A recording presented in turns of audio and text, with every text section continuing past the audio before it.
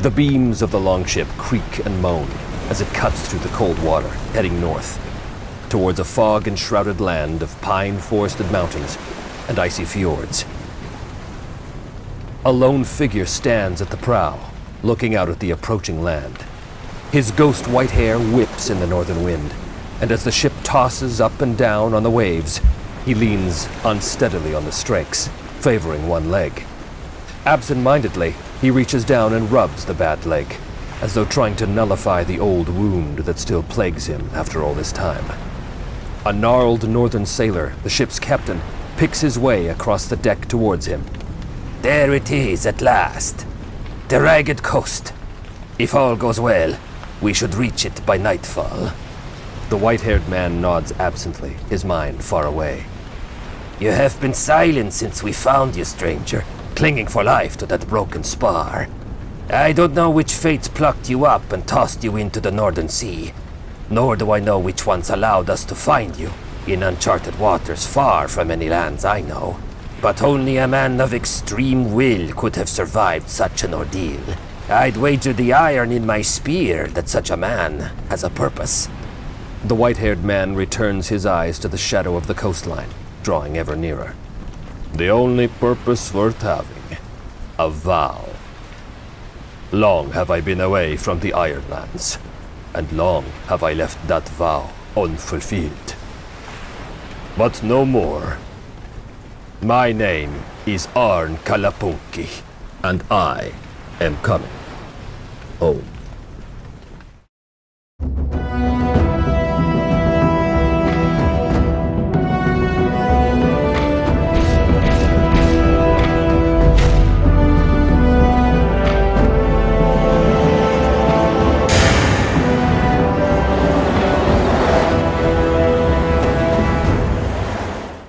Well, hello and welcome back once again to Me, Myself, and I, Season 2. I am, as always, your GM, host, and player, Trevor Duval. Thanks for tuning in to Season 2 of Me, Myself, and I, the long-awaited Season 2 of Me, Myself, and I. We are going to be following the continuing adventures of Arn Kalapunki as he heads north to the Ironlands there to fulfill a vow, the likes of which we don't exactly know yet. We will discover what that vow is. Now, we will be using the IRONSWORN system. So as Sean explains in the book, in order to make any move, you make an action roll, which is you take a d6, you add your applicable stat and any modifiers, and you compare that to the result of two different d10 rolls. Those are called the challenge dice. If your total number of the d6 and your mods and your stat is over both of the numbers on the d10, you get a strong hit. This is basically a yes and result. In other words, yes, you succeed, and you probably get a little something extra on the side. If your total score is over only one of those d10 results, then that is a weak hit. You could consider that a yes but result. In other words, yes, you succeed, but there is a slight complication that goes along with it. And if your action score, if your total of the d6 and your stat and modifiers equals or is less than both of the d10s, that is a miss, and at which point you have to pay the price. Now, if those d10s come up the same number, that's called a match. And what that means is there's something interesting that happens. It could also be an opportunity to roll a random event, depending on how you want to handle the situation. So I do want to say that I will be using only the IRONSWORN book and nothing else. I'm not going to be using the Mythic Emulator or anything like that. Just the IRONSWORN book to determine everything. The oracles, the random tables, the whole bit. It's all in that book. It's really great.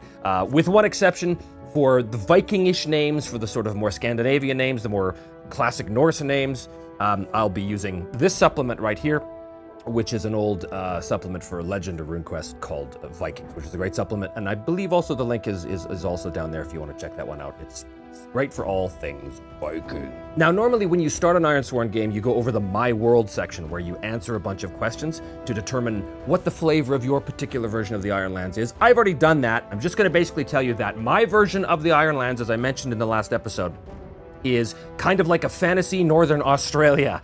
Not so much in the accents, although that may come up, you never know with me, but more in the sort of history of this world. So in this world, a bunch of nations and kingdoms and states and everything basically all agreed at some point centuries ago to send the worst of their criminal elements to exile them to this horrible, horrible northern icy wasteland. But that was centuries ago, and what has happened since is that the Ironlands themselves have begun to almost magically become adrift from the world. So it's hard to get there, it's hard to find, it's hard to leave.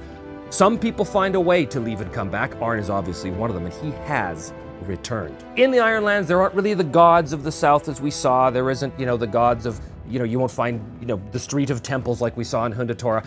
Basically, the people of the Ironlands look at fate as the god. So people do kind of pray to fate, but they also understand that fate is a rather deaf goddess, so she does not listen very often. But that's about the closest we get to religion in the Ironlands, as far as the Ironlanders themselves are concerned. Magic does exist, but it's much less overt than it is in the South. Here, magic works very differently. It's only largely conducted by mystics, people who have special connections with the spirit world or with the, no one really has an explanation for it. They're considered witches most of the time. They don't burn them at the stake or anything like that. Well, maybe some villages do. I guess we'll find out. We'll ask the oracle tables and see if that's the case. The point is that, Matt, you're not going to see a bunch of wizards running around hucking fireballs at each other. Arn is composed, as we saw in the 6th episode, I believe, of the supplemental series I did, of stats and assets, basically. Stats are Edge, Heart, Iron, Shadow, and Wits. Again, all of his stats are, there on that episode. You can go and check that out. The thing about the assets, though, before we gave him Archer, Battle Scarred, and Honor Bound, I talked to Sean, the author of the game, afterwards, and he suggested that I add another asset just because Battle Scarred is a kind of asset you take. You don't really give it to a beginning character. You give it to someone to try and mitigate their maimed condition, which Arn definitely has. He has a maimed leg from his encounter with the creature, the demonic creature at the docks with Simon and Edbert. Oh, so long ago now, so long ago. But his leg is maimed, and so he took Battle Scarred in order to mitigate that. But what we're adding is the asset Wayfinder, and Wayfinder helps him, makes him like a better tracker, basically. Bonds are another thing. When you start a character, you give them 3 bonds. I'm going to keep one open and available to sort of determine as we go, but I know for sure that the first bond he has, the first one he's going to have is with his sister. I just sort of picked a random starting point, and I thought it would be interesting to add a family member right in. Now, a bond doesn't necessarily mean that he's, all lovey-dovey with her. We don't know the nature of the relationship. We just know that they have a familial bond, a historical bond. Now, the sister, of course, needs a name. So I'm going to go to our Viking supplement here and roll on the female names. Her name is going to be Jorun. I have it in my head that she is a mystic. Somehow, so I'm just going to go ahead and start with that. Jorun the Witch, we'll call it. Home village is his second bond. This now is where we're going to go to the Ironsworn names, settlement names. And I'm going to come up with a prefix and a suffix. Prefix, 11. Wolf. Suffix, 31. Wolfstone. So presumably, that's where he thinks he's going to find his sister. One of the other things you do when you start an Ironsworn game is that you give your character a vow, a background vow. This is the big story. This is the big sort of meta-narrative of the character, what the character is trying to achieve. I am not going to give Arn that vow right now. We know he has it. That's the whole reason why he came back to the Ironlands. But I'm not going to give it to him right now. I want to wait to let that vow emerge in play, okay? But the other thing you do is give your character an initial starting vow. Well, his initial starting vow is, I will return home and confront my sister about the past. In order to get the game going, the first thing he has to do is swear the iron vow. And this is literally taking a knife and cutting his hand, or swearing on a piece of iron, or whatever. In my conception, it's going to be Arn pulling forth his knife and cutting his hand and letting the blood sort of like drip down his hand and into the icy waters as the ship goes north. And he looks forward. He looks forward as the cold northern wind is blowing through his hair, and the rain is plastering his wispy white hair to his face and such. Sister, I swear by the iron in my blood and in my blade that I will return to you and confront you about the past. I don't know where that past is. We're gonna find out when he gets there. Oh, I'll be using this a lot. This is Lodestar. This is just a reference guide for the Ironsworn RPG. So let's see what happens. First roll of season 2. Here we go. He swears the iron vow. He sits there, he cuts the hand, the blood drops into the water, and he swears. He adds his heart. He's trying to find his sister and get home, so I'm going to give him the +1 because he shares the bond. So this is 1d6 plus 5. He's got a very good chance of doing this. 9. Okay, 9. Beats 3, but not 10, which means it is a weak hit. You are determined, but begin your quest with more questions than answers. Take +1 momentum and envision what you do to find a path forward. So what I think this means, the captain of this vessel does not know where Wolfstone is. And I think the captain of this vessel, as we determined in the opening little movie there, he's sort of unfamiliar with these particular waters, so he doesn't know exactly where to set Arn down. But he finds a shallow area up near a shale rocky beach that he can basically pull the longship up and let Arn off. So the boat pulls up on the rocky shale. Arn leaps out into the surf. The captain looks at him. I do not know what you hope to find, stranger, but I hope that fate guides your steps. And he kind of pulls his spear up in a kind of salute to it. Arn turns back to him. Thank you, my friend. Hopefully, the Iron Lands are as welcoming to me as you have been. And he trudges off into the wilderness. So, just a bit of system thing here. If he had got a strong hit, I probably would have said that he wound up in like a proper coastal village with maybe even a road or a path, somewhere to really point him on the way. If he had got a miss, I was probably going to have something horrible happen, like the ship was attacked or something like that. But he got a weak hit, which means it's kind of a partial success. So Arn winds up on the ragged coast. The rain is still falling, the wind is still blowing. And it's not even winter. He knows that Wolfstone is somewhere ahead. Not too far. The vow he swore here is a dangerous one. That's sort of the second most difficult quest on the parameters. He's got the supplies on his back. He's got his bow. He's got arrows. He's got a sword. He's got all the stuff he basically needs. All represented, of course, by the supply track here. So he is going to set off into the wilderness with no real bearing, no real knowledge of where he's going, which means that he is going to, in IRONSWORN terms, he is going to undertake a journey. Now, reaching Wolfstone will not fulfill the vow necessarily, because his vow is, I must go home and confront my sister. So even if he does his journey like that, with no problem at all, that doesn't necessarily mean he's fulfilled the vow. There could be all kinds of things that could happen. So let us play to find out, as Sean likes to say. When you travel across a hazardous or unfamiliar land, you set the rank of the journey. I think this is going to be a dangerous journey. He's not setting off from a community with which he shares a bond, so he does not get the +1.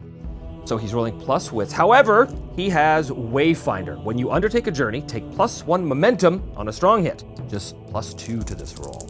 The first leg of the journey to Wolfstone. Let us see if he knows where to go. 6. Oh, look at this. Fantastic. So not only is this a strong hit, we have rolled a match. A match means something happens, or it's an extraordinary result, or something like this. I like to use a match much like I did with the Mythic GM emulator. In other words, something random happens, because I love that stuff. So this is a great result. So on a strong hit, first of all, when he undertakes a journey because of Wayfinder, he adds +1 momentum. Was it 3? Now he's at 4. On a strong hit, you reach a waypoint. So I think he's going to make good use of his resources. He's going to mark progress. Now, when you mark progress on a journey, it is a dangerous journey, which means, in this game, that you mark 2 progress.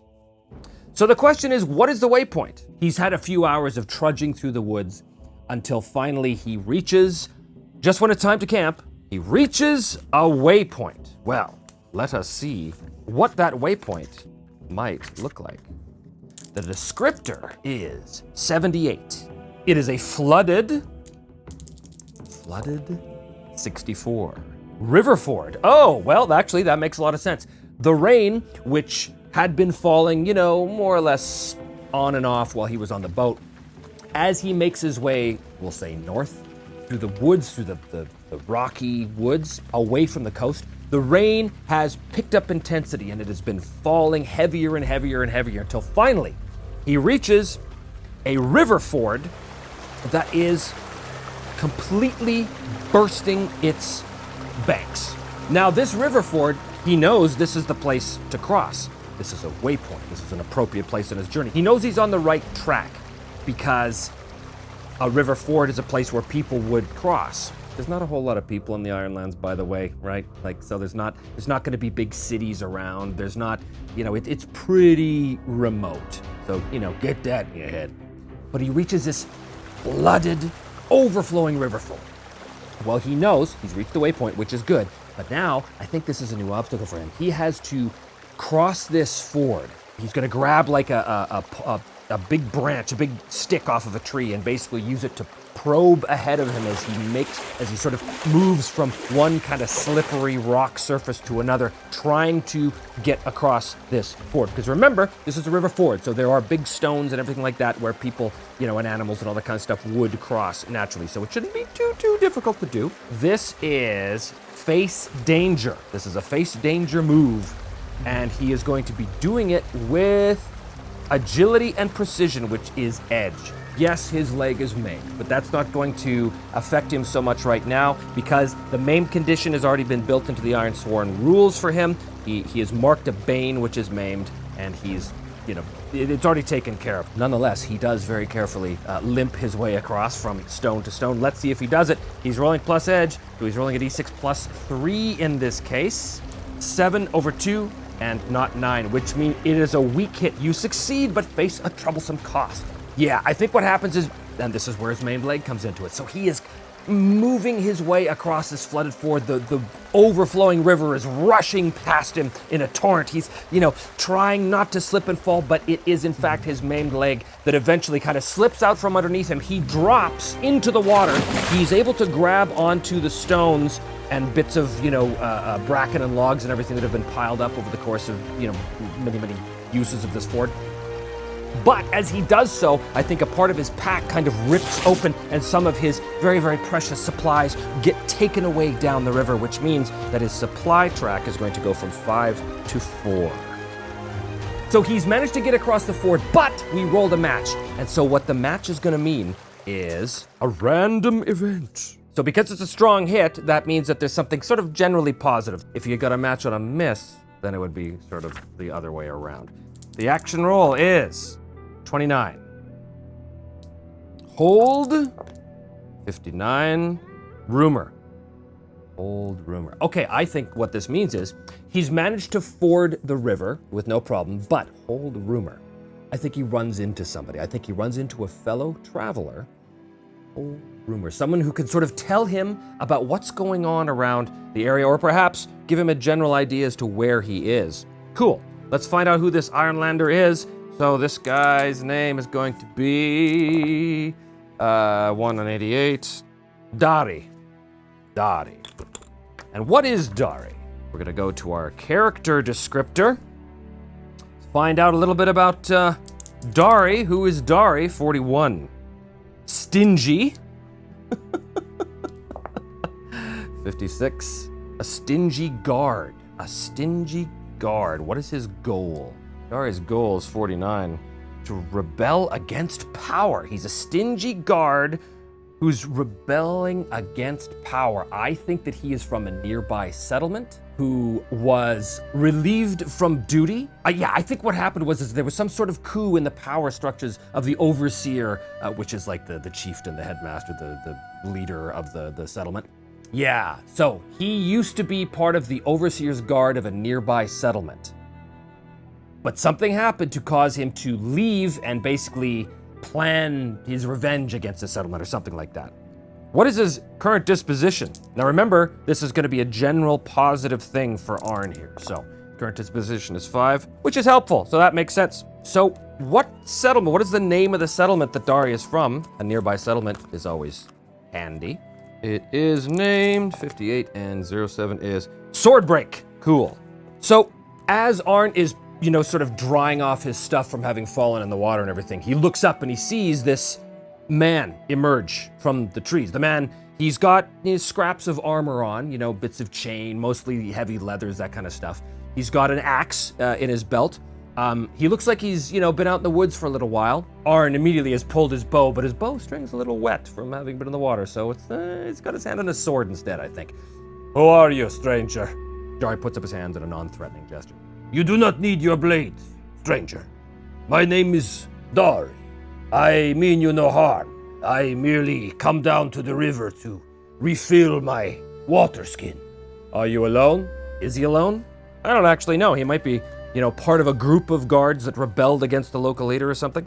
In this case, we're going to ask the Oracle. I think it's unlikely that he is alone. I think that he's probably with a few other of these guards who fled the settlement to rebel against this new leader that came to power.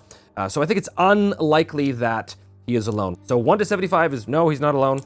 76 or greater is yes, he's alone. And no, he is not alone.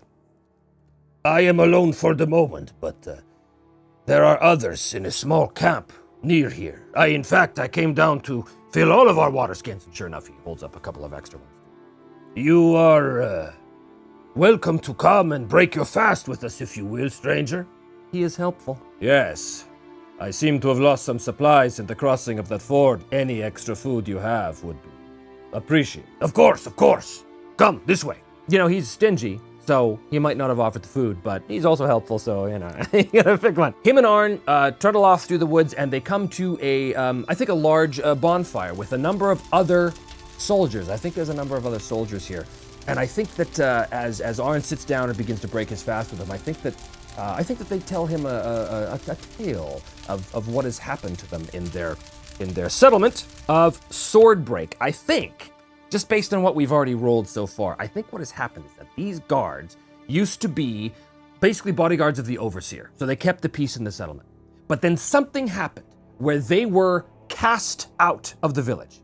Maybe someone new came to power. Is that what happened? I don't know. It's 50-50. So 51 or more is a yes. Did someone new come to power? 56, yes. Someone new came to power, and when they did, they dismissed all of the old guards. And the old guards, who had been serving all their lives in this settlement, were outraged. You can't just send us away, kind of thing. But this new Overseer, this new person that came to power, decided, no, I'm going to have my own guards protect me. So that's interesting. I think that this new Overseer is in league with local bandits, and I think that has something to do with it. I think that's almost certain. So 11 or more is a yes.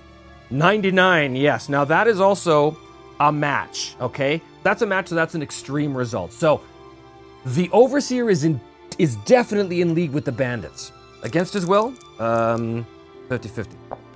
No, not against his will. Which means that the new Overseer has specifically recruited the help of these other bandits, has come back to town. Something happened where he basically kicked out the old guard to install his new retinue. I don't imagine that the villagers were particularly happy about this, but basically these guards have been ousted and have gathered together in the woods to decide, no, this is wrong. They're going to go and take out the Overseer's guards and get their rightful positions back, and then probably deal with this traitor Overseer. Arn is sitting around here with a couple of these guards. This is Dory, and these are the other guards. 3 of them. Fire there. Stranger, we are only 3 against far greater numbers. The new Overseer of Swordbreak. We believe that he is in league with bandits, and that these men who have now replaced us as his bodyguards are in fact the same bandits that have been raiding our stores for the past several months. It is our intention to return to Swordbreak, oust these bandits and this traitorous Overseer. That sounds like a noble pursuit. Indeed it is. Perhaps you could join us. The more blades we have, the better the odds of us taking out this villain who has taken over our village.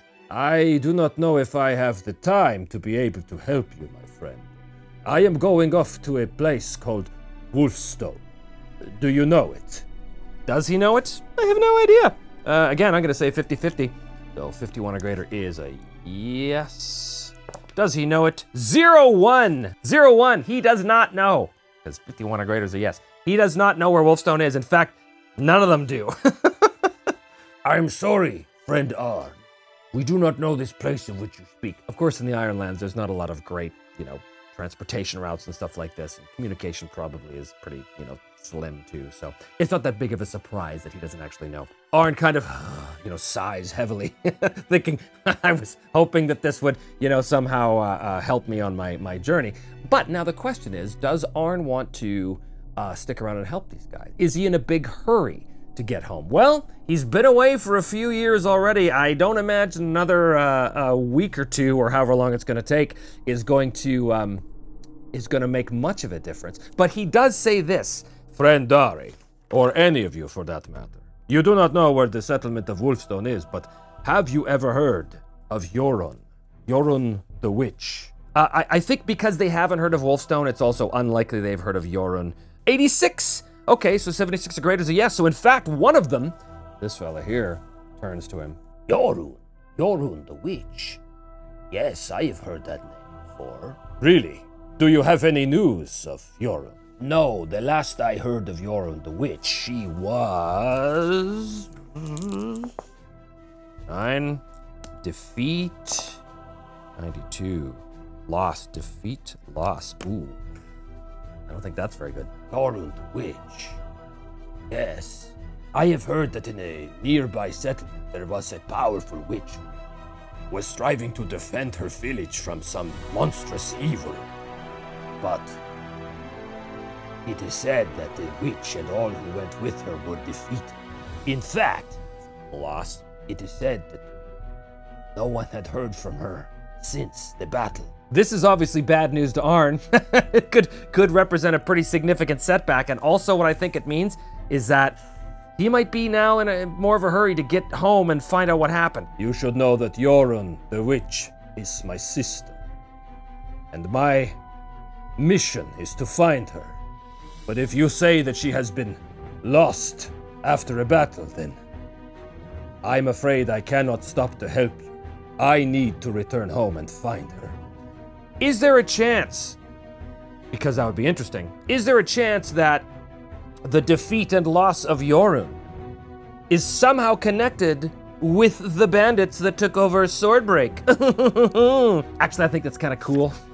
So let's make it likely. So 26 or greater is a yes result. Oh, 99, and it is an extreme result because we have a match again. So great.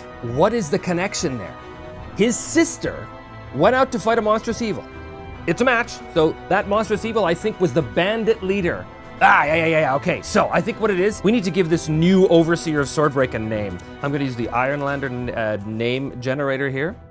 The new overseer is Solana, which sounds to me like a woman. I think Jorun, I think Arn's sister, went out with a couple of good solid warriors to try and confront Solana and the bandits, but they were overwhelmingly defeated, and I think what Dari says. Can you give me a description of this witch? And of course, Arn gives a description of his sister. I'm not exactly sure what she looks like, but the description that he has, he gives to Dari. I remember when Solana came and took over the village and dismissed all of us outright on threat of death. She had with her a number of captives. Among those captives was a woman who looked very much like the person you describe as your sister. Well then, friend Dar, I see that our paths were meant to cross. I will come with you, and I will help you oust this tyrant, this Solana. So I'm not going to make this whole situation a separate vow. Instead, I'm just going to roll this into the vow he already has because the sister is already involved. So basically, just him coming across this information, I think, is going to count as a milestone, which means that he's going to be able to mark 2 marks on the progress track. We have been observing the village for some time, observing the bandits to see how they are patrolling. We believe that we know exactly what their patrol routes are, and we believe that we will be able to find a way into the village without alerting them. So your objective then is to sneak into the village and deal with this Solana without dealing with the bandits? That is what we were thinking, but if you have another idea, we are of course willing to listen. Well, how many bandits are there? It is likely that there are 6 bandits. 84, yes. So there are 6 bandits and Solana. Since there are more of them than us, it would not be wise to get involved in a pitched battle with them. So I believe your plan might be a good one. You also know your own village very well. Surely you have friends and family in the village that would be able to aid us. I think that's almost certainly. In fact, I'm not even going to roll. It just makes perfect sense. I think that this village is basically being held captive by Solana and her bandits. Yes, that is true. I have already been able to get a message to my brother inside the town to tell him when the time is ready to strike. Well then, if my sister is among the captives, I suggest that we strike as soon as possible. Would you be ready to go by tonight? Dari kind of looks at his men. They all share a nod with each other. Yes, tonight it is then. And with that, Arn and Dari and the rest of the ousted guards grab their gear, sharpen their weapons, and wait for nightfall to descend, where they will move through the woods towards the settlement of Swordbreak, there to hopefully deal with the bandits and their leader Solana, the illegitimate overseer who has taken over Swordbreak and also taken Arn's sister Yorin captive. What will happen? Will it all go sideways? I think that's probably a very strong chance it'll all go sideways. This is Me, Myself, and Die after all, but I don't know what's gonna happen. Let's find out together next time on Me, Myself, and Die. Thank you so much for returning to the show, or if you're a first-time viewer, thanks so much for coming and checking out the show. I hope you do enjoy it, and if you do enjoy it, hit like and subscribe, and don't forget there are links to merchandise for the show if you want to help to support the show that way. As well, there's a bunch of links to the Drive-Thru RPG site down below where you can get all kinds of stuff, including, of course, IRONSWORN itself. So thank you so much for joining me here, and we will see you next time on Me, Myself, and Die.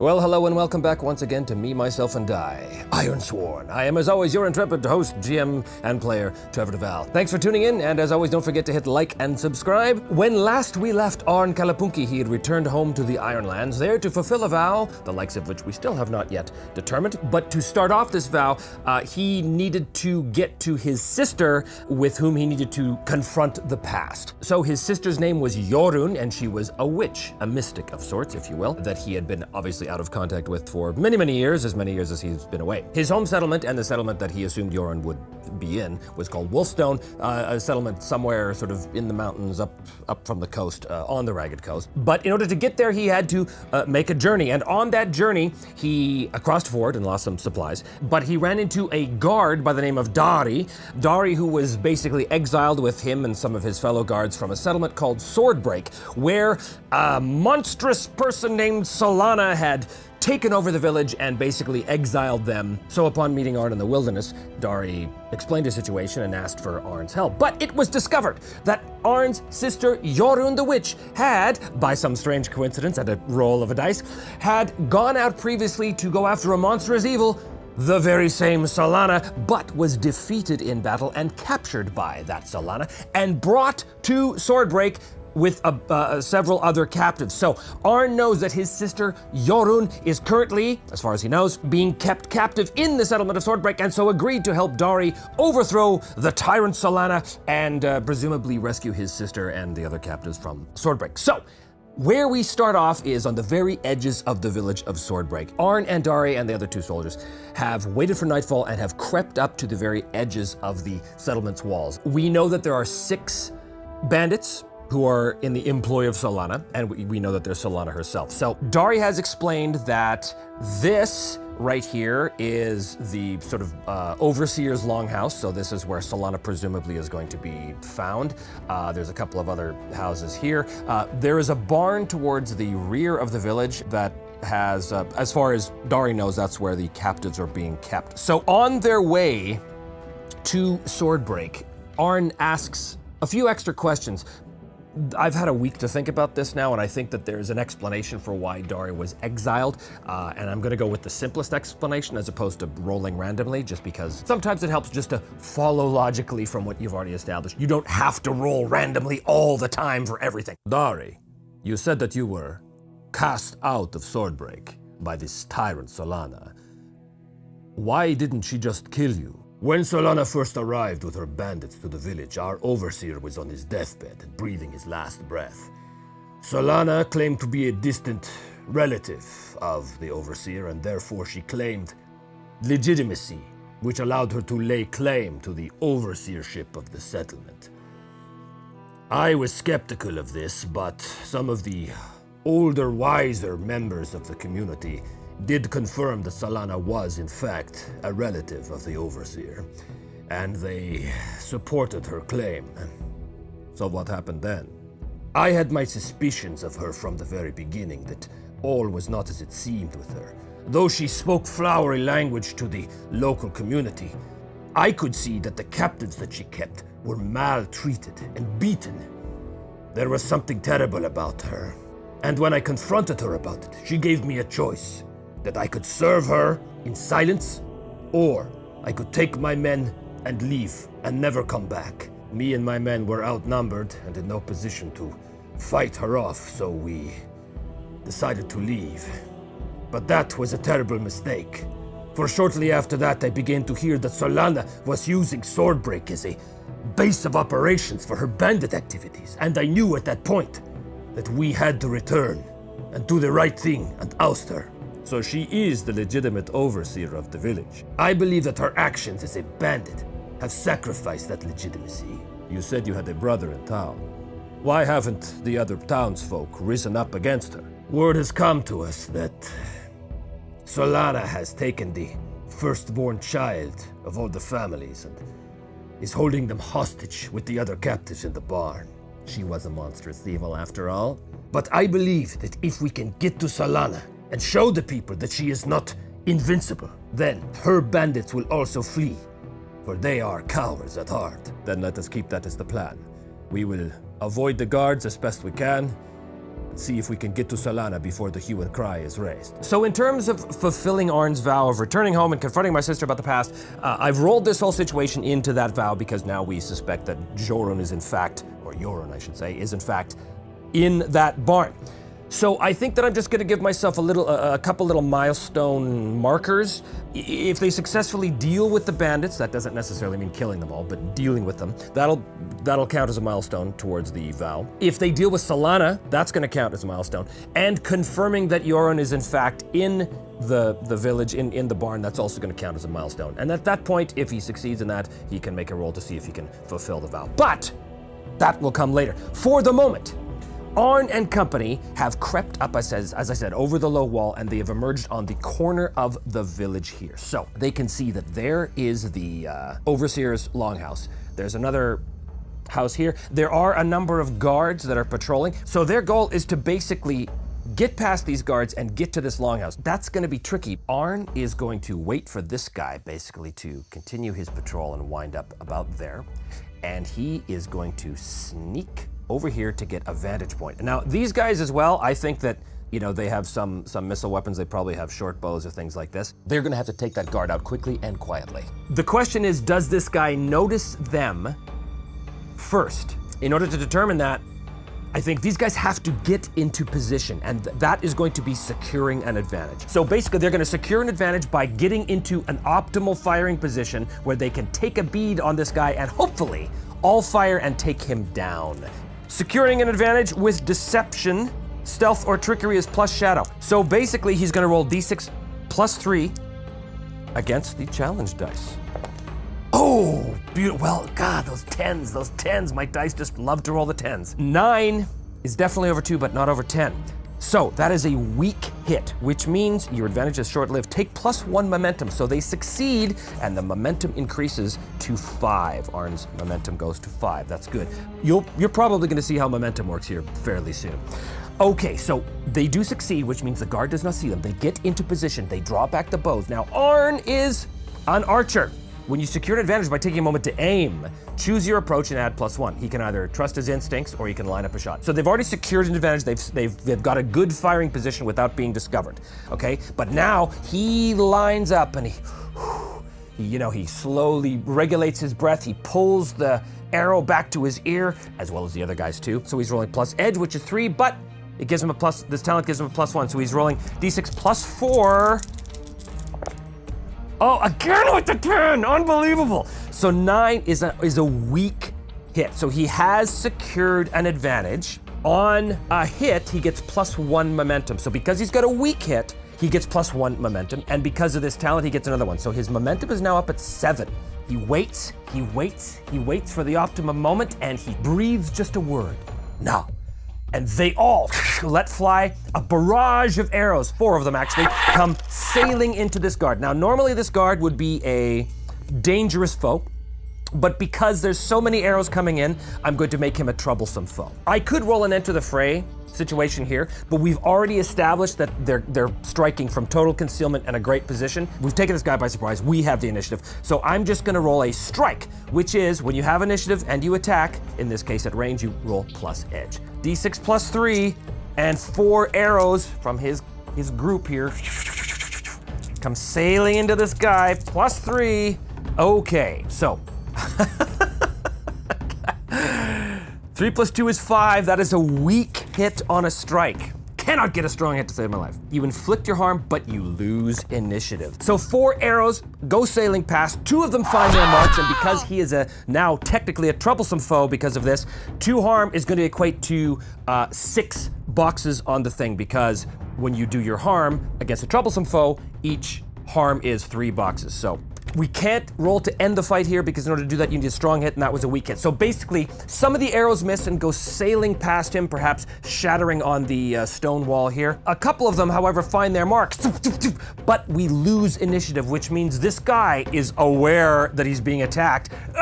What's the likelihood that he cries out in pain, thereby alerting at least this guy? Let's see what happens here. I think this is almost certain that he cries out in pain. This is 11 or more is a yes. 89, so yes. He cries out in pain as the arrows go thudding into him, which immediately is gonna get this guy's attention. Now they have the initiative, so that means that as these guys are, preparing perhaps for another volley, putting their arrows in their bows, this guy, this guy's definitely gonna run to his friends and, what's the matter? What's the matter? What's going on? He sees arrows sticking out of him. Obviously, these two know they're under attack.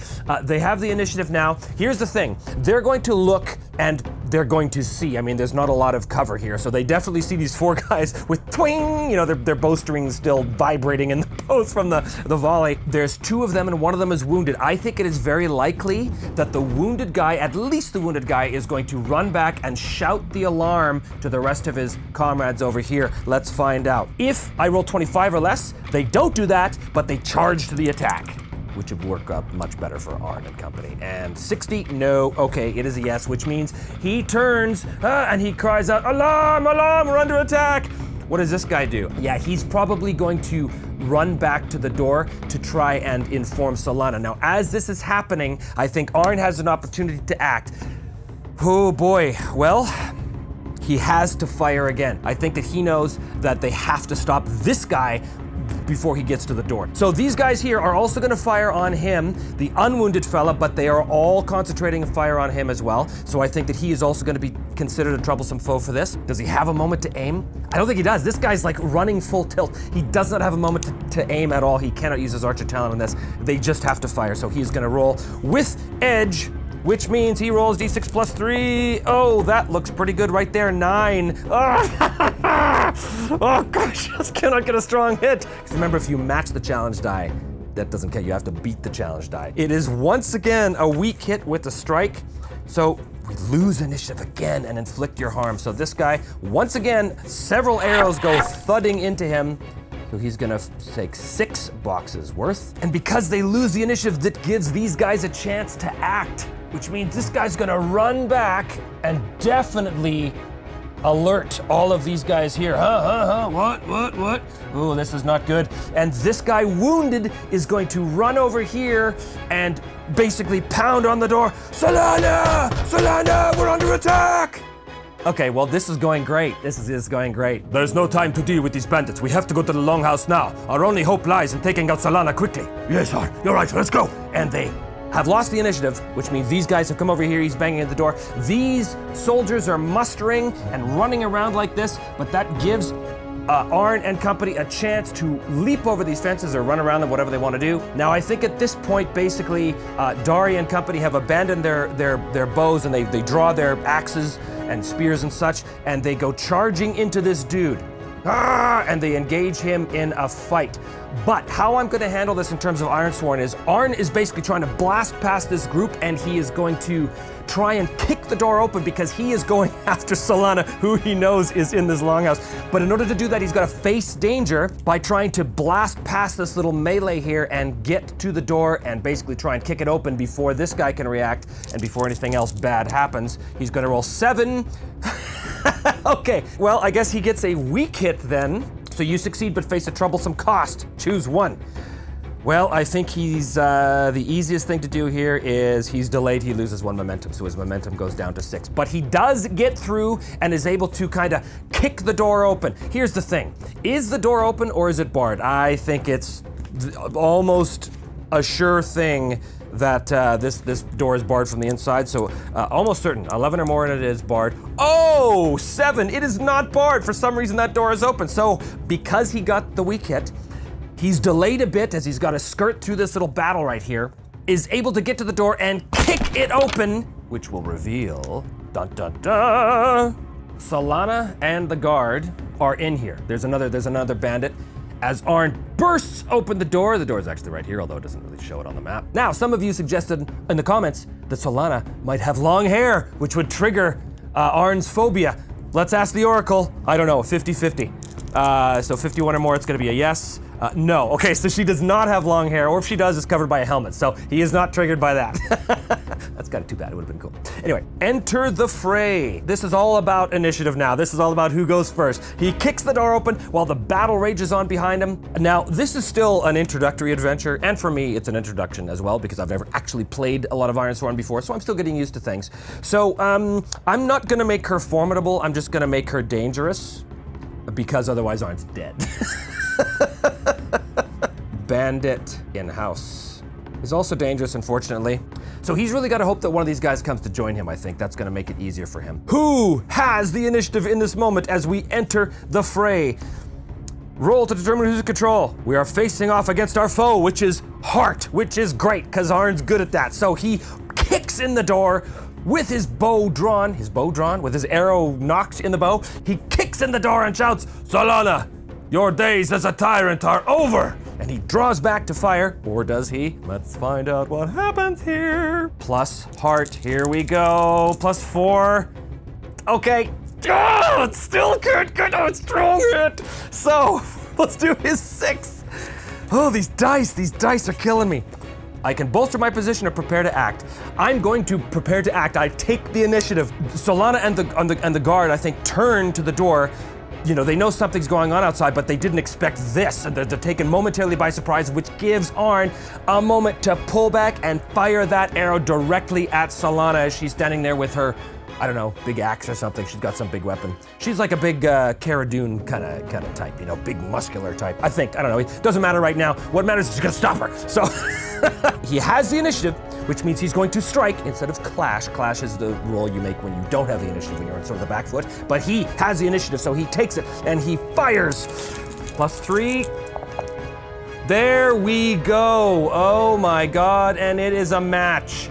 So 6 versus 2 ones. This is a strong hit and a match, which means something really good happens as well. Excellent. So, on a strong hit, inflict plus 1 harm, so he's inflicting 3 harm and he retains initiative. So 3 harm is 6 boxes against Solana. That is a big hit. Let's find out what the good thing is. I'm just gonna roll randomly and see what the positive spin on this situation is. It's gonna be 91, escalate, 18, escalate direction. Yeah, we're moving towards victory, so I think Dari bursts in the door and is able to leap over the table and bring his axe down on this guard, and they're locked in combat now. He can try to do an end the fight move right here. This is making a move to take decisive action. He scored a strong hit to resolve the outcome of this fight as the arrow has blasted its way into Solana. We're hoping in her neck to put her down. This is a progress move, which means the number of fully filled boxes we have on this against Solana is 6. That's my progress score. So I roll 2d10, I compare to my progress score, and we resolve the hit. So nothing is added. So basically I want 5 or less on both these dice would be great. Okay, well it is a weak hit. So that means the foe is out of action but you must also choose something else. So we will find out what that is. He bursts in and fires that arrow. It sinks into her neck. Oh, she gurgles and falls to the ground. Oh, blood gouting from the neck. There is a cost, however, and I think the cost is Dari.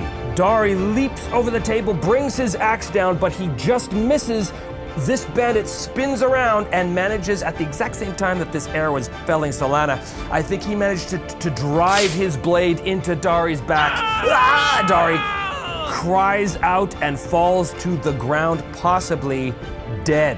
Right away, I'm going to endure stress for Arn because, you know, this is his ally, his erstwhile ally, and he's just gone down. So right away, I'm going to do a endure stress. So this is enduring mental shock or despair, absolutely.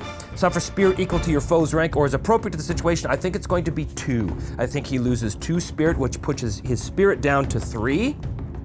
And now he must roll spirit or heart, whichever is higher. His heart is higher, so it's +4. 10. He can shake it off or embrace the darkness and take +1 momentum. He's going to embrace the darkness and take +1 momentum, which puts his momentum up to 7. So he sees Dari go down. He is momentarily shaken by this, concerned that his newfound friend and so far only friend and ally in all of the Ironlands has gone down and is possibly dead.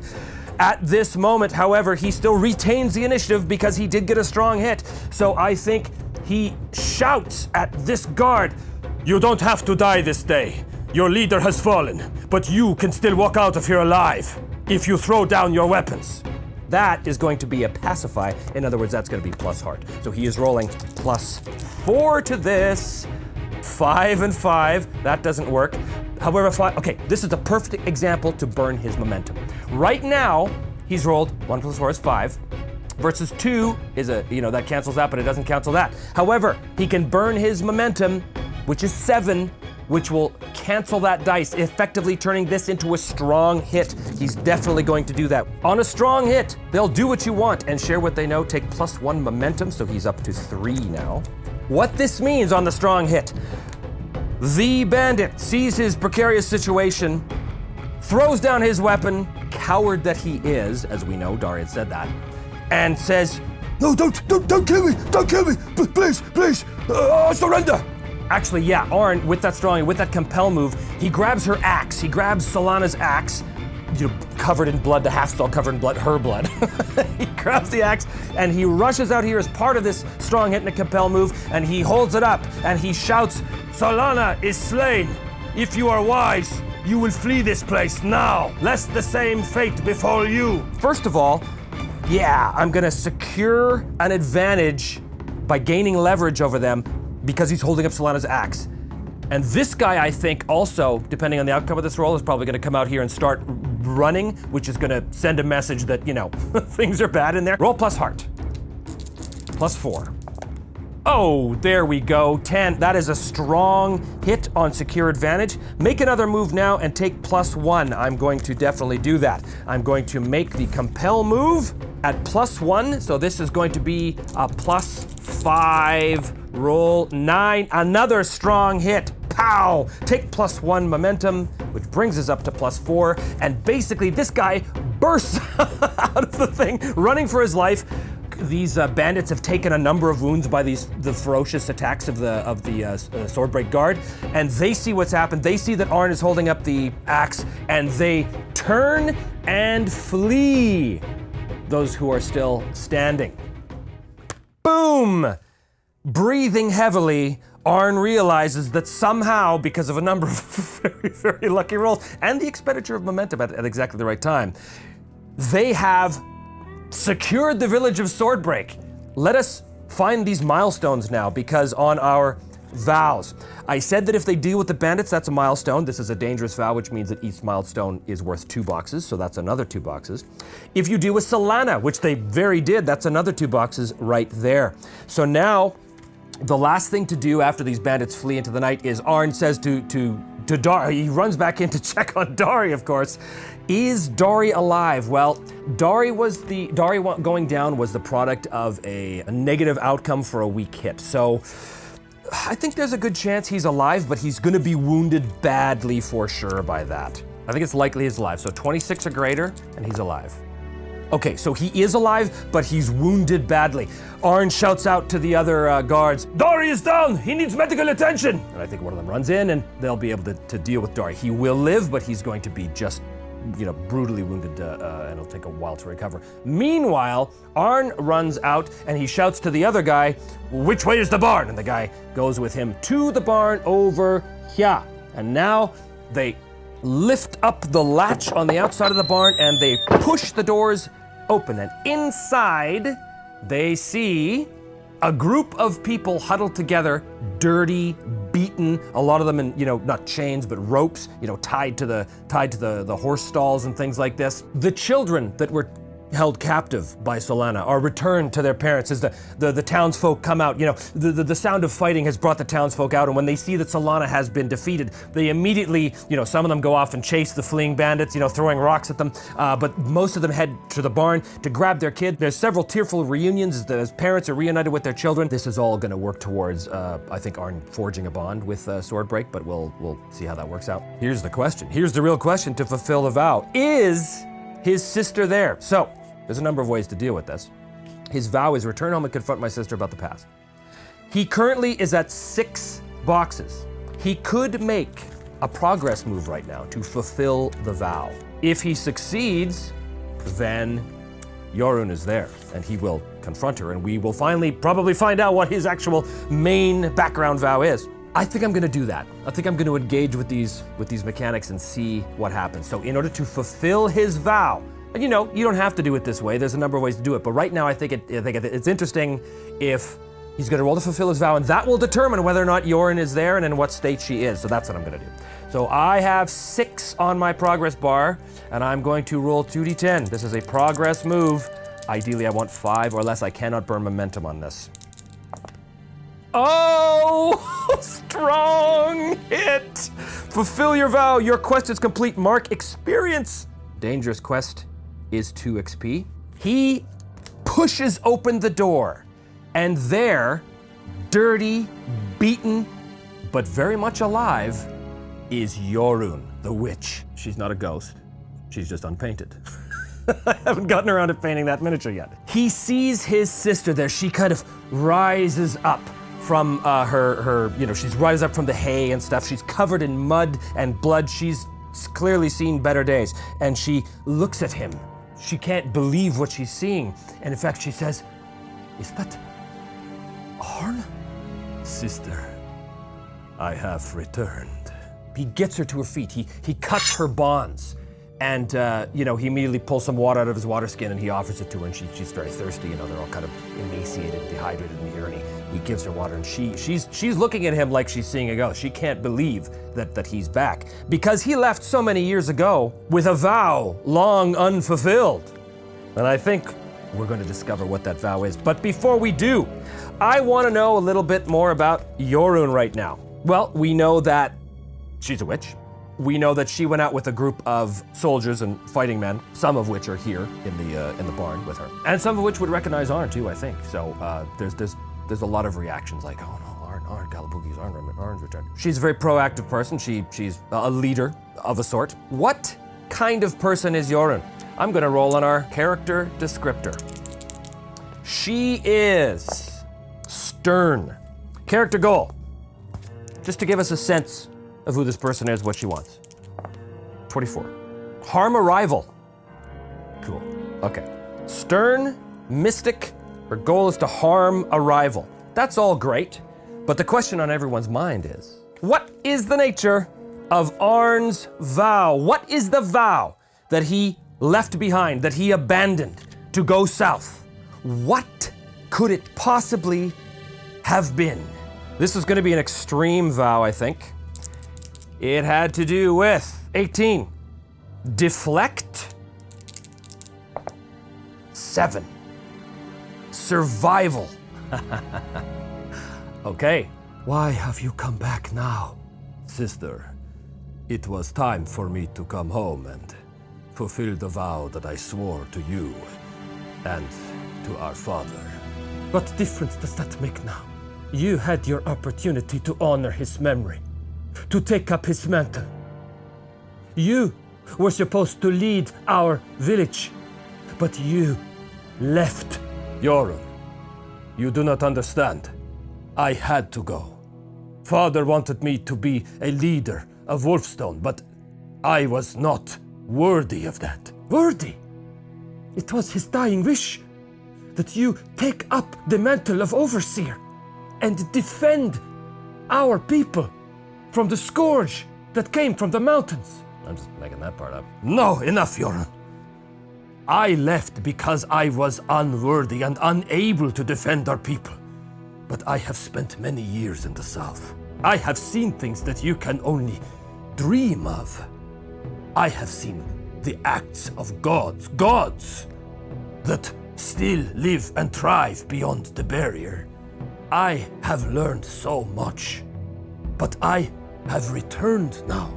I have returned to lead our people against the scourge of the mountain. So, Arn's vow was supposed to be, I will lead my people against the scourge of the mountain.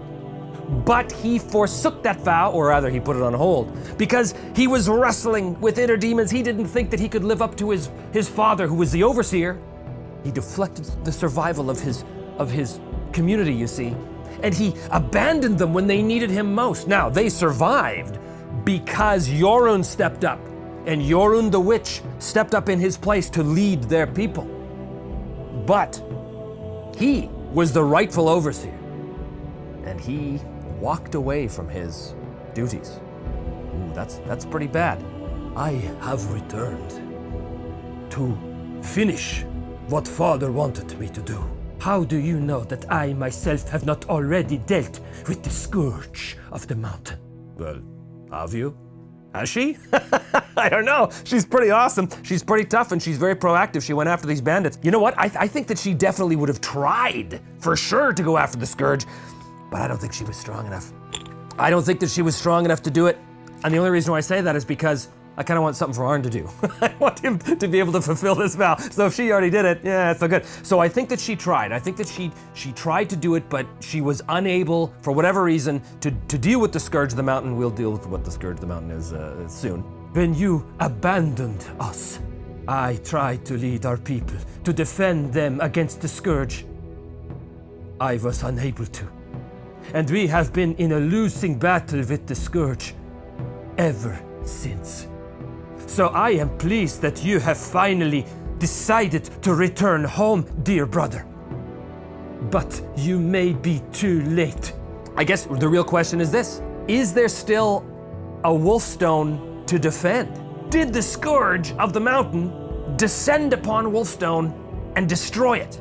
Thereby meaning that Jorun would have taken the survivors and gone off to a different place. And maybe that's the reason why Dari never heard of Wolfstone. Because it was wiped off the face of the map. I'm not even gonna roll, I just love that. So the reason why Dari never heard of Wolfstone is because the scourge of the mountains, whatever that is, came down, wiped out the village. Jorun was able to take the survivors and flee, but she strongly believed, and believes to this day, that if you had only been there, brother, if you had fulfilled your vow to Father and to me, our home might still be standing. Where were you, Arn? Where were you? I was not worthy, Jorun. I am here now to fulfill the vow, but Wolfstone is no more, my brother. But its people still live. Its people that I have been leading all these years. where are they living? Are they living in like a cave somewhere in the mountains? On the run from the scourge of the north that for some reason is hunting these people? That's amazing, all this stuff that just comes up. We have found a new home, but we live like animals. Caves are now our homes. If you have any honor in you, if you still believe that you can fulfill the vow to Father that you left behind, then you, right here, right now, will swear to me on iron that you will find the scourge of the mountains and that you will take vengeance on it. I have failed you in the past, Jorun. But I swear to you now on iron. He pulls out his knife. Cuts his other hand, I guess, because the other one's still healing from the previous vow. I swear on this iron and my blood that I will avenge Wolfstone. I will hunt down the Scourge of the Mountain. And in doing so, dear sister, perhaps you can forgive me. We are a long way from forgiveness, Arn Kalapunki. Now go. You have a long road ahead. And he does. What is the nature of that vow? What is the nature of the Scourge of the North? I don't know. We're gonna find that out randomly, but I am gonna add his background vow. Ooh, heavy stuff. Arn Kalapunki has embarked upon a new quest, a vow for his own honor, and for his sister, and for the people that he failed all those years ago, that he abandoned. He has returned home, and now that Wolfstone has been reduced to ruins, he must avenge it by finding and slaying the Scourge of the Mountain off in the north, wherever that is. In the meantime, he will try and forge a bond with this village, and he'll probably have to, take a brief sojourn and, recoup a little bit. His losses, also check on Dari. He might forge a bond with Dari. But all of that will be the subject of the next episode. Thank you so much for watching once again. Don't forget to hit like and subscribe. And don't forget, if you want to help support the show, there's merchandise for sale through the links below, as well as the links to Drive-Thru RPG, where you can find a whole selection of a bunch of random tables and things that I've used on the show in the past, including, of course, IRONSWORN itself. So thanks once again for tuning in, and we'll see what happens with old Arn as he begins this crazy quest to avenge his people. Next time on Me, Myself, and Die.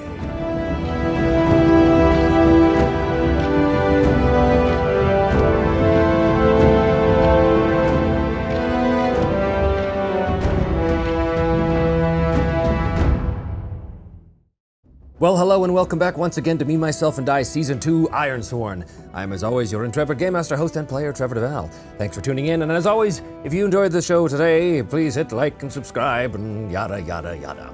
When last we left Arn Kalapunki, he had just liberated the town, the settlement. Town is a very strong word for these tiny little settlements up in the Iron Lands. But he had liberated the settlement of Swordbreak, along with Dari, who was a former soldier, a guard of Swordbreak. They deposed and killed Solana, who was a monstrous bandit who had basically taken over the town. And Arn was able to find his sister, along with the rest of the soldiers who left with his sister to go after Solana originally, in the barn. And we also discovered the nature of Arn's vow, in that he was supposed to be the next overseer of Wolfstone, his home settlement.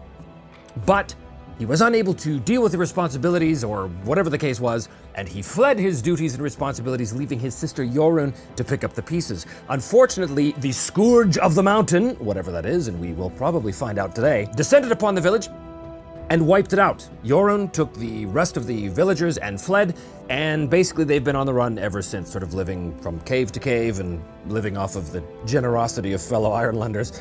Not sure how much of that there is going around. Nonetheless, Jorunn is obviously not particularly happy with Arn, so he's gonna have to deal with that today with a test your bond move, which we are going to get to in just a second. But before we get on with things, I do want to say that Arn did fulfill his vow to find his sister and confront her, which garnered him 2 experience points. So in IRONSWORN, you can either spend 3 experience points to gain yourself a new asset, or spend 2 XP to improve an asset. So what I'm going to do is I'm going to improve the Archer asset right here. I'm going to take the second aspect of the Archer asset. Once per fight, when you strike or clash, you may take extra shots and suffer -1 supply. You decide before you roll.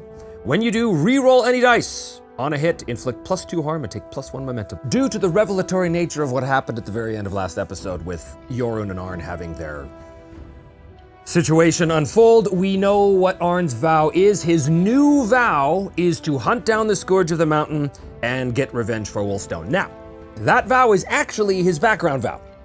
The one I said that I was gonna wait to see what it is. Well, we've waited and we've saw what it is, so that's what it is. Now, normally you wouldn't have to roll on swear a vow with your background vow. It's just automatically assumed you've already done that. But because of the nature and the circumstances of what's going on here, we're actually gonna make that roll. So he's gonna roll plus heart, which is 4. How's he do? 9. That is a strong hit.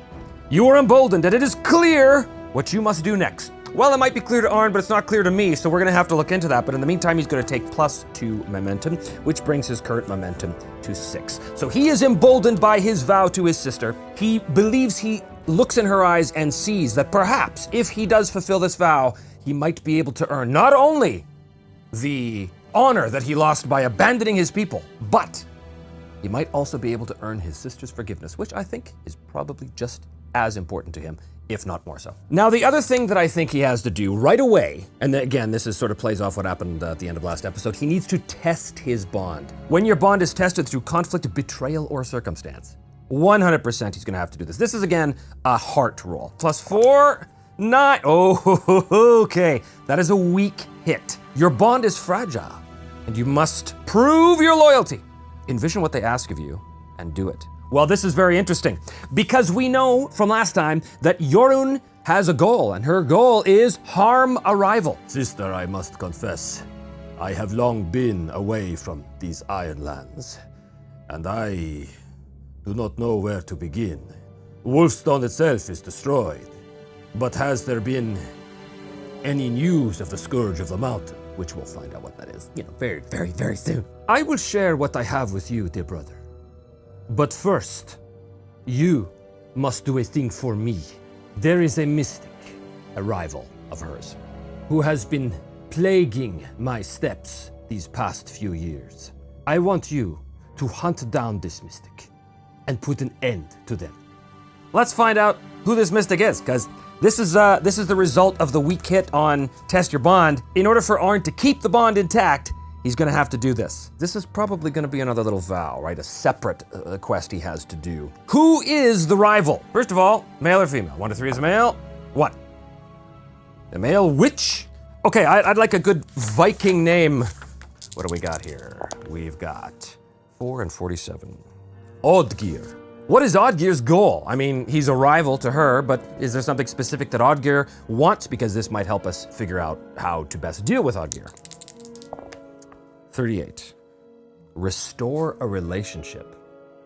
That's interesting. So Oddgeir wants to restore a relationship. He's a rival to Jorunn. Is the relationship with Jorunn? Were they lovers at one point? And something went horribly wrong? And now she's out on like lover's revenge kind of thing to get rid of him? And he wants to get back with her? He wants her forgiveness, much as Arn does? That's very interesting. Let's get an idea of that relationship. 36. Suppress. 42.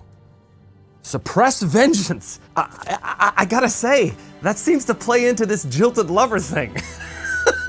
He knows he did something to Jorunn really bad, and he knows that she's coming after him at some point. So his goal is to suppress her vengeance. I kinda love that. Here's the question, does she want him dead? Is it that bad? I think Jorunn isn't some horrible monster. I think it's unlikely that she wants him dead. So 76 or more, she wants him dead. No. Okay, so we know that's what's going on with him. He is actively trying to suppress her vengeance, which leads me to believe that he is trying to do something to get her back, to sort of win her back, which means I think he's fairly close. He has been tracking here. He's been, I think he's made multiple attempts maybe to try and win her back, but she's spurned him at every turn, and she's kind of had it, and now she sees an opportunity in Arn to, deal with this situation. Okay, well that's good. That's something good to go on. I think that Jorunn and Oddgeir were a couple. He was part of the original group that fled the ruins of Wolfstone with Jorunn. Something happened during the course of their relationship to break them apart. This is just maybe a lover's quarrel. Huh. So you're telling me that this Oddgeir should be found close by, as he has continuously made attempts to regain contact with you. That is true. I want you to go into the wilds, find him, and tell him in no uncertain terms that I want nothing more to do with him. Convince him using whatever methods you require. I must say, Jorunn, this sounds like something you were more than capable of dealing with yourself. Are you refusing me this, Arn? Are you going to walk away from me again?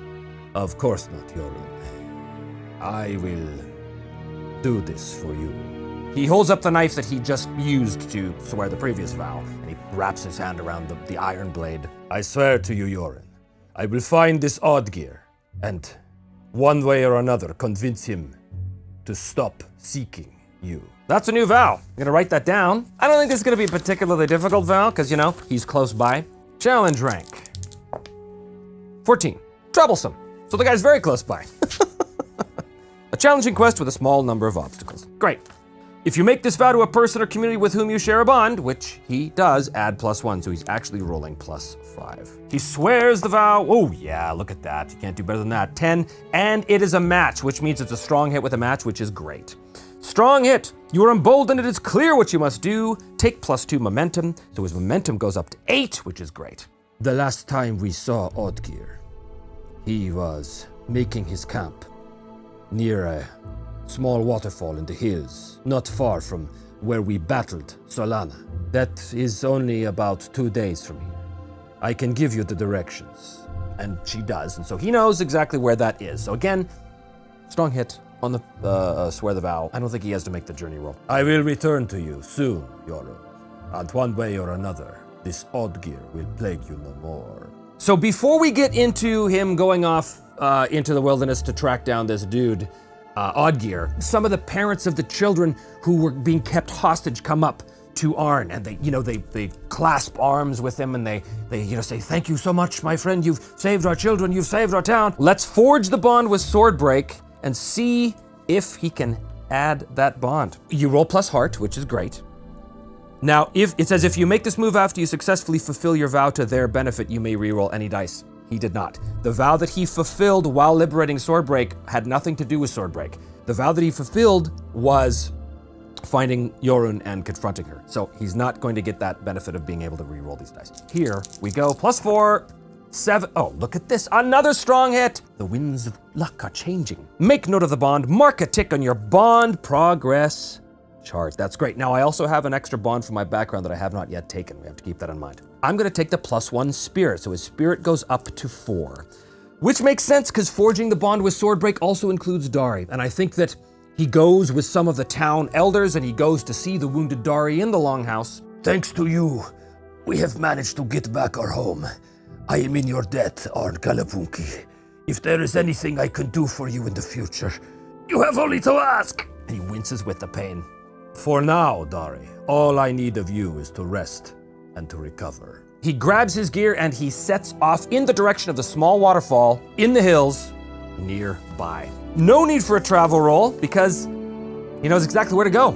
2 days pass. I think that what he does need to do is as he gets closer to the waterfall, and he can, he's made his way through the woods for the past day or two. I think as he gets closer, he needs to scout the area and see if, in fact, there is any evidence of Oddgear's presence. So what that's going to be is a gather information roll, as he basically does a track and a scout around the area. So he is rolling +wits to scout out the area and check at this campsite, which is located, as I said, just sort of at the very base of a small waterfall cascading down from a sheer, stony cliff into a tiny little rivulet, not even really a river, more of a stream.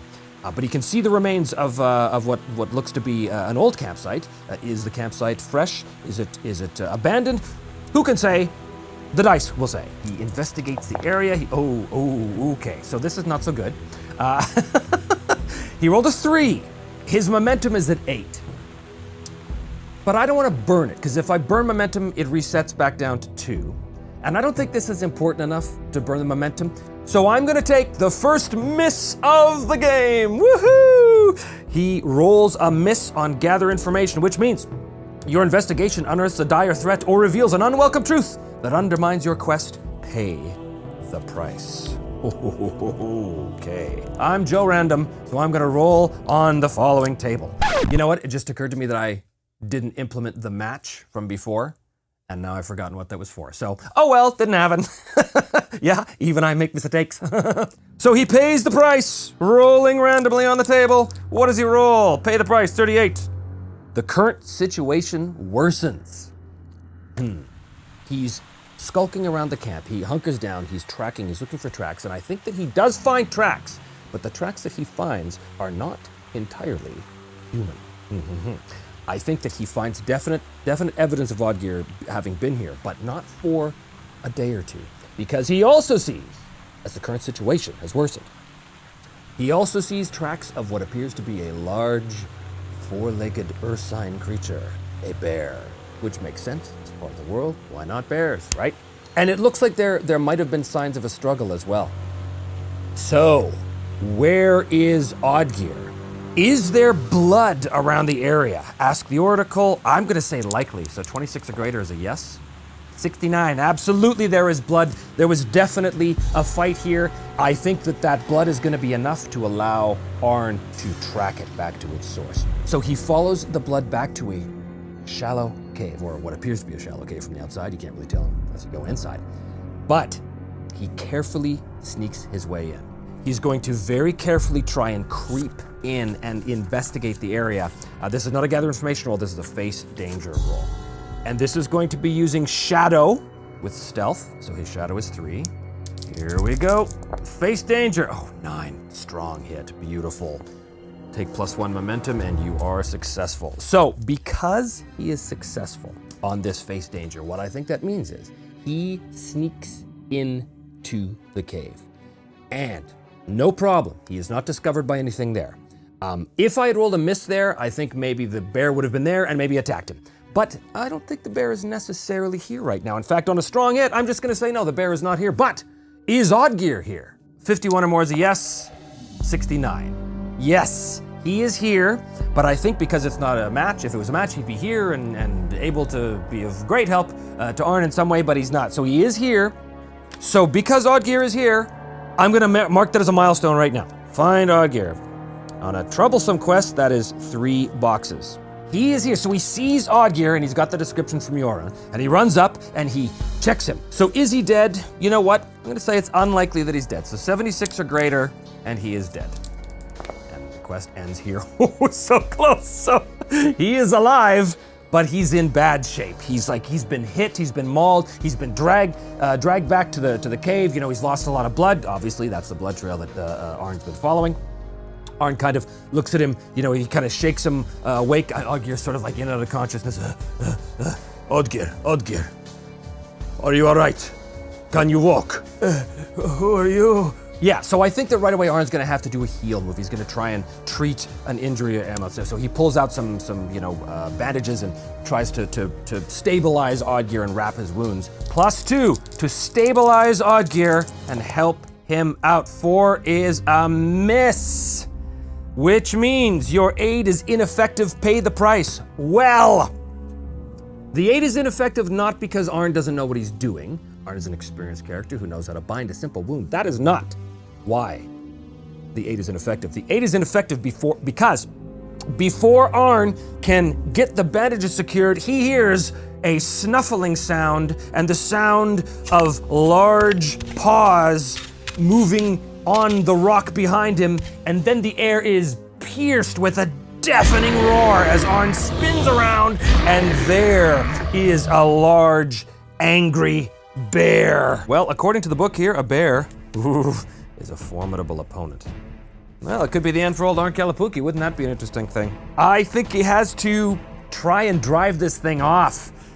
Oh boy, how's he gonna do that? He has to enter the fray. So he turns and he's gonna roll facing heart, which is +4. Here we go. 7. So he's got a weak hit on this. So that means that he's going to take the initiative instead of the momentum. Well, I think he roars in challenge to the bear, you know. Not that that's gonna do anything, but I think he's gotta pull his bow and fire. Well, he's gonna use his new archer talent once per fight. Definitely once per fight. When you strike a clash, he's striking because he has the initiative. You may take extra shots and suffer -1 supply. When you do, re-roll any dice. And if he hits, +2 harm and take +1 momentum. So he is definitely going to fire multiple shots, which reduces his supply to 3. He fires a hail of arrows at the bear, roaring his defiance at the bear, trying to, you know, scare him off. Let's see if this helps. He's rolling plus edge, +3. Okay, he doesn't have to re-roll because he got 9. He got a strong hit. That's 5 harm to the bear. That is brutal. So his momentum is now at +10. That's really high. Oh boy, well he can't do that again. He can only do that once a fight. I think this is just gonna anger the bear, and he sees that. He sees the bear rear up in pain, multiple arrows sticking out of it, the feathers buried shaft deep into its fur, into its hide. He kind of maneuvers himself between Oddgeir and the bear, and he draws back for another shot. He's got to try and drive this thing off. He's not ready to do an end the fight move yet, even though he got a strong hit there, so this is going to be a straight up strike. Rolling plus edge when he's attacking at range. +3 is okay. 5, because it's +3. Strong hit again, and something good happens. So we already know what that is. A strong hit means he retains initiative +1 harm. That's going to be 3 harm. Oh, the bear is just horribly wounded, and I think the twist that happens here is as Arn fires that last arrow, it sinks deep into the bear's sort of flank up here near its neck, and it roars defiance, but it also roars in fear because it knows that the stinging nettles of this little creature that's firing things at it in its own lair are too much for it. And because of the match, it turns tail and flees into the forest. Okay, so Arn, again, breathing heavily, bowstring still vibrating from the twang. I think he goes out here and he just kind of checks to make sure that the bear has fled, but in fact the bear is even now running off into the woods. Now, Arn can't let a wounded animal go off to die. That's horribly cruel, so here's what I'm gonna do. He got the strong hit. The bear is retreating. He runs to the edge of the cave. He pulls back one last arrow and he aims. So what he's gonna do is he's gonna roll to end the fight. It's gonna be a progress move. So he is rolling against 8. He's got 8 progress. That is amazing. Oh, that is so good. Progress move. Oh, of course I rolled a 10 here. So that is a weak hit, which means he does succeed, but something else happens. And he lets fly, the arrow sails through the trees, finds its mark right in the back of the skull, and it puts the bear out of its misery. However, by doing so, an existing danger worsens. Great. So as he does so, he hears a cry from back in the cave. He turns to run back in and he sees that Oddgeir's wounds are really bad. Oddgeir, having tried to get up, he wound up tearing open more of his wounds and he's falling to the ground, dying in front of Arn's eyes. So Arn sees this. Oh my God, he's got to deal with this situation. Also, I'm gonna mark a milestone for that because he just, he dealt with another thing that got in the way of his vow to track down Oddgeir. So I'm gonna give a milestone here, which is 3 boxes. But currently Oddgeir is dying, so he has to do a heal. The situation is worsened because he got a weak hit on that move. I think what he does is, so he sees Oddgeir lying there, his wound is ripped open. He puts some pressure on the wound, but he says to him, Oddgeir, sit tight. There may be some herbs outside in the forest that I can grab to help staunch your wounds. And he runs out, looking along the slopes of the cave mouth, looking for any kind of herbs that might help him stop the bleeding and preserve Oddgeir's life. So this is going to be secure an advantage with expertise, insight, or observation. This could be plus wits because he's doing a perception check in any other game, right? So that's going to be +2. Does he secure an advantage for himself? Oh, that's pretty good. 8. So that is a weak hit. Your advantage is short-lived. Take +1 momentum. He does find something to help him, but it's not enough to actually give him a bonus on the aid roll. But it is, narratively speaking, it's going to help. So he quickly pulls out his knife and cuts off a bunch of these herbs, runs back in to the cave where Oddgeir is sitting there, lying, blood pouring out of his freshly reopened wounds, and he's got to do a heal. Here we go. Plus wits or iron, they're both the same. +2, this is really not good. Arn is not very good at this stuff. He's, clumsily pulling forth his bandages, trying desperately to staunch the wounds. He shoves some of the herbs in the wounds as well, trying to make things better for Oddgeir. Does he manage to heal him? With a 6 is going to be a miss. But here's the deal. I cannot afford to miss because otherwise Oddgeir's probably gonna die and then the quest is not fulfilled. Not really. Because remember, Jorn didn't want Oddgeir to die. I have 10 momentum at the moment, but I'm gonna burn my 10 momentum and put it back to its reset value of +2 to cancel those dice, effectively creating a strong hit. So using his renewed confidence, represented by his huge amounts of momentum, he is able to staunch the wound and heal Oddgear, preventing him from dying, which is pretty great. Rest now, Oddgear. You will be fine. Basically, Arn just kind of keeps a watch on the cave to make sure that nothing untoward happens over the next few hours as Oddgear sort of gets his rest.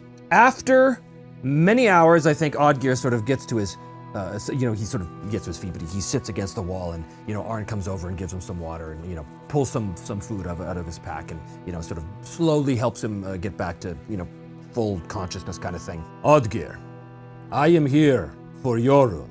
Jorunn, you bear a message from her? Yes, Oddgear, and the message is this: whatever passed between you and my sister is over.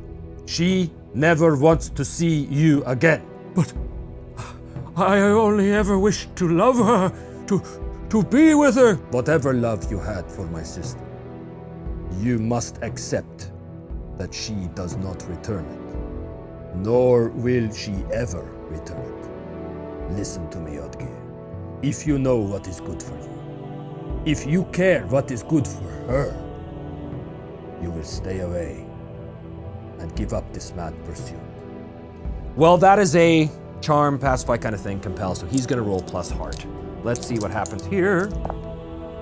6 is a strong hit. Momentum is now at 3. So he has compelled him, for sure. That worked, that's a strong hit, which is gonna count for a milestone in this case.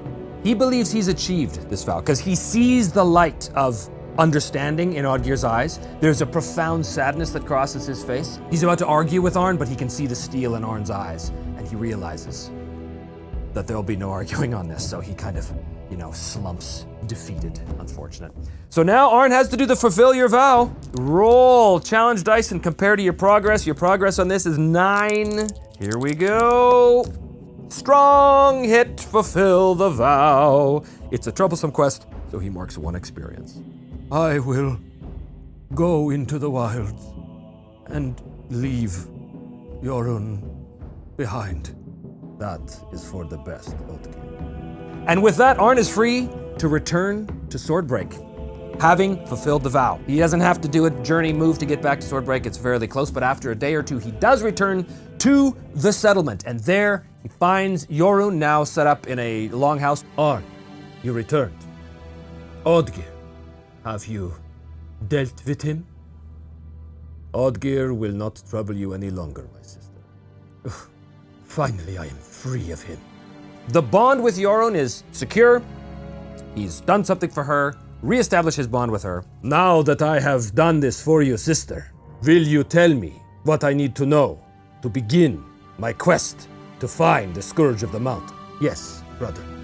You have earned that, at least. Let us find out what exactly is the Scourge of the Mountain.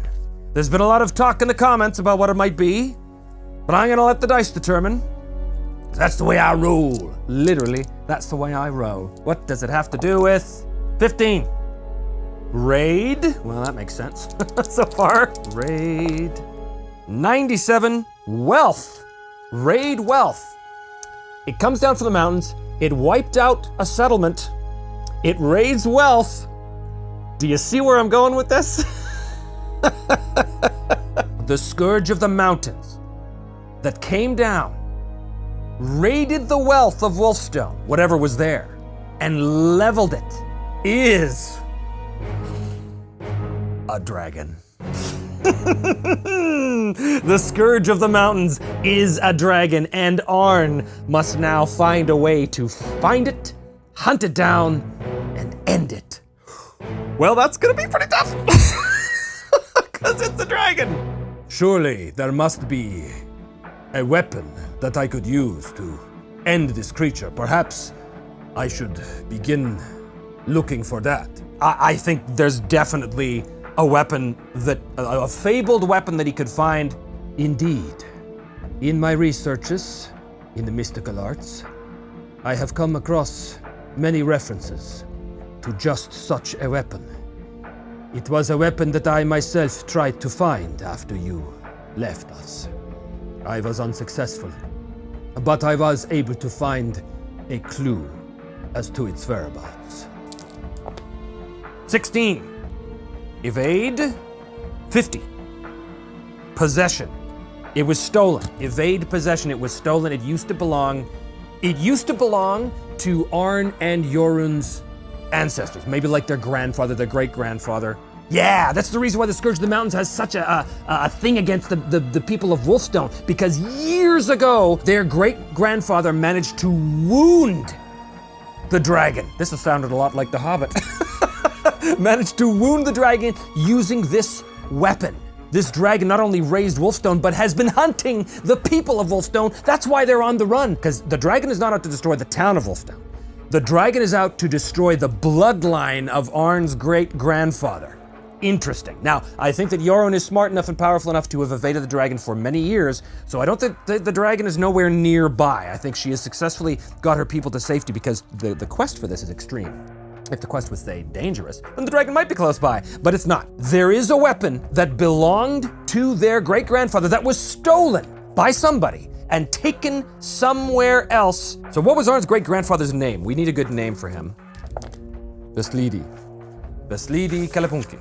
So what is the weapon? Was it a spear? I think it's likely it was a spear. So 26 or more, it was a spear. It was a spear. The weapon, of course, had a name. What's a cool sounding? Oh, I've got an idea. I'm gonna put it out to you guys. I'd love to hear your ideas in the comments below about what you think the name of Veslidi's spear is, the spear that wounded the Scourge of the North all those years ago and secured its enmity forevermore to the people of Wolfstone. Put your ideas in the comments below. I'd love to see them, and if I like one of them, I'll definitely use it. But in the meantime, we know that Veslidi had this spear, whatever it's going to be called, and it was stolen from his barrow by somebody. And that is the information that Jorun knows. When Arn left, she knew that Veslidi's spear could actually hurt the creature. She went to his barrow, and she entered the barrow, and she saw that the spear had already been stolen. And she was able to ultimately find that the spear was in the possession, or was located, or was rumored to be somewhere. So she has that bit of information. She knows it was stolen by somebody. She's got a name. 97. Ursia. What was Ursia? Ursia was a forester.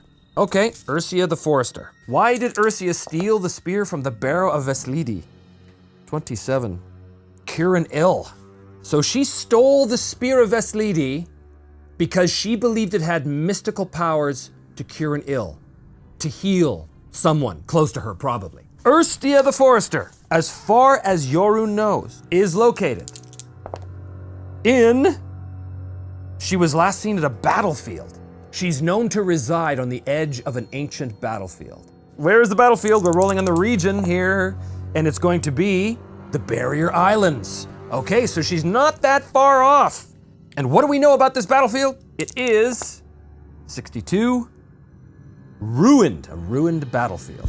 A ruined battlefield tells me that it was a site of a particularly ruinous battle. So something really, like a huge, awful battle took place on one of these islands where Ursia the Forester has fled to after stealing this spear. Now, this was many years ago, so is she still there? We certainly hope so, but there's only one way to find out. Play to find out. So, Arn's first step in this vow is going to have to be to find a way to the Barrier Islands to track down Ursia the Forester on the edge of this ancient ruinous battlefield and see if she still possesses the spear whose name you will give me. And if she does, to reclaim it from her and thereby have the weapon of his ancestors with which he can destroy once and for all the Scourge of the Mountains, providing he can actually find it. Thank you so much for joining me, and don't forget to hit like and subscribe, and we will see you next time on Me, Myself, and I.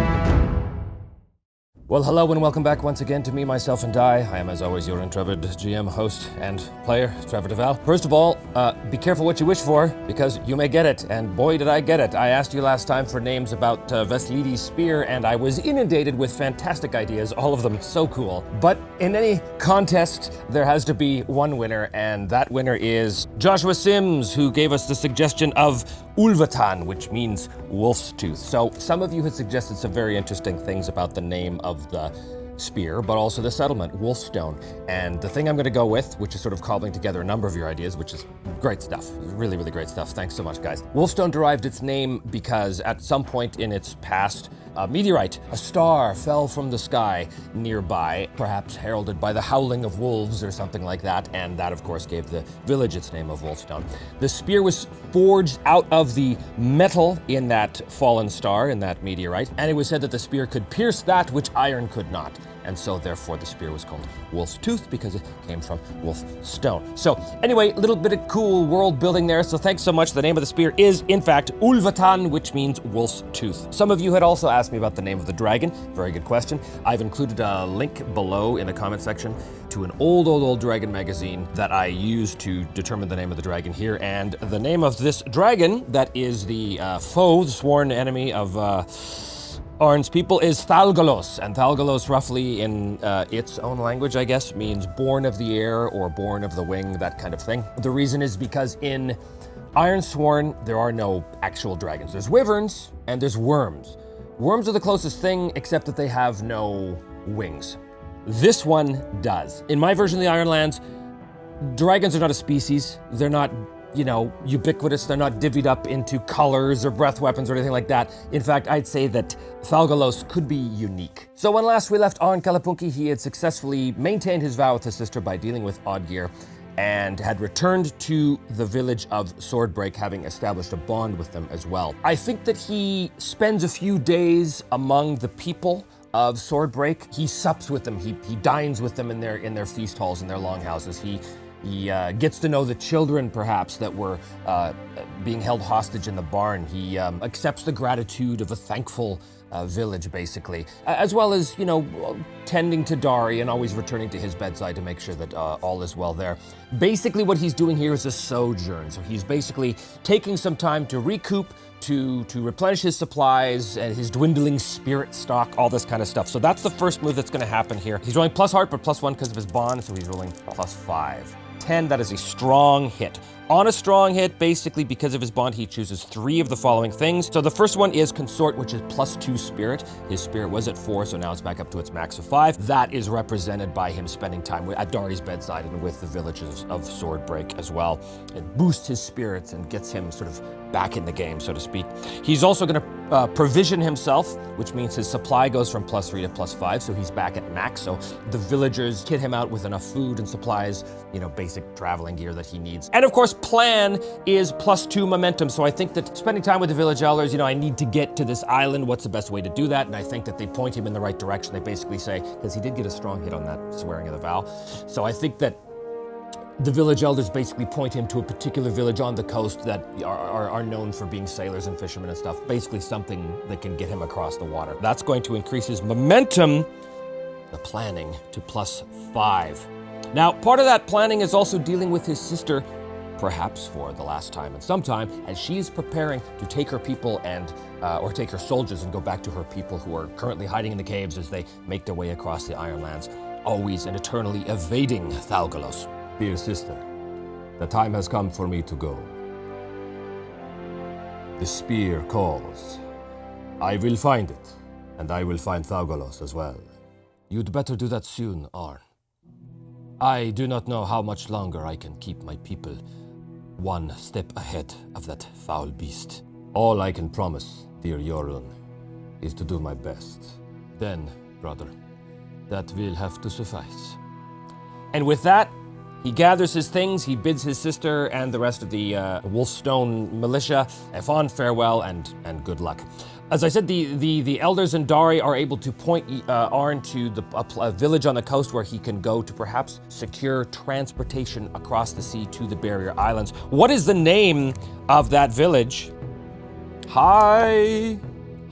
Oh, that actually kind of makes sense. The high mark of the tide, right? Now, because Arn did succeed on his swearing of the vow, and his sojourn was so successful. I think as part of the planning, basically, the elders of the village are able to give him very, very accurate and succinct directions to the village of Highmark. I don't think it's that far. Originally, this was going to be a dangerous journey to get to Highmark, but I think because he did so well with these rolls, I'm just going to make it a troublesome journey. So it's not that far, but there's always the opportunity for danger and abysmal failure in Ironsworn. So we have to find out what happens. Arn says his final farewells to everybody and gathers his gear and heads off south through the rocky cliffs and forests looking for the village of Highmark. So this should be fairly easy as it is a troublesome journey. You roll plus wits, but I'm setting off from a community with which I share a bond, so it's plus an additional 1. So in this case, he's rolling plus 3. The first leg of the journey, Arn gets up early in the dawn and proceeds off into the southern forests as the dawn's early light begins to pepper the tops of the pine trees with golden light. Plus 3 is 6. That is a strong hit on Undertaken Journey. He makes good use of his resources and marks progress. What is the first waypoint that he reaches? A descriptor. 95. A civilized. 77.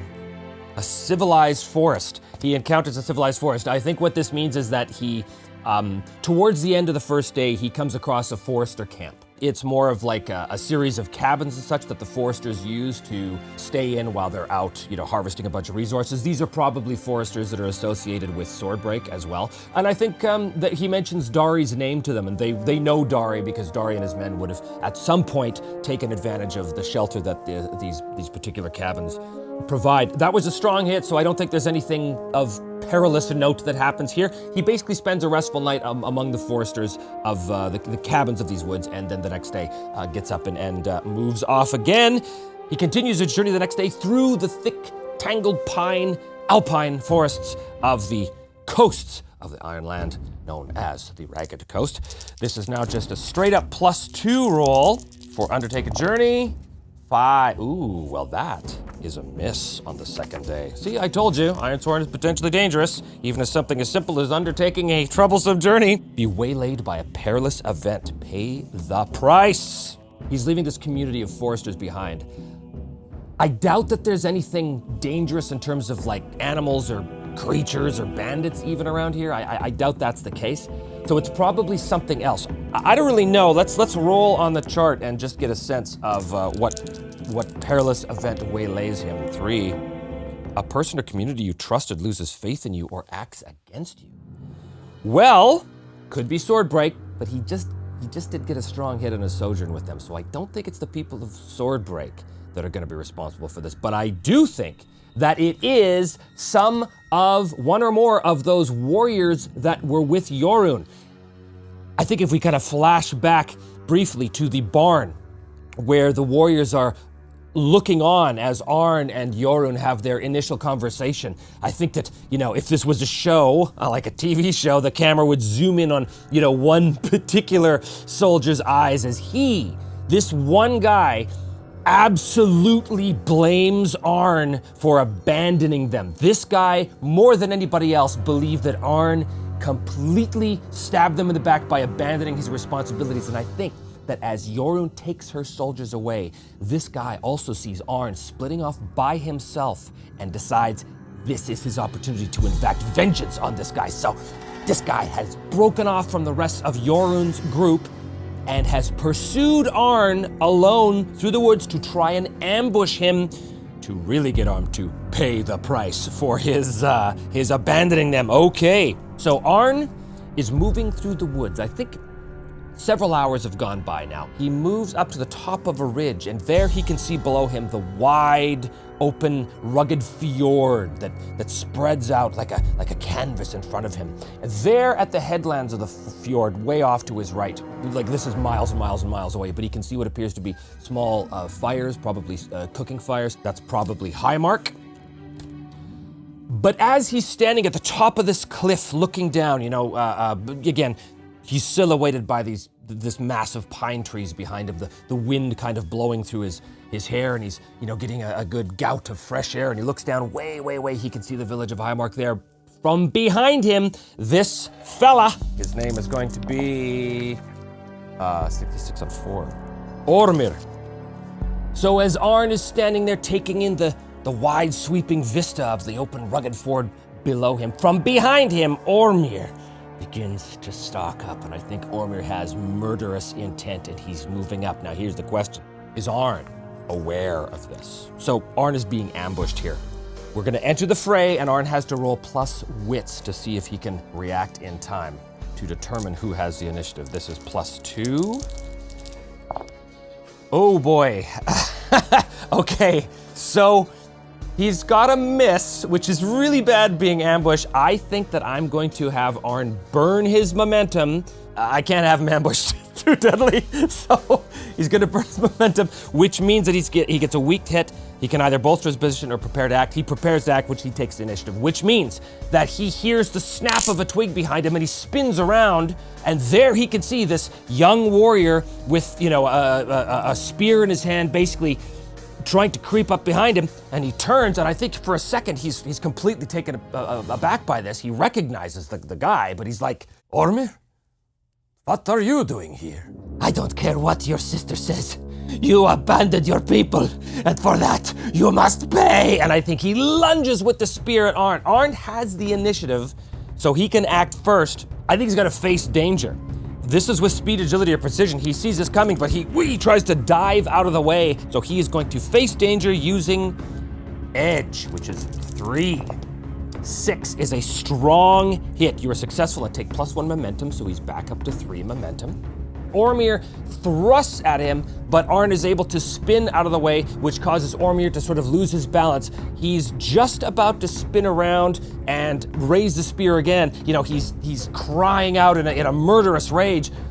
Arn, shocked by this, but has his wits about him. He has the initiative still. I think now he's going to try and grab the spear and prevent Ormir from continuing to attack him. Ormir, what is wrong with you? Why are you attacking me? Stop this at once! So he now has to do his secure an advantage with iron. This is not really good. Arn only has a +2 iron. Trying to secure an advantage by grabbing the spear. Okay, well that is a weak hit. Not bad. Your advantage is short-lived. Take +1 momentum, so his momentum's at 4. But he is able to grab the spear, at least temporarily. Because that was a weak hit, now the initiative shifts to Ormir. So Ormir, fighting for possession of the spear, is, they're face to face, basically, wrestling for the spear. Your sister may have forgiven you, but I never will. You left us to die. Well, now I will see that it is you who dies. Now I think he is gonna try and basically headbutt Arn to smash him in the face. Arn sees this. And again, he's gonna face danger. Arn is gonna face danger to try and avoid this. This is an iron face danger, though. This is a wrestling move to try and, not sustain damage this way. Again, not Arn's strong suit. Oh, but that will do it with an 8. That is a strong hit. He regains the advantage. His momentum goes back up to 5. He has the initiative. He's still got the spear as well. So I think he tries to twist the spear out of Orn's hand. Now, he does technically share a bond with this guy. This guy is part of Wolfstone, and his background bonds Wolfstone. So he still has a bond with this guy, even though the bond is being really tested here. So I think he, still tussling with the spear, he says to Ormir, Ormir, I left for my own reasons, but they were my own. I never intended any harm to come to you or to Wolfstone. But I have returned to undo the damage I caused, Ormir. You must give me a chance to undo it. Ormir, you must forgive me. I think that's gonna take Ormir by surprise. He did not expect that. This is gonna be a compel with heart, and he does share a bond, so it's gonna be +5. +5 is 7. It's a weak hit on compel. Ormir does kind of release his hold, his grip on the spear, and kind of steps back a bit, allowing Arn a moment to grab the spear in his own hand. But they ask something of you in return. Envision what they want. Ormir stands there, really taken aback by this admission of guilt, which he did not expect Arn to do. You say you want to undo the damage you caused. How do you plan to do such a thing? Our home is destroyed because of you. Ormir, the spear is the key to defeating Thaugalos. If I find it, I can destroy the beast. Our people will no longer be hunted. That is why I am here. That is the vow that I swore to Yoron. Yes, I heard the pretty words you spoke, Arn. But I do not believe that you will stand by them. I do not believe that you will not run off again. And so, I will come with you, Arn Kalapunki, to keep an eye on you and make certain that you fulfill the vow to your people.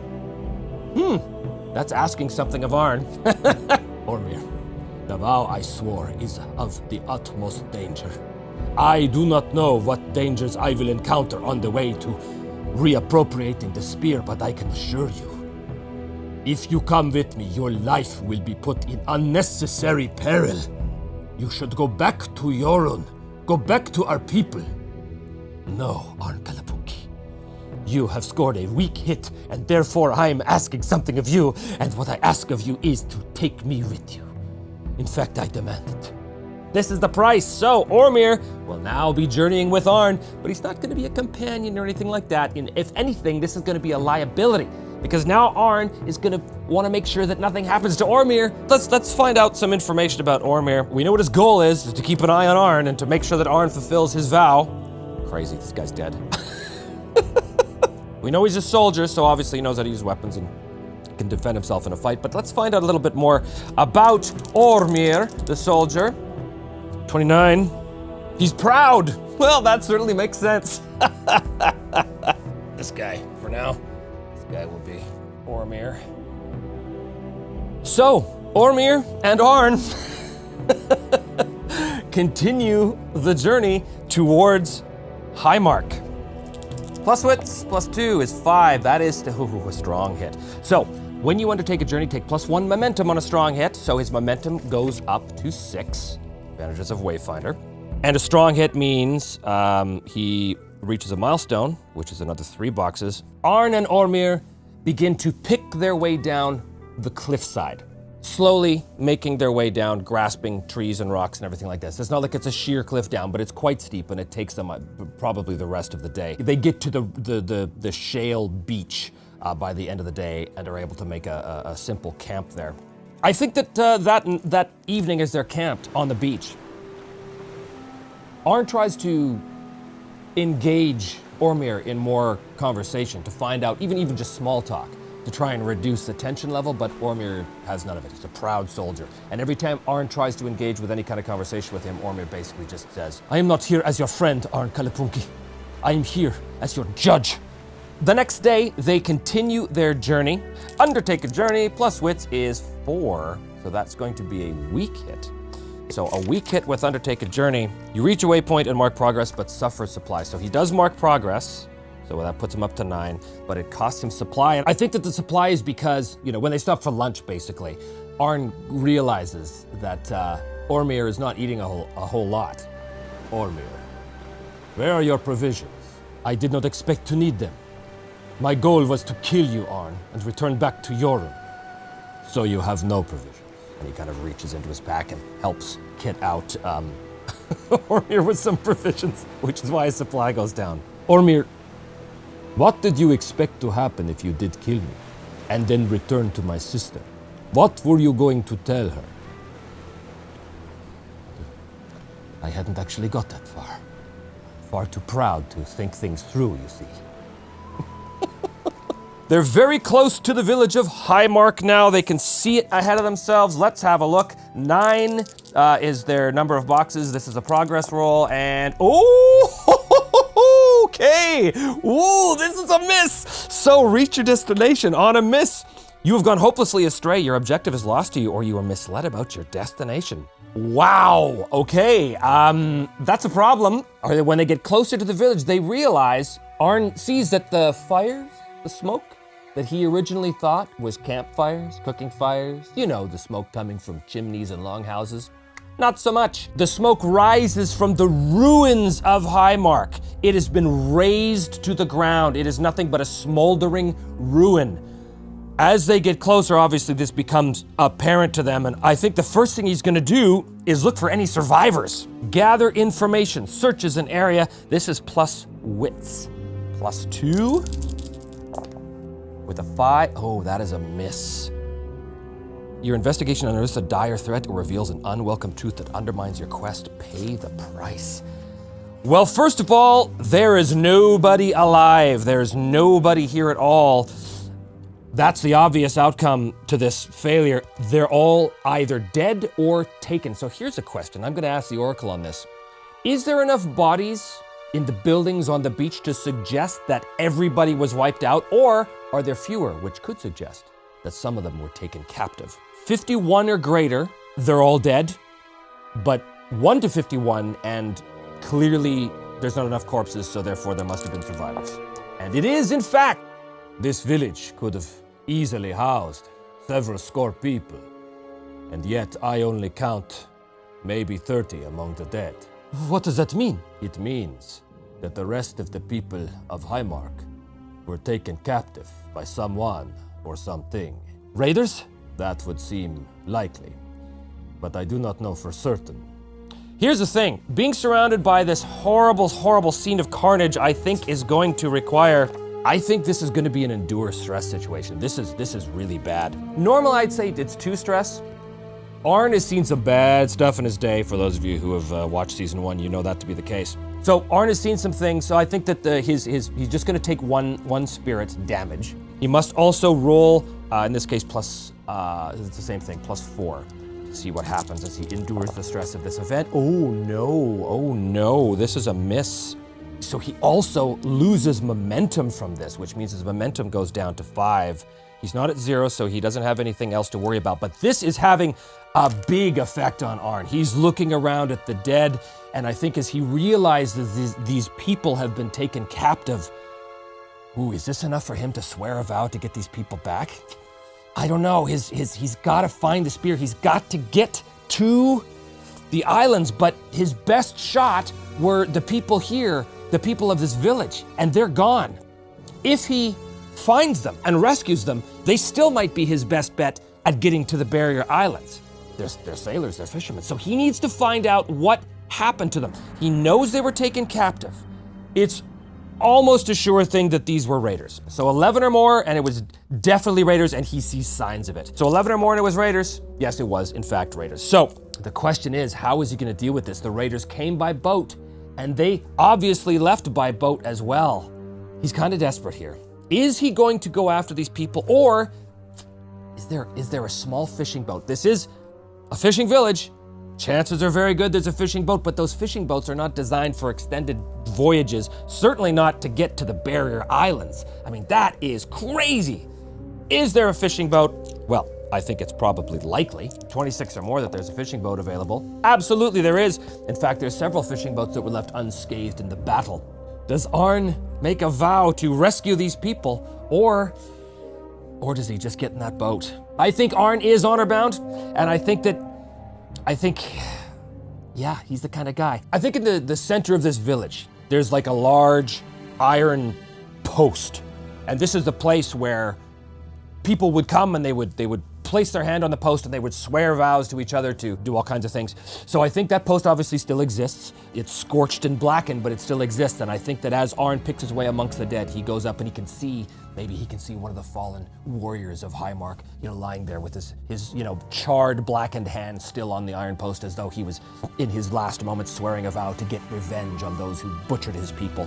And I think Arn goes up and he, carefully removes the hand from the iron post, and he puts his own hand on that post, and he says, really to whatever gods might be listening, be they fate, or even the restless spirits of the dead who may even now be, picking their way across this charred battlefield. I swear by this iron that I will find those who were captured in this raid, and I will return the people of Highmark to their home, or what is left of it. This I swear by my iron and by my blood. I'm going to call this a dangerous vow. Rescue people of Highmark. And by doing so, it'll probably count as a milestone on his bigger quest, because he needs to get to that island. He rolls heart, which is +4. 5. Well, luckily, that is a strong hit. You're emboldened, and it is clear what you must do. Take +2 momentum. His momentum goes up to 7. He is emboldened by this, and so is Ormir. This is a noble and honorable thing you are doing, Arn. I will go with you and help you. Arn just sort of nods at him. It is clear to him what he must do. So this is going to involve him trying to find any survivors that might have escaped. So he's going to have to track through the woods for any evidence that somebody did escape. So he's going to look all around, he's going to look for blood trails, anything like that, leading off into the woods, leading up the bluffs, the cliff faces, that kind of stuff. So this is obviously going to be a gather information roll. We need to find any evidence that there were survivors of this attack. If there were, they could perhaps give us some useful information about who these raiders were and where they came from. The two of them begin to search the area for tracks. This is a plus wits roll. 6 is a weak hit. The information you find complicates your quest or introduces a new danger. Envision what you discover and take +1 momentum. Momentum is now up to 8. So we find something helpful, but the information complicates your quest or introduces a new danger. So something helpful would obviously be finding a survivor.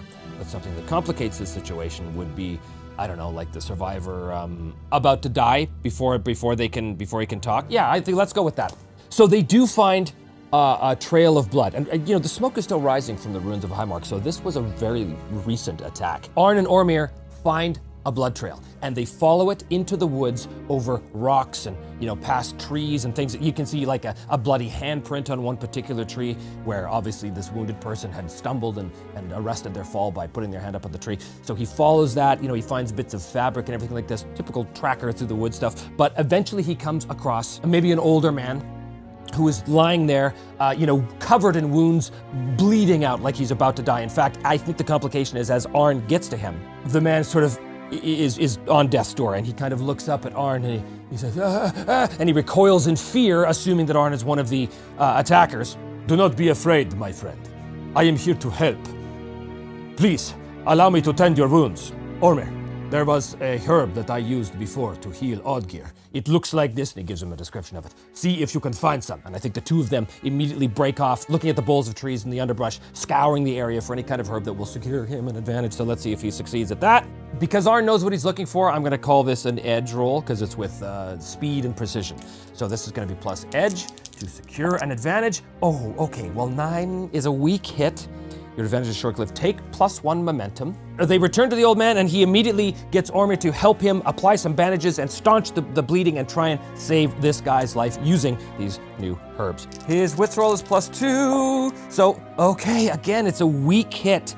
So he stabilizes, but he suffers -1 momentum. So his momentum goes back down to 8. So it was, in fact, the herbs that helped this because he got the +1 momentum from the herbs. So using the herbs, he's able to staunch the wound. He gets Ormir to build a small fire and to boil some of these herbs as a broth to be able to feed this guy to, help him recover. But Arn is able to heal the old man, who of course has a name, Thorbjorn. He is able to stabilize Thorbjorn's wounds, and once Thorbjorn can sit up and speak a little bit, Arn asks him some questions. Tell me, who was it that attacked your village? They were raiders. They came across the sea. They attacked and took everything and everyone. This corresponds with what Arn has already discovered. Can you tell me where they would have taken your people? For it is my intention to get them back. By the way, I think that finding this guy, rescuing the people of Highmark, is going to count as a milestone on this quest. Is it time for a new gather information roll as he interrogates this guy? I think it is. Is +2, is 3. Wow. 3 is a strong hit on gather information. Momentum is now at the max. It is at +10. The old man tells him, Thorbjorn tells him, that the Vikings, the raiders, do live on an island, but it is not, in fact, one of the barrier islands. It is an island that is just kind of off the coast and typically hidden in low fog that permeates this part of the fjord, and that he's very certain that that is where his people were taken. But he warns Arn that there are many of them, and they are particularly bloodthirsty. We know this because of the results of the attack on Highmark. Their leader is a most savage person? I wonder, is this just a regular group of raiders, or is there something else going on here? And the reason why I bring this up is because in the last episode, I talked about the details involving Ursia and where she lives. We know that Ursia lived on one of the barrier islands, and she lived at the edge of a ruined battlefield. Well, it is my inclination now, especially, that Ursia's ruined battlefield that she lives on was, in fact, at one time, her home settlement that was attacked and razed to the ground, much as Highmark was, which leads me to believe that the people who destroyed Ursia's village also were the ones that destroyed Highmark. And if that's the case, if Ursia's village was destroyed by these raiders, and Ursia went after the spear to cure an ill, I don't think that the ill she was curing was actually trying to heal someone. I think the ill she was curing was the plague of raiders that were coming after her village. But if they were just regular Vikings, regular raiders, she wouldn't need some mythical spear. So they had to be led by something much darker. What is the name of the leader of these raiders? Hogvendil is the leader of the raiders. Now here's the question. Is my theory correct? Is Hogvendil some sort of supernatural entity that Ursia needed the spear to defeat? I'm gonna call this likely. So 26 or more. And this is in fact the case. 71. Great. So the vows are tied together. What is this guy? Let's look at our Ironsworn book here to see if there's anything that might fit the bill in terms of an enemy. Oh, that's kind of cool. So here in the Delve book, there is a foe called a husk. And a husk is what remains of an Ironlander whose body, mind, and soul are hollowed out by dark magic. Their drives are to become more powerful, make others suffer as they have, and restore their former self. I think that Hogvendil is a husk. And Ursia knew that the only way that she could think to destroy this creature was with a legendary weapon. So she herself went on this big quest to recover a weapon. She found the spear in order to destroy this husk. So the results of the Gather Information roll is that Thorbjorn is able to inform Arn that Hogvendil, this terrible supernatural creature driven with a lust for power and to cause suffering, much as he himself had endured in life, is leading this group of raiders, and that they strike without warning and they attack without mercy. They take captives, but not because they want to enslave the captives or turn them into thralls or anything like this, but rather because Hogvendil the Husk derives such sick, evil pleasure out of torturing and killing the captives of his raid. Which means that the people of Highmark are in big trouble, and Arn has to get to them if he's going to save them very soon. This is going to be tough, because the next question is, did Ursia succeed in her vow? That was a question I had. Did she succeed in her vow of defeating Hogvendil? The answer is obviously no. She did not succeed, because if she did, this attack on Highmark wouldn't have happened. So the question is, where's Ursia, and what happened to the spear? What happened to Ulvatan, the spear? Is it possible that the spear is currently in the possession of Hogvendil himself because Ursia failed in her vow to defeat him? Maybe Ursia herself is in fact a captive of said husk Hogvendil. But one thing is for sure, Arn now knows that he needs to get on a small fishing boat. I know that you are gravely wounded, Thorbjorn, but in order to save your people, myself and my companion here need your help to get across the water to the island of Hogvendil. You are an experienced fisherman. Can you take us there? Is Thorbjorn too wounded to be able to help? 50-50. No, he's not, because 51 or greater is a yes. I am wounded, gravely, it is true. But my people's lives, their very souls hang in the balance. Come, I will take you to one of my fishing boats, and I will take you to this island, though death may await us all there. So they go back down to the ruins of Highmark, where Thorbjorn pulls out from one of the small boathouses a small but sturdy fishing boat. The three of them clamber in and push off from the shore, heading towards the small island enshrouded in fog at the edge of the fjord, where Hogvendil, the Husk, and his raiders currently have the people of Highmark captive, and also might have Ursia and possibly even the spear. But that resolution, as well as many other resolutions, will have to wait till next time. Thanks so much for joining me, and be sure to tune in next time to see what happens with Arn and his two companions as they make their way towards this mysterious island on Me, Myself, and Die.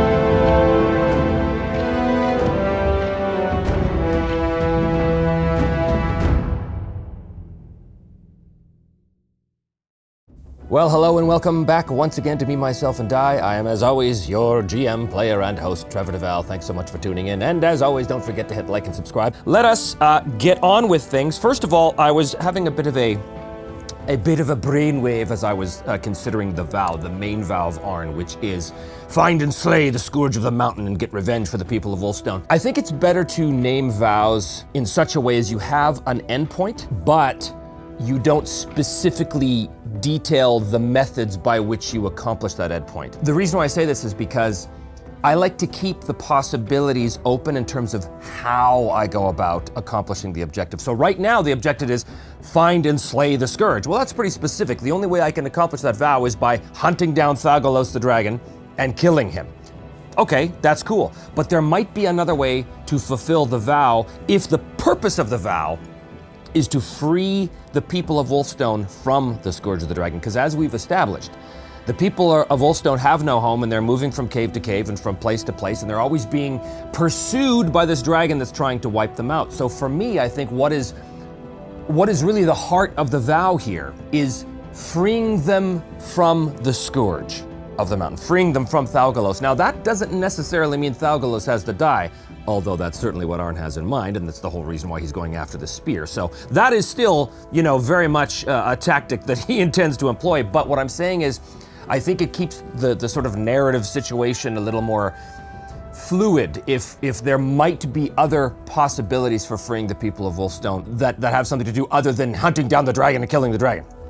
I don't know if there is the case. Honestly, I don't even have anything in mind. I just thought, in my opinion, it's better in these cases to keep your vows open in terms of how you can approach them. So I think what I'm going to do is I'm going to change the wording of this vow from find and slay the scourge to free the people of Wolfstone from the scourge. Nothing else changes. I've made no progress towards it anyway, so it's not like anything's really altered. So on to our current situation where Arn has sworn a vow to rescue the people of Highmark from the Husk by the name of Hogvindil, who raided the village and captured all of the people and took them back to his offshore island covered in fog. The Husk derives its own sustenance from actually draining the life force of its victims. So that's what's going on with the people of Highmark right now. So Arn and Ormir and Thorbjorn, the old man, the old fisherman who's agreed to help them get to the island, really have to get things going. So we are going to be delving. That's right, we're going to be launching into the delve mechanics here because they are going to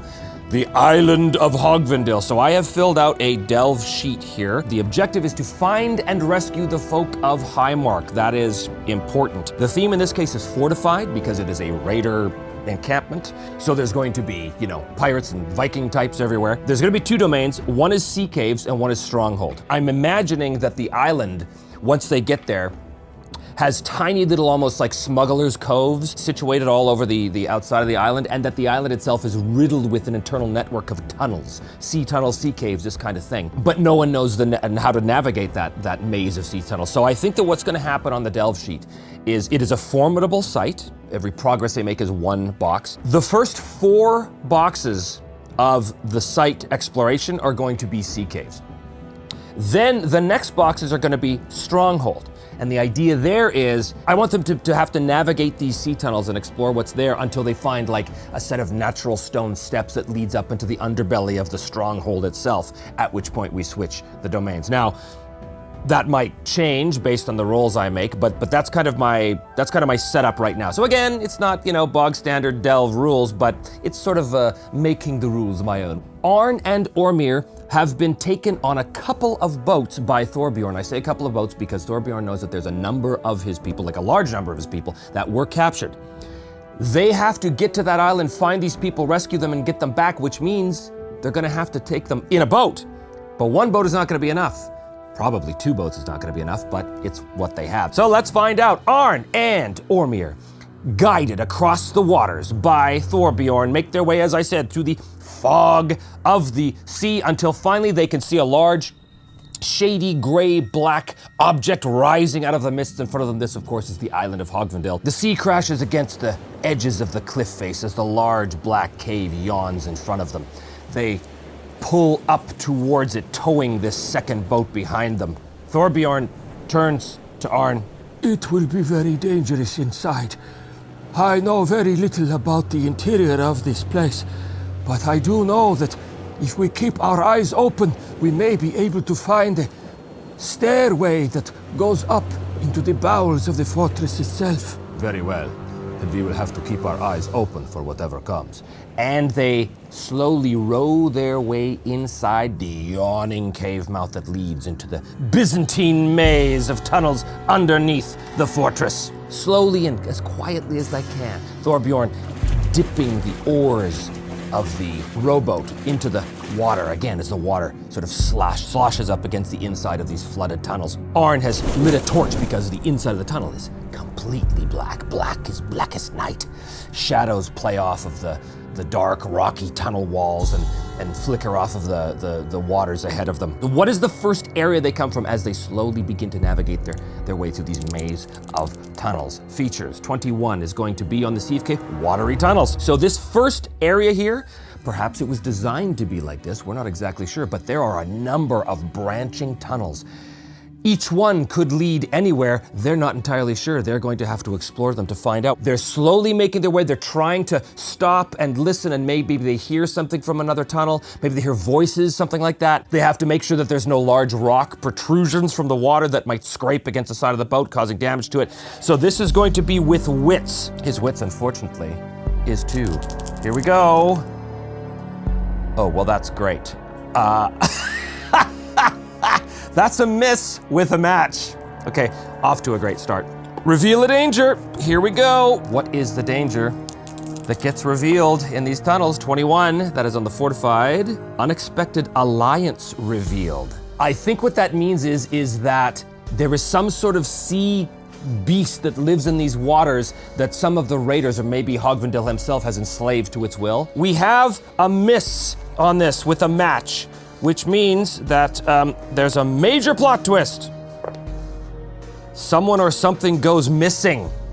Oh, okay, I know. So Thorbjorn is at the back. Ormir is keeping the torch lit here, but Arn is looking ahead. He's got his bow drawn. The sound of the boat sort of cutting its way through the water of the tunnels, lapping its way up against the sides of the boat, when all of a sudden there was a splash and a cry as Thorbjorn suddenly, as though grabbed by something, goes careening over the side into the water. Arn makes his way to the back of the boat. Thorbjorn! Thorbjorn! He's looking desperately. Ormir, bring that torch over here!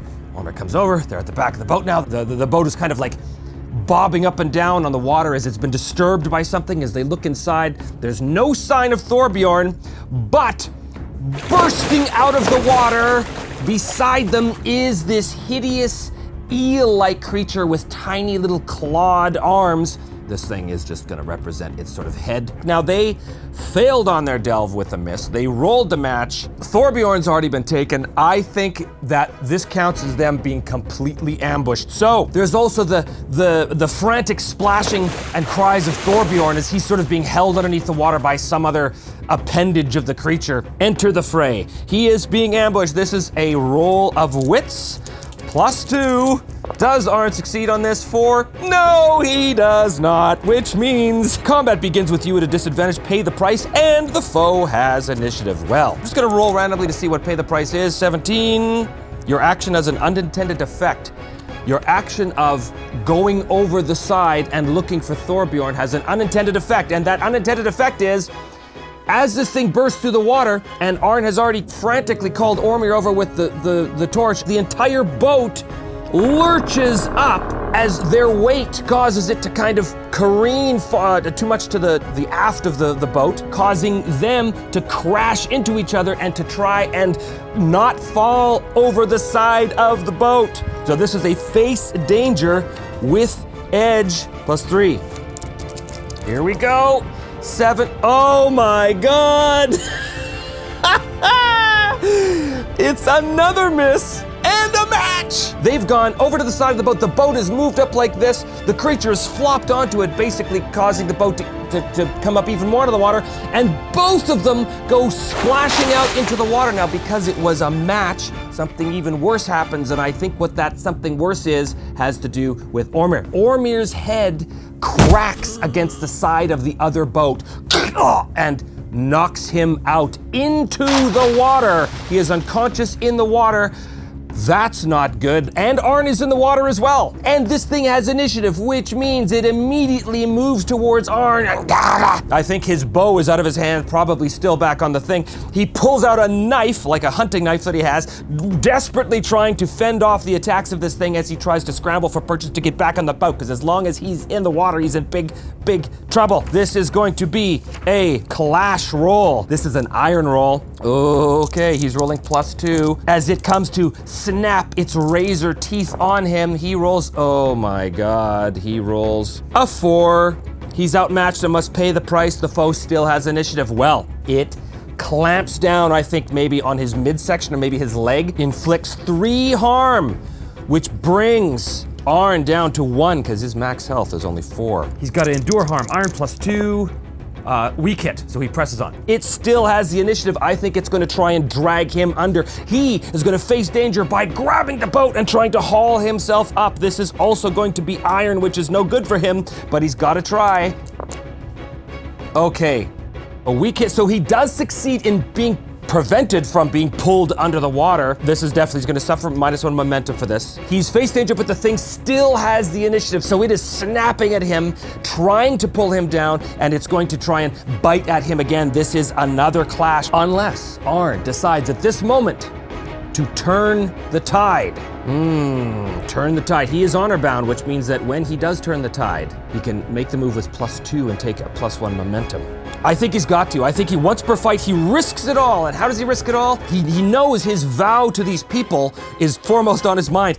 He has got to save Ormir. He's got to save Thorbjorn. He's got to save his people. He tries to turn the tide, which means he seizes the initiative from his opponent and makes a move. What is the move? He's still in the water. He's got to get back on that boat and grab his bow, because that is the most effective weapon he has against this thing right now. That is going to be, this is an edge face danger. Boom! And he is honor bound, so he's going to roll this with +2 and take +1 momentum on a hit as well. Face danger with edge, which is +3, and he's rolling a +2, which is 7, which is a strong hit. He gains momentum because of his honor bound, so he goes back up to 10. Strong at face danger, successful, take +1 momentum. He can't be over 10, so his momentum's at 10. He has succeeded in hauling himself up.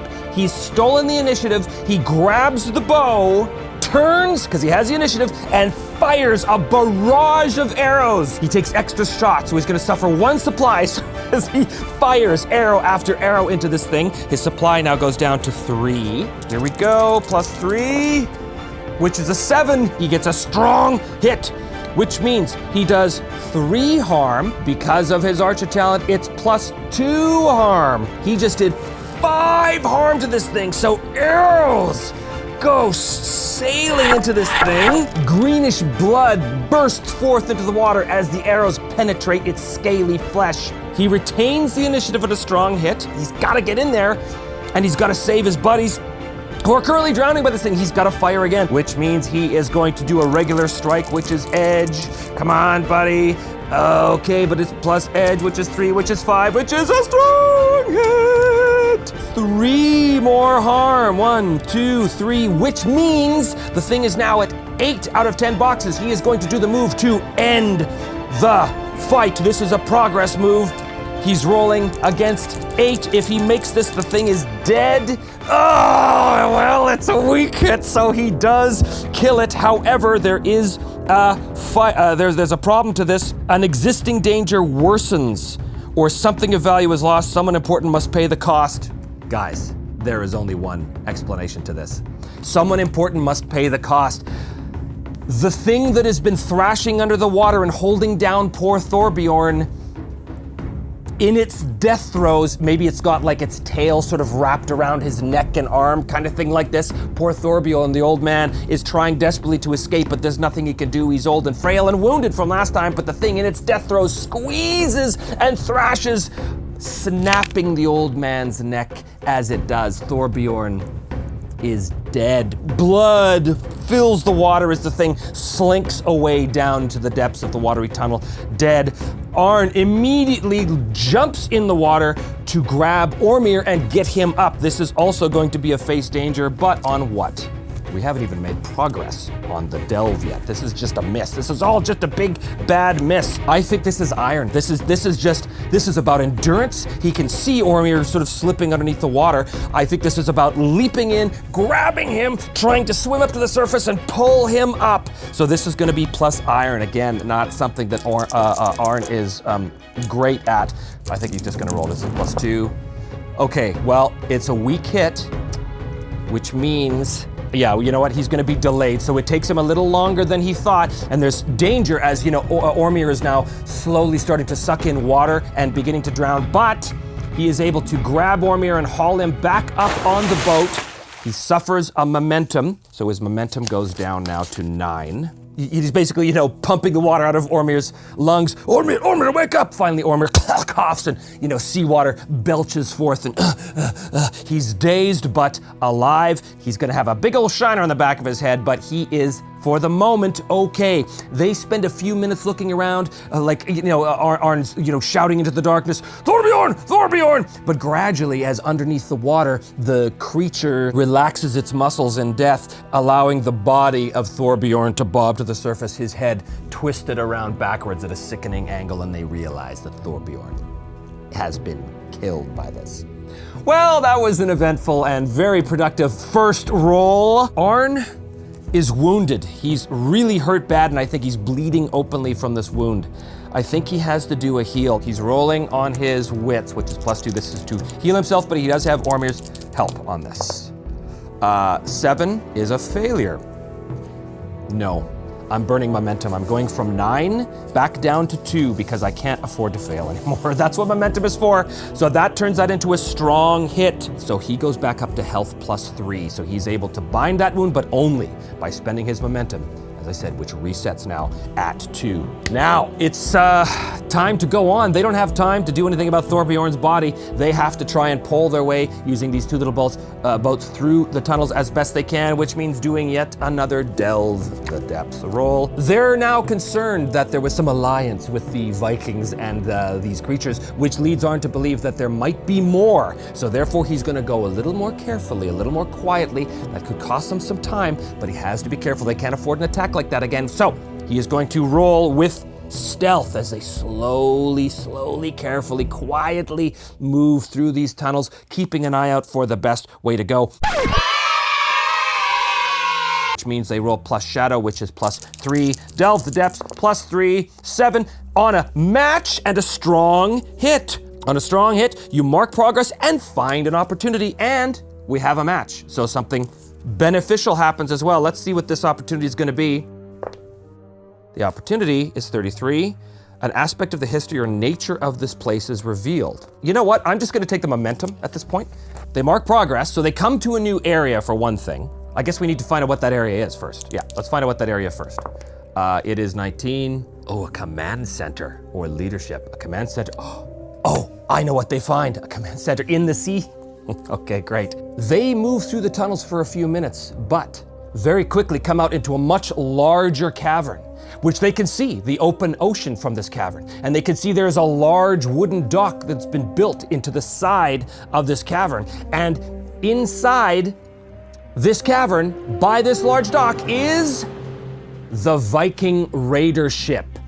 It is the command center in the sea cave, which means this is where the Viking raider ship is. So their little side tunnel has emerged into the main cavern. So we discover something about the nature or history of this place. Okay, that accomplishes that. There's a match involved. Here's what I think the match means. The match means that there's, at this moment, for some reason, the boat is unattended. here's the thing. So they pull out of the water, and there they can see this long, black, sleek-looking Viking raider ship. And they're immediately like, uh-oh, we're potentially caught out in the open here in this water as we see this large chamber in front of us. But for some reason, none of the Vikings are there. They can see the spoils of their raids. They can see various bits of, crates and barrels and, absconded loot and things like this that the Vikings have obviously stolen from other settlements up and down the Ragged Coast and perhaps the Barrier Islands themselves. You know what? I think that because this is the Viking ship, obviously there's going to be an area that you can immediately go up to the main stronghold from this area, or very close. So here's what I'm gonna do. I said that originally, in order to start using the stronghold part of the domain, in other words, like they find a way to get up into the bowels of the stronghold itself, I think that now I'm gonna bump that down so that after 2 marks on the progress track, which means that they only have to make 1 more progress track before they find basically the staircase, the ladder, or whatever that leads up into the fortress itself, or one of them, because there very well could be many of them. Okay, so they don't see it right now. It's somewhere nearby. Here's the thing. This ship could be very useful in getting the freed captives out of here, because remember, those captives are all fishermen and sailors. They know how to operate a ship. Arn can't operate a ship by himself, him and Ormir can't, but they need a crew. If they find the sailors, they could take this ship, providing that it's still unguarded, unlikely. So that's one thing Arn considers. The other thing he considers is, should we just destroy this thing now? Ormir, this could be an opportunity for us, not only to stop these raiders here and now, but to prevent them from ever harassing the coast again. I wonder if we should oil it and burn it. But it is also the best chance we have at rescuing as many of the villagers as possible, if that many are still alive. That is the question, Ormir.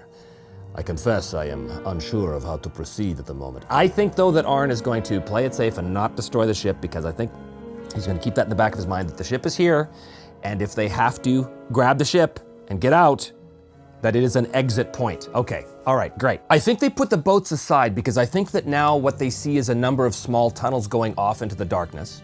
And I think there's also a couple of torches in torch brackets and sconces sort of stuck into the cavernous walls every now and then, so they don't need their own torch. But they slowly creep their way along some of these foot tunnels, trying to find a way to get up into the fortress itself. Presuming, of course, that that is where the captives are located. We don't know that for sure, but that's an assumption that they're going with, mostly because old Thorbjorn, I think, probably would have said that, yeah, it's probably likely they're keeping our people upstairs. As they make their way through these tunnels, what is the next area that they come to? A camp or quarters. Okay, well, that actually makes sense. The first area they come to off of one of these side tunnels is, in fact, a small barracks for some of the raiders. Are there raiders here? And I think this is nighttime, so it's conceivable that they're sleeping. You know, if there are a number of raiders here in this barracks, in this sleeping quarters, it's almost certain 11 or more. Oh, there are no raiders.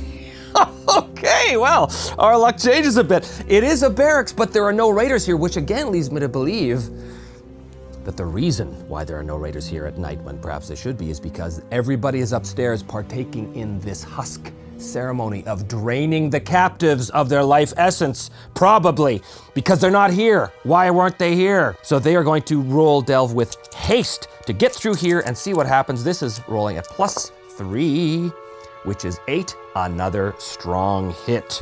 On a strong hit, you delve deep for mark progress and find an opportunity. So we mark progress on, oh, you know what, as well? Having the 2 fishing boats and having preserved them from the battle with this eel creature, and also finding the boat, which is unmanned, I think that's gonna count as a milestone on his vow. He's rolled a strong hit, which means he marks progress and he finds an opportunity. The opportunity in this barracks is going to be 67, which is a clue offers insight or direction. And I think he's going to take the momentum as well. Now, there's no guards here. The clue that they find is they hear the sound of very, very faint voices. And the voices are coming from a tunnel just off to their right, and as they slowly make their way past and through the guard barracks, actually not so slowly, as they're sort of hustling their way through the guard barracks, and they see just ahead by the flickering shadows of their torch, they can see a set of stone steps that go up into the belly of the fortress, and that brings us from Sea Cave to Stronghold. They move their way slowly up the steps into the next area. First area of the Stronghold is going to be 86. A courtyard, interesting. So, the steps lead up out of the darkness into a courtyard in the center of this fortress. Now, what I'm imagining this is a fortress basically built on an old ruin. It has ancient stone walls that have, old, ancient crenellations, most of which, though, are all completely, fallen into ruin. But there are signs of new structures, like new wooden palisade walls or along the outside of the fortress. It would be very, very difficult to attack this place because it sits atop of this rocky cliffside, basically, so it'd be almost impossible to scale the walls up there. It's a very defensible area, and of course it's wreathed in unnatural fog. But they come out, and it is nighttime, but they come into an open-air courtyard, and there they can see, strewn with detritus and ruin and bits of wood and stone and everything like this. A courtyard where I think that there are a number of buildings across, all connected by this massive stone wall, fortress kind of thing. What is in the fortress and how they deal with this? Well, I think they're going to have to sneak their way across the fortress because they've heard voices, so they know someone is nearby. So they are going to delve the area using shadow at +3. 7. Well, that is going to be a weak hit on a delve, which means I roll on shadow, because that's the one I'm using, 23. Mark progress and reveal a danger. So we do mark progress. What is the danger? Let's find out. 51. You encounter a hostile denizen. Okay. Well, that makes sense. They heard voices. It's probably raiders, but it's a hostile denizen. Couple of raiders or one? Let's ask the Oracle. So 76 or more, and it's just one. Oh, okay. Okay, well, it is just one. Whew. What I'm envisioning is I'm imagining that the husk has basically enslaved the minds of the majority of these raiders. Is this one of the raiders that has been sort of mind erased, or is this like someone who's serving of his own free will? Which I would imagine there are still some that are. 51 or greater, this is an enslaved, and it is. Okay, so as they move and they're creeping among the edge of the courtyard, still in the shadows, as the fog-shrouded night sky is overhead. They hear voices up ahead, and they can see in the center of the courtyard, maybe by an ancient crumbling fountain that was built by whatever previous civilization was here before the Ironlanders ever came here centuries ago. They can see a raider who's standing there, mumbling to himself. And as they kind of get a better look, they can see this raider has all white eyes. His eyes are completely white, like supernaturally white, as he's sitting there mumbling to himself. And I think he's mumbling some sort of incantation.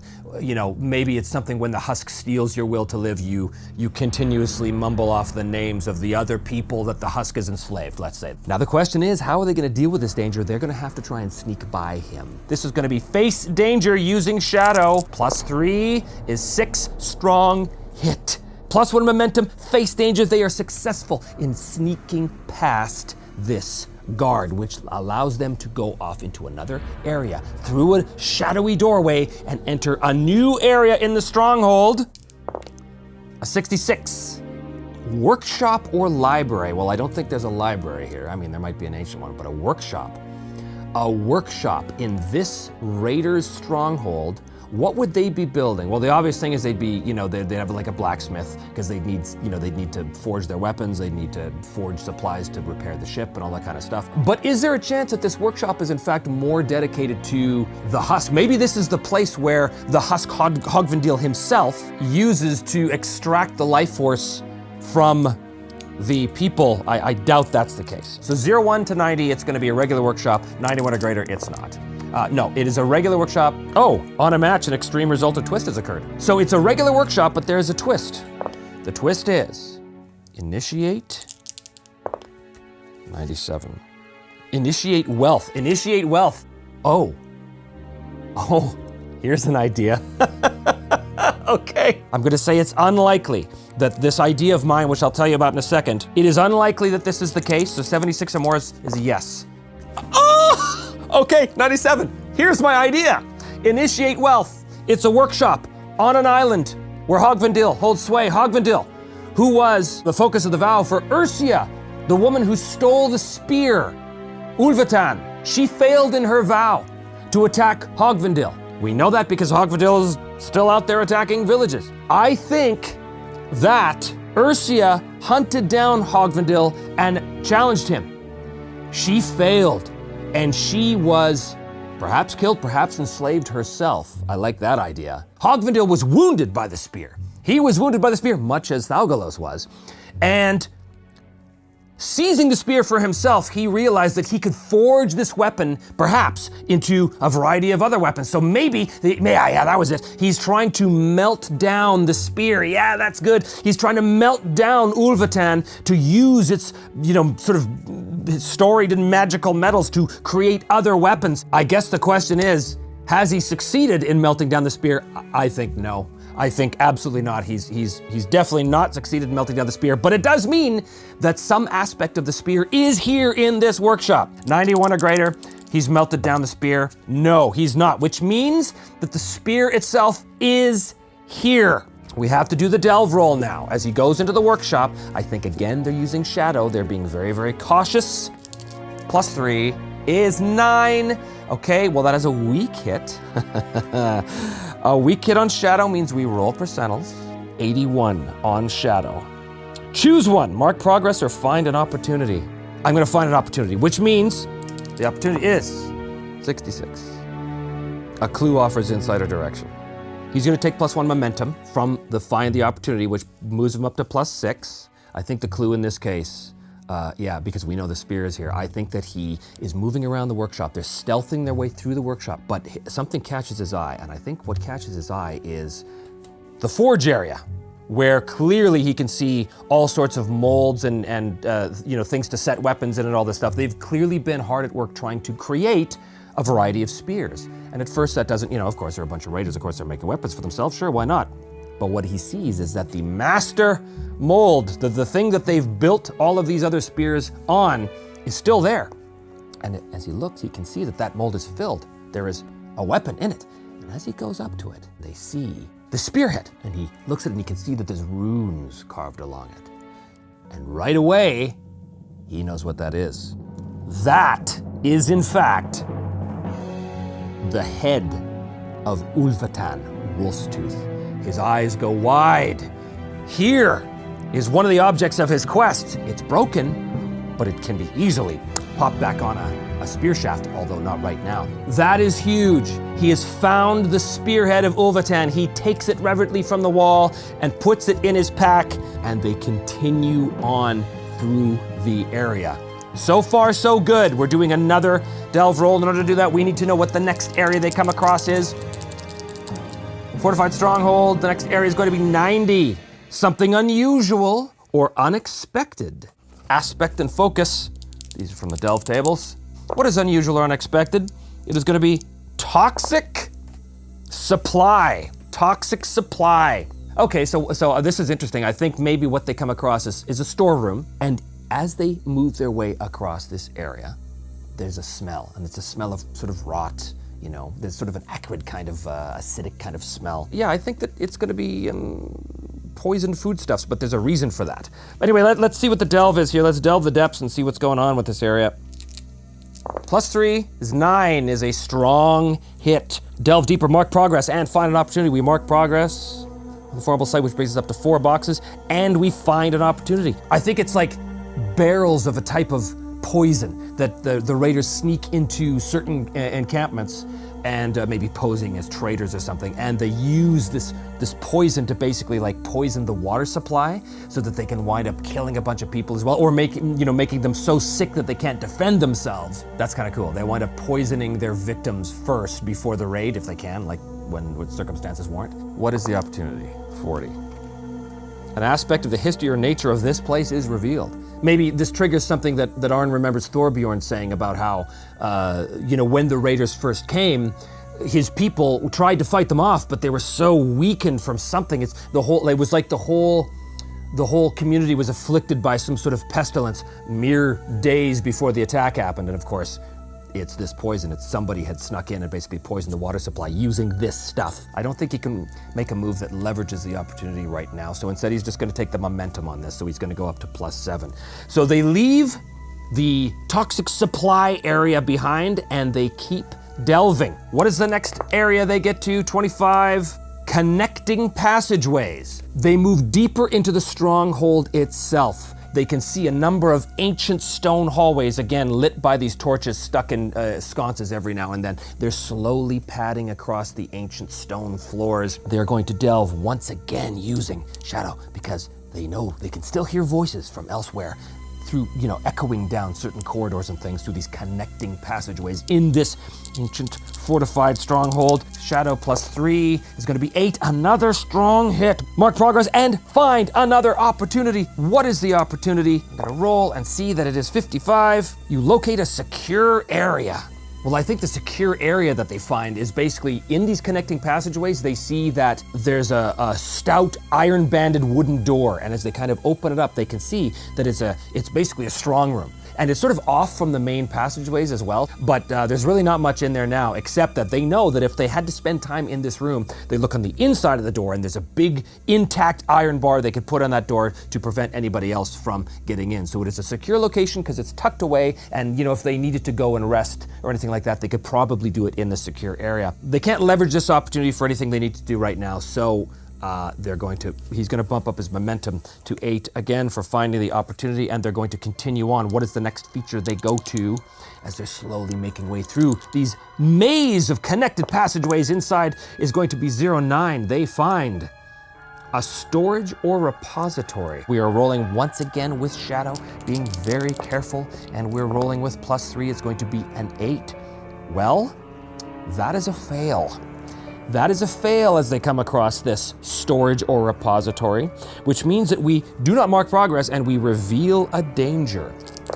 We roll 01, check the theme card, which is danger. Denizen patrols the area. What is the denizen? 64 is raider. It might be a place where they just throw the bodies of those who have been drained by the husk. Oh, that's kind of grim. That's kind of brutal, actually, yeah. So they come across this chamber inside the stronghold. It's got several doors, several exits, but the first thing they notice is the smell, because in the center of the chamber, there is a giant, I think maybe it's open. The roof is destroyed, the ceiling is destroyed, so it's open to the night sky. And there's this horrible smell of decay and rot and rotting flesh and things like this. As they move into the chamber, they can see where there's several piles of bodies, and it's clear to them that these are bodies of, some of them are in various states of decay, some of them are skeletons, all this kind of stuff, but some of them are fresh. And I think what they see is, they see a couple of raiders moving in from another entrance, carrying the body of some villager, freshly dead, and they take the body and they throw the body on the top of the pile where it kind of thumps onto the body. Its head turns, and as the Deadeye's face Arn, he can see that it has been totally drained of life. Like the face looks completely emaciated, almost mummified. Like the life essence has been completely pulled out of this villager. Very likely this is a villager from Highmark. But as they lay eyes on this room filled with corpses, those raiders that have just thrown the body on look at them, and they see them, and they pull their weapons, and they rush to the attack, taking our guys completely off guard because it was a miss. So when they enter the fray, these raiders are immediately gonna have the initiative on Arn and Ormir. That's gonna go very badly, I think, to open this fight, but we're gonna have to wait until next time to see what that fight looks like, because that is the end of our episode. Thank you so much for joining me, and come back next time to see what happens with the exploration of the rest of the fortified stronghold of Hogvendil here on Me, Myself, and Die.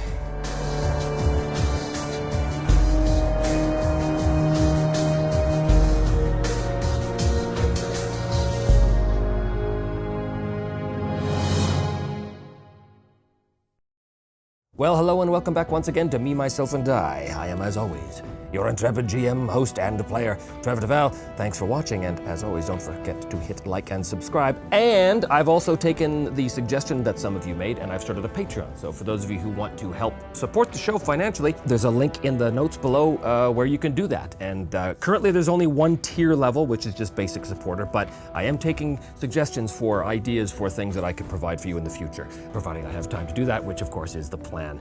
Nonetheless, thanks so much for the suggestion, and thanks for those of you who have already signed up. Now, to get back to our story, Arn, Ormir, and Thorbjorn, the old fisherman, had come to the island of Hogvendil on a couple of small boats. Thorbjorn was killed in the under maze of the fortress by a terrible eel-like creature, which left Arn and Ormir on their own to continue their explorations. They discovered the Viking longship, which was pulled up alongside an underground dock in a large cavern that was exposed to the open sea. So they found that unguarded, which was an interesting thing, but Arn also figured that might be an avenue of escape if they were able to find the rest of the villagers of Highmark. They also discovered, of course, the spearhead itself, Ulvatan. It turns out that Ursia, the woman who had stolen the spear in the first place, had tried to confront Hogvendil, possibly here on this island, had failed, but Hogvendil was trying to melt down the spearhead, presumably to turn it into a bunch of other weapons that he could distribute among his own followers.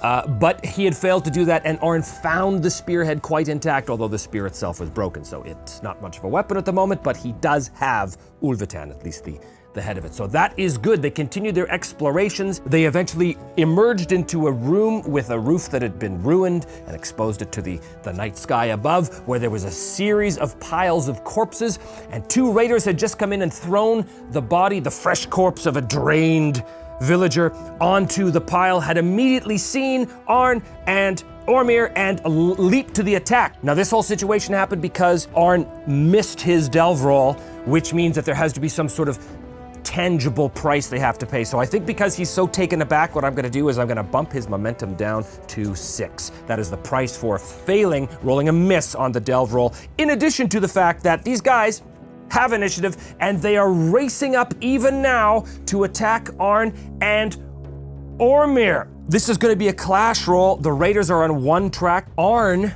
is going to roll a clash as he gets a few shots off at the raiders as they leap into the fray. Now he knows that once they engage him in hand-to-hand, his bow is going to be useless. So I think what he's going to do is he's immediately going to use his archer talent.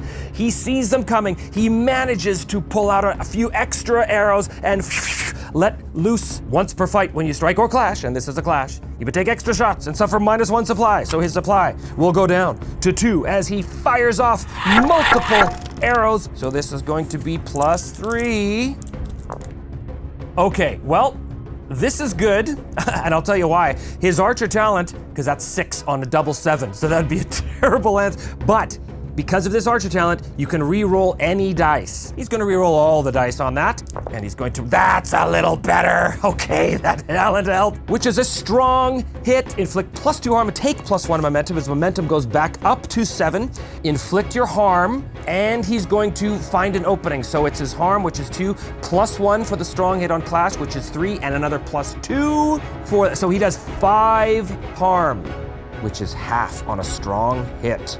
That drops this guy immediately as the arrows fly into him. So he took a strong hit on the clash, which means he seizes the initiative in this case after having blasted this guy. Because he has the initiative, he's going to move back as Ormir comes in to attack this guy. So he's going to fire one more time, and that's going to be a 3, which is a weak hit on a strike. You lose initiative but inflict your harm, so the guy takes another 2 boxes. That puts that up to 7, and a weak hit, and you inflict your harm, and you lose initiative on the strike. So this guy now engages Ormir, but I think what he's doing is he's fighting Ormir back towards Arn, back towards the opening of the chamber. The question is, what is Arn going to do? Well, he has lost the initiative. I think he is now gonna pull his sword, and he's going to run up and try and interpose himself between the raider and Ormir, because remember, his goal is still to protect Ormir. He doesn't want anything bad to happen to Ormir. So I think what he's gonna do, he's gonna face danger as he launches in to try and intercept the attack that's coming in on Ormir. This is gonna be a +2. And he's gonna, okay, well, that's not so good. We have a double 6s, but here's the thing. My momentum's at 7. I'm gonna cancel those 2 dice, reset to 2, so that turns into a strong hit on face danger. You're successful. Take +1 momentum. His momentum goes up to 3, and he manages to interpose himself. He kind of pushes Ormir out of the way, pushes this raider back. That is a strong hit now, which means that he is going to gain the initiative again. He, with his sword, launches himself in on attack, a flurry of blows at the raider, who has been momentarily taken off guard by this rather brave leaping into the fray that Arn has done. This is going to be a +2, which is going to be a weak hit on a strike. Inflict your harm and lose the initiative. So he does inflict 2 harm against this guy. He has wounded this raider quite severely, but he did not get a strong hit, so he cannot end the fight. He loses the initiative, and right away it's going to be a clash roll. This is with iron. He's lost the initiative, so he can't do anything to secure himself an advantage. It's going to be an 8, which is a weak hit on clash. You inflict your harm, but then pay the price, and the foe has the initiative. So you do inflict your harm, which is good, which puts him up to 10. That doesn't mean he's dead yet, though. Inflict your harm, but then pay the price. They exchange wounds. So Arn goes down to 1 health, and he's got to do an endure harm move right now as the raider's blade bites deep through Arn's leather armor. In this case, it's iron, which is +2, and he's going to roll 7, which is a strong hit. You know what? He's going to shake it off. He's going to suffer 1 momentum in exchange for 1 health. So his momentum goes down to 2, but his health goes up to +2. He shakes off the pain of that wound, slowing him down a little bit. Oh, if you make a suffer move and score a strong hit, you may take the initiative, even if you scored a weak hit on the preceding move. So there it is. Great, good to know. So because of his strong hit on endure harm, he seizes the initiative. I think he's going to stab and kick this raider back towards the fallen and prone body of his comrade, securing an advantage. This is forceful action plus iron to secure an advantage. He's had a strong hit, which is 6. Oh, look at that, it's another strong hit. You gain advantage. Take control, make another move now, not a progress move, and add +1, or prepare to act, take +2 momentum. He's going to take +2 momentum, which brings him back up to momentum of 4. He has got a strong hit. He's now going to roll to end the fight. What happens here? A strong hit, which means he kicks the raider back, and the fallen raider's spear was sort of jutting up a little bit, and the raider goes falling back, impaling himself on the spear, and he is killed as well. Moving quickly through this chamber, they're going to continue their delve. I think Arn has to take a second now. He's sort of breathing heavily. He's sort of, he kind of leans against this wall a little bit. Ormir comes up to him. Ormir, I need to bind these wounds. Help me. He's going to do a heal move on himself. So he's rolling +2 with Ormir's help. Oh, look at that. And it's a double 1, which is great. Give up to +2 health, so he is able to bind his wounds, which brings him back to +4, which in this case is his max. And what's the positive thing that comes out of this? A positive twist. You can roll on the action team table. Positive twist comes out of this, 63. Challenge. Challenge dream. Challenge a dream. Challenge of dream. Nothing's coming to me for this, so I'm just gonna ignore it. Which is perfectly legal too. If nothing comes to you instinctually on a roll, that's okay. Moving on. They continue their delve. Ho ho ho ho. And where does their delve take them this time? Let us find out. On the features of this fortified stronghold, 25. It is connecting passageways. Once again, they emerge into a maze of ancient, semi-ruined connecting passageways. How are they doing it? They are doing it with, well, here's a question, actually. They have found this room where the raiders were bringing in a freshly drained villager. They know, or they suspect, that the reason why there were no raiders by the ship or in the guard barracks downstairs was because perhaps the husk was doing some horrible ceremony or ritual where he was draining the villagers. I think this is going to light a bit of a fire under Arn. I think they're going to change their method by which they delve this place. I think they're going to use haste this time instead of being quiet. So they are going to roll with edge this time. What happens here? +3. Ooh. Well, 4, that is a weak hit. A weak hit means roll on the following table. Using edge this time. 0-6. Make progress and reveal the danger. We go up to 6 completed boxes on this. What is the danger in the connecting passageways that they uncover?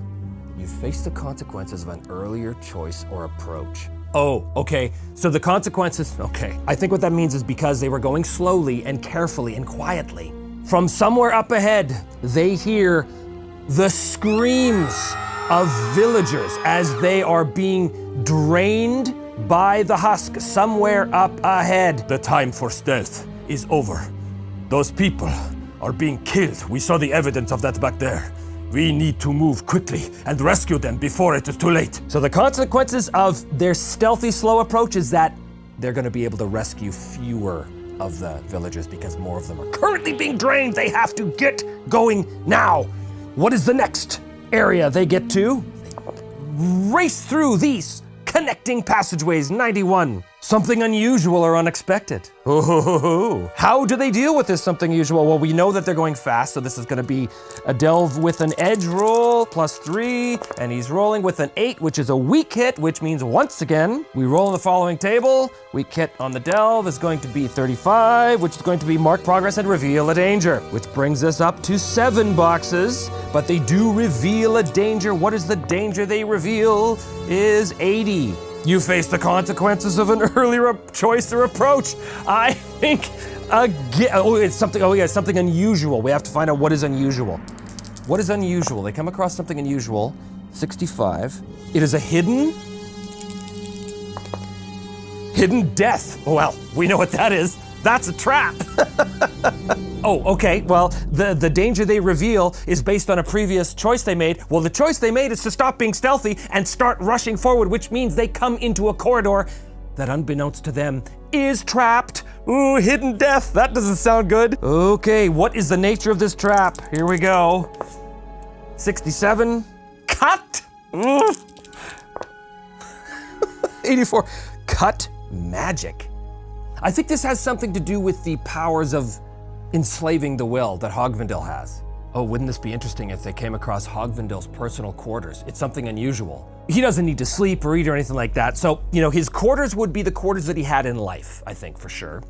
So there would be the bed, and there would be, maybe a 4-poster bed with mildewy kind of like covers and sheets, and there would be, an old wardrobe with clothes that have, long since moldered away from years of disuse.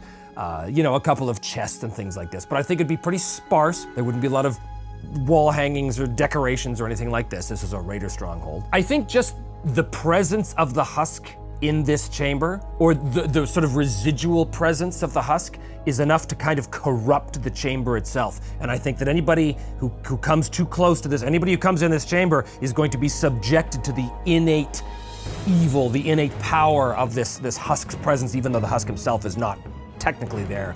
His will kind of lingers in the air. So they walk in, and right away, I think Arn looks over and he sees Ormir kind of standing there, shaking his head. Ormir, what is it? What is the matter? And Ormir's kind of, and he kind of looks at him. And when Ormir looks at Arn, I think the power of the husk's presence begins to manifest in Ormir's brain, and Ormir begins to see Arn as an enemy. And he's looking at Arn going, get away from me, get away from me.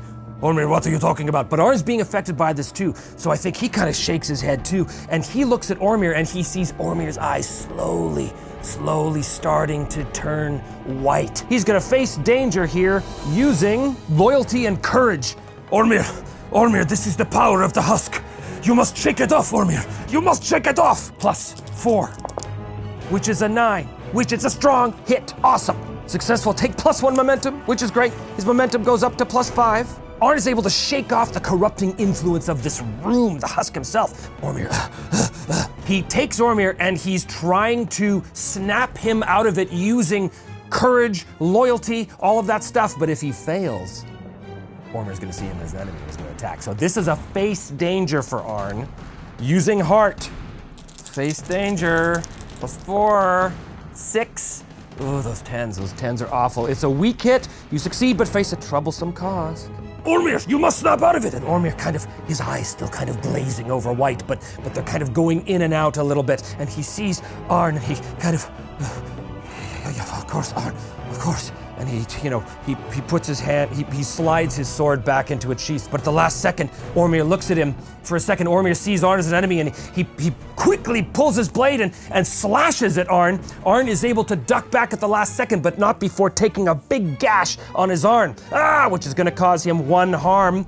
He cries out in pain and grabs Ormir again, but Ormir has snapped out of it now. I'm sorry, Arn. It wasn't me. It was his place. It was his place. Get a hold of yourself, Ormir. Blood is running down his arm. Get a hold of yourself. And Ormir does snap out of it. as they've beaten the power of this room, but not without cost. And they continue out of this horrible place, but they know they must be getting closer because they've come across the Husk's personal chambers. So the people of Highmark must be nearby. This is the assumption. Let us see if that assumption is correct. What is the next feature as they continue their delve? The next feature is going to be 37, connecting passageways again. So they are on one of the upper levels of one of the mid to upper levels of the fortress itself. Again, there's a maze of connecting corridors and passageways, and I think some of them slope up, some of them slope down. They come to ruined doorways. They come to rooms and chambers that are filled with the blocks of collapsed masonry as parts of this whole fortress have fallen into disuse and disrepair over the course of the centuries that it's been standing here. But more connecting passageways. They are still going fast, trying to find the people, which means they are rolling a delve with an edge. And this is going to be +3, and they get 6, which is a weak hit, which means once again they've got to roll on this table on edge, and they roll an 85, which is mark progress. Progress? Mark progress twice and reveal a danger. What is the danger they reveal? Let us find out. It is 66. You face an environmental or architectural hazard. Well, they're in these connecting passageways, and I just said that part of this area had collapsed into ruin, so I think it's pretty obvious. They're picking their way across a large, wide corridor that is filled with fallen blocks, fallen pillars. Bits of the ceiling have fallen down as well. So again, you can see the patchwork of the night sky above, the clouds scudding against the moon up above them. They're picking their way quickly across these rocks because they are rolling with edge. They're moving fast. What happens is there is the sound of stone grating against stone, and they look up and they see a large section of the ceiling is collapsing towards them. They've got to leap out of the way, which of course is a face danger using edge. Here we go, the two of them leap out of the way. This is +3, how do they do? Terribly, but it's actually okay because that's 4, which is a strong hit. They faced the danger. They leap out of the way as a large slab of ceiling block collapses into the corridor, blocking it off perhaps. And they're successful. They take +1 momentum, which moves them up to +6 momentum. Now, here's the thing. Do they delve one more time, or do they locate their objective? You know what? I'm gonna do it. I'm gonna try and locate the objective, which means we have 9 boxes filled on this progress. Do we locate our objective, which is finding the people of Highmark? Okay, that is a strong hit. You locate your objective. The situation favors you. Well, I think what that means is they find the folk of Highmark, or those that are left. The Husk is not here. The Husk had been here previously, and he had drained a number of them, but then the Husk had left into another part of the fortress. Not his chambers, obviously, because they just came from there. I think that they are in an ancient prison, basically, or a makeshift prison.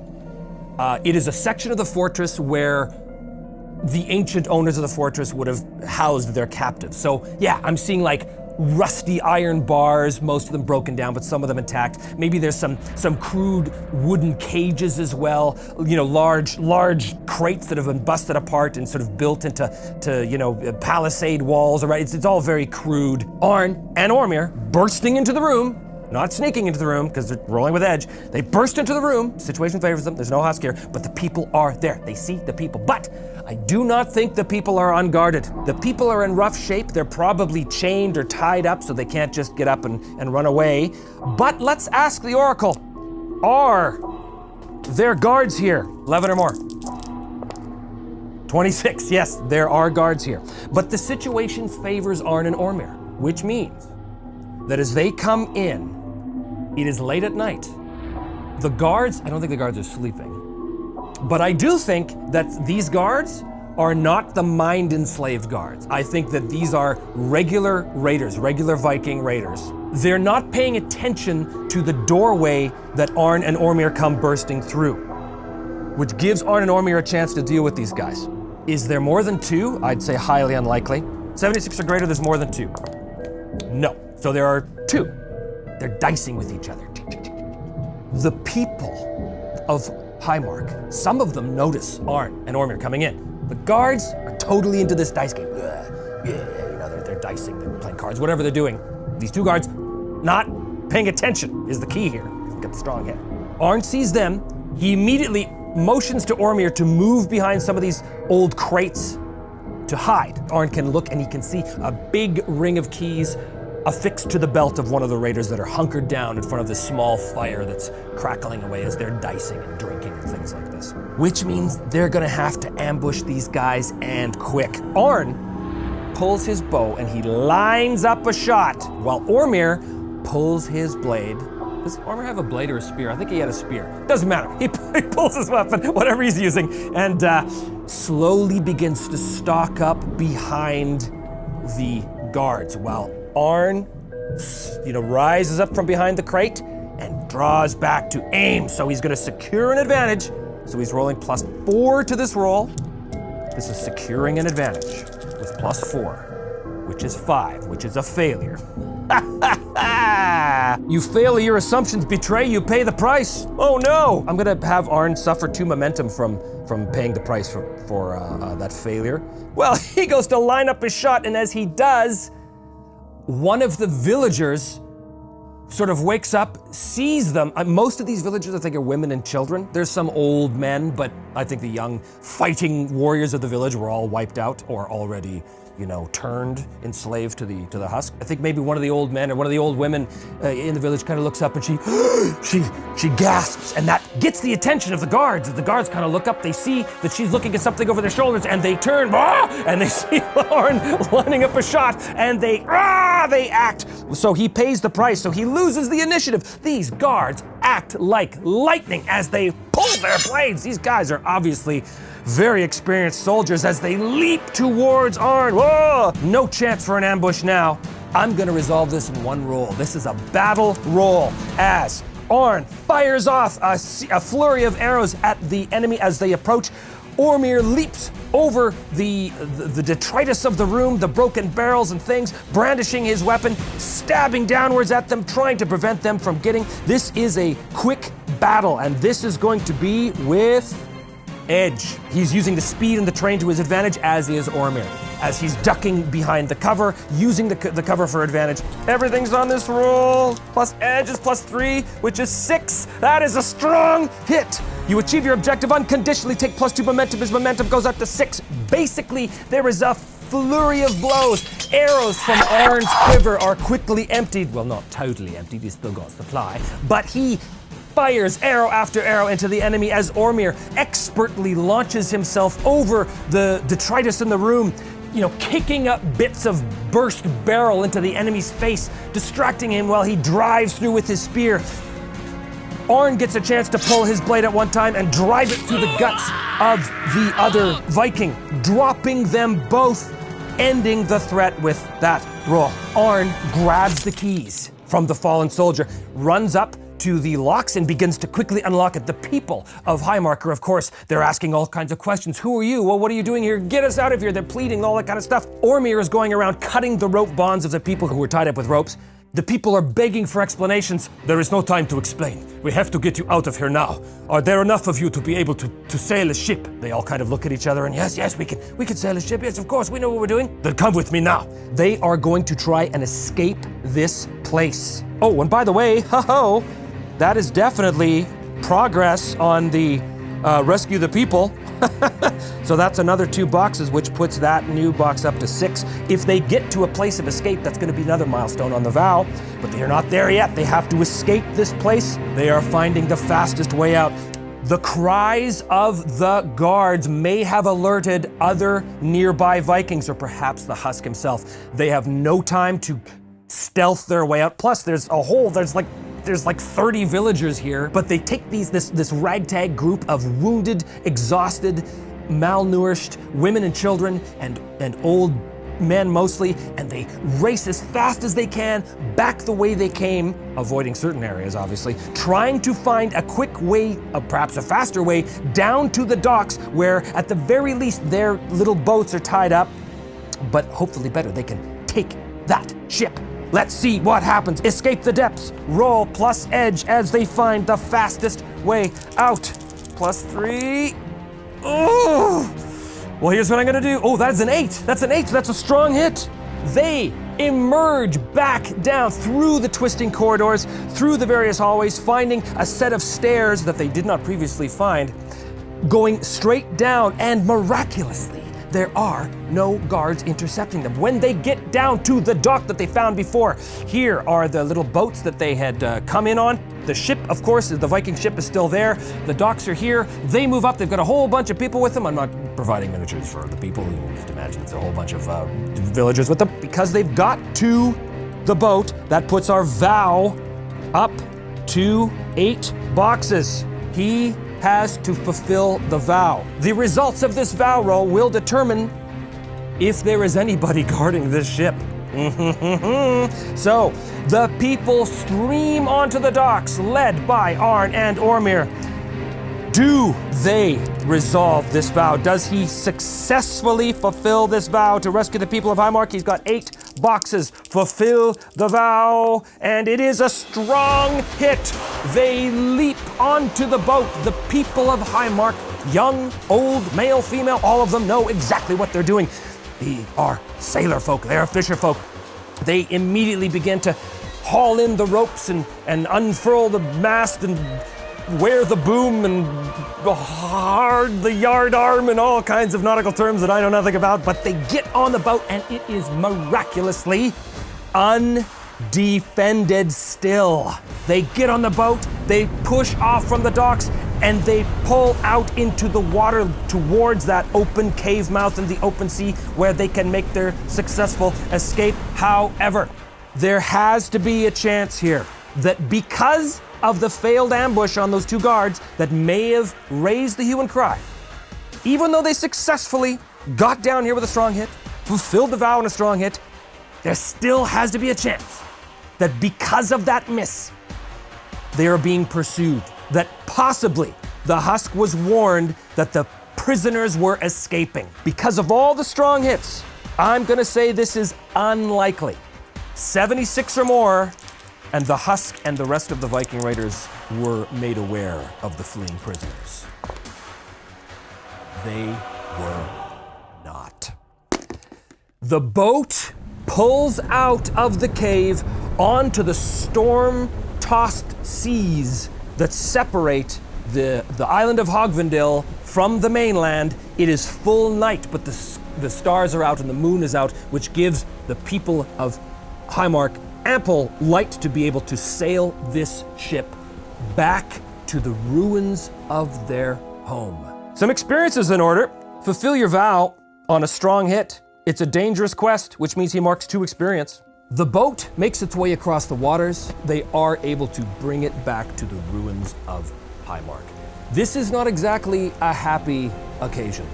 These people have lost a huge amount of their own folk to the Husk, and their homes have been reduced to ruins. And as the longship is pulled up on the beach and they're getting out, their hopeful looks of having just escaped the island and their tears of joy and thankfulness for Arn and Ormir are quickly swept away by the cold, biting wind that once again blows over the ruins of their home, and they are reminded of their new reality, that they are a people without a home, much as Arn's own people are.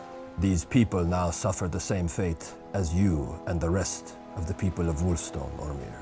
Yes, they are unhomed, much as we have been all these years. They have nowhere to go. But there is one thing that I have learned. There is strength in numbers. What are you getting at, Arn? You know the location of the caves that Jorun has been hiding the rest of our people. Take these people there now. Protect them, as I know you can. Well, you must come with me. I cannot, my friend. I must reforge the spear. Only you can find the way back. You speak the truth, Arn. I have valued your time with me, Ormir. Indeed, without you, I do not know if I would have been successful in this. I owe you my life. It was your life that I came to take. I give it back to you now, Arn. Your actions have proven that you are a loyal warrior of Wolfstone. I wish you luck, friend Arn. May whatever gods that still listen guide your steps on your journey. Thank you, my friend. Go with the blessings of fate. In the morning, Arn gathers his gear and heads off north to find someone who can reassemble the spear and see if he can track down any information on the whereabouts of the dragon. For that is still his goal. How will he fare? Tune in next time to find out. Thank you so much for joining me. And as always, don't forget to hit like and subscribe. And if you are interested in supporting the show on Patreon, the link is in the comment section below. Join me next time on the continuing adventures of Arn Kalapunki here on Me, Myself, and Die.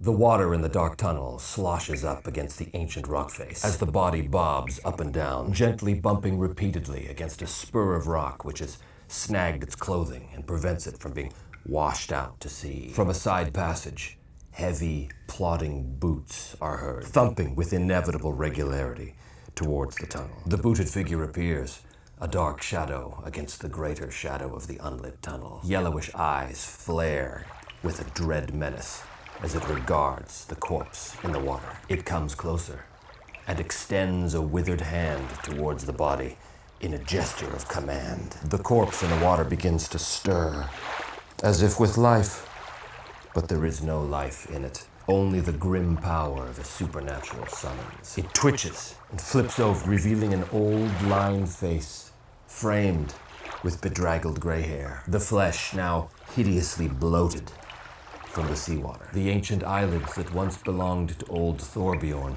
flip open, revealing dead, watery blue eyes. Eyes that suddenly roll back, all white. The specter standing in the tunnel raises its hand, and as if in response, Thorbjorn's body begins to twitch further and rise fully, hovering over the water. The old man's mouth falls open, seawater pouring from it. He speaks in an unliving, tortured voice, dead vocal cords twisting in agony, commanded against nature to make living sound. Please, release me. The dark figure takes a single step towards him. The dim light, reflecting off of the water, illuminating just for a moment its face, a desiccated ruin of a man, paper-thin skin stretched over a harsh, angular skull. Its mouth opens, and a sound escapes, not speech exactly, but a sound like a rusting blade scraping over stone, tortuously formed into words. No. Where is my spear?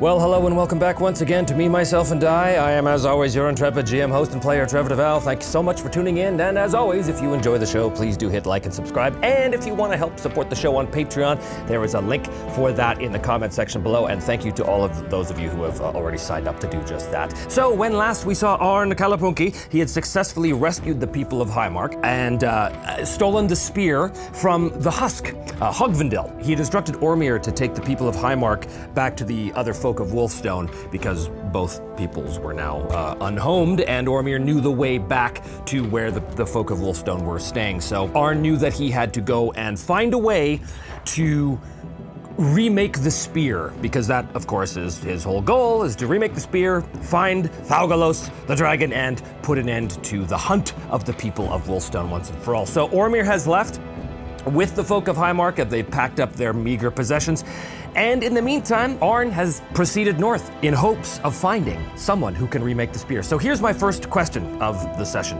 Is there anything special about remaking the spear? I think probably not. I think he probably just needs to find a blacksmith of some sort, a weapon maker of some sort, who can reattach the head of the spear onto the shaft or the body of the spear. I think it is unlikely that he needs anything special with the spear. So basically, 1 to 75, basically he just needs, you know, a regular old kind of blacksmith, someone who can put the spear together. But if it's 76 or more, there's something else that requires. What do we have? We have 70, almost, very close. But no, in fact, he just needs someone who knows how to craft weapons to put the spear back together for him. So he is wounded, his spirit is a little low, and his supply is running low too. The encounter on Hogvindil's island cost him quite a bit, so he's gonna have to deal with that. And the other issue is, he doesn't know where he is, and he doesn't know anything about this part of the Ragged Coast. So he doesn't know where there's going to be a settlement where he could find a blacksmith. So here's what I'm gonna do. I don't think that remaking the spear is gonna count for a separate vow in this case. I think it's just a milestone on the way to the greater vow of defeating Thalgalos. So what I'm gonna do is I'm gonna have him undertake a journey. And he doesn't know where he's going. He's just looking in the wilderness for a settlement that might have someone who can remake the spear for him. It's going to be a formidable journey. We're gonna create a new journey for him. Find a weaponsmith. So he sets off from the ruins of Highmark. He's going to head up north along the Ragged Coast, and hopefully he doesn't have to turn eastward into the deep wilds, which is a place largely avoided by the Ironlanders. It is a place of dark, dismal forests. Maybe there'll be something there for him, but hopefully not. Hopefully he can find something in this part of the Ragged Coast. Before he even starts the journey, he's going to try and do a resupply because he's down. So this is going to be a plus wits roll. Plus wits, +2 is 4, which is a weak hit. So you can take up to +2 supply, but suffer -1 momentum for each. Currently his momentum is at 7. I think he's going to put his momentum down to 5, so it slows him down a bit, but his supply is gonna go up to 4, which means that it takes him some time to find the necessary materials, not only to fletch his own arrows, because his quiver is been quite depleted from all of the rapid volleys of arrows he's fired at his enemies over the past few, days, but also it takes him a lot of time to hunt down an animal and bring down maybe an elk or something like that, or maybe something smaller. Whatever the case is, it slows him down. His momentum is now at 5, but his supply has gone back up to 4. So what we're gonna do is we're going to do our first journey roll. Now he is a wayfinder. So when you undertake a journey, take +1 momentum on a strong hit, and he doesn't know where he's going. He's just kind of hoping that he gets somewhere good. Okay, his first journey roll is a +2, and okay, well, 3, that's a weak hit. You reach a waypoint and mark progress, but suffer -1 supply. Well, I sure am glad that he took the time, the day or two that it took him to resupply. He's gonna mark his supply down to 3, but he does reach a waypoint. And what is the waypoint he finds? This is a 53, an abandoned 41. Abandoned rapids. Well, what I take that to mean is that he comes across a rather large raging river that's falling down from the cliffs and working its way through the forested, hilly areas that he's now in. He comes across a ford, or what was once a ford. It would have been a good place to cross, but the river has swelled, and where there was once a calm, serene ford, now that place has turned into a series of raging rapids. So he has marked a waypoint. This is actually progress, so this isn't a bad thing. Does he attempt to ford this area? You know what? I think this is where he's gonna make camp. I think he's gonna decide. He's pretty exhausted. He's been through days and days of travel and battle and suffered untold horrors from being in proximity to the husk, Hogvindil. I think now is the time he's gonna make camp. It's a fairly decent area. There's a wide open spot, maybe here, beside the river, so we'll have plenty of fresh water, which is always good. He's going to rest and recover for several hours in the wild. So he's gonna roll plus supply, which in this case is +3. Make camp, plus supply. 7. Oh, strong hit and doubles. Strong hit and a match. So this is really good. This is an opportunity. This is something positive that happens for him as he makes camp. He's going to recuperate and relax. Recuperate means his health goes up to +4, which is his maximum. And relax is +1 spirit, which puts his spirit back up to +5. He recuperates, he relaxes. I think this place, abandoned as it is, not only is there no chance of any sort of nasty thing stumbling across his camp, but I think that this place has, I don't want to say a magical quality to it, but there is something particularly serene about this place. I'm imagining that this place used to be a resting spot for those who came before. We don't know anything about the civilizations or the first folk that were here before the Ironlanders. We just know that they existed, and I think that at this glade, it is so serene and so peaceful as he sits there, consuming his rations, resting, thinking, recuperating. Such is the peace of this area that it allows him some time to reflect on many things: his past, his present, his future. The match is going to give him just an additional momentum. I think his momentum is going to go up to +6. He begins anew with a new sense of purpose, a renewed sense of vigor. Perhaps there was something particularly restful about this place. Anyway, we'll never know because he's going to leave it. So he continues on his journey. And remember, as a wayfinder, if he rolls a strong hit, that's good for him because he gets +1 momentum. But we shall see. +2 is going to be 5, so that is another weak hit. So once again, he marks progress as the days go on. It does cost him supplies, so he is now back down to 2. So as the days go on, the land becomes harder, harsher. He starts to climb uphill a little bit, further and further away from the coast and the sea, and more up the cliff and into the forested areas. He is actually moving further northeast than perhaps he intended because of the lay of the land. He is making progress. This next waypoint is going to be 5. It is an exposed 12 lair. Okay, what is the nature of this exposed lair? Action and theme. 59. Take 99. Take strategy. Exposed lair and take strategy means to me that he comes across the lair of some creature. It is exposed. That could mean a number of things, but take strategy. He is in no danger of this. If he wants, Arn can completely avoid this. I've always had it in my head that there was some race of sort of half giants in my version of the Ironlands. Not exactly the same as described in the IRONSWORN book, but the version I have in my mind is that they're far more dangerous, they're far more stupid, more like kind of Tolkien-esque trolls in a way. I think he comes across a constructed wooden hall.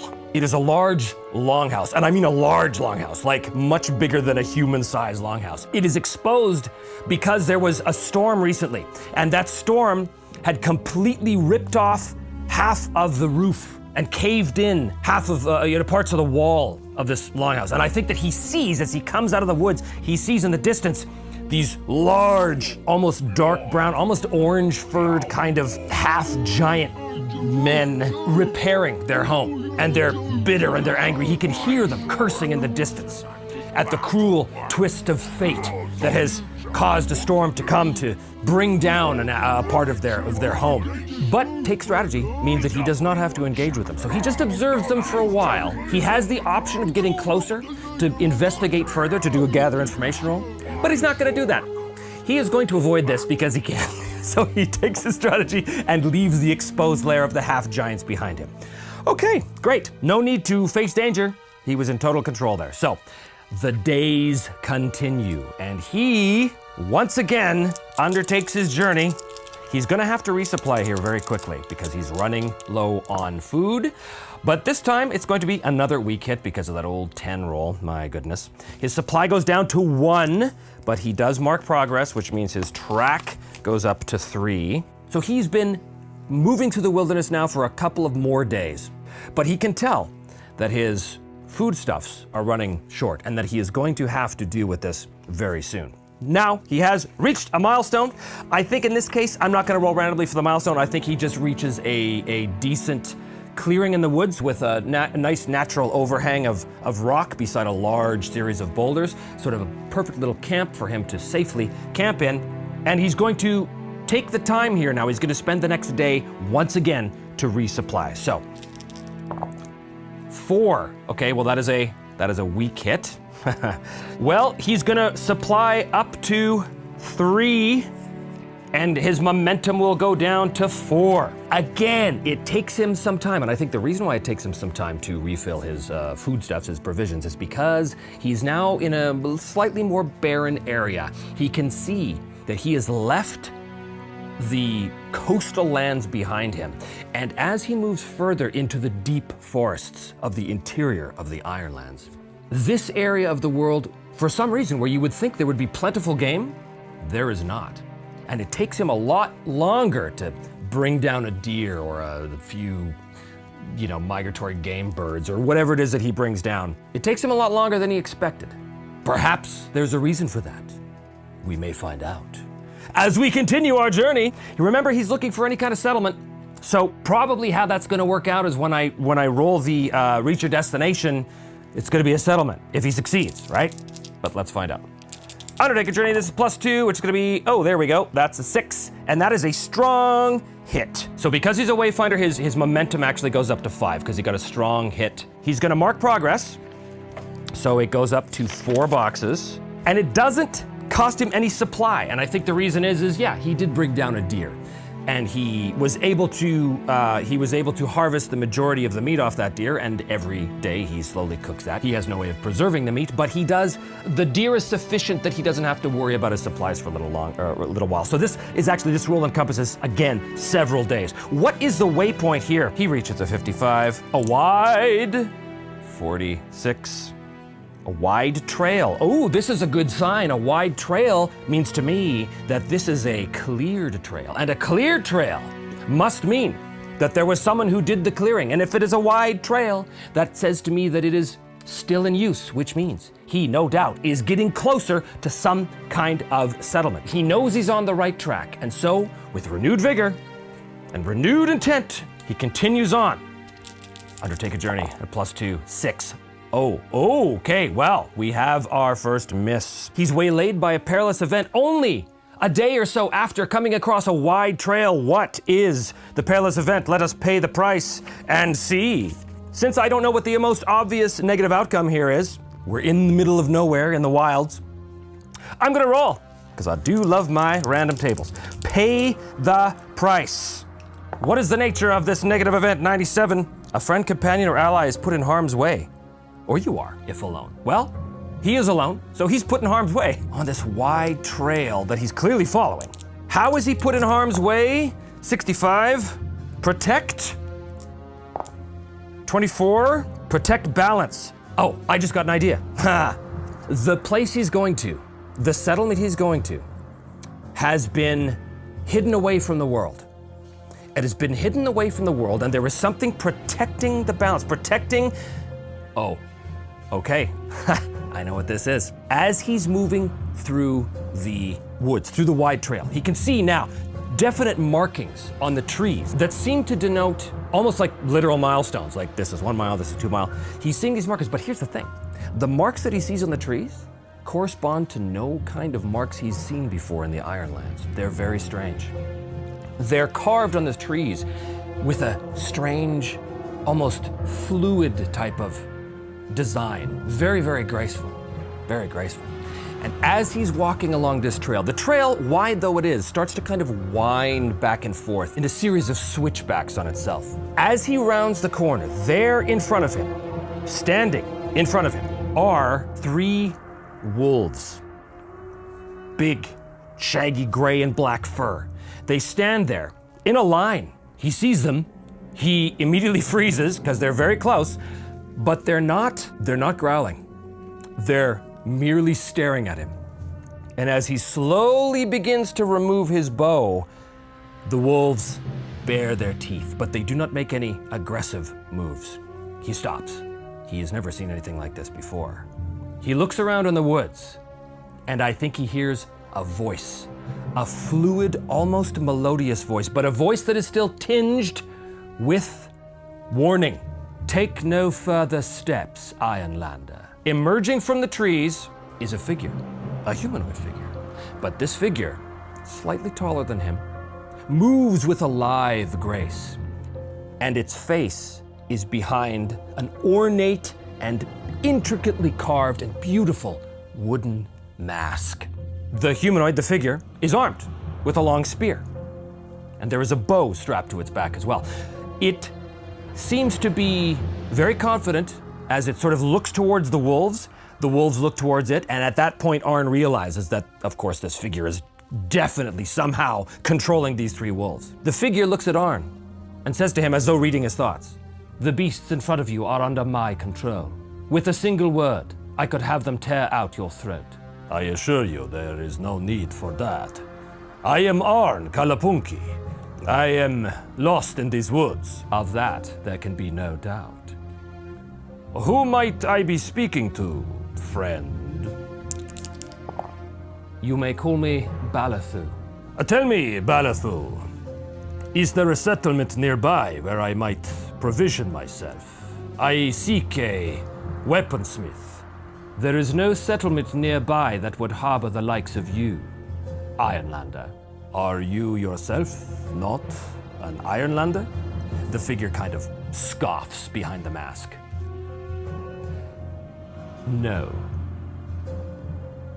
Very well. This trail must lead somewhere. And at that point, he can kind of see that the figure sort of visibly shifts almost in a more defensive position, and the wolves at that point, as well, again, bare their teeth, as though the suggestion that Arn continue on this trail is not something this figure, this Balathu, seems to enjoy or like. There is nothing for you here, Ironlander. Turn around and go back the way you came. Friend Balathu, I cannot do that. I need to find someone who can help me reforge an ancient weapon. Are you such a person? He's going to do a gather information roll here, using heart, because he's engaging in conversation with this strange figure in the woods. He's +4. And that's a fail. Let's see what the price is. The price is 59. It causes a delay or puts you at a disadvantage.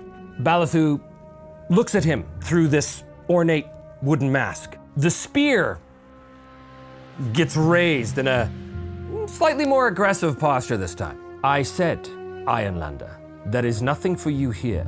I'm going to just literally interpret that delay as a momentum shift. So Arn is put off by this resistance. So his momentum's going to go down by 2. His momentum's going to go down to 3. Please, Balathu, whoever or whatever you are, I am in desperate need. I am undergoing a sacred quest. That quest is to slay a beast that has terrorized my folk for years. I need someone to help me reforge the weapon that can bring down this terrible beast. If there is any chance that this trail leads to someone who could help me, I would be willing to compensate you, or whoever it is that could help me. This is a compel roll. He is trying to barter, basically he's saying, if you can help me with this, I'll give you something in return, which very well might be a new vow. Let's see. There's no bond here, so he is just rolling +4. 10! Oh, strong hit! Tick +1 momentum, his momentum goes up to 4. Balathu looks at him. The spear comes down. Less aggressively this time. You say you are looking to slay a beast. Tell me, what is the nature of this beast? Its name is Thaugalos. Does Balathu respond to the name Thaugalos? I would roll dice, but I think because he got a strong hit on this compel, that the answer is yes. Thaugalos, the dragon. You know of it? My people are familiar with this creature. And you say you have a weapon that requires reforging. Yes. It is the spear of my ancestors. It is called Ulvetal, Wolf's Tooth. But, as you can see, He pulls out the spearhead from his pack. it is shattered at the base and requires to be remade into a proper weapon. There's no change in expression from behind the wooden mask. But Arn can tell that Balathu is very coolly regarding the spearhead in his hand. That blade is exquisitely crafted. If you are using it to bring down the dragon Thaugalos, if you are going to attempt such a thing, then perhaps my people may be of service after all. For you see, Thaugalos, strong yet uncompelled, has also plagued us these past years. It has. Yes. The creature has never been able to find our village. We are well protected here. But it is a menace. Do you know of its location? I have already said too much, Ironlander. But I may be able to assist you. Come. And with a gesture, the wolves immediately fall into line at his heel as he walks down this twisting wide trail with these strange ornate markings on the trees. Arn has to ask the question that he's been thinking the whole time. Friend Balathu, forgive my naivete, but I must ask. I have never encountered people of your nature before. Where I come from, we do not cover our faces in beautiful, exquisitely carved masks. Might I inquire as to why you cover your face? Balathu stops in front of him. The wolves immediately stop at his heel. He turns to face Arn. Again, behind this mask, Arn can't tell what's going on with this person. You have not yet earned the right to look beyond the mask of my people. Is there any chance that Arn knows what this is? Who Balathu is? Of what people Balathu comes from? Let's ask the Oracle.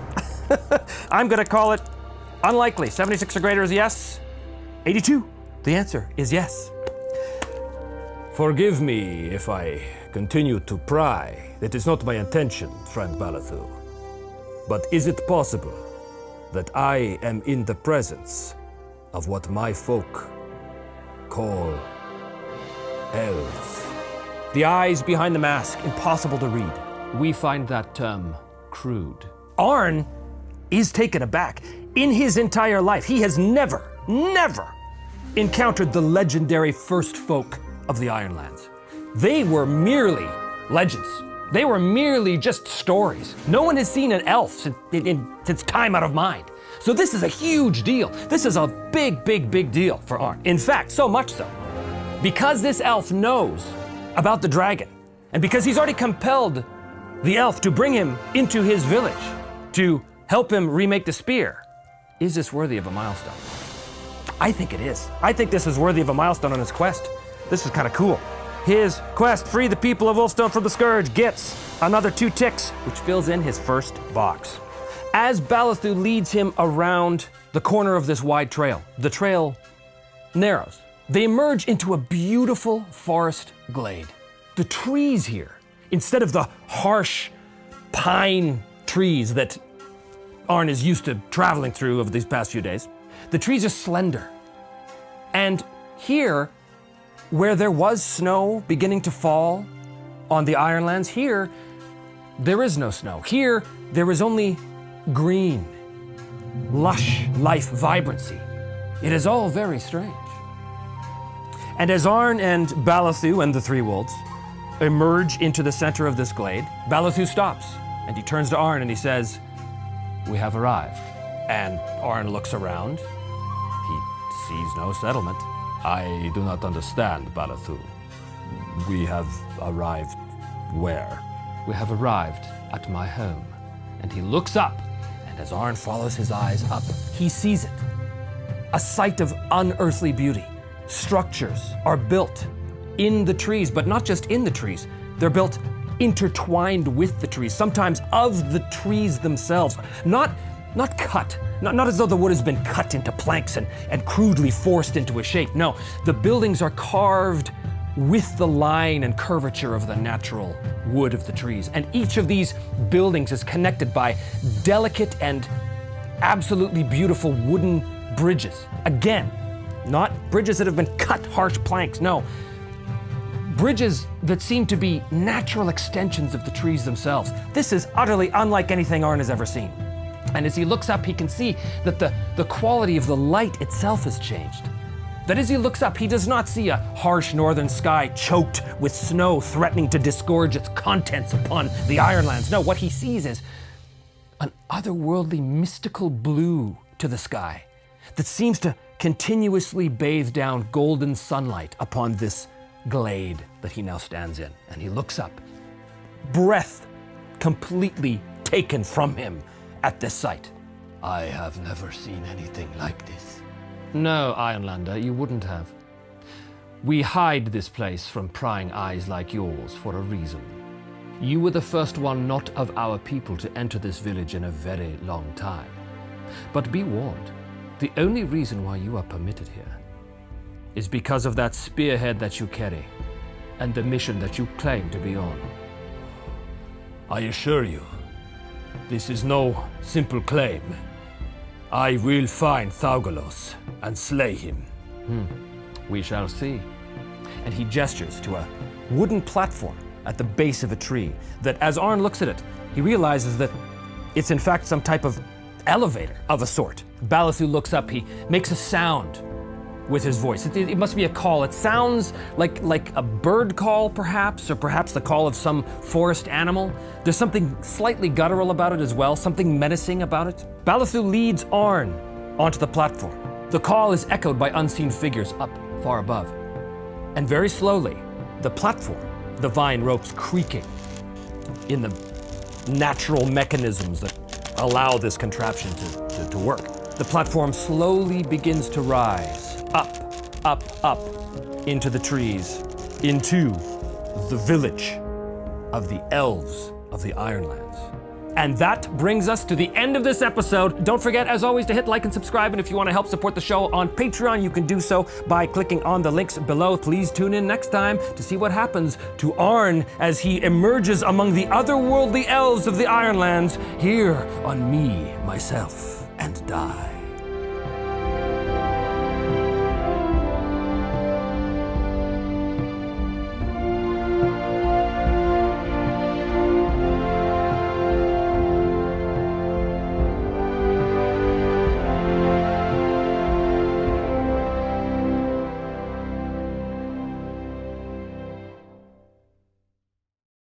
Well, hello and welcome back once again to Me, Myself, and Die. I'm, as always, your intrepid host, player, and GM, Trevor DeVal. Thanks so much for watching, and as always, if you do enjoy the show, please do hit like and subscribe. And if you want to help support the show on Patreon, the link for that is in the show notes below. And thanks to all of you who have already done so. That's very appreciated. Thank you very much for being part of the family, so to speak. When last we left Arn Kalapunki, he had left the ragged coast behind and headed up to the north and to the northeast into the deep wilds. Although he didn't know he was going to the deep wilds, he discovered that he was, because the area quickly became sort of weirdly mystical. So mystical, in fact, that he ran into a character by the name of Balathur, who turned out to be an elf. One of the firstborn, one of the miraculous and strange first folk, of which is known very little, because the Ironlanders do not, in my conception of the Ironlands, they do not interact with them at all. So, in fact, they're legendary. So Arn has sort of discovered this big deal, that there are in fact elves in the world, although they very much keep to themselves. He takes him to the community of Windhaven because it was discovered that Thaugalos the dragon had also been, at times, plaguing the elves. And so Balathur, and presumably Balathur's folk, had reason to also wish the demise of the dragon. So that is where we begin, as the platform that Balathur and Arn were on rises up into the trees. Now, before we get on with anything, I need to resolve something. He had not sworn a vow, but he had undertaken a journey, and that journey was to find a weaponsmith. Now, we've come across Windhaven, so perhaps this is in fact where the weaponsmith is, presumably going to be an elven weaponsmith. But we don't know that. So I could roll the old oracle dice to determine that, but instead, I'm going to do something quite risky. I'm going to reach your destination, which is a progress move. Now, this is dangerous because I've only got 4 hits on that chart, so there's a very good chance he could fail. And if he fails, that means something bad has happened and yada, yada, yada, and we'll determine what that is. We're looking for 3s or less. Okay, well, we have a weak hit. That's very close. A weak hit is okay. When the platform ascends into the trees, Arn is surrounded by several other wooden mask-wearing individuals, all armed with spears, bows. He can't tell any details about their face. They're all slightly taller than him, much as Balathur is. Balathur says some words in what must be an elvish tongue that Arn obviously doesn't understand. The elven guards sort of lower their guard a bit, but not entirely. As Balathur had told Arn, he was the first human to come to their settlement in a very, very long time. So they're going to be very much on their guard. So the thing is, He will reach his destination. So there is, in fact, a weapon crafter here, but there's going to be some sort of complication. Let us determine what that complication is. If he can deal with this complication, then that'll be a milestone on his vow as well. So 93, that looks like to me. It's a little cocked, but that's fine. Journey, 88. Journey knowledge. Journey of knowledge, perhaps you could read that as. There is an elven weapon crafter here who can actually help him make the spearhead, but the weapon crafter needs something. Arn is taken by this group of elven guards after Balathu has explained the situation. Across some of these graceful suspension bridges that connect the platforms one to another. As I said last time, the sunlight filters in through the trees, creating a dappled lighting effect everywhere. Greens and golds and the smell of fresh trees and air and vegetation are very, very strong in Arn's nose. He's sort of walking with a bit of an awestruck, look on his face. They cross to one platform and another, and they go through the hollowed out areas of trees, and they go past these magnificent, almost mansions built of the trees themselves. But eventually, they come to what would be in the Ironlands, what would be like a forge, basically. But this is a little different. This is an elven forge. So, it's not permeated with the cacophony of ringing metal and hammers and things like this. The elves craft their things much differently. In fact, I think it's quite a mystery how the elves craft things, and I don't think Arn is in any position to have those mysteries revealed to him. So, as they take him towards this forge, I don't think Arn's going to be able to see much. Basically, everything is covered in, there's almost like a curtain of leaves and vegetation that prevent him from seeing too far into any one building. Balathu again exchanges words with the elf who's there. Who is the elf that is there? Who is this person who is the weapon crafter? Faraza. Character descriptor, Faraza, 59. Driven.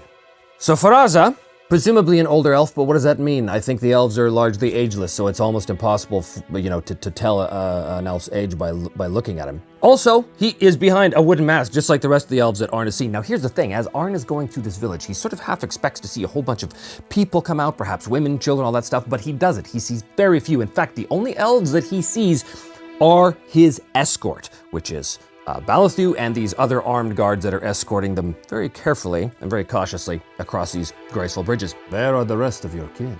Surely this cannot be all of your people. They are here, but they choose not to reveal themselves to such a stranger.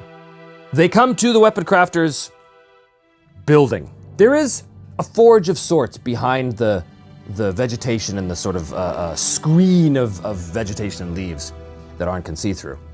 But it's unlike anything he's seen before. He can't really get any details about it because he's kept from getting too close to it. In fact, as he sort of peers in to look a little closer, Balathu and some of the other guards sort of interpose themselves between him and the weapon crafter's residence. Faraza comes out. He's wearing an ornate mask that is very similar to the rest of the masks.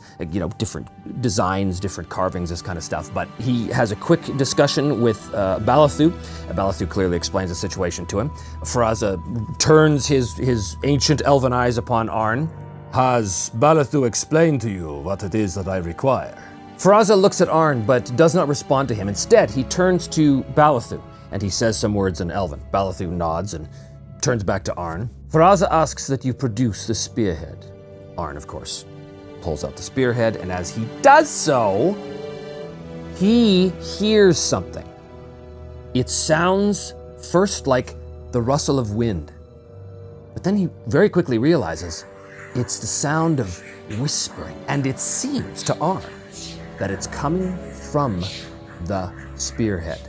This is going to be important later on. You'll see why. Arn's eyes kind of go wide. He's never seen this happen before.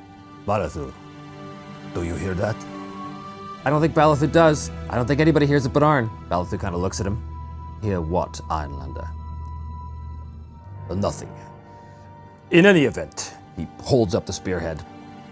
Here is Ulvetan. It needs to be remade into the weapon that once pierced the hide of Thaugalos the dragon. It can do so again, with your help. Arn gingerly puts the spearhead in the old elf's hands. The elf looks at it, sort of turns it back and forth.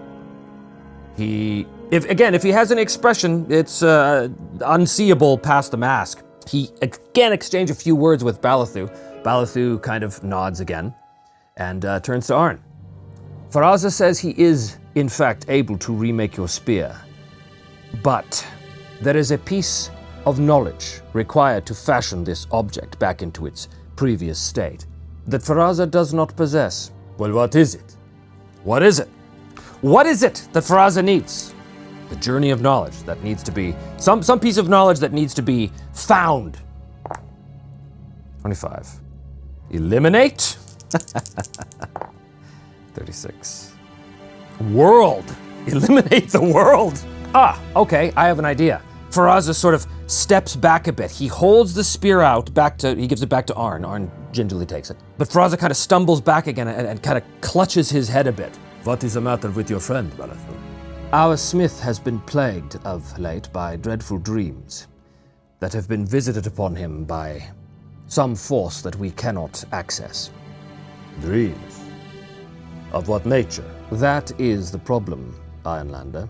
The dreams that are invading Faraza's mind and preventing him from completing his tasks do not emanate from his own thoughts.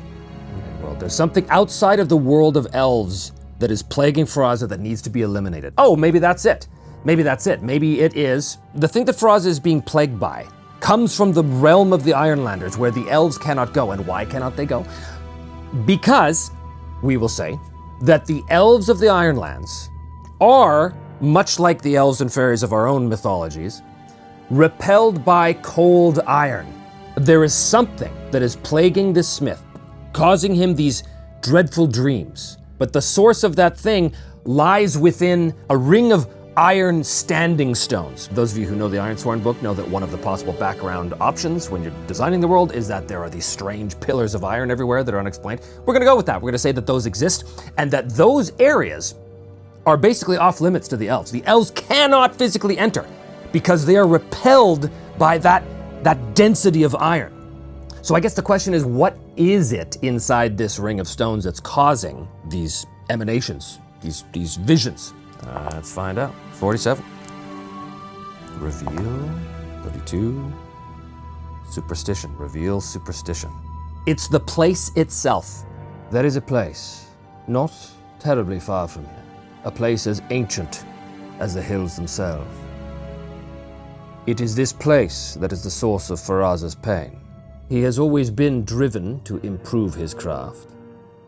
Perhaps he has delved where he should not have. We cannot go anywhere near it, for the iron stones prevent our entry. But you, Ironlander, you can. And once I enter the circle, what must I do then? What must he do then? It is the power of this place, so it's not like he has to kill a monster or something. Your task will be simple, Ironlander. You must take an item that belongs to Faraza, we will give it to you, and you must take it into the center of this circle, place it upon the rock there, and say a combination of words, which I will teach you. What is this item? Faraza was driven to increase his knowledge, to improve his craft, and I think he sought out this place thinking perhaps there was something in this forbidden place that he could use to increase his skill, or whatever the case was. He paid the price for that. Now he's plagued by these dreams. I think because he was driven to find ways to improve his smithcraft, I think that Arn has to take Faraza's hammer, his forging hammer, and take it and basically break the spell that has been cast upon it that is causing these issues for Faraza. So I am to take Faraza's hammer, put it in the center of this place, say a few words, and that will be that? And that will be that. Balathur, forgive me, but somehow I think that you are not telling me everything. Is he telling him everything? I don't know. I think we're gonna wait to find out. Swear to me, Ironlander, that you will do this. And in return, Faraza will recraft your spear so that you may continue on your mad quest to slay a dragon. Very well. I swear by iron and blood, I will do this for you. So, time for a new vow. I thought this might happen. So, break the spell plaguing Faraza. So now he swears his iron vow, He's rolling plus heart, swears the iron vow. Oh, 5. Well, that is a weak hit, plus 1 momentum. and envision what you do to find a path forward. So +1 momentum means he goes up to momentum 5. So the information that we already know is that this circle of stones is close. It's on a high hill in a elevated part of the forest, not too far from here. He does have to safely get to the hilltop.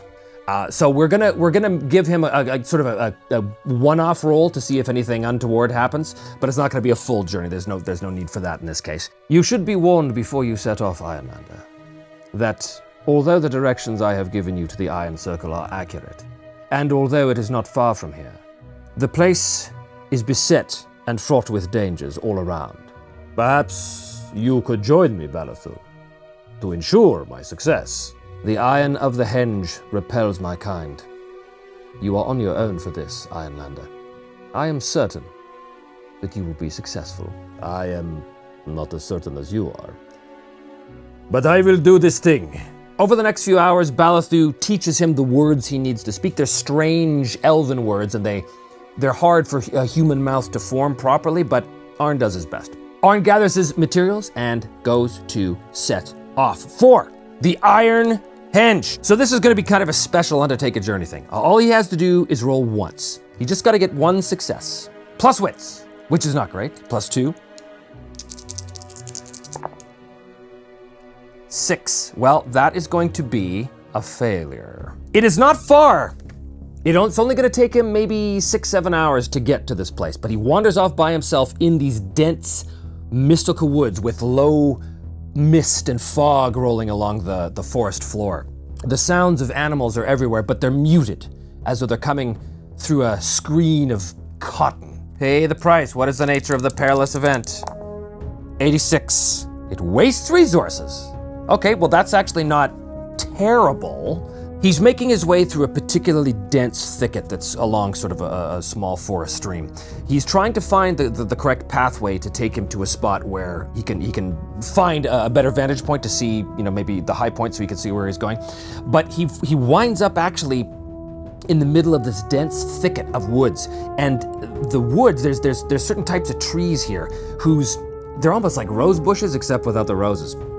The branches and the limbs of these trees are sharp with sharp thorns on it. And as he's moving along, the thorns begin to cut not only into his skin and into his clothing, but unbeknownst to him, as he's, focusing on just getting through this thicket without having his eyes poked out by these thorns and such, the jagged limbs of these trees and bushes are cutting into his pack. Finally, he escapes this place, face bleeding from multiple minor cuts and lacerations. Goes on another few minutes until he comes to the bank of this small stream, there to stop and sort of recuperate, rest, maybe eat something, and he pulls out his water skin. And he realizes that his water skin has been emptied because the thorns from the bushes have cut it open, emptying out his water skin. So he sets to stitching his basically destroyed water skin, but it's going to set him back by 2 supplies, so his supply is going to go down to 1. As the sun is beginning to set in these thick, dense woods, there's a thick mist that has congealed at the base of this heavily forested hill that he can see directly ahead. And at the top of the hill, there's a bald patch. And rising up out of that bald patch, almost like a series of silvery black fangs thrusting up from the ground towards the sky, is a series of jagged iron rock pillars in roughly a circle at the very top. Obviously, he knows this is his destination. He steels himself and begins to move forward. Now, he has arrived here, and it has cost him something, which means that he will, in fact, mark progress. He'll mark a milestone on his vow. He ascends his way, and I think by the time he picks his way up the steep slopes of the forested hill, he gets to this circle of stones. But by the time he gets to the circle of stones, it is full night. The stars are out above, clouds scudding against the sky, a half moon providing enough silvery blue light upon the circle itself. All is quiet here. And in the center of the stone circle is a stone altar. He himself, being an Ironlander, is not particularly repelled by this. In fact, to him, it just seems like an ancient monument to some forgotten god, perhaps. Or perhaps to nature itself, or perhaps to the fates. Who can say? He doesn't know. Is there some sort of mystical power to this place that is going to try and prevent him from bringing the Elven Smith's hammer into the circle? I think it's likely there's something, so 26 or more. Oh my goodness. No. He is able to enter unscathed. He steps across the threshold, 1 foot moving in between the large stones beside him. And they're tall, they're like 15 feet tall. They're smooth, but with kind of jagged tops. As I said, almost like curving fangs emerging out of the earth. He steps inside, fearing the worst, thinking something might happen. His weapon's out, his bow out, I think. But as he looks around, nothing happens.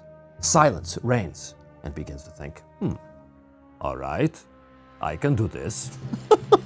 He takes a few steps towards the altar. Hello? Is there anyone here? I think his words just evaporate into the night air. All is quiet here. As he gets to the stone altar, holding the hammer of Faraza, he can see bits and pieces have been chipped away over the course of the eons. He takes the thing, the hammer, and he sets it on the altar. And he begins to speak the words that Balathu taught him. So here's the thing. These are elven words, okay? Elven words that he is wholly unused to, but he has to get them right, because if he misspeaks, if he pulls an old Army of Darkness, Klaatu, brother, then that's going to be bad. So how is he going to do this? He is going to face danger using wits. It's got to be wits. Or perhaps he can gather information. Perhaps he's going to, you know what? I think that Arn's going to investigate the area before he just starts in with this elven ritual. I think he's going to have a quick look around because, he needs to know if there's something else going on here. +2 is, okay.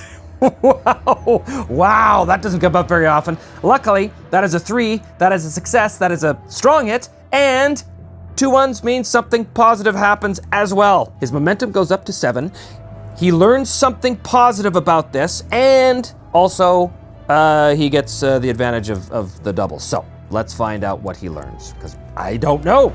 It's going to be 13, surrender, 64. Structure, surrender structure. He looks at the base of one of these iron plinths and he can see that it's been worn away, not only by the ravages of time, but also it looks like someone has been actually at some point trying to chip it apart. He can see there's a large section of the iron of the rock that's been eaten away, sort of right at the base of where the stone meets the earth. And as he looks at this, he realizes that, one good solid push would push this thing over. At some point, somebody had been trying to hack away at this stone plinth, perhaps to break the circle. Perhaps it was actually an elf. Perhaps Faraza had something to do with this. Maybe that's the reason why he was plagued by these dreams, because he himself was here attempting to break the circle to prevent the elves from being repelled by this place. Maybe this place has some sort of religious significance for them, who knows? But the point is that Arn now sees that this pillar can be toppled over, and perhaps, if done correctly, could be toppled over, landing on that altar and shattering it. So it's kind of a backup plan for him if he needs to. That was his gather information, so now is his face danger. Because he now has to roll face danger with wits to see if he can recall these words. So he takes Faraza's hammer, and he puts it on the altar, and he racks his brain to try and remember the precise incantation that Balathu taught him. The exact words, to wrap his tongue around these bizarre elven syllables that are just a little too fluid for a human mouth to properly pronounce, but perhaps he can get close enough to do it. This is a face danger using wits. Here we go. Face danger with the wits is, well, that's going to be a plus, that's going to be 3, so that's going to be a failure. I am going to burn his momentum, which is at 7. Going to bring it back down to its reset of 2, which will cancel that die. So basically he gets a weak hit on face danger. You succeed, but face a troublesome cost. He sets the hammer down on the altar. He says the words, and as he goes through it again, he's racking his brain trying to get these elven syllables exactly right. It comes out. He doesn't even know what he's saying. The meaning of the words totally lost on him, but he's just reciting by rote what Balathu told him. And he knows he gets it right until the very last moment. when his attention is taken by the sound of a crack. And the sound of the crack is from the base of that pillar. And for a second, it, causes him great alarm because he thinks, uh-oh, is this thing about to fall on me? It doesn't actually fall, but it does create enough of a screw-up in his recitation that he mispronounces the final syllable of the word. And what happens is, there is a power that emanates from the altar itself. It's like, it's not electricity, it's not anything like that, but there is an arc of translucence, if you will, that emanates very quickly up through the center of the altar that spreads out to the tops of all of these fang-like pillars, coalesces all around, almost like an arc of, as I said, it's not electricity, but something like it, and a blast of power shoots back down at Arn, knocking him backwards and sending him flying back, where he hits against one of the pillars itself and takes some harm. His health goes down to 3 from that, as he's got the wind knocked out of him. As he kind of, he looks up, but he has succeeded. So this gives him another 2 successes on the vow. And you know what? Because of that match, I'm just going to give him another milestone because of that. It's just the easiest way to deal with it. So that puts him up to 6. To him, not much has changed. Everything looks the same. He sort of gets up. He sees no coalescing power, nothing like that. There's only the wind blowing across the bald top of this hill through the trees surrounding it. He goes up to the hammer, and he takes it, and he pulls the hammer off of it. Are there going to be further consequences for him to deal with right now? The nature of this mystical ritual, he did get it right, but he did kind of screw up at the very end. Is there any kind of repercussions from this? Or has this mystical power that's emanated from this altar in the forest, has this alerted any nearby beings or powers that be to Arn's presence here? 51 or greater, the answer is yes. 05, no. The answer is no. Nothing has been alerted. He takes the hammer off of the altar, looks at it, looks exactly the same to his eyes, backs out of the circle, realizes he does not, in fact, have to knock that pillar down, but he was told by Balathu that this place, which is of some importance to their people for some reason, which they did not explain, he was told that this place repelled them because of those pillars. He looks at those pillars and he thinks to himself, if I can break the repulsion that his people, that the elves feel when they come here, perhaps that will put me in even greater stead with these elves. So he decides he's going to go over to the damaged pillar, and he puts his back against it and he pushes with all his might to try and bring this thing down onto the ground, preferably not onto the altar because he doesn't understand the significance of the altar. He doesn't actually want to destroy it, but he's going to try and break whatever spell is preventing the elves from going here. Now, this may be really stupid, but the reason why he's doing this is because he wants to solidify his relationship with these elves. He's the first human to do so since time out of mind. He is going to do a face danger with iron. His maimed leg does not do him any favors here as he puts his back against the pillar and he tries to push. The pain in his maimed leg, the old wound, is hard, but he pushes and pushes and pushes. And here we go, +2, 5. Oh my God. Oh no. Well, that's a problem. Your progress is undermined by a dramatic and costly turn of events. Pay the price, but also 00. Oh, okay. Oh, awful. I think he does manage to push the pillar over, but let's find out what the price is, and I'm gonna roll on the terrible major plot twist that happens because of this. Oh, wow. Oh, brutal. First of all, he pays the price for this failure, 69. It is stressful. Well, it is stressful. As he pushes the pillar over, it comes crashing down, and in mid-fall, he realizes that his maimed leg has slipped just at exactly the wrong spot, which changes the trajectory of the falling pillar, and it comes crashing down on that stone altar, shattering it into 3 large pieces. Well, he's broken the circle here, but he's also broken the power of this altar, whatever that was. He looks at the shattered pieces and thinks, what have I done? Oh no. He's gonna take 2 spirit damage for that. His spirit goes down to 3 as he endures the stress of that. But that's not all. We have a major plot twist because of those double zeros. 27. Your actions benefit an enemy. Oh. Okay. The pillar comes crashing down onto the altar, shattering it into 3 large pieces. And Arn hears a sound at that moment. Almost like the sound of the power going out, so to speak. All is quiet on the hill. He doesn't know what he's done, but he suspects it's bad. He does not know, and nor does he have any way of knowing, that the same power emanating from this altar that was repelling the elves from entering the circle, that same power was also extending a protection around these elven areas. That shattering altar has brought down the protective magics that were preventing enemies from finding Windhaven. What did Balathu say to Arn last time? The creature has never been able to find our village. We are well protected here. Arn gathers his supplies, his maimed leg even more sore now. He takes the hammer, stuffs it away in his pack, and he makes his way back to the elven village. As I said before, the night sky was light from stars and the half moon above, bathing everything in an eerie, silvery blue luminescence. Well, he's gone back in the forest now, and that light is largely blocked from the canopy of the treetops above him. But very soon, as he gets towards that elven village, the sky is once again illuminated.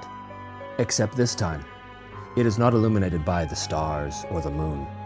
It is illuminated by what is very obviously fire.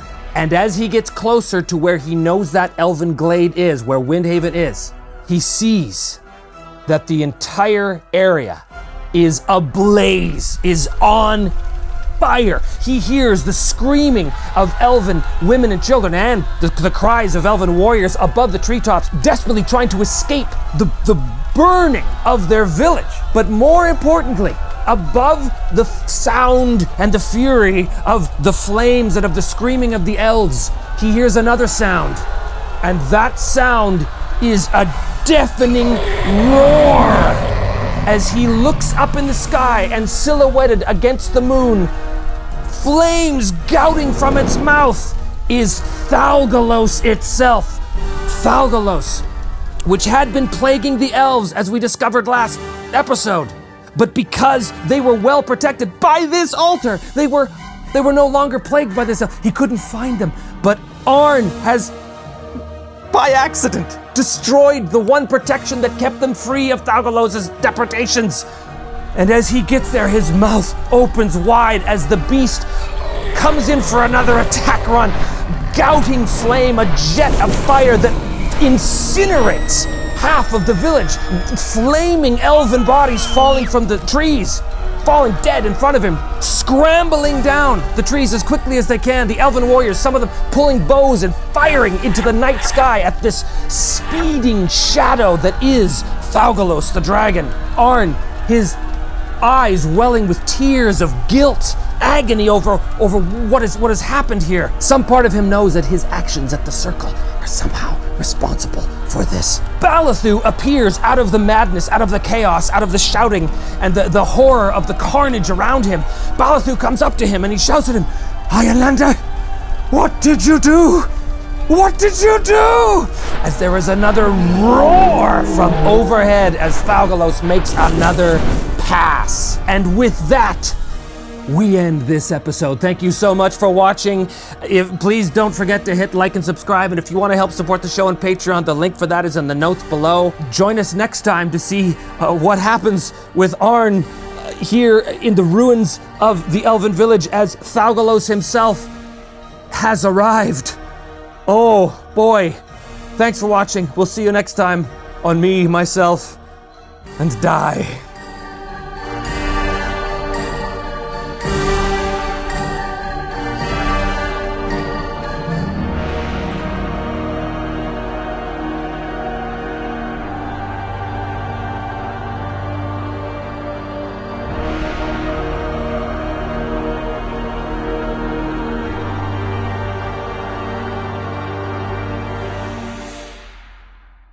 Well, hello and welcome back once again to Me, Myself, and Die. I am, as always, your intrepid GM, host, and player, Trevor DeVal. Thanks so much for tuning in, and as always, please do not forget to hit like and subscribe, and if you do want to help support the show on Patreon, the link for that is in the notes below. So, last time, well, we all know what happened, those of us who've been watching. The dragon attacked the elven village and reduced it to ashes, although it's not over yet. The people are still screaming and fleeing and trying to get away. But basically, Arnold, in attempting to break the spell over Faraza, who was the smith that he needs in order to remake the spear of Veslidi, his grandfather, he was trying to help. He was trying to break the circle of iron stones, thinking that maybe the elves would then be able to get inside that circle and do whatever they were going to do, and that would be good, and he'd be able to forge a bond with them. Well, it didn't exactly turn out that way, as he rolled a double zeros, which is the worst possible outcome you could get in this game. And so one of those iron pillars came crashing down on the altar, and we determined very quickly that that altar was in fact protecting the elven village in these lands, which is what allowed Thalgalos to find them and attack. So Arn gets back. The entire glade, that beautiful mystical glade, is now on fire. There are fires raging in the trees. There's still the screams of elves, of elven men, women, and children as they scramble desperately to find escape from the roaring inferno that their village in the trees has become. It is the middle of the night, but the sky is alight with the flickering flames of the forest fire and the steady swoop and roar of Thalgalos as he makes attack run after attack run.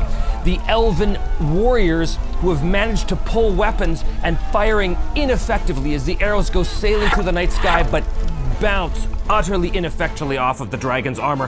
His scales cannot be pierced by mortal weapon. In fact, there has only been one weapon so far that has ever caused Thalgalos any sensation of pain whatsoever, and that, of course, is Ulvatan, Wolf's Tooth, which Arn has in his possession, or the spearhead in any event. Now, Balathu has raced out, accusing Arn. What have you done? What have you done, Arnlander? Arn, filled with guilt at knowing he had something to do with this, but also seeing his opportunity. The focus of his quest is now flying overhead, and although the spear is not yet completed, the spearhead is still very much a weapon in his hand. Arn looks up and he sees the shadow of Thalgalos pass overhead one more time, gouting a jet of fire in yet another section of the elven village. At that moment, once again, he hears the sound of whispering. Whispering, the same whispering he heard last time, and amidst the cacophony of the roars and the screams and the sound of trees erupting into flame and falling over, amidst all of that, he still hears this whispering sound, and he reaches into his pack and he pulls out the spearhead, and there, the spearhead is in front of him. And the spearhead, he knows that whispering is coming from that spearhead once again. Now, the reason why this is important is because Arn had 3 experience points that he has not spent. Well, he is going to spend them now. He is going to spend them on something called Bladebound. Bladebound means once you mark a bond with a kin blade, which is a sentient weapon imbued with the spirit of your ancestor, you may take this asset. Now, you need to mark a bond with the weapon before you can take the asset. It says right there. Now, those of you who've been watching from the beginning will know that Arn had a background bond that I had not yet taken. I was waiting for something appropriate to come up. Well, my friends, this is appropriate. Arn is going to mark that free background bond he gets with the spirit of Veslidi, his ancestor, his grandfather or great-grandfather, whatever he was. So he is going to mark that bond right now, so his bonds will go up to 1 full box. And I'm going to make a note as well that his 3rd background bond is with the spirit of Veslidi, which means that he can take that asset. Now, he has a choice. There's one of 3 things he can take. I was gonna have him take the middle one, because the middle one is all about listening to the mad whispers of your ancestor within this blade, because Veslidi, whatever part of his spirit still resides within that spearhead, of course, it's going to be quite mad, because every time you do something with this asset, you have to endure stress, because if you listen to the voice of your ancestor, you have to endure stress. So he was going to take the middle one, but instead he's going to take the last one, which is when you strike with your kin blade to inflict savage harm, and you decide before rolling, you add +1 to the roll and inflict +2 harm on a hit. And then you endure stress. So, it's risky, it's dangerous, but at this very moment, Arn has a plan. Balatu, indeed it was my actions that have brought the beast to your village, even though my actions were only trying to help you. But now, I must take responsibility for them. Help me bring the dragon down to Earth. Down to Earth? Are you mad? Aye, Balatu, I may be. Go! Help me get his attention! And he runs over and stands in sort of the middle of this clearing here while the rest of the elves kind of take cover behind these rocks and trees and such. And he looks up in the sky and he produces Ulvatan. And he waits until the dragon is making its way back over this sort of general area far up, and he shouts, bellowing at the very top of his lungs, top of his voice, as loud as he possibly can, to yell over the cacophony of the battle and the chaos of what's happening here. Thaugalos! See me! I, who you have hunted these years, am here! Come and get me! And he holds up the spearhead Ulvatan, and far up in the sky, its reptilian eyes scanning the chaos below, looking for fresh targets.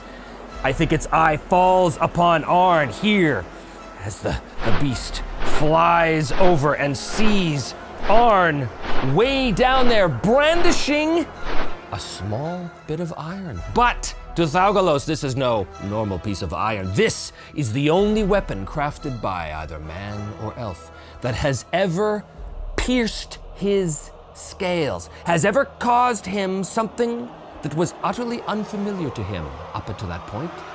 Pain. And he sees it and he remembers.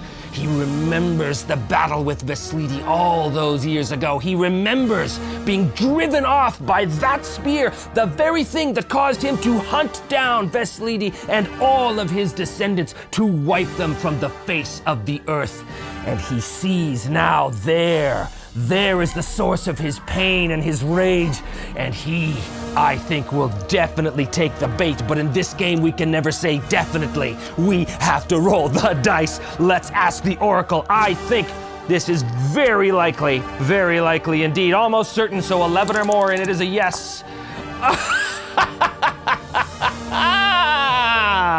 Thaugalos does not take the bait, and I don't think it's because he doesn't see Arn or he doesn't recognize what this is, but Thaugalos is an old dragon and a smart dragon, a cunning beast. He knows what's going on here. That thing wounded him all those years ago, and he is not going to make himself available to be stabbed by this thing again. No. Instead, he climbs higher up into the sky and blasting down jets of flame at another part of the elven village.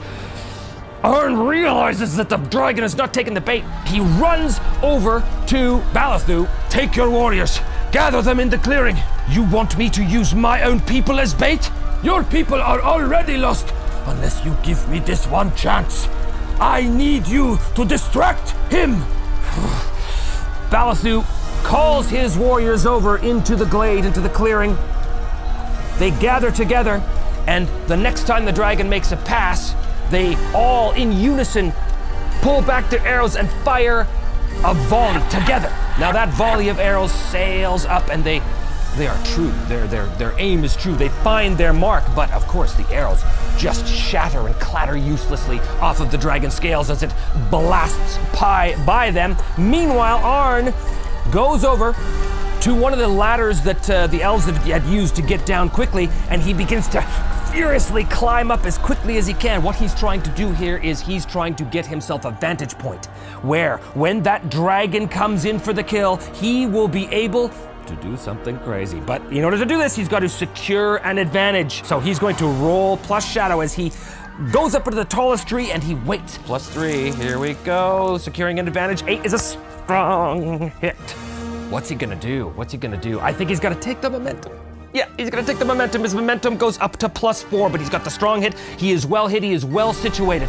His bow is not strung. His bow is strapped to his back. Instead, he has brandished Ulvatan, the wolf's tooth, in his hand like a long dagger, and he sits perched in a tall tree, flames beneath him, and he waits as the dragon swings around for another pass and begins to dive in towards perhaps this group of elves who are even now trying to pepper him with arrows. And I think as the dragon flies by, Arn gets a good look underneath him and he can see an old patch in the scales where Veslidi had struck with Ulvatan so many years before. As the dragon comes sweeping in, the fear, the dragon fear, overwhelms Arn, and he must endure stress from this. This is absolutely terrifying. This magnificent, ancient, terrifying beast comes swooping in. He's got to endure stress. Now, this isn't an active thing that Thalgalos is doing. Thalgalos doesn't even know he's there. So Arn is not going to take 4 stress, which he normally would, because right now Thalgalos is considered an extreme enemy, not an epic enemy, simply because Arn does have Ulvatan with him. If he didn't have Ulvatan, it would be a different story, but because he does have Ulvatan, right now Thalgalos is an extreme enemy. So he's not going to take 4 stress, but he is going to take 2 stress, which means that his spirit goes down to 1 and he must roll to endure stress from the fear. Just seeing this thing getting too close to him. He's pretty good at this. +4 is going to be 7, so a strong hit on endure stress. You know what? He embraces the darkness. It takes +1 momentum. Does Thalgalos take the bait at this group of elves? Does he, in fact, turn his attack onto this rather tasty-looking group of morsels here in the open clearing? Does he do it? Again, I'm gonna say it's, well, I'm gonna make it slightly, I'm gonna say it's likely. So 26 or more, 92, he does. As the dragon swoops in past Arn in the top of the tree, he comes close enough for Arn to leap onto the back of the dragon. Crazy! Oh, this is mad! He is absolutely mad. This isn't actually the beginning of the fight yet. This is still him trying to secure an advantage. This is going to be using edge because this is very much a dexterity thing. Oh, he should be rolling a sanity check like this was Call of Cthulhu. That would make a lot more sense. But alas, it's not. It is plus edge, which is +3, and he rolls. He rolls a 9, which is a strong hit. A strong hit on secure advantage means he leaps, defying, well, logic and reason and beating his fear. He leaps on the back of the dragon as it goes swooping down towards the enemy. Does the dragon even know he's there? Here's what's going to happen. We are now officially going to enter the fray. And because of that strong hit he just got on secure an advantage, I'm going to take +1. This is striking without warning. This is plus shadow, but he's +1 because of that secured advantage. So he is actually going to be rolling at +4. Enter the fray, +4 is going to be 7, which is another strong hit. Okay, he gets a strong hit on Enter the Fray, which means +2 momentum, and you have initiative. His momentum now goes up to 7. He's got initiative. He is on the back of the dragon, clinging onto it with one hand. With the other hand, he's got Ulvatan. The dragon comes roaring in, about to blast this group of elves with fire. Arn calls upon the spirit of Veslidi in that spearhead, using his brand new blade-bound path, and he's going to do a strike to inflict savage harm, which means he adds +1 to this. He drives Ulvatan deep between the scales on the back of Thalgalos. This is at +3. What happens? Okay, 5. Well, it's a weak hit. So he normally does 2 harm, but now because the spirit of Veslidi courses through that spearhead as it drives itself, and once again, after all these years, after generations, Veslidi, the spirit of Veslidi once again tastes dragon blood, and he begins to whisper maniacally into Arn's mind. This is enduring stress for using Blade Bound. using heart, right? Oh, but he is also battle scarred, so when he endures stress plus heart, which he's definitely doing here, take +1 momentum on a strong hit. He's going to suffer 1 momentum in exchange for 1 spirit, so his spirit will go up to 2. Because of battle scarred, he'll take +1 momentum, but Arn has driven the spear and doing 4 harm. He loses initiative, however, because Thalgalos is suddenly aware that there is something riding on his back, and Thalgalos roars in absolute anger and twists around in mid-air trying to spin and shake Arn off. This is going to be face danger using... He's got to hold on. This has got to be iron. Here we go. Iron +2 is going to be 6. Oh no, okay, well that would be a mess, that would be a bit of the price, but his momentum is 7, which means he can cancel that die if he resets back to 2, so his momentum goes back to 2, he burns his momentum, and gets a weak hit on face danger. He succeeds in grabbing onto the dragon as Thalgalos is spinning, shaking, desperate to try and shake this stinging insect off of its back. I think this is incredibly stressful. He's going to endure stress. It does prevent the dragon from incinerating this group of elves right there. Balathu looks up and sees Arn on the back of this dragon. He kind of puts his bow down for a second. He's stunned. He's never seen a display of madness like this. Knowing something is on its back, Thalgalos spins around with a great leather creak and flap of his wings. He climbs.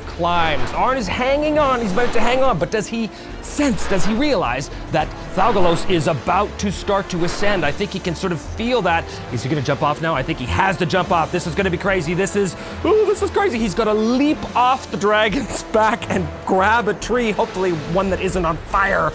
Here we go. It's gonna be 9. Oh my God. Okay, that is a fail. Well, you miss. He's off the back of the dragon. He sees a large pine tree down below. He winds up crashing his head against the side of the trunk. He goes spinning off like a pinball. Boom, boom, boom, between these trees, comes crashing down to earth. He will take harm from this. Instead of going with 2 harm on this, I'm gonna say this is 3 harm, because that's falling a long way. It's bad. So he is gonna go down to 0 health. Which means he must endure harm, then roll plus health or iron, whichever is higher. This is gonna be iron, so this is +2.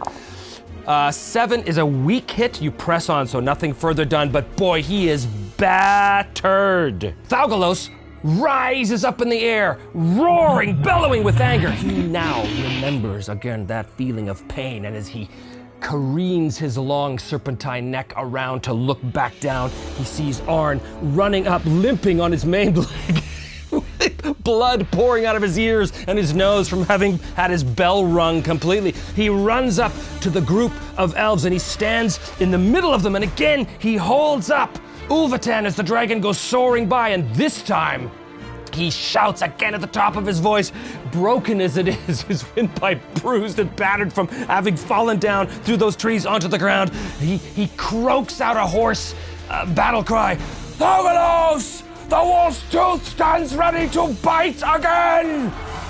Thalgalos this time.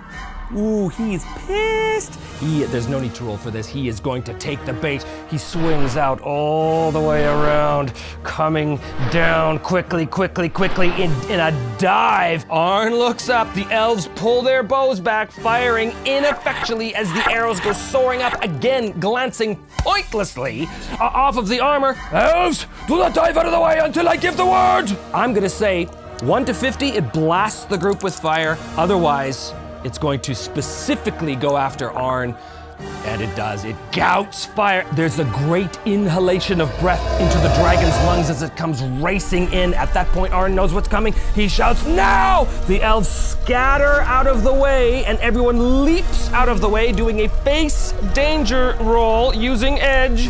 +3 is going to be a 4. A weak hit.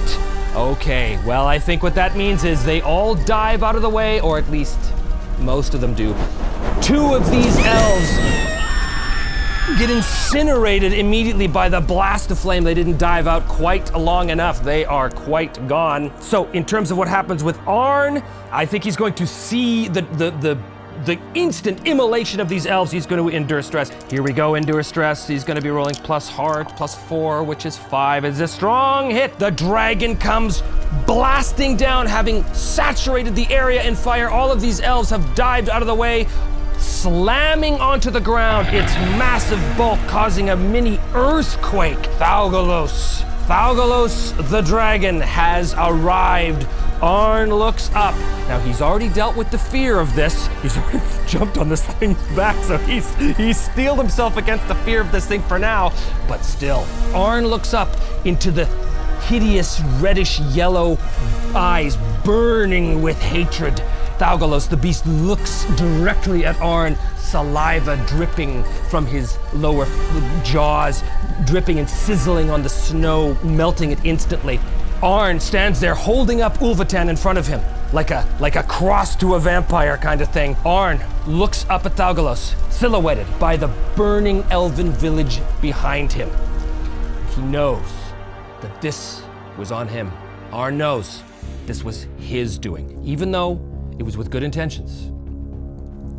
He is responsible for this, and he knows that he has to make this right. He holds up Ulvatan, and he locks eyes with the dragon. Every ounce of him riddled with fear, but already mastering it, as he already rolled that fear roll before, but still, it's terrifying. He holds up Ulvatan, and he says, "Thaugalos, you recognize this, don't you? This is the wolf's tooth," and he holds it up and Thaugalos kind of rears back its head a little bit, almost recoiling, but not quite. Thaugalos kind of, takes up a slightly different position, sort of pawing around him like a great cat would do. "Flee this place and never return, lest you feel the bite of Ulvatan once more." This is going to be an enter the fray using heart, facing off against his foe with a plus 4. He rolls a 9, which is a strong hit on enter the fray. Take plus 2 momentum, which puts him up to 4, and he has the initiative. And with a cry of courage, the likes of which Arn himself has never displayed before in either season, Arn flips the spearhead like a dagger and goes charging in towards the dragon to try and stab it somewhere. But here's the thing, you don't just waltz up to a dragon. No, because Thaugalos is all gnashing teeth and slashing claws and scales undulating over one another as he, like a serpent, like a snake. Arn is gonna have to face danger just to get anywhere near Thaugalos. This is gonna be plus edge. If he fails this is gonna hurt. He's gonna roll, oh my goodness, he rolls a 5, a strong hit. He rolls a strong hit on his face danger, which means you are successful. Take plus 1 momentum. His momentum goes up to 5. He is able to leap and dodge out of the way, somehow escaping the claws and the fangs, the snapping jaws of Thaugalos as he comes in and drives the blade down, once again calling upon the mad whispers coming from the spear, the spirit of Veslidi. But he comes in and he does a strike with iron, and he adds plus 1 because he's using blade bow. This is plus 3 is a 6, which is a strong hit. A strong hit means he does. Blade bound gives you plus 2 harm. That is 5 harm. And he immediately endures 2 stress as Veslidi, the spirit of Veslidi, is whispering in mad triumph in Arn's mind. But first, let's deal with 5 harm. What does that do on the old track for Thaugalos? 4.5 boxes! 4.5 boxes! Unbelievable! He drives the blade Ulvatan into Thaugalos' tail. Thaugalos roars with confusion and pain, and perhaps for the first time in his long life, a lack of certainty. I need to do the endure stress as the mad whisperings of Veslidi burn their way into Arn's head. His spirit is going to go down. Where is it? Blade bound, endure stress. Plus 4 to endure stress is 7.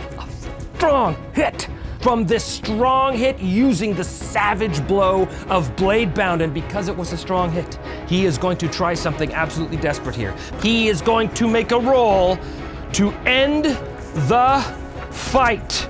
This is obviously not going to kill the dragon. He's got to get 3s or less. Here we go. This could be really bad, but he got a strong hit and retains the initiative. You have lost this fight. Pay the price. It's not enough. This is Thaugalos, and Thaugalos, though wounded, is nowhere near ready to be defeated yet. But what's he gonna do? Let's see. How is Arn gonna pay the price? Combat action. What does Thaugalos do? Combat action, 63. Leverage the advantage of a weapon or ability. Thaugalos breathes on Arn. He will take 4 damage, which means his momentum, because his health is at 0. If your health is at 0, suffer minus momentum equal to any remaining minus health, which means 4 momentum, and then roll plus health or iron, whichever is higher. This is iron. He's got to roll +2 as the flames engulf him. 7 is a strong hit. Choose one. Your health is not greater than 0, so we can't do that, but he can take +1 momentum. He somehow is able to pull Ulvatan out of the flesh of the dragon and dive out of the way, avoiding the majority of the burning flame as he dives out of the way, singed so many parts of his clothing, just completely turned to ash. Well, they've lost this fight. I think Arn, unfortunately, passes out from that heat damage. The pain is too much, and he loses consciousness from it, but the last thing he sees is Thaugalos taking wing once again up into the air. Thaugalos makes short work of the rest of the elven defenders. The flames erupt into the night. The sounds of screams are matched only by the roar of triumph of the dragon, as it systematically wipes out every inch of this elven village. It's reveling in its triumph and its victory, but it has also been taught a rather stinging lesson. Something down there has hurt him in a way he has never been hurt before. And as soon as he just finishes destroying the village, he does another pass, looking for Arn to finish him off. Now here's the question. Arn has to wake up in time. He has to wake up in time. If he doesn't, it's curtains. He's gonna face danger. Iron is basically like Constitution, so I'm gonna roll iron, which is not good for him. It's not good for him. Get up, Arn, get up. 5, strong hit, doubles, it is a match. Okay. Arn is able to crawl to safety. Now, what is the good outcome that happens because of this? I'm just gonna roll randomly. 09, defeat. 44, faction, defeat faction. The defeat of a faction, of course, is the dragon. What that means is it's too late to save the village. But by defeating the faction, that means that Thaugalos is not only unable to find Arn, and Arn is able to pull himself to safety, but Balathu and the remaining elven warriors are all able to pull themselves to safety.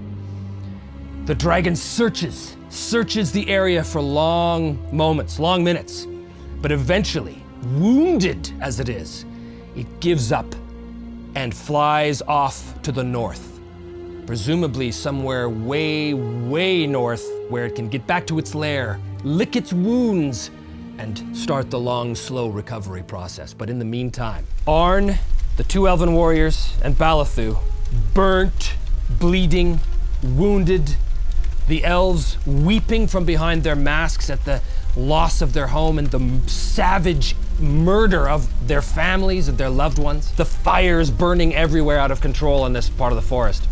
Balathu says to Arn, I must go back and search for survivors. Yes, let me help you. No! Your help has caused this. I name you Arn Haven's Bane, enemy of the elves. Please, all we have left is each other. Do not abandon me now. Together, we can track down the beast and end it. With this, pulls out Ulvatan again, still covered in dragon's blood. Wolf's tooth bit Thaugalos this night. I can do it again, but not alone. Let me help you find survivors, and then come with me. Help me take vengeance on this dragon, for both our peoples. He's got to do a compel here. This is rolling heart. +4. Oh. That's a fail. Well, I know what the price is here. He's got to endure stress. He's rolling plus heart. He's pretty good at this. 7 is a strong hit. So he'll embrace the darkness and take +1 momentum. Do not presume to ever cross our paths again intentionally on Haven's Bane. For you have destroyed us. Arn, wounded, spirit broken, almost out of supply, burned, but still in possession of Ulvatan, leaves the flaming ruins of Windhaven behind, having been marked now by the elves, or at least this community of elves, as Arn Haven's Bane. But the good news is I think that he can mark milestones on his main vow. And I think it's gonna be 2. One for forging the bond with Veslidi, and the other for actually wounding the dragon and causing a festering, lasting wound that the dragon will have to suffer through. So that's gonna be 2 different milestones, I think. The dragon has been driven off, flying even now over the night-soaked forests as it makes its way north to the mountains, to its lair, its ancient lair, there to lick its wounds and recover from the bite of Wolf's Tooth. As for Arn, he turns from the burning ruins and walks off alone into the night to continue this quest alone, save only for the whispers of mad Veslidi coming from Ulvatan. His only companion now, the spirit of his mad grandfather, urging him ever forward to find Thaugalos. Finish what you started. Will he? I sure hope so, but we'll have to find out together. Thanks so much for tuning in. And don't forget to hit like and subscribe. And if you want to help support the show on Patreon, the link is below. And I will see you next time here on Me, Myself, and Die.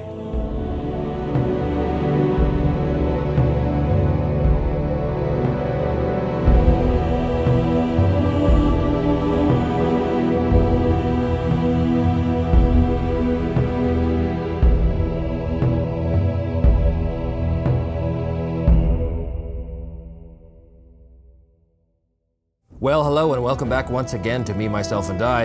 I am, as always, your intrepid GM, host, and player, Trevor Duval. Thanks so much for joining. Don't forget to hit like and subscribe below. We've been on a little hiatus. We're going to come back from that, at least temporarily. I don't know if I'll be able to do once a week for a little bit. Things are pretty crazy right now, but I'm going to try and do as much as I can. So I managed to squeeze this episode in. So hopefully everything goes well for Arn Haven's Bane, as he was named by the elves after Thaugalos had razed and utterly destroyed their village, leaving him not exactly wounded, but, half burned. Certainly his health is down to 0, his spirit is down to 0, his supply is at +1, his momentum's at +2. He's in rough shape. He had to leave the destroyed ruins of Windhaven behind him, and now he is once again by himself. His only companion, the mad spirit of Veslidi, his great-grandfather in the head of the spear, Ulvatan. To get right into this, he failed the vow to help Faraza. Faraza was the elven smith that was going to help him put the spearhead back on a proper spear to make it a proper useful weapon. So now, in addition to all of the other horrible things that have happened to Arn, he has to face the fact that he blew that vow, which the move is forsake your vow. So the goal is lost to him, which sucked. His vow to break the spell plaguing Faraza was a dangerous vow, which means that he right away is going to endure stress, and he suffers spirit equal to the rank of the quest, which is dangerous, so he's going to suffer 2. Now here's the thing. Endure stress, he takes 2 spirit, but his spirit is already at 0, which means that his momentum must make up for it. So his momentum is going to go down to 0. And then he's got to roll plus spirit or heart, whichever is higher. In this case, it's obviously heart, because the spirit is at 0. So he's going to roll heart, but again, this is good for him. He's at +4. So this is endure stress of letting Faraza down, letting the elves down. In addition to everything else, we have a strong hit. Great. Shake it off, realizing that despite all of you out there who keep accusing Arn of genocide, it was not him who was responsible for the death of the village. In fact, he tried to save them. He failed horribly. The dragon destroyed everything. It's not Arn's fault. Anyway, he's okay. Well, he's not okay. He's awful. He's terrible. But he decides to press on, taking +1 momentum. His momentum is now at +1. Here's the thing. He is in rough shape, burned, low on supply, his spirit crushed by the horrible events that have happened, and he's alone in the woods with nothing but the mad whisperings of this lady. He is going to press on through the woods for a number of days, looking for any kind of settlement in which he could sojourn. He needs still to find a smith to put Ulvatan into a proper weapon. It worked pretty good as a dagger against the dragon, but he doesn't want to do that again. He's gonna need it as a spear. So he's gonna have to find a settlement. That's gonna involve a journey, but before he does it, he is alone in the woods and he is gonna have to make camp. I think that's the first thing he's gonna do, or is it gonna be resupply? I mean, he's gotta do both, but you know what? I think he's so bone weary, he's so hurt, both physically, emotionally, spiritually. He has to make camp here in the woods, in the large dark woods of the deep wilds, uninhabited and dangerous. Several days in the woods go by, him trudging on and on through the twisted bracken of the deep wilds, and a light snow is falling from above. And although the majority of it doesn't actually reach the forest floor, most of it just sort of blankets the tops of the trees in a white cloak of snow. The temperature has gotten colder, and he is trying to build a fire and make camp for himself. Okay, so he's gonna make camp. This is a couple days later. Now, what happens here? He's gonna try and rest and recover. He's gonna roll supply. Oh no, he can't do this. He can't do this. The supply sucks. It's +1. He's gotta resupply first. So as he is trudging through the woods, he's gonna take some time to hunt, to forage some food, also to cut down some appropriate sticks to be able to fashion into arrows. So he is hunting, foraging, scavenging, whatever the case is. So this is gonna be plus wits. His wits is only +2. And we have a 6, which is a weak hit on resupply. Take up to +2 supply, but suffer 1 momentum for each. Well, that really sucks, because you know what that means. He's gonna take the 2 supply, which puts him up to 3, but his momentum is now -1. In Ironsworn, when your momentum is less than 0, if you roll any action and the action die, the D6, equals or matches the value of your negative momentum, which in this case 1, you must cancel the action die. So as long as his momentum is at -1, every action roll I do, if I roll a 1, it counts for nothing. So this is a pretty significant setback, and it makes sense. All of the stuff that he has undergone over the past few weeks, it is really, really, really hard on old Arn. And I think as he's resupplying and beginning now to attempt to make camp, which he's gonna do in a second, he's thinking about perhaps simpler days in the south, when he was but a simple bounty hunter employed by noble lords of cities to go after wanted criminals by the name of Simon. Those were simple days, but they are far behind him as he has now returned north to the land of his birth, and perhaps he's regretting that. Perhaps he wants to return home. Home, of course, being the south this time. Maybe he wants to return back to Simon and an old haunted Edbert. But that will be a story for another time, because for the moment he has to make his camp. He builds a fire, tries to find a decent, defensible place that is protected from the rising, gusting northern winds that penetrate even the thick canopy of the forest, which means he's gonna roll +1 supply. So in this case, it's gonna be plus supply. So it's gonna be +3 to make camp, rest, and recuperate, and he rolls a 7, which is a fail. Take no comfort, pay the price. What's the price? You know, I love to roll these random tables, and we roll 40. The current situation worsens. You know what I think that is? I just talked about how the wind was picking up. I think a good old-fashioned northern storm blows in and makes it extremely difficult for him to find a safe place to build a fire. The wind somehow is cutting through the thick pine trees of the deep wilds. Gusts of snow are somehow finding their way in from the sky above and buffeting him every step he takes. This is going to be a face danger as he tries to find a safer place to camp. This is tough. This is going to be with endurance. So this is plus iron, not great for him. +2, This is all about Constitution. That is a weak hit. You succeed but face a troublesome cost. I think we're going to endure stress again. I think we're going to endure stress again. The cold is not biting enough. He's not far north enough for the cold to be that dangerous to him, so he's not going to endure harm. But this is doing a number on his whole self-confidence, on his whole. And I think even at one point he stops, one arm against a tree, his breath steaming in the cold air in front of him, and he cries out to fate or whatever gods that may be listening.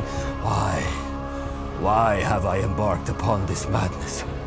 Oh, sister, why did I ever leave you?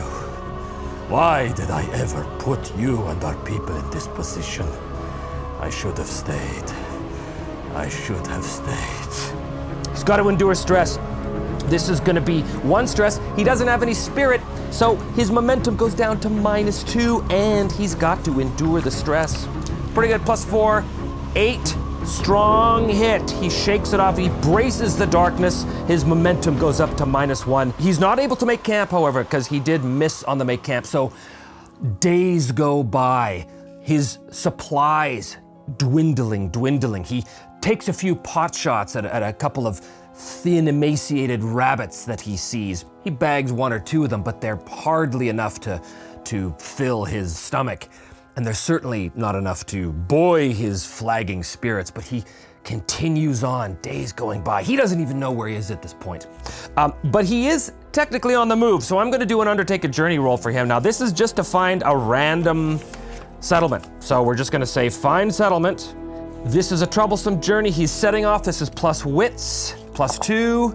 6 is a strong hit with a match. That is great. Undertake a journey, a strong hit. He's gonna reach a waypoint, so he's gonna mark 3 boxes on the find a settlement, which is good. It's a strong hit, and an opportunity happens. I don't know what the nature of that opportunity is gonna be, so I'm gonna roll on the action and theme table. He got a strong hit on his and undertake a journey. I suspect it's gonna be he sees some sort of evidence of a human habitation, an Ironlander habitation, but maybe not. Uphold, 68. Uphold portent is the positive thing from the match. Well, let's find out what the waypoint is. It's a location, and it's gonna be a road. Great, uphold the portents. What I think this means is signs. He sees signs, not road signs, but yeah, actually basically the road signs, except they don't have writing on them. They have marks on them. So this is essentially a series of marks cut into the sides of trees. He finds an ancient road, and I suspect this road is probably of elven make. This is an ancient road. Much in the same type of craft and construction as the fortress of Hogvendil was. So perhaps I think all these things were built by the elves long before the humans came. Nonetheless, he finds a road, which is very, very good. This I think is gonna help buoy his spirits a little bit, because he knows he is now definitely on the right track. Uphold the portents, there it is. He knows he's going in the right direction. He is going to now, along the road, make camp. Now again, it's not road like an old Roman road. Again, it's heavily overgrown, infested with cloying weeds, all now covered with a light sheen of snow. But he is going to try and make camp along the road now. So he's gonna roll plus supply, which is +3 to make camp along the road. Look at that, beautiful, strong hit. So he chooses 2. He could take all kinds of things here. Oh boy, I think he's gonna recuperate, so his health goes to 1. And I think he's also going to focus, which is momentum goes to 0. He spends a night at a makeshift camp along the road in the deep wilds. Great, so that's okay. And the next morning he gathers his supplies and continues off. He's gonna undertake another journey here. This is plus wits, so that's gonna be a weak hit. Reach a waypoint and mark progress, but suffer 1 supply. His supply goes down to 2. He reaches another waypoint, it's gonna be another section of road. So the road perhaps is in slightly better repair. Okay, is he gonna try and make camp one more time? I think he has to. His supply's down to 2, it's not great. He's running out of supplies, and he knows he needs to get to a settlement soon. He's still very hurt, very demoralized, and running out of stuff. This is now at +2. Oh, okay, 8. Well, that's still a weak hit. So a weak hit, he can pick one of these options here. I think he's going to recover. He's going to relax. His spirit goes up to +1. Each of these undertake a journey rolls. Each of these make camp rolls all, take days and days and days. So I think he's been stumbling along this ancient battered road with its thin coat of snow on it for going on a couple of weeks at this point. He's going to make one more journey roll, plus wits following the road. Plus wits is going to be 7, which is a strong hit. You reach a waypoint and then choose one. He's just going to mark progress, so his journey goes up to 9 boxes now, which is great. He reaches a waypoint. I think the waypoint is probably going to be the settlement, but let's reach our destination and just see. This is a progress roll. We've got 9 boxes here, so I'm just rolling the 2 challenge dice. Here we go, and we get a strong hit. So the situation at your destination favors you. He, in fact, comes across a walled settlement, and by walled I mean, of course, wooden palisades with long spiked tops. Whatever Ironlander settlement exists in the deep wilds is going to be heavily fortified, probably well patrolled. This is a dangerous place with all sorts of unknowns out there, so whoever lives here is going to be a hardy folk for sure. Nonetheless, he is going to take +1 momentum and go up to +1 because of this reach your destination mode. What is the settlement that he has arrived at? Let us find out. It's going to be 91. Frost, appropriate. Frost 01. Frostmoor. Ooh, that's kind of cool. Frostmoor. Let's do a location descriptor. Location descriptor. 78. Flooded. Okay, so Frostmoor is along the banks of a mighty river that has that would have normally burst its banks, but because it's getting on winter, I think that it's beginning to freeze over, and large chunks of ice can easily be seen floating down the icy blue waters as the snow cascades down upon it. Frostmoor itself, the village is flooded. So what I think that means is that the village of Frostmoor, heavily fortified as it is built on a series of islands in the very wide river. We're talking a big river here. The Shattered River, because it's shattered by a bunch of little islands in the middle of it. I don't think you can access the settlement from the shore, from the banks. I think you need to take a boat or wait till the river freezes and then walk across, but the river's not yet frozen. We're not yet fully in winter. So he sees this settlement. He comes out, and I think that his beard is rimed with a little bit of frost, and again, his breath is creating clouds of condensation in front of him as he trudges out of the woods and he sees this mighty river in front of him. Whatever sentries are on the walls of this wooden palisade certainly see Arn. There's probably boats in the river, fisher folk and that kind of thing, fishermen. I think Arn goes to a small dock that's built on his side of the shore. Is there a boat at the dock right now? I'd say likely, 26 or greater.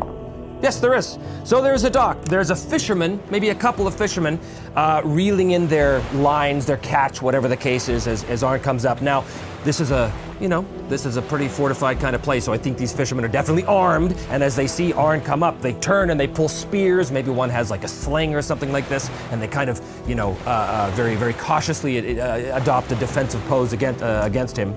Because he reached his destination so effectively, there's no immediate danger here for him, so he's able to get across no problem. Friends, please. I assure you I am no threat to you. My name is Arn Kalapunki, and I crave your favor to ferry me across yonder river where I may take some comfort in that village there. The fishermen kind of look at him with, some level of suspicion, but not too great. Aye, stranger. We will take you across, if it please you. The fishermen take him across the river and put him ashore at docks where there's a bunch of other fishing boats that are all tied up there. Again, it's sort of a bustling marketplace. There's lots of exchange of goods going on.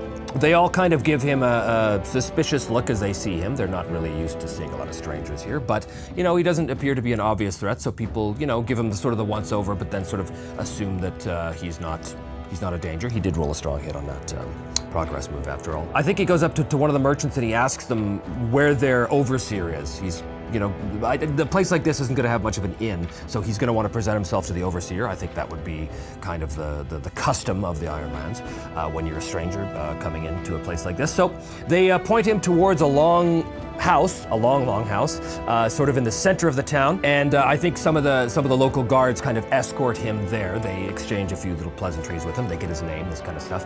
They don't ask a lot of questions. They assume that that's what the overseer is going to do, but they bring him to the overseer's longhouse. Inside the longhouse is a long central trestle table. There's not a lot of people here. I think it's just the overseer who's at the head of a table talking to a couple of maybe merchants as well, dealing with local issues. Let's find out about the overseer here. 38. He's disfigured. Disfigured what? 83. Hunter. Okay. Disfigured hunter, so he probably got maimed or mauled by some sort of creature or animal out in the woods. What's his goal here? 78. Avenge a wrong. None of this may come up, but I like to know, to give a little flavor to who this is. His initial disposition here is unfriendly. And finally, what is his name? I'm gonna roll on the Ironlander names here. On the first table. His name is Lago. And Lago, let's see, I think Lago maybe took a big claw to the face. His right eye is dead, basically, so it's this, almost like cataract-filled kind of white eye. He's got huge scars across his weathered, kind of pockmarked face, which a lot of it you can't see because it's under a big burly northern beard. But he's dressed all in big furs, probably of animals that he's hunted and killed himself with his bare hands. Big fella. Greetings, Overseer. My name is Arn Kalapunki, an Ironlander from the Ragged Coast. I ask permission to take sojourn here in your village, to resupply myself, perhaps avail myself of your services, recover my health and my flagging spirits. What's he gonna sound like? Lago. I think Lago's a big Scots. Aye, yes. We are unused to strangers coming in here and flopping their carcasses down at our table as you have just done, Arn Kalapunki. I mean no disrespect, Overseer, but surely the hospitality of the Ironlanders is still good here, yes? The hospitality of the Ironlands is alive and well here, Ironlander. There is a boathouse not far from here. My man will show you the way. You may make your bed there and take your rest. Next to it is a drinking house where you may quench your thirst with the locals. Be welcome here, Arn Kalapunki, but be warned, the hospitality of Frostmoor is not unlimited. I do understand, Overseer. Lago is my name, but you may call me Overseer. Of course. Thank you, Overseer. And one of the local guards takes Arn off to the boathouse in question, where he's able to sort of put his head down, make a decently comfortable bed. He is spending time in this community seeking assistance. He will be here for some days. Okay, so he does not have a bond with these people yet, but he's gonna roll plus heart. So again, this is something that Arn is pretty good at. So this is +4.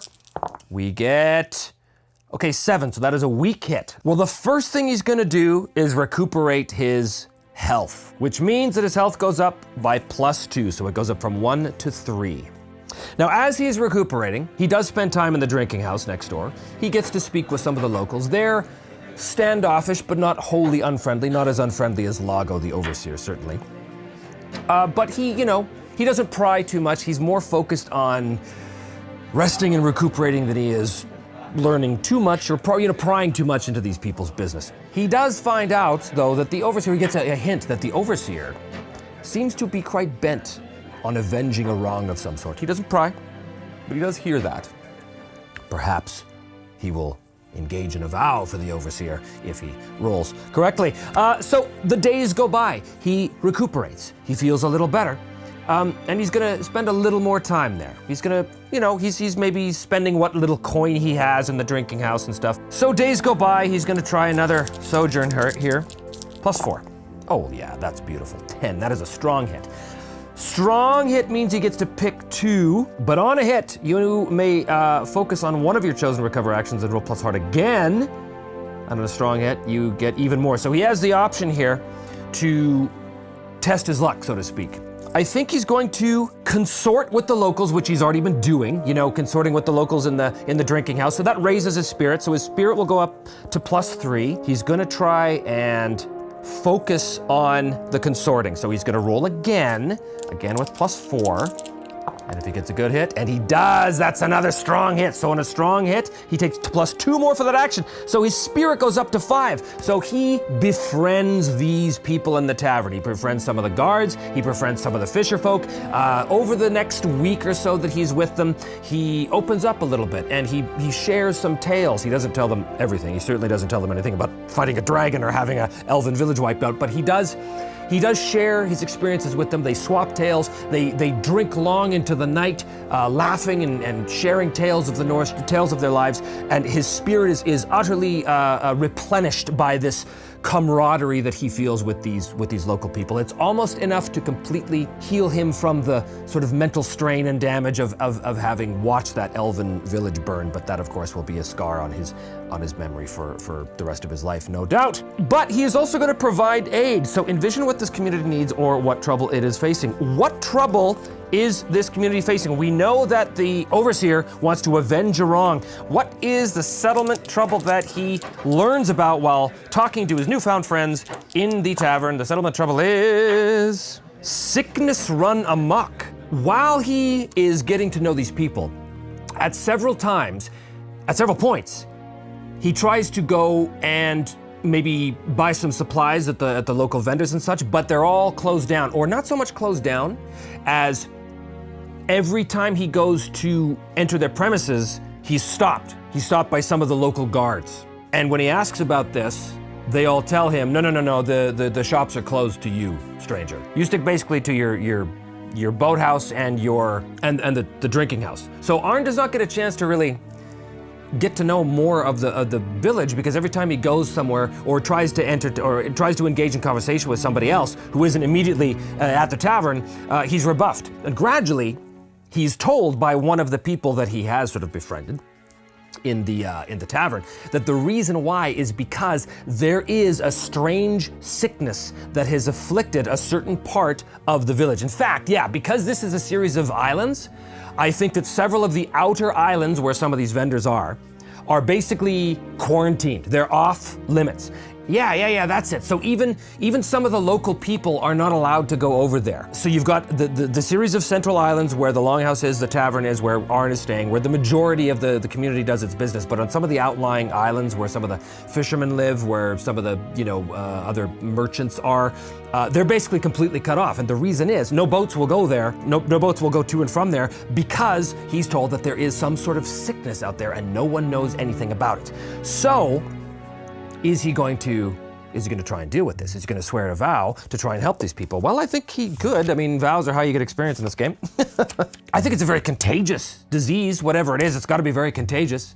Otherwise, people wouldn't be quarantined on these outer islands. So how deadly is it? Does it kill people, or does it just I think it's gotta be deadly. Is it deadly? I think it's likely. 26 or greater, it's a deadly. Oh no, it's not. It's not deadly, but what it does, I know what it does. I take that back about the leader being disfigured.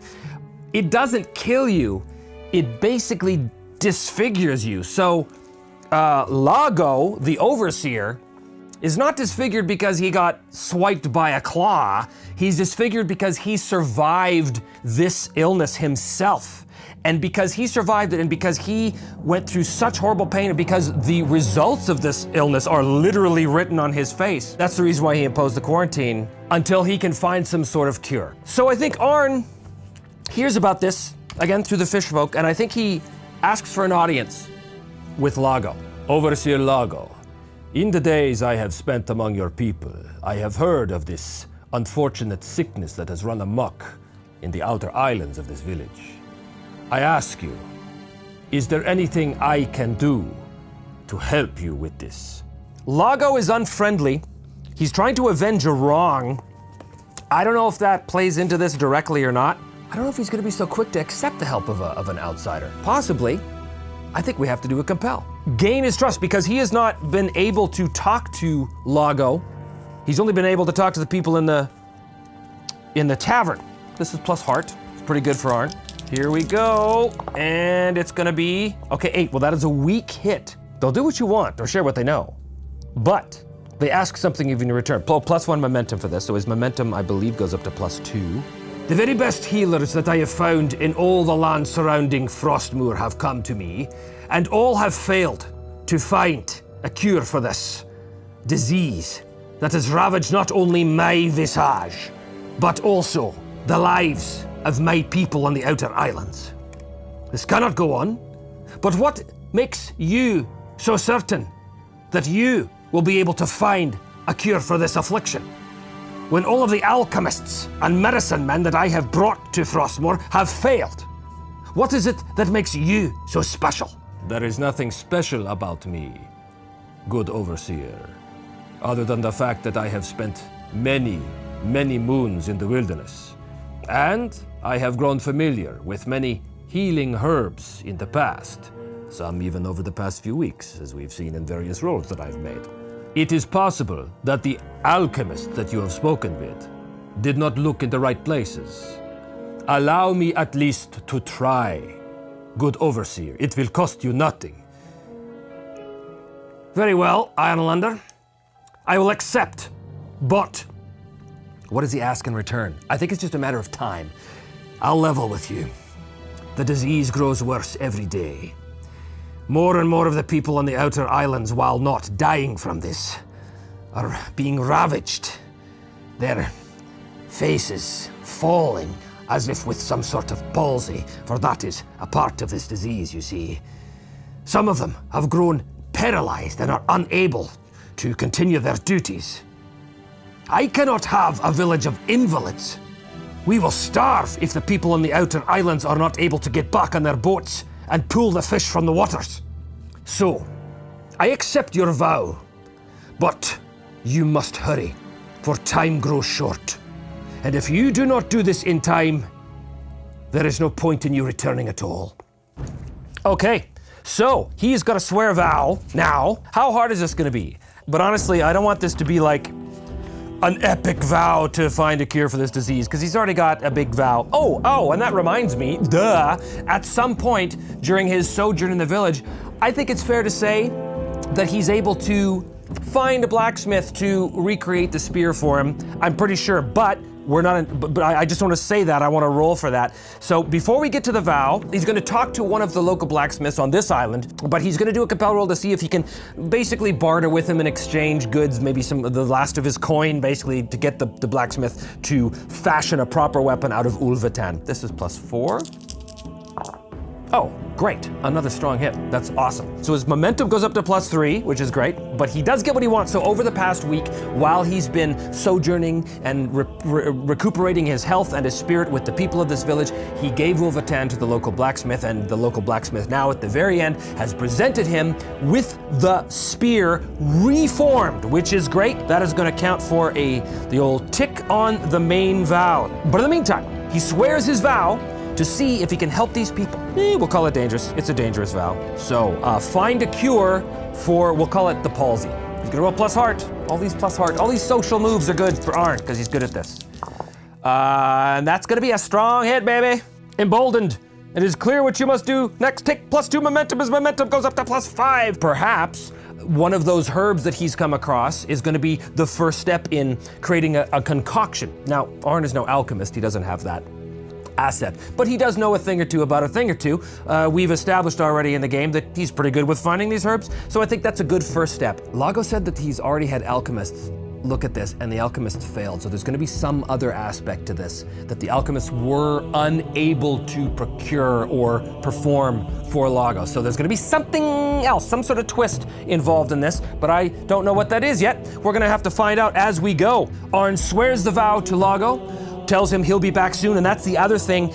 I think the part of the vow here is find a cure for the Frostmoor palsy before time runs out.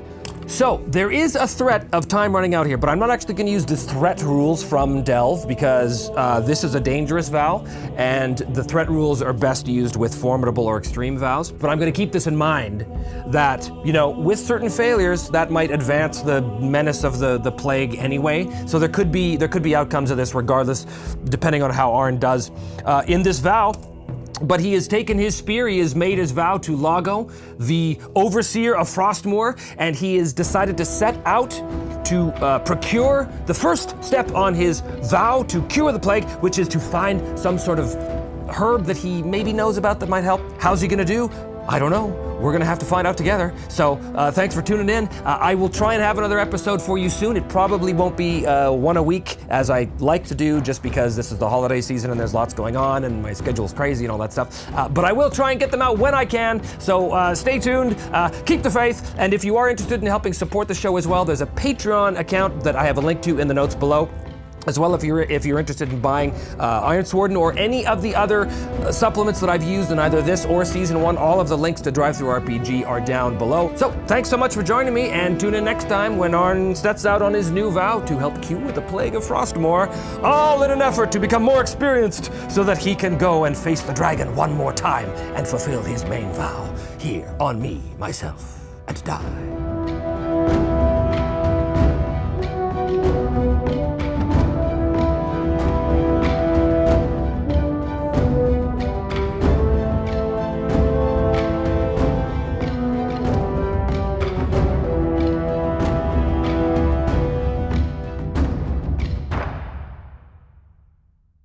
Hey guys, welcome back to Me, Myself, and Die. I am, as always, your intrepid host, game master, and player, Trevor DeVal. Thanks so much for tuning in, and as always, if you're not subscribed to the show, please do hit the subscribe button below. Also, if you want to support the show through Patreon, you can do that through the links below, and there's all kinds of useful stuff in the links below. But we're not here to talk about links below.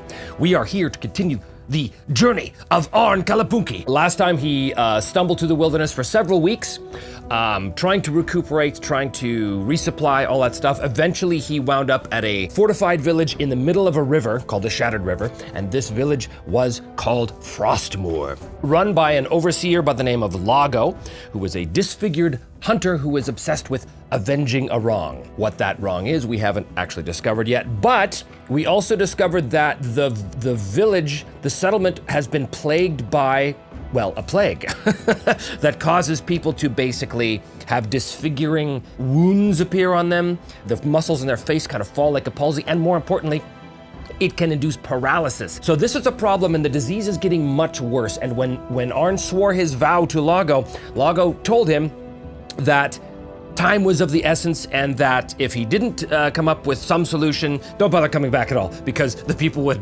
all be succumbed to this illness. One of the possible complications for failure here is going to be basically the disease gets worse. I'm not going to use the actual threat rules from Delve that do exist in that book. This is just going to be my own little homebrew idea. Basically, anytime that there's a consequence that deals with the disease getting worse, time passing, that kind of stuff, I'm just going to keep a tally of it, and that's going to be like its own little track. Lago also told him that he had a number of alchemists from the surrounding wilderness come and try and come up with a cure, but no one was able to do it.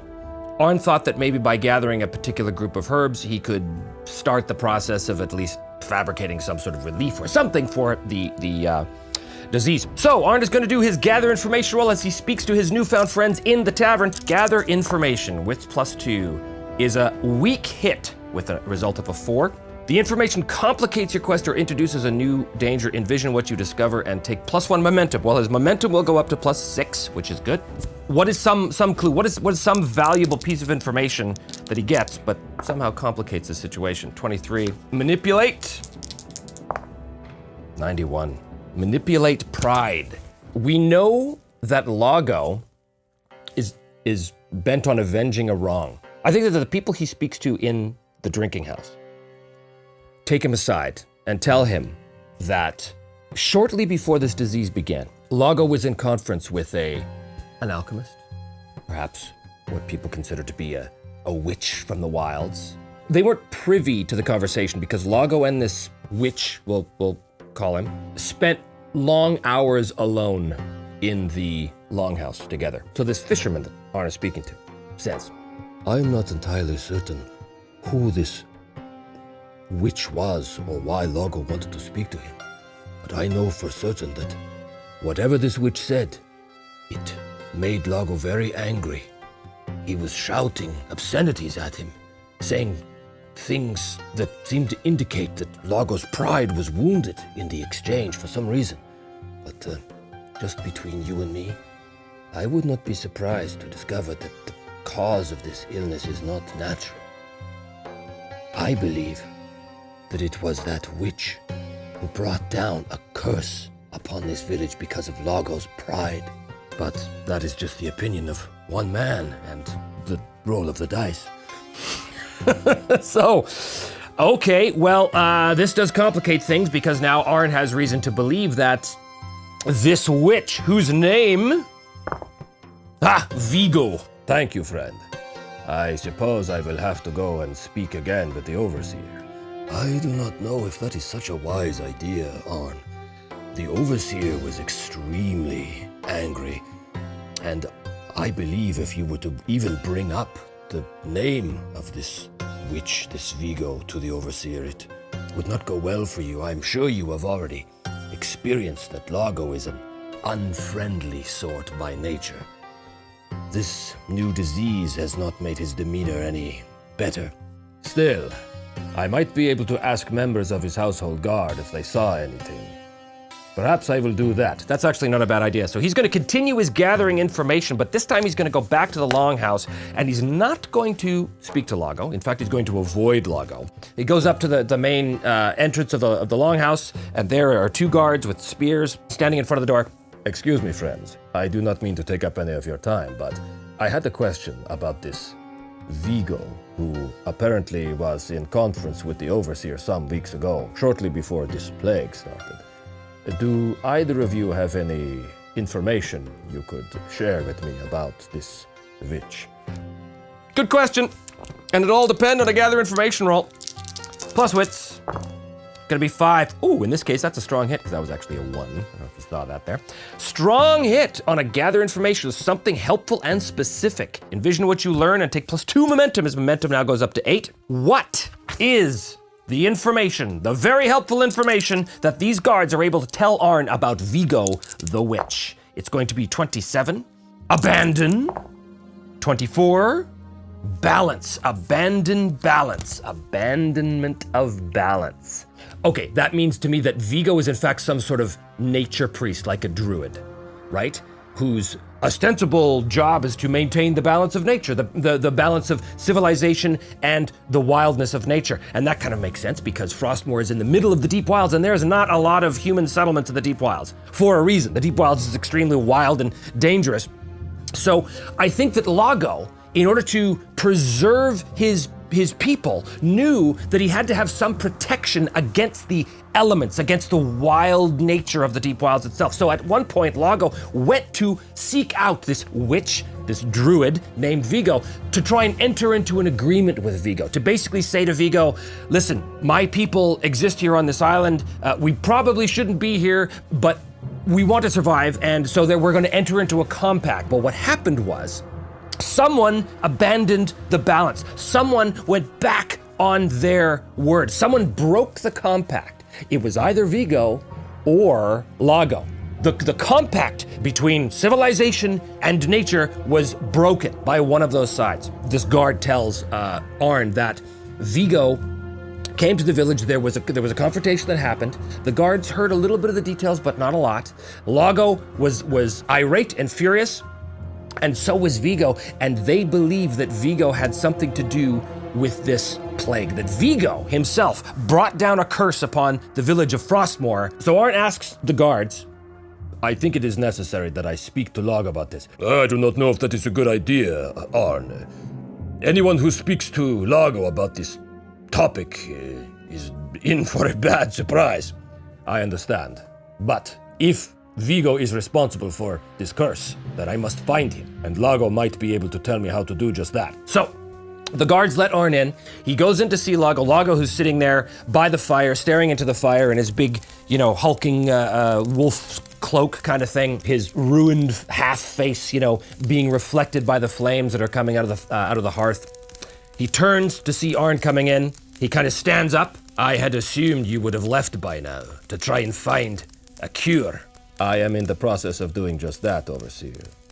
But it has come to my attention that you had an argument with a druid by the name of Vigo. And right away, I think Lago kind of steels himself. Do not mention that name in this house. I do not mean to stir your ire over this, Lago. Whatever agreement you had with this Vigo, whatever compact you entered into, is not any of my concern or my affair. But many people of this village, your own guards included, believe that this Vigo may be responsible for the plague.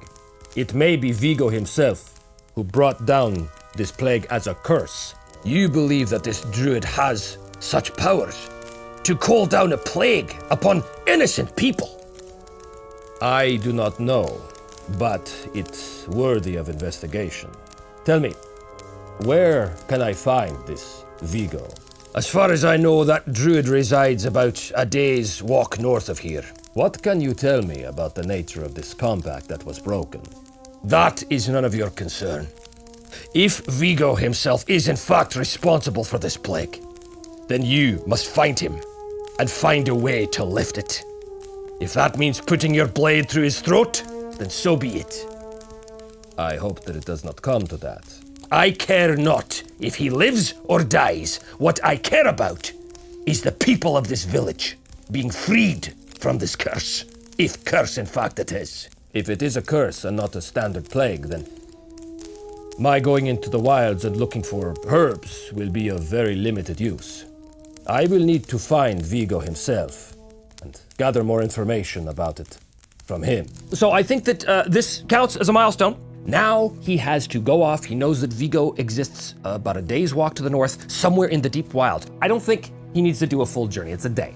It is a dangerous place, though, so here's what I'm going to do. I think I've done this before. I'm just going to basically give him one travel roll, basically undertake a journey roll, and that'll cover the whole thing. Plus wits. He does not share a bond, so this is a straight up +2, and he rolls a failure. You are waylaid by a perilous event. Pay the price. He sets off in the mid-morning, having just had a conversation with Lago. Sets off along the Shattered River, which even now is slowly beginning to freeze over. As I said before, winter has not yet descended upon the Ironlands, but it is on the way. A light dusting of snow is falling to the trees. Very quickly, the Shattered River narrows and gets subsumed on either side by the thick, tall pine and spruce woods of the deep wilds. The rest of the forest underneath is filled with heavy, twisting undergrowth. And as he's moving along the river, following the directions as best as he was given them, what is the perilous event? 55. It causes a delay or puts you at a disadvantage. It causes a delay. Well, because Vigo, the druid, knows these woods so well and is in contact with all the birds and the animals and such, I think that Vigo knows that Arn is coming. He does not know who this stranger is, but he does know that any stranger coming out of Frostmoor right now can't be a good thing, considering that he and Frostmoor are essentially at war. Arn looks behind him, and the river that he had been following is no longer in sight. That's strange, he thinks. He's a woodsman, he's a tracker. He knows his way through such things. He's a wayfinder. So he tries to double back to find the river. The river is a great navigational tool, obviously. But as he does so, it is as though the trees themselves have reoriented themselves to push Arn along a different path. Very strange and something he has never encountered before. He tries again, thinking, of course, he's just made a simple navigational error. But try as he might, he cannot find the way back to the river, and very soon becomes, surprisingly, lost in these woods. That's not a good thing to be lost in the deep wilds, for he has heard all manner of tales about what kind of creatures reside in the deep wilds. This is a bad place to be lost in, and he is now lost in the deep wilds because the forest itself has conspired against him. through some ancient magic, perhaps? He has no way of knowing that. This sets him back, and that means that I am going to start a clock, basically, for the disease. So I'm gonna call this the plague. So I'm gonna fill in one box on that. That is the consequence of his being delayed. It's the plague. It gets worse back in Frostmourne. He has now got to find his way out of this twisting maze of mossy trees and try and find his way back to the river so we can navigate north to find the abode of this Vigo, the druid. I think now that the forest is actually conspiring against him, this is a face danger roll. Face danger, using wits, +2. Gonna be, ooh, that's a failure. You fail, your progress is undermined by a dramatic and costly turn of events. Pay the price. This is bad. Unless he wants to. No, he can't. Well, actually, he could. He has momentum of 8. Yeah, I think we're gonna do it. We're gonna burn our momentum back down to 2, which burns at 7, which means it's a weak hit. You succeed, but face a troublesome cost. Choose one.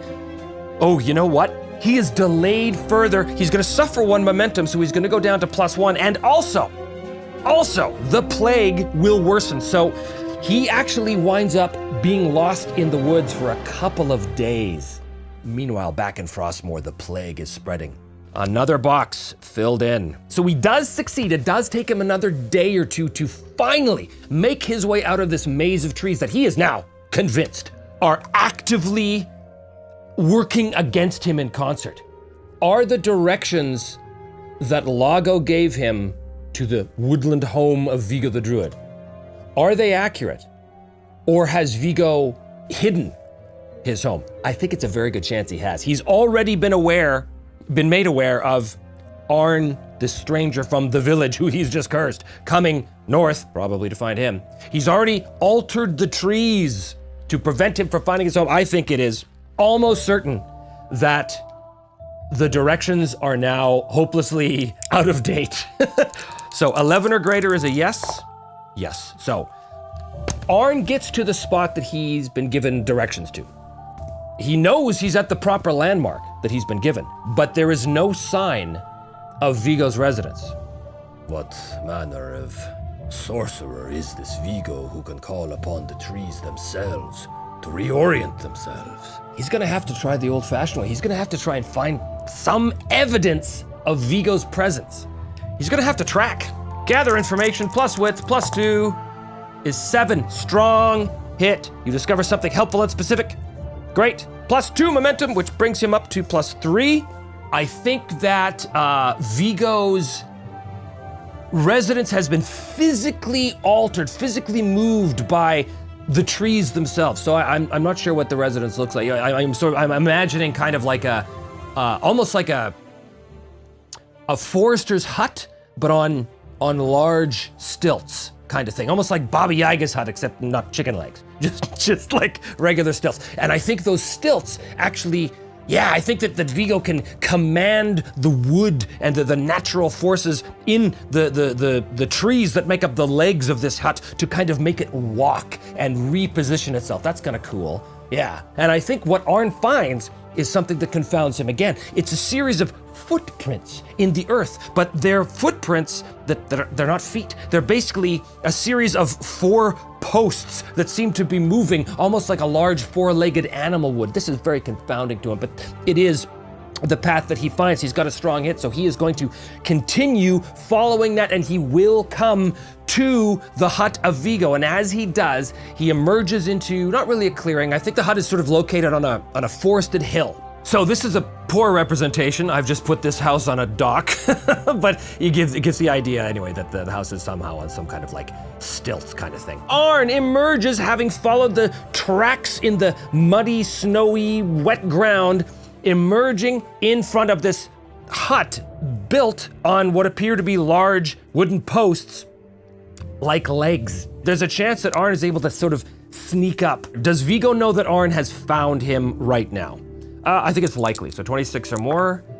Yes, so Vigo has prepared for Arn. He's been watching him through the eyes of the woodland creatures, the birds and such, who are his messengers, his eyes and ears in the forest.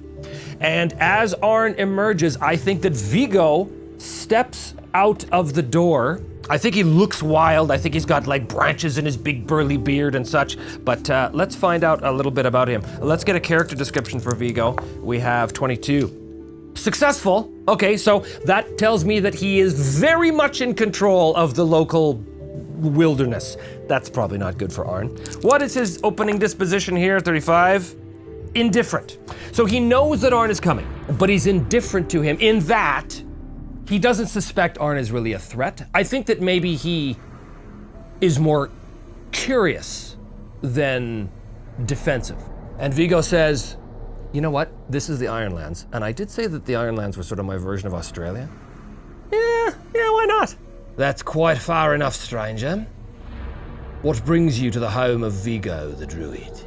I have been sent from the village of Frostmoor to find a cure for the plague that has been affecting them. Have you now? So you're a creature of Lagos, are you? I do not serve Lago. I only wish to help the innocent people of Frostmoor overcome their illness, an illness that they did not bring upon themselves.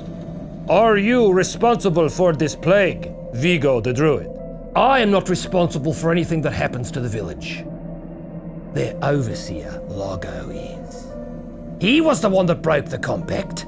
He was the one that went back on his word to me. And now, he is the one that shall have to bear the burden and the responsibility of watching his people's faces fall and their legs and arms go numb. Perhaps this will encourage him to return south, back to the rest of where you Ironlanders come from. I do not wish to become embroiled in any local politics. What must I do to convince you to lift this curse? Well, he's nowhere near resolving this vow. So, compel, persuade something. So this is plus heart. Good for Arn. Plus heart. Oh, strong hit. They'll do what you want to share what they know. Take +1 momentum, which brings them up to +4. If you use this exchange to gather information, make that move now and add +1. Well, I think that's exactly what he's doing, which in this case is going to be wits +2, but +1 is +3. Boom. Ooh, no. The investigation unearths a dire threat or reveals an unwelcome truth. Only Lago himself can do that. Only he can save his people. And how is that to happen exactly? Quite simple. Lago must come here himself and do penance for breaking his bond with me and with the deep wilds. So, if you can convince that prideful, scornful heap of unpleasantness to come here and admit his own wrongdoing, then the plague will be lifted. Pay the price for the failed gather information roll. What does that look like? 53. It causes a delay or puts you at a disadvantage. Even now, the plague grows worse. I can feel the very air around the village grows thick and heavy with sickness. Return and tell Lago that his time runs out. Which means that the delay causes the plague to worsen. Lago will certainly demand to know what form this penance will take. I must be able to tell him something. What's the nature of his penance? What is the nature of the penance? 14. Inspect. 09. Wound. The wound of the broken compact. Yeah. Look around you, Ironlander, and tell me what you see. Arn does. And as he looks, he can see that the trees around him all have large, bleeding wounds. The wounds on the trees are bleeding sap. He didn't think anything of this before. Trees, ooze sap all the time. But as he looks around, he can see a definite pattern. The trees around him are all bleeding in a way. The breaking of the compact has had a physical effect on the wilds. Such was the nature of the deal that I made. Lago's breaking his word has caused physical harm to come to my beloved forest. The overseer must bring himself before the spirits that guide this place. They will pass judgment upon him, and if they find him wanting, they will consume him. That sounds extreme.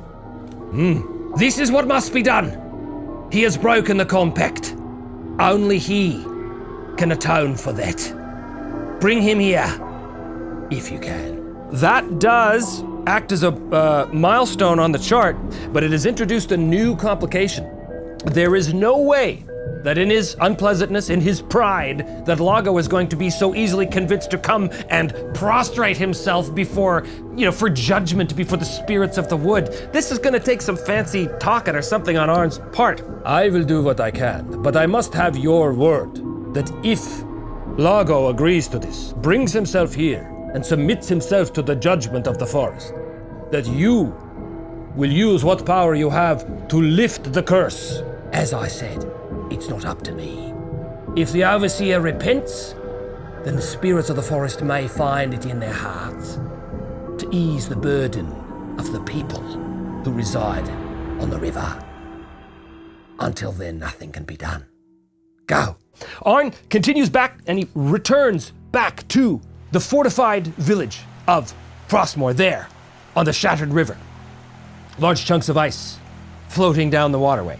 He once again gets on board a fisherman's boat and is taken across the water and immediately goes to the longhouse, the home of the overseer, Lago. Ah, our would-be savior returns.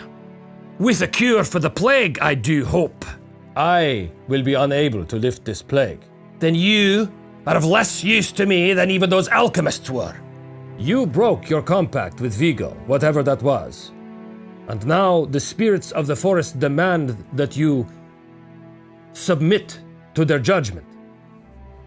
That madman who dwells in the forest to the north has convinced you of a fantasy.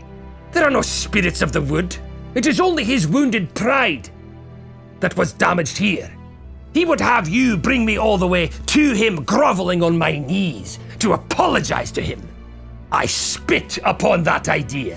Why should I apologize to he when it was he? Overseer, it is not my place to become involved in your political spat.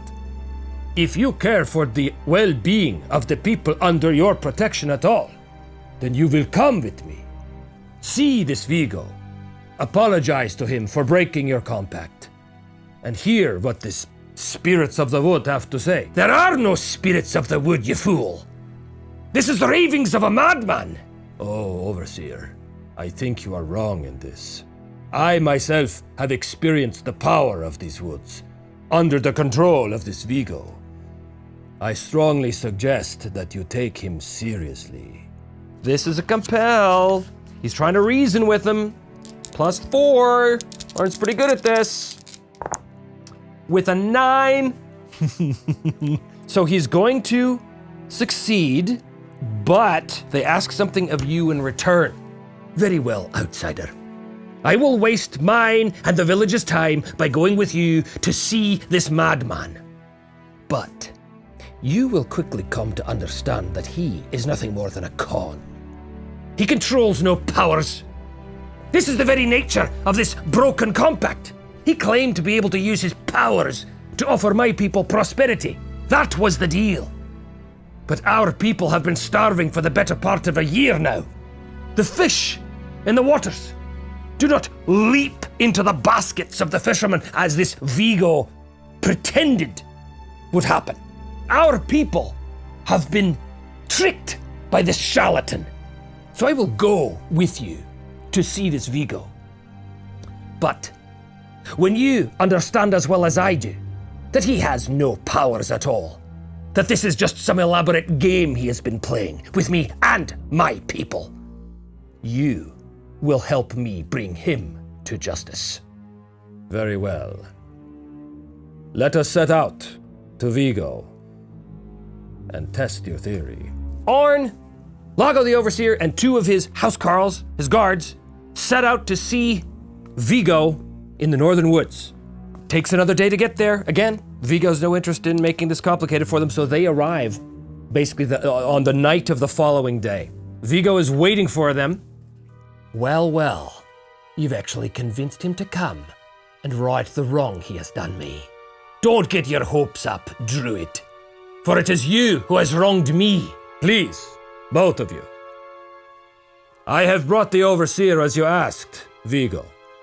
Now, take us to these spirits of the woods. Come this way.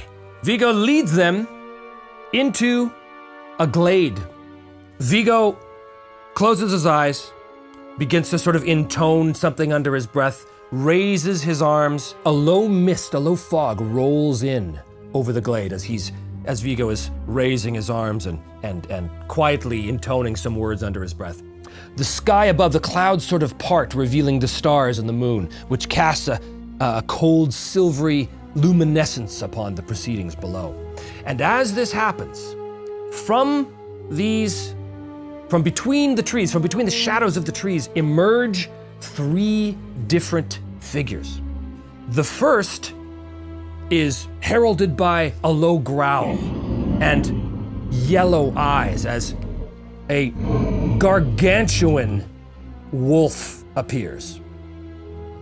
From over here, there is a plodding, thumping sound, and the slide and scrape of stone on stone as a creature emerges, which looks to be made of living rock itself. And from over here, the trees themselves seem to animate, and one of the trees themselves actually steps forward from between the rest of the trees and stands there, sort of this almost ant-like thing, but much smaller. These, of course, are the spirits of the wood. This obviously takes Lago aback. The spirits of the wood are before you, Overseer. Bend your knee now and submit yourself to the judgment of the spirits of the forest. Lago is stunned by this manifestation of power. He obviously didn't think that this was for real, but he does now. And I think that fear goes through his eyes. I think there's a chance that he just kind of freaks out and orders an attack. That is going to be 50-50. 51 or greater is a yes. He does not. He is able to master himself. Perhaps I underestimated your powers, druid. Still, why should I apologize to these creatures? It is they who should show good faith now by lifting the plague. If they do that, perhaps I will be more inclined to converse with them. Vigo looks at him, and he looks at Arn. That was not the bargain. You, Overseer, must submit yourself to trial for the breaking of the compact. Please, Overseer. I understand your hesitation. But Vigo, perhaps as a show of good faith, the spirits of the forest could make some gesture to show that they have the power and the desire to lift the curse. This is going to be another compel. +4. Oh, God. They refuse or make a demand which costs you greatly. Vigo rises up. His countenance grows as though the shadows behind him gather to make him seem much taller and greater than he is. You wish a display of the spirit's power. Very well. I shall show you what the forest is capable of. The wolf leaps out and with a sudden, hideous snap of its gargantuan jaws, snaps off the head of this guard right here. Blood gouts from the wound as the body falls lifelessly into the snow. His heart's blood, his life's blood, pumping gore into the surrounding snow and mud. Lago pulls his blade. Murderer, he says. Arn has one final chance to stop this from devolving into a melee that they probably can't win because they're up against these horrible supernatural creatures. Arn says, no, Vigo, you must call off the spirits. Lago is here to make good on his side of the bargain. Please, no more bloodshed. He has to face danger now because if he fails on this, Lago is going to go ballistic and attack. This is a face danger. This could go bad. Face danger. This is gonna be heart. This is definitely gonna be heart. +4. 10. Strong hit. Successful, take +1 momentum as momentum goes up to 6. Lago, if you do not submit, all of us will fall to these powers here. Do not be a fool. Arn's words are enough to halt Lago's actions. Vigo puts up his hand, and the wolf returns to the shadows of the trees behind him. There is no further need for bloodshed here, but perhaps now you will show some respect to the power of the forest. Yes, I see your power, Druid. You have demonstrated your ability to kill many times now. First, the people of my village who fall into plague, and now my loyal man. Very well, strong hit. I will submit to your judgment. And he kneels in front of Vigo, sneering, just hating this, but knowing now, thanks to Arn's words, that this is a fight they cannot win. Lago kneels down and submits himself to the judgment. It's another milestone. Boom, boom, boom. That's 2 more boxes. I think it is time to try to fulfill the vow. If he resolves the vow successfully, then the spirits will be appeased at Lago's act of submission. They will lift the curse from the village and the plague will dissipate. If they fail in this, then Lago's submission is found wanting, and there will be violent and bloody consequences, no doubt. We really, really need to get a strong head here. 6. We need 5s or less. Strong hit. So this was a dangerous vow. On a strong hit, mark experience, 2 XP. The quest is complete. Lago's submission is legitimate. It's honest. He is not submitting out of any sense of, doing the right thing. He's doing it out of fear. He's doing it out of absolute fear that now the power of this deep wilds that he has brought his people to try and survive in is a legitimate threat to them, and he must submit himself to their will, which sucks for him. But his submission is accepted, which means back in Frostmoor, the plague, the curse is lifted. Very slowly, over the next few days, the people start to regain sensation in their extremities. The paralysis of their limbs begins to fade, and the falling palsy-like conditions of their faces begins to recede, and they begin to recover from that as well, including Lago. Days later, as they are back in Frostmoor, it's not a celebration. In fact, I think that Lago says to Arn in the Longhouse, just the two of them, "The curse has been lifted thanks to your intervention. I fear that I may have led my people to a place that has dangers far above our ability to deal with or comprehend. The deep wilds were never meant for humans, Lago. But, for good or for ill, your people are here now. I wish you the best in this hard, unforgiving land you have chosen." Nonetheless, the people of the village are thankful that the plague is gone, and Arn has made good with them. He's made friends in the drinking houses, and I think that perhaps this is worthy of forging a bond with these people. Roll plus heart. He did fulfill the vow, so he may re-roll any dice. +4, and he can re-roll any dice. Well, he's gonna re-roll that one. He's got an 8 and a 7, so that's a match. Something even better happens. That's good. That's really good. Ooh, and I think I have an idea what that is. Nonetheless, it is a strong hit.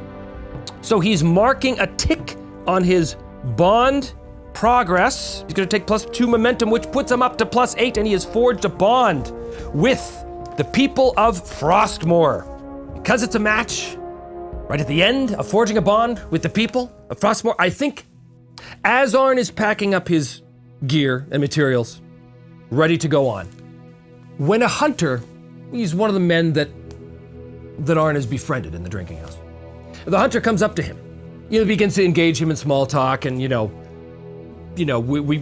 we're sorry to see you go so soon. We wish you could stay. Why don't you stay with us here for a while? We could use a man like you. Would that I could stay, my friend. But I am hunting a terrible beast.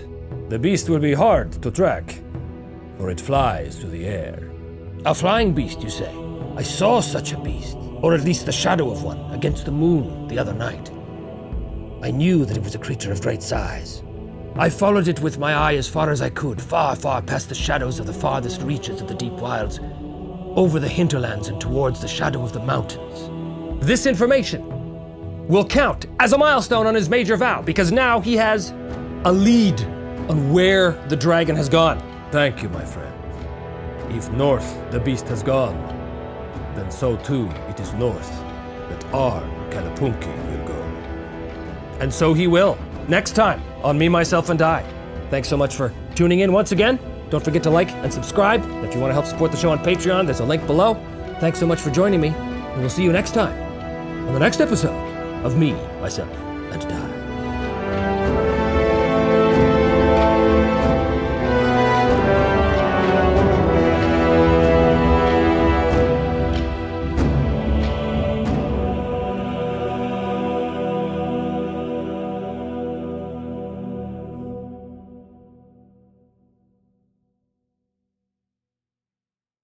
Well, hello and welcome back once again to Me, Myself, and I. I'm, as always, your erstwhile GM, player, and host, Trevor DeVal. Thanks so much for joining me, and as always, don't forget to hit like and subscribe, and if you want to support the show on Patreon, the link for that is below. And a special shout out and thank you to all of my Patreon subscribers who have exploded over the past month, which is kind of cool. Thank you so much for that. And a special thank you to a couple of you, Jomaru, for posting a link on Reddit, which seems to have garnered a whole lot of attention and added like 700 subscribers or something to the channel, so thanks so much for that. And welcome to all of you new subscribers. Yay! And also to Aaron Sago, who has done this really cool piece of software called Rollscape, which helps you keep track of your campaign online. It's designed for kind of this kind of stuff, but anyway, he's done a whole thing on season 2 of Me, Myself, and I, and the Adventures of Arn. So go check it out at the link below.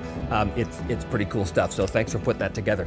Okay, well, when last we met, Arn had saved the town of Frostmoor from its plague, which was very cool, and had formed a bond with its people right before having been told of a sighting of the dragon, Thaugalos, heading off north to the Tempest Hills, or perhaps the Veiled Mountains beyond that. We're not entirely sure. But in order to get there, Arn has to go leave the deep wilds behind and enter the hinterlands. The hinterlands themselves are a very rugged place in the wilds of the Ironlands. There are more Ironlander settlements there than there were in the deep wilds, but it's also a place of strange beasts, large, looming creatures, rocky waterfalls cascading off of jagged cliffs, thick pine trees, eventually making their way up the slopes to the hills of the Tempest Hills. So it's going to be a bit of a trek to get there. But instead of doing just a simple journey, I'm going to treat this journey as a delve roll from the Delve book. And those of you who don't have the Delve book, you should check out the link below and you can grab it there because it's a very, very useful addition to IRONSWORN. The journey will take us through the hinterlands, which I have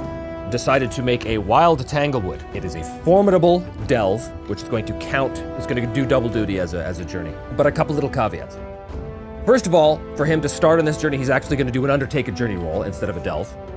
So I'm kind of mixing a few little rules here, but it all works. And the other thing is that, unbeknownst to Arn, he is being hunted. And so I'm going to introduce a threat, again, a mechanic from the Delve book. I'm going to introduce the threat to the delve overall. Normally you add a threat to a vow. This time I'm adding the threat to the delve. Basically, if the menace track overtakes Arn's progress on the delve, in other words, to get out of the hinterlands and to the other side, to the southern slopes of the Tempest Hills. If the menace track gets to the end before Arn does, then that which hunts him will overtake him. So that means that any time that he pays the price and it deals with a loss of time or anything like that, or anytime he really makes camp or takes any kind of time whatsoever, that is going to advance the threat track, which is always very bad. So let's see what happens. We know that Arn is still in Frostmoor. He has just established a bond with the people, and I think that before he sets out on his journey, he is going to do a sojourn because his spirit is high and his momentum is high, but his health is still at 3 and his supply is down to 2. So he needs to build up his supply and recuperate a little longer. He can do a sojourn. He has a bond with them, so that's going to be great. So he's going to make that roll in a second. But what this also means is because Arn is being hunted and he is taking time taking some time for himself. That means the threat track is going to advance. So we go to our handy dandy delve book here. Advance a threat.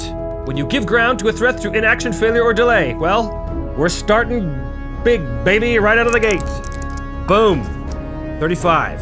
Oh, the threat works subtly to advance towards its goal, or the danger escalates. Mark menace. Before he even leaves, he's sojourning in the town of Frostmoor, and unbeknownst to him, the threat that is tracking him has found his location and is on its way now to him. Well, off to a glorious start. But in the meantime, Arn is sojourning with the people of Frostmoor. Mostly, as I said, to heal himself up, to garner supplies. This is easy to do now, or easier to do now, because he has formed a bond with them. The people of Frostmoor are emerging out of their palsy, out of their plague, and every day, more and more people emerge from the outer isles, coming over on their boats, free of the plague. Their faces no longer twisted and distorted by the racking of their muscles from this palsy. There are many tearful reunions as people embrace each other.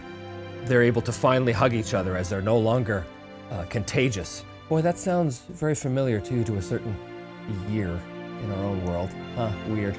Oh well, this isn't a current events show. He's going to make his sojourn +4, but because he has a bond, it's going to be +5. Woo, +5. Sojourn with the people. Okay. Well, that's only a weak hit. +5 makes that 6. So it's only a weak hit. You choose one of the things, but if you share a bond, you can choose one more. So I can choose 2 things, which is great. And I also have the option on a sojourn of pushing my luck, basically, but we'll see. First of all, provision. So he's going to take +2 supply, and because of his bond with the people, he can choose one more. Recuperate, which means he goes up to +4. Arn's maximum is +4 because of his maimed leg. Yeah, you know what? I'm going to push my luck on the supply roll. So you can roll +hard again, and I share a bond, so this is another +5. +5 is 10. Ooh, but a 10, so it's another weak hit. So basically, he's able to bump his supply up to the max. So over the next week, we'll say, he reprovisions his food, his arrows, mends his armor, sharpens his sword, fabricates more arrows, all of these things. And he's able to use that time to heal as well as I think he's given lodging in someone's home. He no longer has to sleep in the boathouse because he's basically saved the people. And I think they're very, very grateful to him. So he spends a week recuperating and upping his supply. However, unbeknownst to him, the threat that is tracking him has gained his scent and is now on the way to find Arn Kalapuki. As he sets out from Frostmoor, heading north, his only hint, the words of the hunter who told him that the winged beast was flying ever northward towards a line of low hills, which are the Tempest Hills on the far side of the hinterlands. But in order to get there, Arn must cross the hinterlands, which is going to be our delve. So as he sets off on his journey, he is a wayfinder, which means he undertakes a journey. And again, as I said, I'm rolling undertake a journey as the first step on this delve. This is a formidable journey, formidable delve, plus wits, but he has a bond, so this is going to be a +3. Oh, well, lucky, very, very lucky. 4 is a strong hit. First of all, he's gonna go up to +9 momentum because of Wayfinder. This is essentially the first successful delve roll as well. Traverse the hinterlands. He's got 1. He sets out from Frostmoor along the river, heading north. The river winds its way, gradually becoming more and more narrow, because as the land rises, becomes more jagged and rocky, he finds his way slowed by having to traverse a bunch of little mini cliff sides and ledges and scramble up hard rock faces and such. He makes good progress. Nothing untoward befalls him, but he has definitely left the deep wilds behind, which means that he sees more and more of the sky now, and it is a cold, icy blue sky that every now and then gets choked with the gray of snow, threatening but never quite falls. Winter is coming. Winter is coming. But it has not exactly arrived here. The days go by. Arn follows the river as far north as he can. But finally he comes to an area. What does he come across? He comes across hunting ground or watering hole. He's had a couple days of easy travel.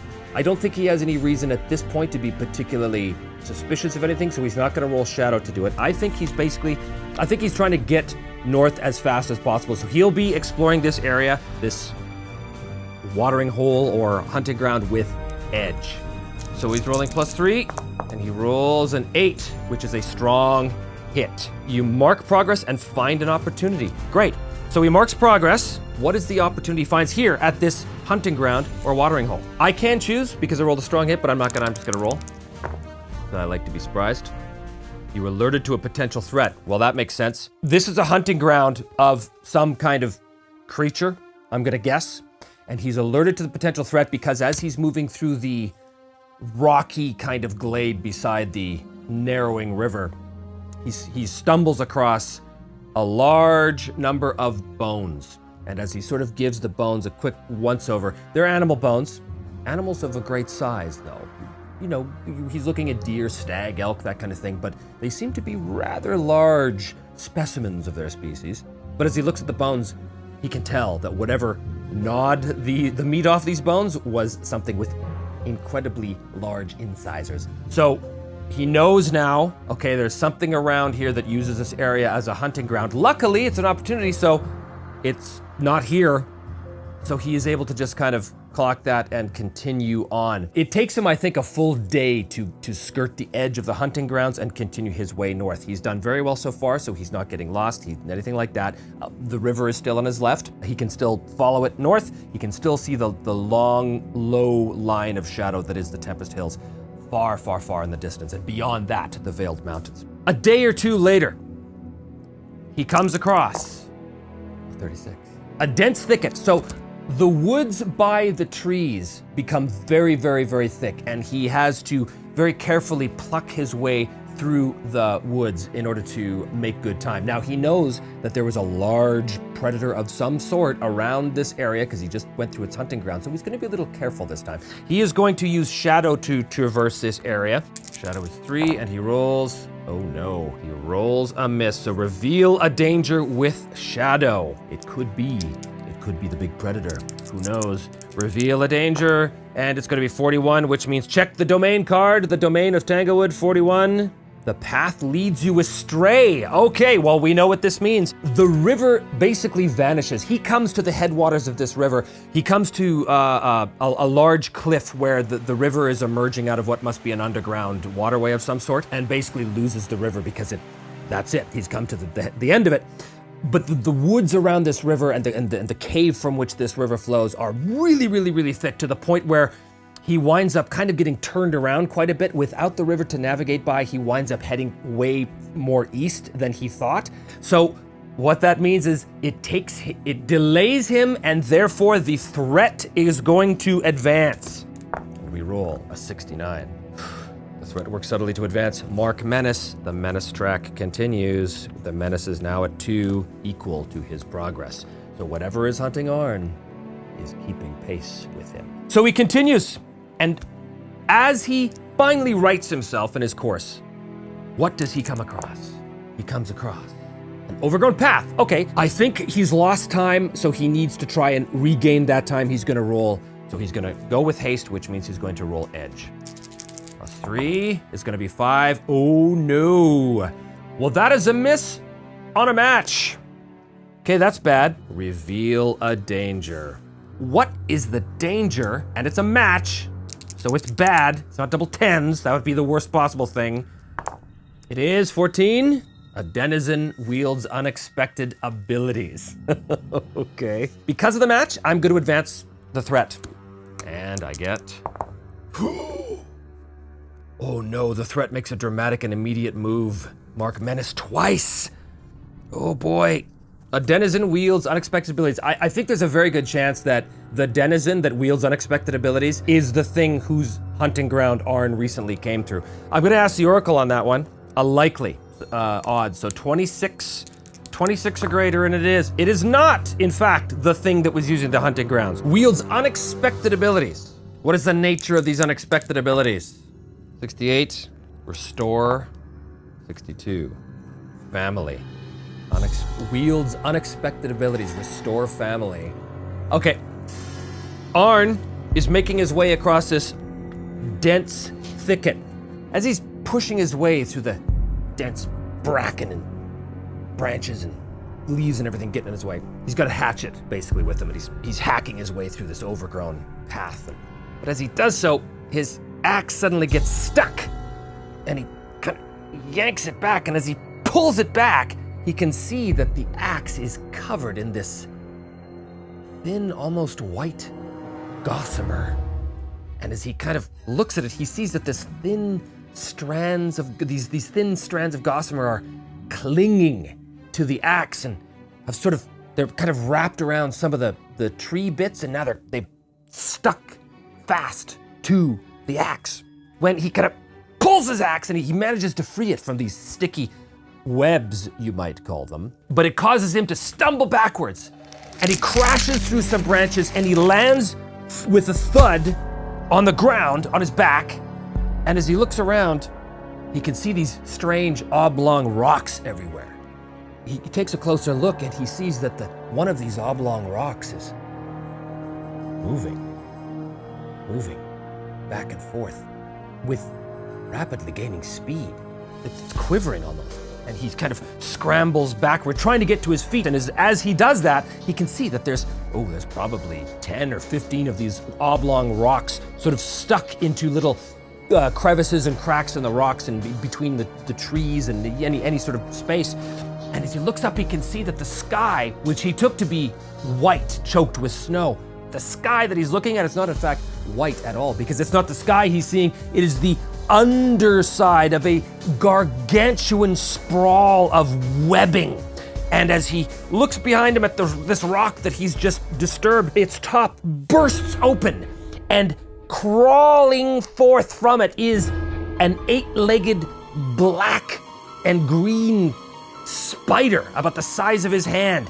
And it looks at him with its many, many, many eyes, and Arn scrambles back, trying to get to his feet. And he looks around, and he can see the other egg that was quivering. It too bursts open, and then another one, and another one. It's almost like a chain reaction as all of these eggs are beginning to burst open, and these long black and green hairy legs are making their way out of the opening and beginning to pull themselves from the eggs, being birthed and emerging from the eggs. And at that moment, there is a shadow that passes over the sky, and he looks up and he realizes that what is causing the shadow is the gargantuan bulk of the harrow spider that is making its way down towards him right now to protect its family that it had been busy restoring by laying all of these eggs. He sees this thing. Unfortunately, he's taken completely by surprise for this. So as he looks up and he sees this gargantuan 8-legged beast coming down towards him, it is an enter the fray roll. And he has to roll with wits because he is basically being ambushed here. Plus wits, +2. Here we go. He rolls a 6, which is a strong hit, thankfully. He rolls a strong hit on Into the Fray. +2 momentum, so it puts him up to 10, because that's as much as you can get. Somehow he has initiative. That's this thing. I think he rolls out of the way, lurches to his feet, and grabs his bow and fires a barrage of arrows at this beast as it comes down towards him. He looks up and he can see that this spider, which he thought was in fact leaping on him, is not leaping. It's in fact very quickly descending on a long, thin strand of webbing, its rear legs chattering away on the line to keep it steady as its mandibles are snapping and its forelegs extend to try and get it on. But he has initiative somehow, amazingly. No time to aim or anything like this. He has got to fire. He's going to reduce his supply to 4 using his archer talent to fire a barrage of arrows at this thing as it comes down to. Plus edge is 3. He rolls a 6. Oh no, it's a miss. Oh no, it's a miss. But he can re-roll any dice. So I'm going to do that because he used his combat talent. Re-roll any dice. Should I re-roll that too? 6 is pretty good. Actually, just an average. I gotta keep it. I'm just gonna re-roll the challenge dice. Oh no! The exact same result. Oh no! So it's a miss. He fires a barrage of arrows, but he's still trying to get to his feet, so the arrows sail past the spider. Some of them actually hit, but sink deep into the rubbery flesh of the spider, doing no appreciable damage whatsoever. Well, he loses initiative and he must pay the price. The thing is still coming down, and this this is all I have. I don't have a spider mini, unfortunately, so I'm using it's a Tyranid from 40k, unpainted. Yeah, really high-end stuff here on Me, Myself, and Die. Unpainted miniature from a totally different game line. Whatever. The price is, as he's firing, the erupting young spiders from behind him scuttle and scurry their way up his back, looking for any chinks in his leather armor to sink their fangs into his bare flesh, and they do. They are young. They're not the big spider, so he's gonna take 1 damage from that, which puts him down to health 3. That is the price he pays, but he does have to roll an endure harm. So he's rolling +3 to endure the harm for this. He rolls 8, which is a weak hit on so you press on. Okay, so he cries out in pain as he feels these hideous little hairy legs scuttling all over him, and he's freaking out here. He's lost initiative, which means that the thing comes crashing down on him. He can no longer shoot at this thing. He has to try and pull his spear out. Here's the thing. He's completely taken by surprise. Also, he's freaking out by these little spiders coming, biting him on the neck and in the back. There's big, massive things coming down here, so here's the deal. I think in order for him to even get his spear out in time, he has to face danger. He has to face danger using edge. He's got to get it out in time. Does he get his spear out in time? 5 is a weak hit. Yes, but there's a troublesome cost. Endure stress. His spirit goes down to 4. He must endure stress. That makes perfect sense. Mental shock. Oh my god. He's going to roll +4 to this. How does it go? Oh yeah, like a god. 10. Strong hit. Suffer -1 momentum in exchange for 1 spirit. I'll do that. So his momentum goes down to 9. His spirit goes up to 5 again. So he is able to shake it off and grab his spear just in time as this massive arrow spider comes careening down before him. He strikes, but he's rolling a clash now instead of a strike, because the foe has initiative at close quarters, plus iron. Ooh, this is not very good. Arnold is not particularly good at this. He drives the spear forward, trying to stop this thing. Oh no, it's a miss. It's a miss. You're outmatched and must pay the price, unfortunately. Well, the foe still has initiative. He goes to stab it, but this thing is moving way too fast. It collapses on him and sinks its sizable mandibles right into his shoulder, basically, slicing through his leather armor like butter. Nothing, just and he is going to take 2 damage, which means he goes down to health 1 from that. Blood bursts forward from the wound, and perhaps poison. Denizen wields unexpected abilities. Yeah, this thing has poison for sure. He's got to endure harm for this. Oh boy, oh boy, oh boy. +2 is 7. This is a weak hit. So he presses on, no further damage from that, but the creature has special abilities. The poison is in him. Poison. I think as he's doing this as well, he begins to hear the mad whispering of Vislidi coming from the spear once again, as it, the voice of his grandfather is basically, desperate to taste blood once again, and it's essentially shouting at Arn in his mind to grab the spear and kill this thing, which of course Arn's thinking, yeah, good idea, Gramps. The thing still has initiative. I have a feeling it's gonna try and spin him up in a web. It's almost certain. So 11 or more is a yes. It begins to spin it. Yes. So Arn now has to, he can feel the poison like an icy dagger running through his veins. And he's really, really badly hurt, but he's gonna try and face danger to deal with the fact that this thing now is beginning to try and wrap him up, spin him up in a silken cocoon. Speed, agility, precision. Now this thing's got it pinned. He has to roll iron. It's gotta be iron. This is a strength endurance to basically try and just push the thing off him just enough for him to be able to roll out of the way before it can begin to spin. It's webbing on him. Face danger, iron. Oh boy, Arn is terrible at this. 4. Okay, here's the thing. He's got a weak hit on face danger. He would succeed with a cost, or I could burn momentum and get a strong hit. But if I burn momentum, I'm down to 2. Is it worth it to burn momentum here? I don't think it is.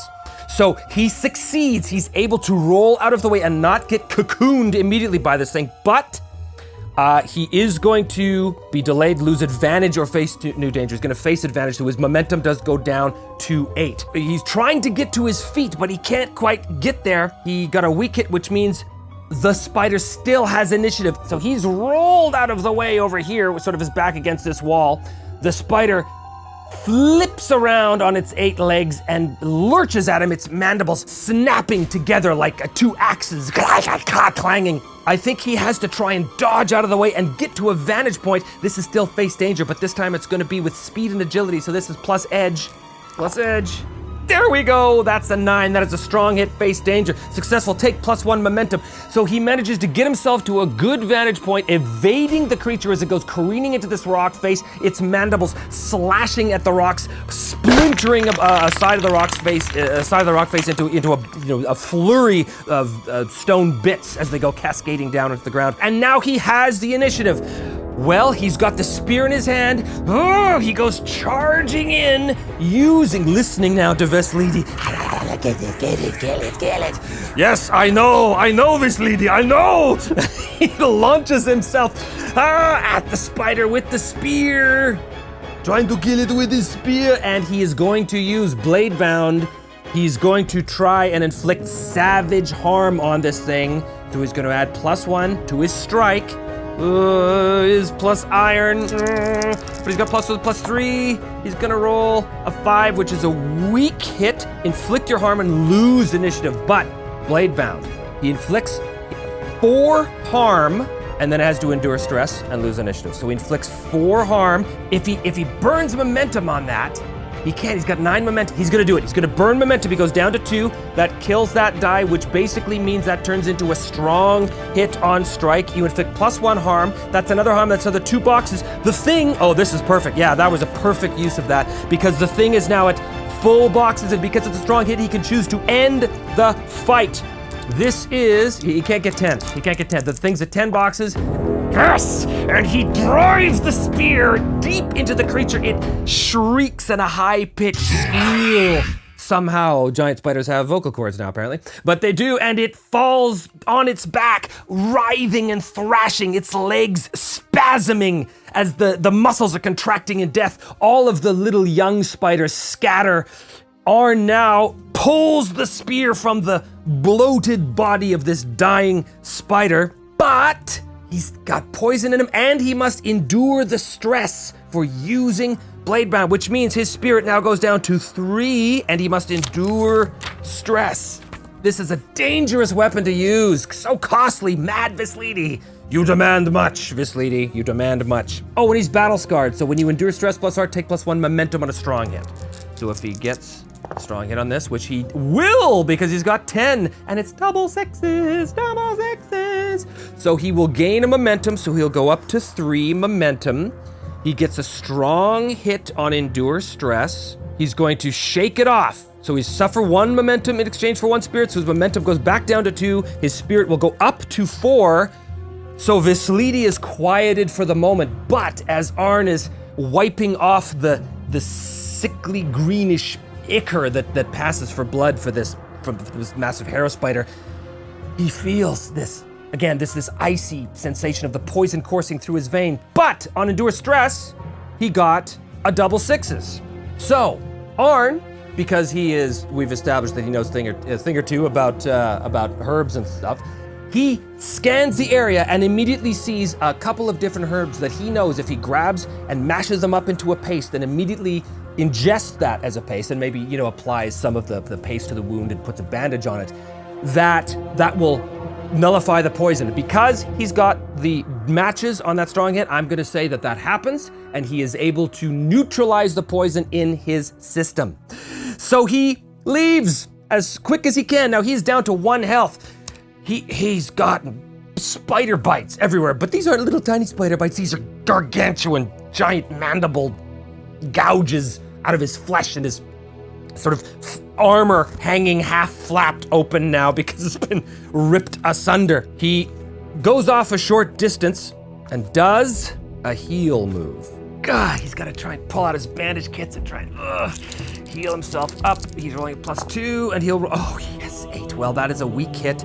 He gets up to 2 health, so he's up to +3 health, but it takes a lot of his supply to do that. He's got to use up some of his vital healing supplies, basically, in order to neutralize this poison. He has got to continue on. He is only a little tiny bit. He's only like a 1/5 of the way through the hinterlands. What is the next area he comes to? What is the next feature? Something unusual or unexpected? That could be anything, so I'm gonna roll on it. 77. Secure. 44. Faction. Oh, I know what this is. This is a couple days later, by the way, as he, emerges from the thickest part of these woods, and now he can see ahead of him now this long vista. I think there's a large stony cliff ahead of him across a small valley, and at the base of that cliff ahead of them, he can see this longhouse. Smoke rises out of the chimney. The longhouse is surrounded by a large wooden defensive palisade as well as a low stone wall. It looks like a very well defensible place. The longhouse is clearly of human construction, of Ironlander construction. He can tell that right away just by looking at it. Got a thatched roof. It's a typical kind of Ironlander longhouse. The forest around this longhouse has been cleared. And as he looks, he can see that the stumps have all been cut. So right away he thinks, oh, I bet you these are loggers. I bet you this is a human woodsman camp, basically.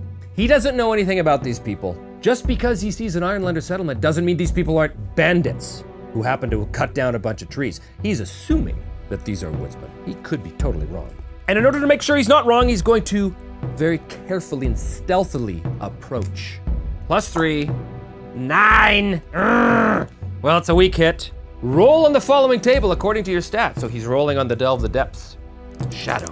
What happens? What is this? 43. Mark progress. Great. As it turns out, they're not bandits at all. They are, in fact, woodsmen. And as he sneaks his way up, he sort of looks over the wall and he can see a family there. He can see children playing. Watched over by a big, burly, probably older brother of the young children, who's armed with a wicked-looking axe. He moves back a bit, makes himself visible to the watchman, basically, and calls out, "Hail, friend. My name is Arn. I am by myself out here. I am looking for a place to rest for a day or two. Might I avail myself of your hospitality?" He marks progress.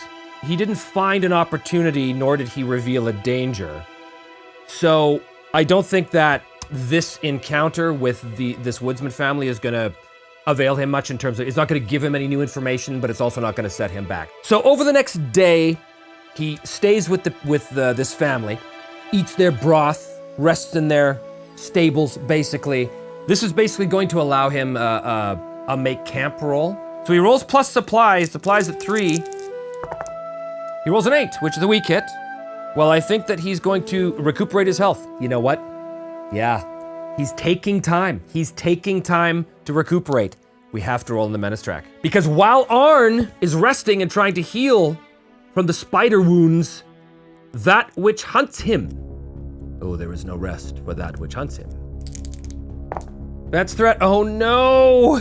Mark menace twice! While Arn is spending a day tending his wounds with this perfectly lovely family of woodsmen here in the hinterlands.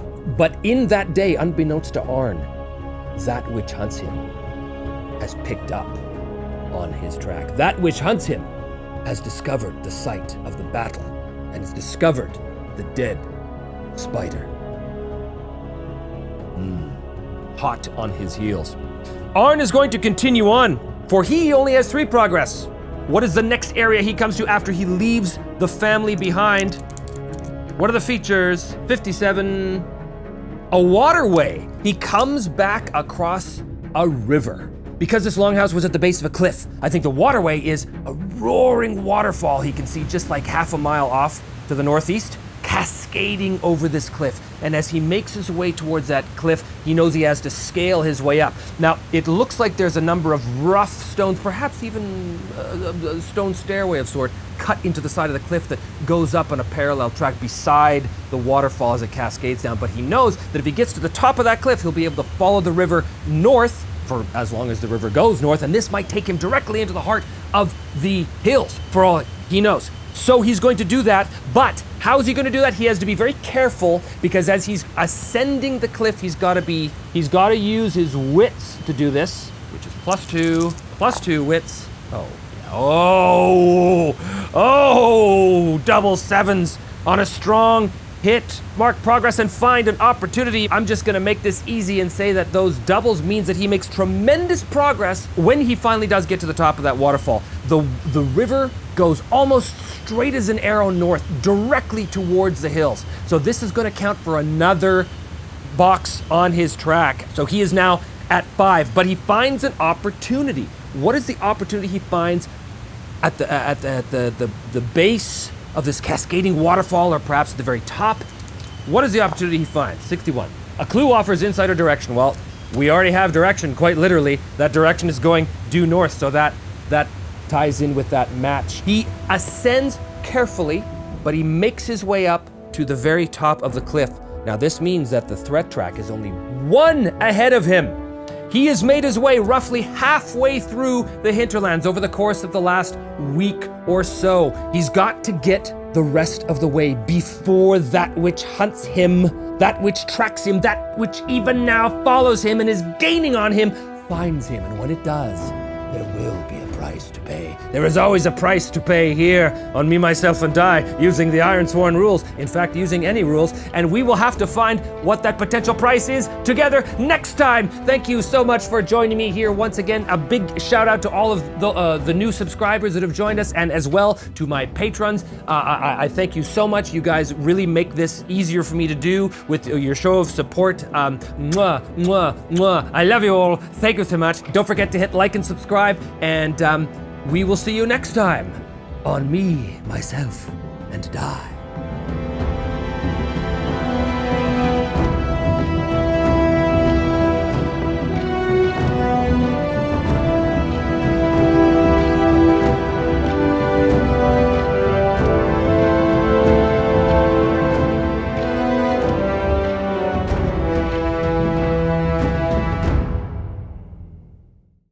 Well, hello and welcome back once again to Me, Myself, and Die. I am, as always, your intrepid GM, host, and player, Trevor DeVal. Thanks so much for tuning in. And as always, if you want to help support the show, please do hit like and subscribe if you have not done so already. And if you want to help support the show on Patreon, or if you want to help the show by buying some merchandise or by buying some stuff through RPG, there are affiliate links below.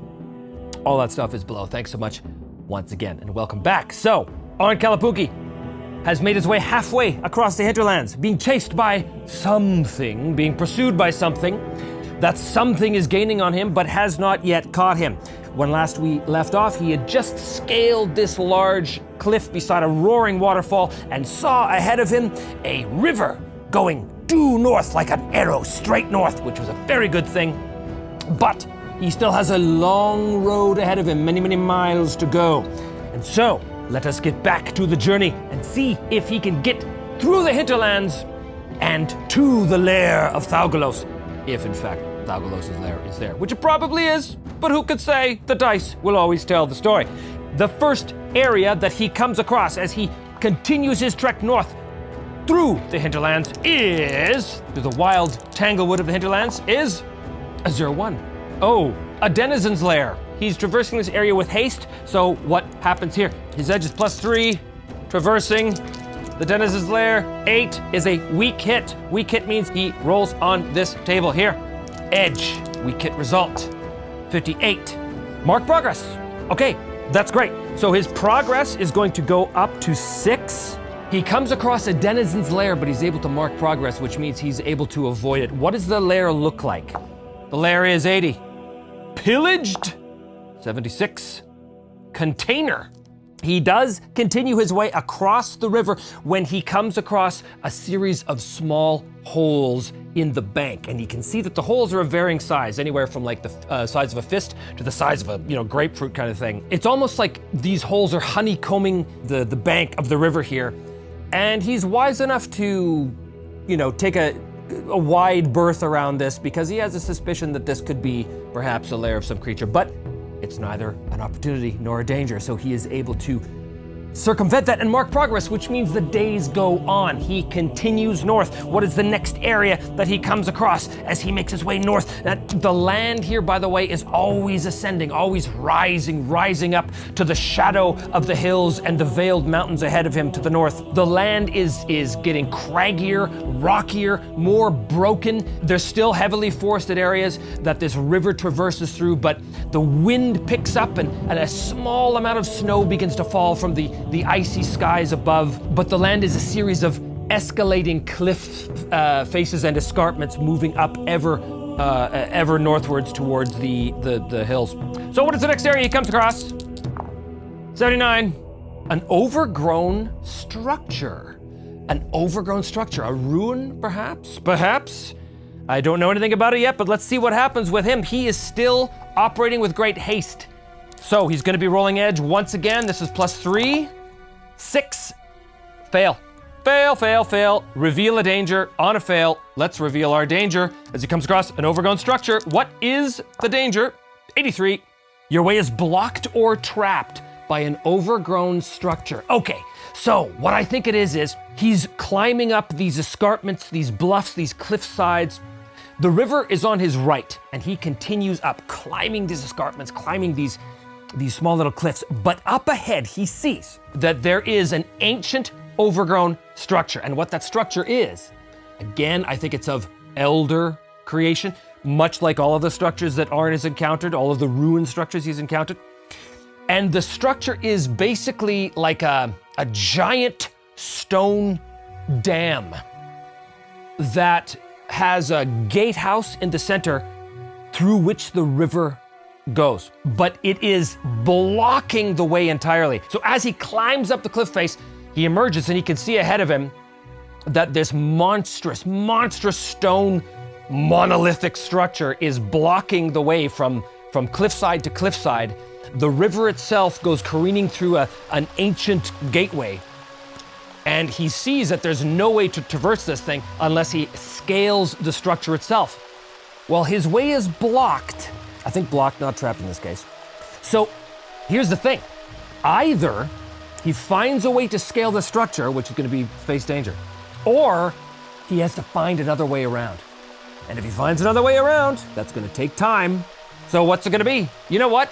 I'm just going to ask the Oracle, 50-50, because I'm going to let the dice decide what happens. So 1 to 50, Arn is going to try and scale the wall. 51 to 100, he's going to find another way around. 0-2, he definitely is going to scale the wall. So he looks at this thing. The wind is blowing. The water is still cascading from this ancient stone gateway. I think the structure itself, the dam, is at least like probably 50 feet tall. But he pulls out his rope, and actually, that's a good question. The Delve book has a little move in here called Check Your Gear. Does he, in fact, have a specific helpful item? So he's rolling plus supply. So this is +3 in this case. Oh no, 4. He does not have anything to help him, and the situation grows more perilous. Pay the price. So he's rummaging through his backpack looking for something to help him scale this wall, but something goes horribly wrong while he does. What goes wrong from this? 65. It is harmful.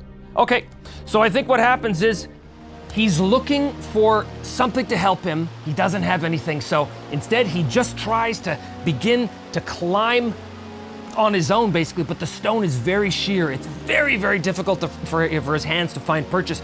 And as he kind of scrambles up a little bit, he gets maybe, 10, 15 feet up and kind of scrambles and goes sliding back down to the earth, hitting the stony shore beside this river, kind of cracking his head a little bit, and he's going to take 2 harm.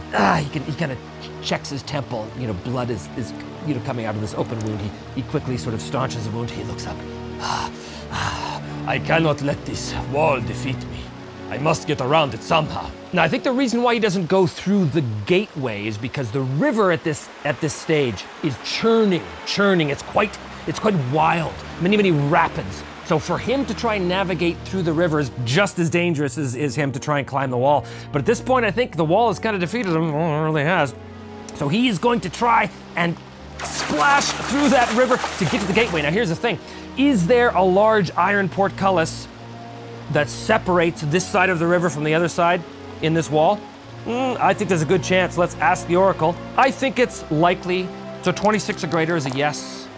Yes. So he looks, he kind of splashes the river. He sees this giant iron portcullis. Now, what's the quality of this portcullis? Well, he won't be able to lift it. There's no way he'd be able to lift it, but it might be corroded. It might be damaged. He might be able to get up to it and see if he can force his way through it, or maybe like bend some of the corroding rusted bars, if in fact they are corroded and rusted. I don't really know. He's gonna have to do a gather information check here. He's sort of standing on the edge of the banks looking at this raging river coming through to see if he can confirm whether or not that it's even worth it to get close to that gate. Plus wits. So weak hit. Envision what you discover and take +1 momentum. So his momentum's gonna go from 2 to 3 as he sees this, but I think what he discovers is that he can see that areas of it are corroded, but in order for him to even get close enough to it, for him to even try and sort of bend these rusty bars aside, he's going to have to navigate this river, and that's going to be very difficult. That is going to cause a face danger roll, which he's going to try and do now. So he splashes in the river and begins to try and force his way forward towards the gate, his boots slipping on the slick slime-covered stones underneath the water surface. I think he grabs a large tree branch and uses it as a staff to secure his hiking through this river kind of thing to make sure he doesn't fall. Agility and precision, so that's plus edge. So this could be +3. This is a face danger to get to that gate at all, and he's going to roll a failure. Pay the price. So, well, he's trying to get close to the gate, but the water, the river itself is not very deep. It's only, maybe 2-3 feet deep kind of thing. But there's so many sharp, jagged, slippery rocks underneath. I think it's very likely that he's gonna slip and fall and hurt himself, but maybe not. Let's roll. Maybe pay the price will, maybe the table will come up with something more interesting. Pay the price. 47. A new danger or foe is revealed. This gatehouse, if you want to call it that, this dam house, dam wall, is at the top of a narrow cliff. His boots slip underneath. He goes splashing down to the water, but the water is moving so fast, it immediately begins to carry him away towards the edge of that cliff, where he's splashing through the water, and he turns around and he can see that the cliffside is rapidly approaching. If he does not do something about this right now, he is going to go over the edge. He's got to do it. Another face danger. This is going to be brute force as he's splashing around, desperately trying to grab onto some of these sharp, slippery rocks underneath the water before the force of the current can cause him to go careening off the side of this waterfall. Very bad. So this is going to be plus iron face danger.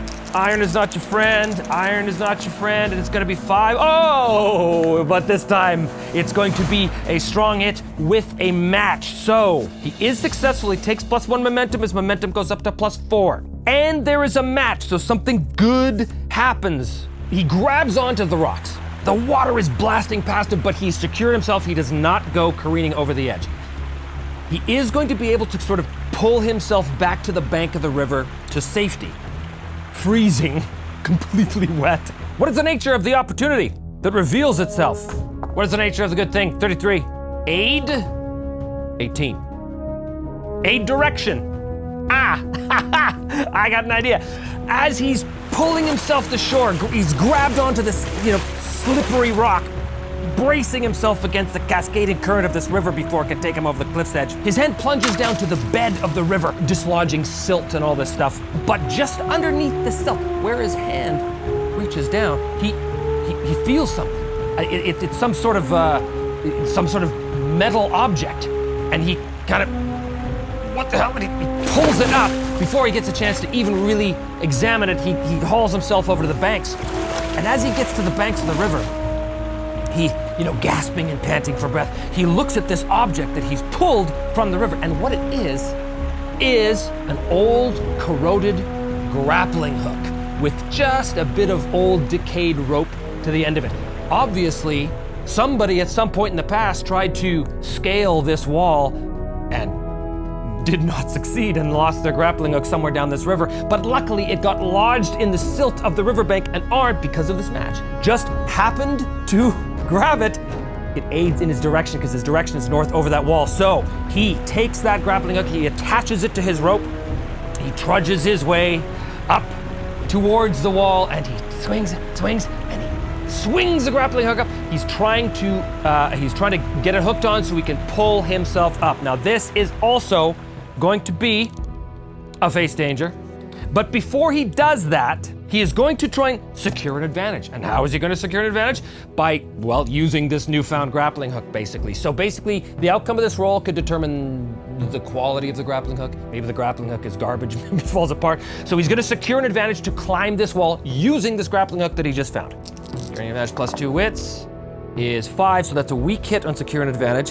The advantage is short-lived. Take plus 1 momentum. His momentum goes up to 5.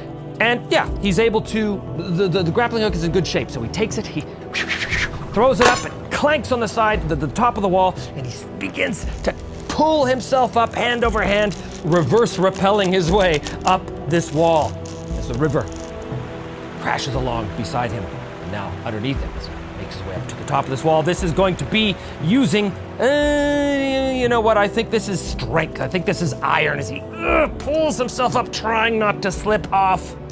Using iron plus 2 is 5. That is a weak hit on face danger. He succeeds, but faces a troublesome cost. I think this is going to be resources. So he's pulling himself up, but just as he starts to get to the top, yeah, I think that grappling hook was a little corroded and he begins to bend and start to break, and he's got to pull himself even quicker. And he just gets to the top of that wall when the grappling hook snaps and his rope goes falling away into the abyss below, into the river, being carried off over the side. But he has grabbed onto the side of the wall and he's able to haul himself up because this is a weak hit on face danger. His supply goes down to 2. But he has arrived at the top of this gargantuan stone wall. I think there's low crenellations as well on either side. But from the wall, he's offered a vantage point and he can see the wilds around him. There's not much to see to the north because the land still keeps going up. To the south, of course, is where he came from, and he can see the wide swath of river plain stretching out below him until finally it meets the shadowy forests of the deep wilds that he's left. He continues on, but as he does so, I think Arn over the past several days has been hearing the near constant whisperings of Mad Vislidi. But over the past few days, Vislidi's whisperings have begun to take on an aura of coherency. They're not just crazy ramblings. As they get closer to the mountains, Vislidi, as though sensing the presence of the dragon, Vislidi begins to whisper to Arn bits of memories of his own battle with Thaugalos all those years ago. Arn is able to see, he's able to see these almost visions. He's able to see that Vislidi was laid low by the dragon several times in the battle, but was able to steel himself and get back to his feet and continue the battle. And this sort of tactical knowledge that Vislidi's mad whisperings gives Arn is enough for him to spend his 2 remaining experience points on, the Battle Scarred asset. He's going to take the third option on Battle Scarred, which is you have stared down death before. When you're at 0 health and endure harm, you may roll plus heart instead for him and take plus 1 momentum on a hit. So Arn has a tremendous amount of battle experience too. He himself has fought the dragon. He's fought many things over the course of his long adventuring career. But the combination of Vislidi's wisdom, experience, as well as Arn's own, are able to give him this sort of advantage. Nonetheless, he's standing on top of this wall, and he knows now that he must continue on. So he scrambles down the other side of it, which is a much less, steep grade. He's able to get down no problem and continue on his way. What is the next thing that he encounters as he continues his way northward across the hinterlands? The features. 65. A clearing. Clearing implies that the forest got thicker. So the pine and spruce forest of this part of the hinterlands, as the land slopes up, ever up, is now becoming choked with thick pine spruce forest. Tall evergreens. But he comes to a clearing in this thick spruce copse of trees. He's still going fast. He's still trying to go with haste, plus edge, plus 3, going to be 6. So it's a weak hit, which means he rolls on the table. And he rolls on the table, and it's going to be 83 on edge, which is mark progress twice and reveal a danger. Okay, well, this is good and bad. What is the danger that he encounters? 41? Oh, the path leads you astray. I think the reason why it leads him astray is because winter finally sets in over the course of the last few days. The wind is picked up and the snow has begun to blow. And by the time, a couple days later, when he gets to this clearing, there is a full-on blizzard that has descended, blanketing the entire region in thick, white, freezing snow. When he gets to this clearing, it's white-out conditions, and it's very difficult. He's trudging his way through this storm, the first of the winter storms to come. It's very easily to get turned around and get lost, and in fact, that is precisely what happens. And what that means is we advance the threat because it takes him time. Advance a threat. 93, we mark menace twice, which means the menace track, which was on 6, now goes to 8. That which follows Arn is keeping pace with him. But he is turned around and it takes him the better part of the full day to even get his bearings again. But in the midst of this storm, he realizes his health is still down to 2. He's still, wounded basically from that fall he took. He has got to try and make camp. He's got to find shelter from this storm. The wind is howling, the snow is blowing everywhere. He's got to try and find some sort of shelter. Well, this is still a very rocky region. The forest is very thick here, but he should be able to find some sort of cave, something like that he can take shelter in. Does he secure an advantage? Perhaps before the winter set in earnest. Perhaps he saw a number of small caves against the cliffside just to the north, and maybe he can use that to his advantage. He's going to do a secured advantage. This is going to be, again, with observation, so this is plus wits. Again, not his great strong point, but he is going to try and do it. 7, that's a 6, so that is in fact a strong hit, which is great. He can make another move, and the +1, he has in fact found a number of small caves that would help shelter him from this oncoming storm. So he manages to push his way through the gathering snowdrifts until he gets to this edge of this cave and goes inside to make camp. He's gonna roll plus supply, but he's gonna take a +1 when he does it. His supply's at 2, so he's actually gonna roll +3 to make camp, spend a few hours to make camp, and he's gonna roll 8, which is a strong hit. Well, he's gonna recuperate, so his health is gonna go to +3, and I think he's gonna relax as well, so his spirit is gonna go to +5. So he does spend several hours in this cave, resting, regaining his focus, remembering what he's here to do, letting the storm blow itself out, if in fact it does blow itself out. But after a few hours, his health, he's feeling a little better mentally as well as physically. He must continue on. Now, he might want to actually resupply here. He's in a place of relative safety. His supply is down to 2. Does he want to hunt for food? I think he does. It does take some more time, so it's possible that this might mean that the threat track advances, but I think he needs to do it. He's gonna roll plus wits. Again, not his greatest thing, and he's gonna roll with, oh, look at that, with an 8, which is a strong hit. You bolster your resources, take +2 supply. His supply goes up to 4, and the threat does not advance. A lot of game animals have gone closer to these caves as well to flee this oncoming storm, and I think that Arn is able to bring down, like a small deer or something to give him enough food resources to bolster his supply. So that is okay. He is very close now. The shadow of the Veiled Mountains are ahead, but that which pursues him is also hot on his heels. Perhaps the next morning, he sets out again.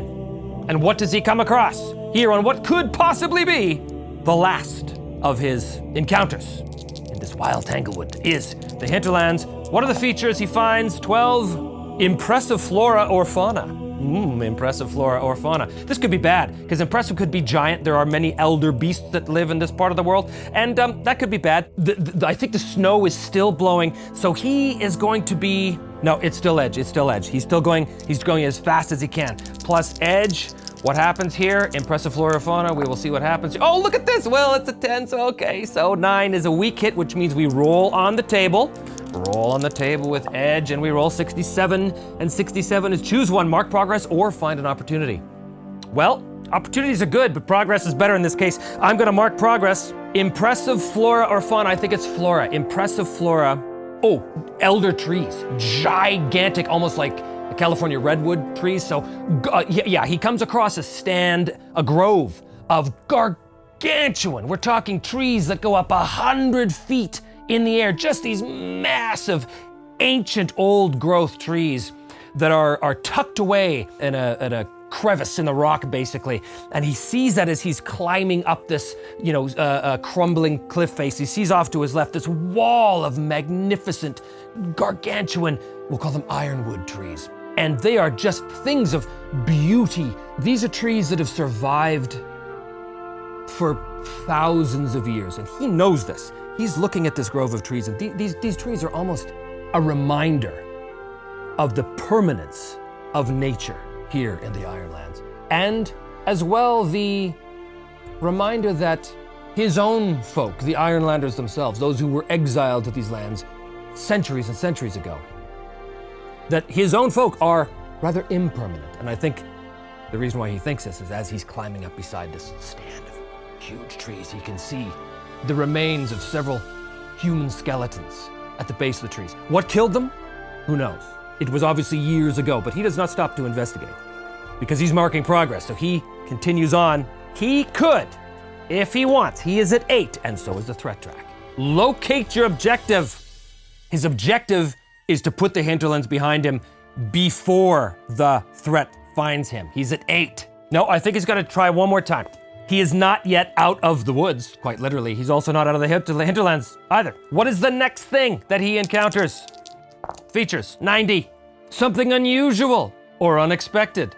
Could be anything. What is it that he encounters?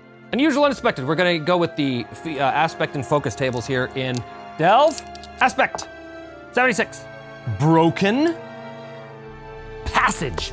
Oh, he comes across a broken passage. It is unusual or unexpected. You know what it is? Oh yeah. He's climbing these cliffs, leaving the bulk of the evergreen forest behind him and below him as he's ascending.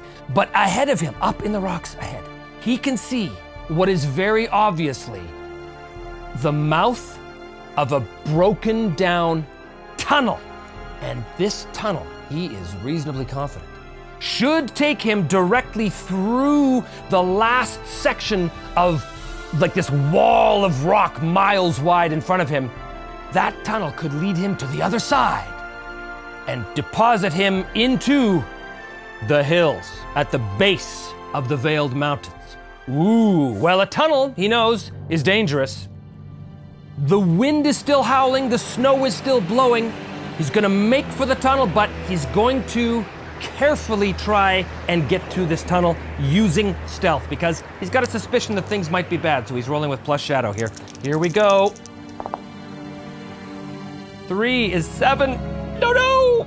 Reveal a danger. What is the danger in this tunnel? What is it? 40.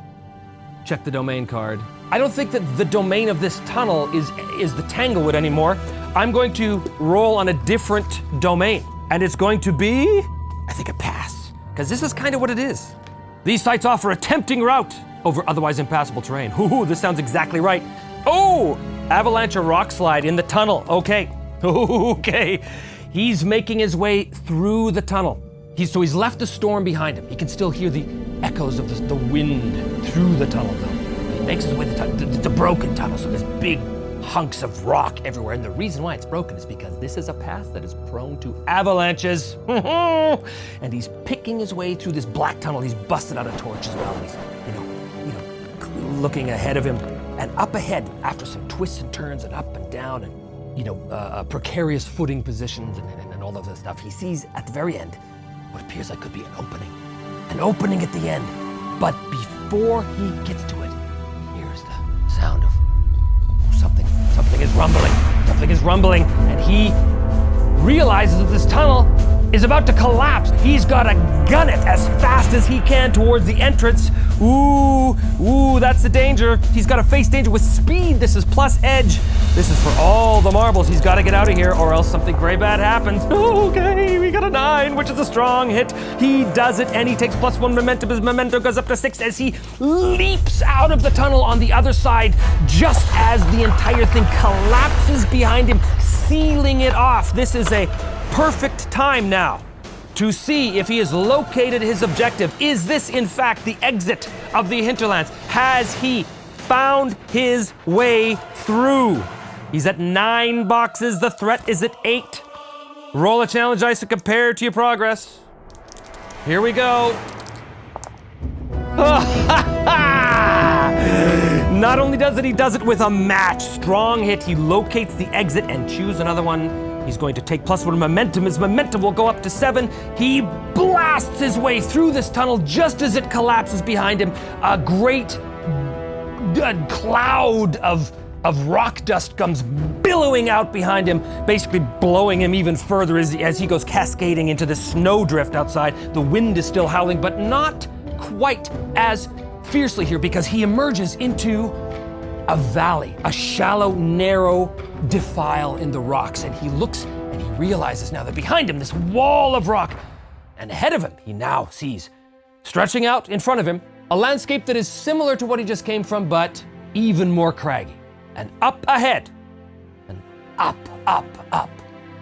he can see the shadow. What was once the shadow of the Veiled Mountains is now shadow no longer, but he can make out the details of the crags. He can make out the snow-covered peaks. Arn has made it through the hinterlands. The threat that was pursuing him is stopped, at least temporarily, at the collapsed tunnel. That which pursues him cannot get through this tunnel. Now, some of you had thought that perhaps this threat is Thaugalos, but no. This threat is not Thaugalos. This threat is something else. I will not reveal that threat just yet, because Arn does not have to deal with it. But make no mistake, friends, that threat has not been defeated. No. This threat has only been temporarily put aside. This threat will continue to plague Arn in the future. But for the moment, he has made his way through the tunnel and the hinterlands, and now sits at the very base of the foothills that slope up to the Veiled Mountains. He knows that the lair of Thaugalos is somewhere here, and he must find it. But we will have to discover how he is going to find Thaugalos next time, because this brings us to the end of the episode. Thank you so much for joining me. As always, don't forget to hit like and subscribe. And if you want to support the show on Patreon, there's a link for that in the notes below. And a big thank you to my Patreons, old and new. I really appreciate your guys' support. It's great. We will see you next time on Me, Myself, and Die.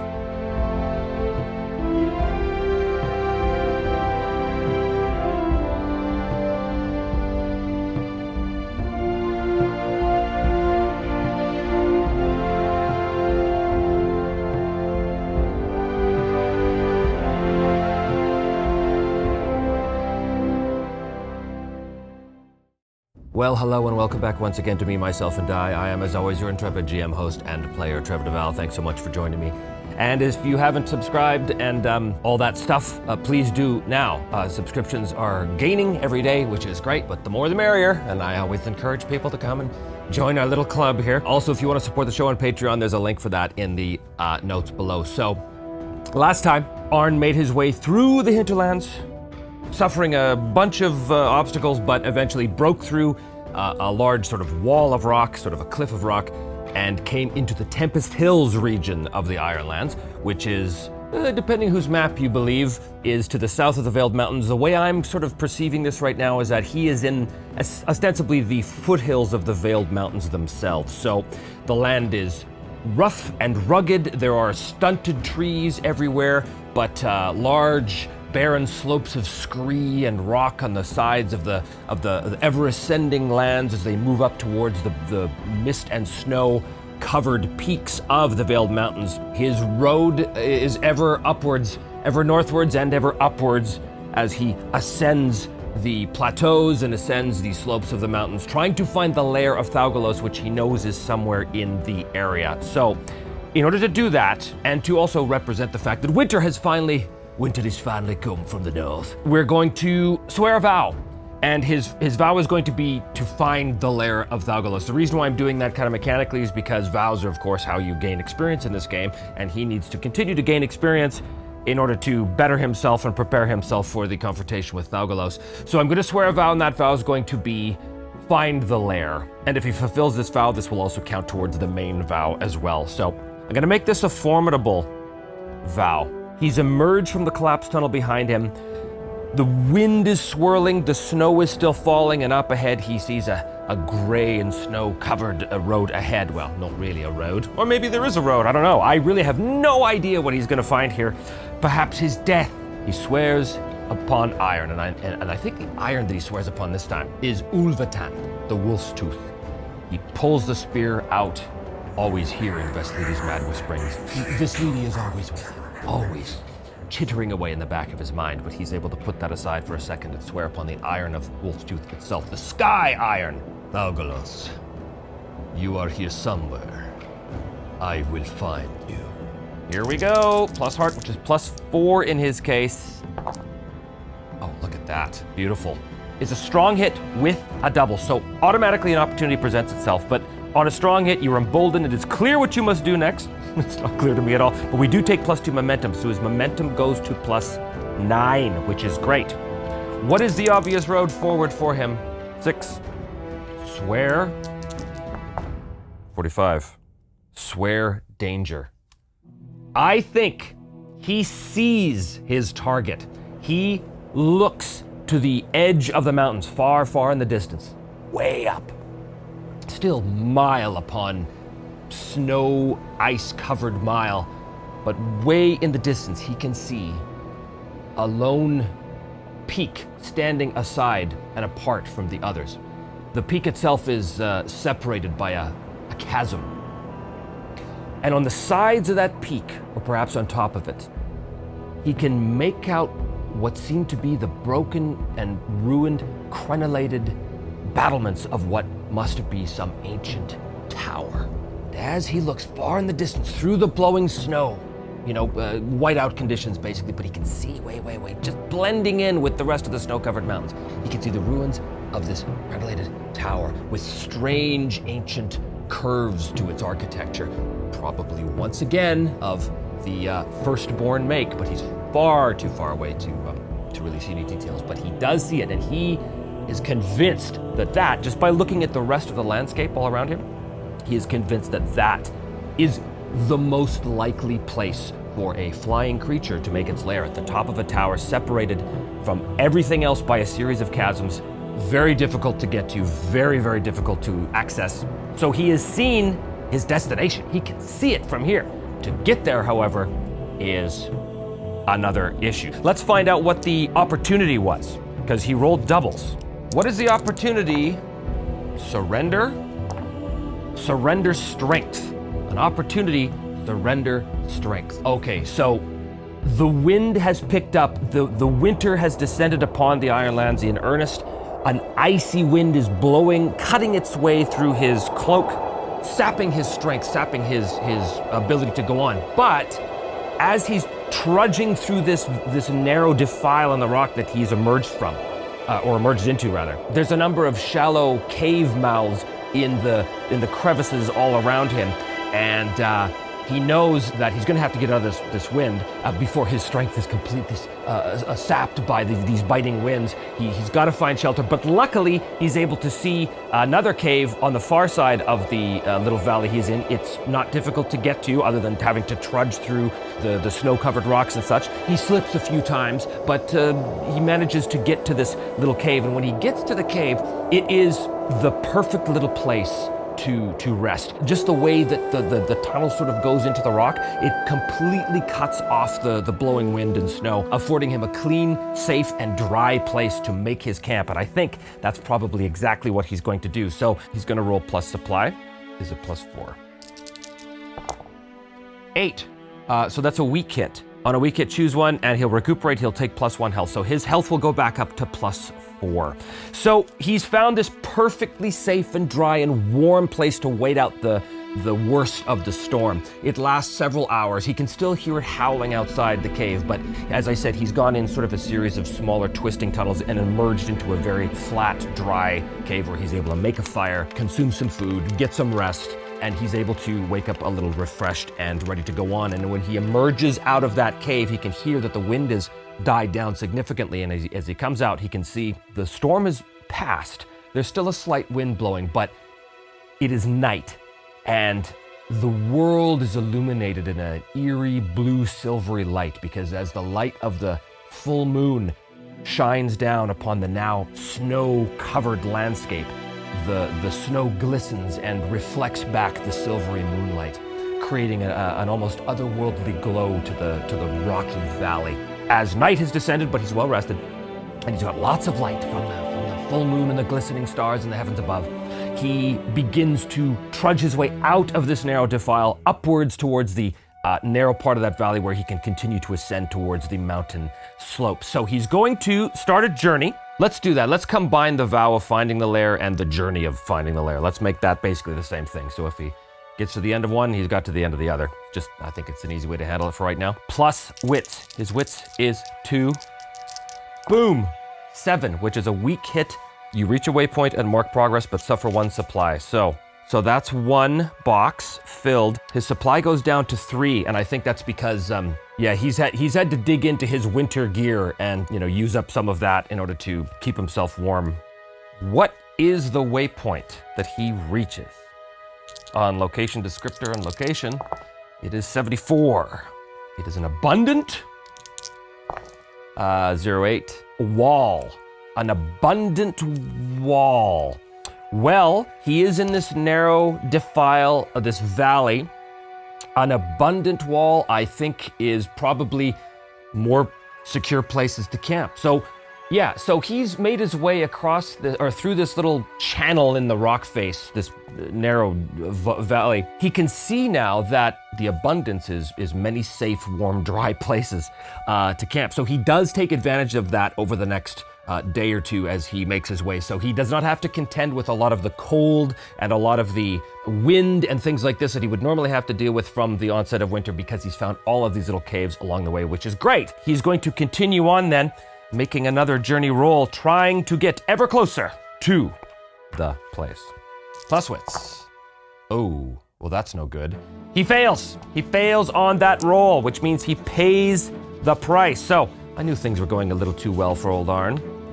Pay the price. What happens here? 21. Your action has an unintended effect. I don't know what that means in this case. What is the unintended effect? 41. Reject. 88. Reject knowledge. Oh, you know what? He was so convinced. Yeah, that's it. He was so convinced that he was on the right track, but as he gets to what he thought was the entrance to this, or the exit in this case, of this small valley, as he sort of rounds a corner, he can see that this narrow defile he's been in actually comes to an angled end. It is essentially like a box canyon at this point. There is no way out of here, and he realizes he's been following what has turned into a dead end the whole time. That's going to set him back, and I think that just means time, and it means supply. That means his supply is going to go down to 1, because he's going to pay the price of 2 supply for that. Brutal. And I also think it adds a few days to his journey as he has to backtrack now and find a different and probably more difficult way out of this canyon that he's in. So he's going to have to climb his way up and out, and I think that is the next thing he's going to have to do, is a face danger roll. It's tough to get out of here. The walls of the canyon, the walls of the valley he's in, this defile in the rock, are steep and slick with ice and snow. So he is going to have to be very careful as he makes his way out. But I think if he succeeds, it's going to count on his progress track, because he's going to actually pull himself up out of this valley. So let's see how he does. He's going to move with agility and precision, which is plus edge, as he very carefully maybe pulls out his rope as well and uses that to help climb his way up out of this narrow defile. And he will roll a weak hit on this. You succeed but face a troublesome cost. I think he's going to suffer momentum. His momentum's going to go down to 8. He's delayed. It takes him a long time. Many repeated failed attempts to pull himself up and out of this valley, but finally he manages to do so. And pulls himself up onto a rocky, snow-covered, angled plateau, and he looks up and he can see he's sort of on the side of this sloping hill that moves up and away. There's still pockets of stunted trees everywhere, and he can see, like, as I said, scree slopes everywhere, now covered in snow, the whole bit. But he tries to once again pick his way across to get somewhere close to that tower. But he did succeed in that, so I'm gonna mark progress on his find the lair track. He's going to continue to journey on. Here we go. This is plus wits. Ooh, okay, well, that is a failure. Another pay the price. Does he want... No, you know what? He's going to pay the price because I don't want to blow that momentum. His momentum is still at 8. He's going to pay the price here again. What is the price now? 94.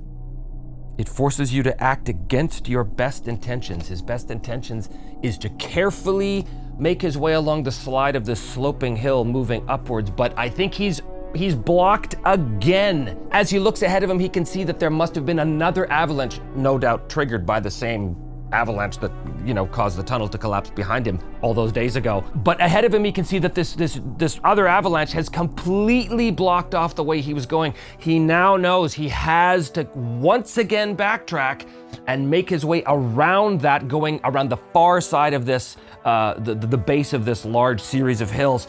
He is just being delayed and delayed and delayed, and it is cold, and the wind is ever present. It's gonna take him a day or two extra to get out of here, which means that his supply goes down by 2. Now here's the thing, his supply is at 1. It is now at 0, and he must suffer something from somewhere else, and I think it's going to be spirit, as he is quite dispirited by all of these constant delays in his attempt to get to a place he can see. He can see it in the distance. Also, he now has a condition, and that condition is unprepared.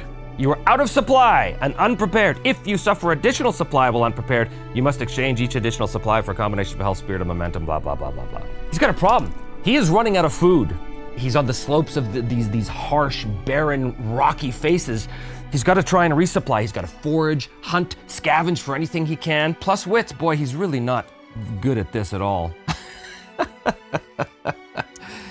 Plus wits is +2, 7. That is a strong hit. He marks his supply back up to +2. He is no longer unprepared, but it has taken another few days to resupply. He hunts down a bighorn sheep on the sides of the mountain. In fact, he spends a couple of days tracking that sheep because he has to get within bow shot. He's a very good archer, but you know, these animals, they know the lay of the land a lot better than he does. So he finally tracks one down. He brings it down, goes up, is able to harvest the meat off of it. He takes off the fur, he builds a small fire, he tries to prepare the fur as best he can to be able to patch his own, damaged furs and things like this.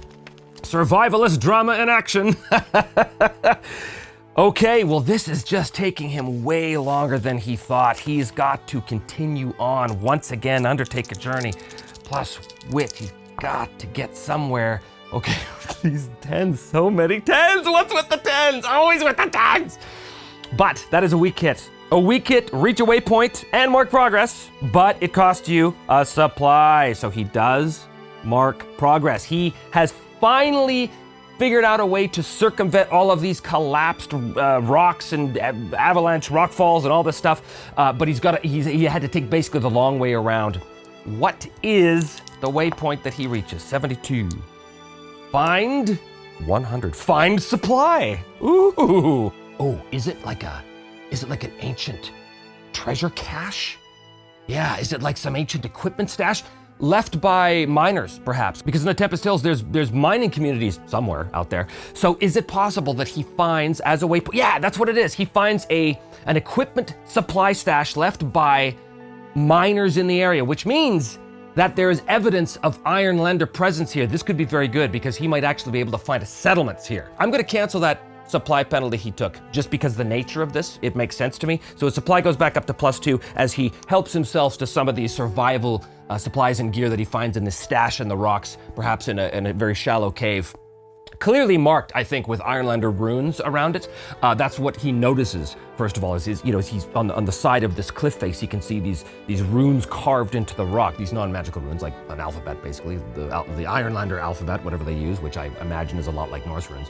He's able to go inside there, and he finds, hidden under these burlap sacks, there's a bunch of supply a survivalist gear. The most important thing about this waypoint is he knows there must be a settlement nearby, so he's going to start to really keep his eye out for that. Once again, he is marking, or rather rolling plus wits, and he's going to, oh my goodness.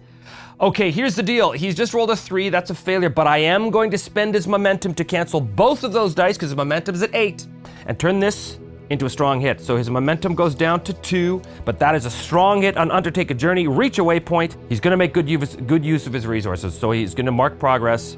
What is the waypoint? Well, is it a day later or a couple days later, does he in fact find a mining village? I'm gonna ask the Oracle on that.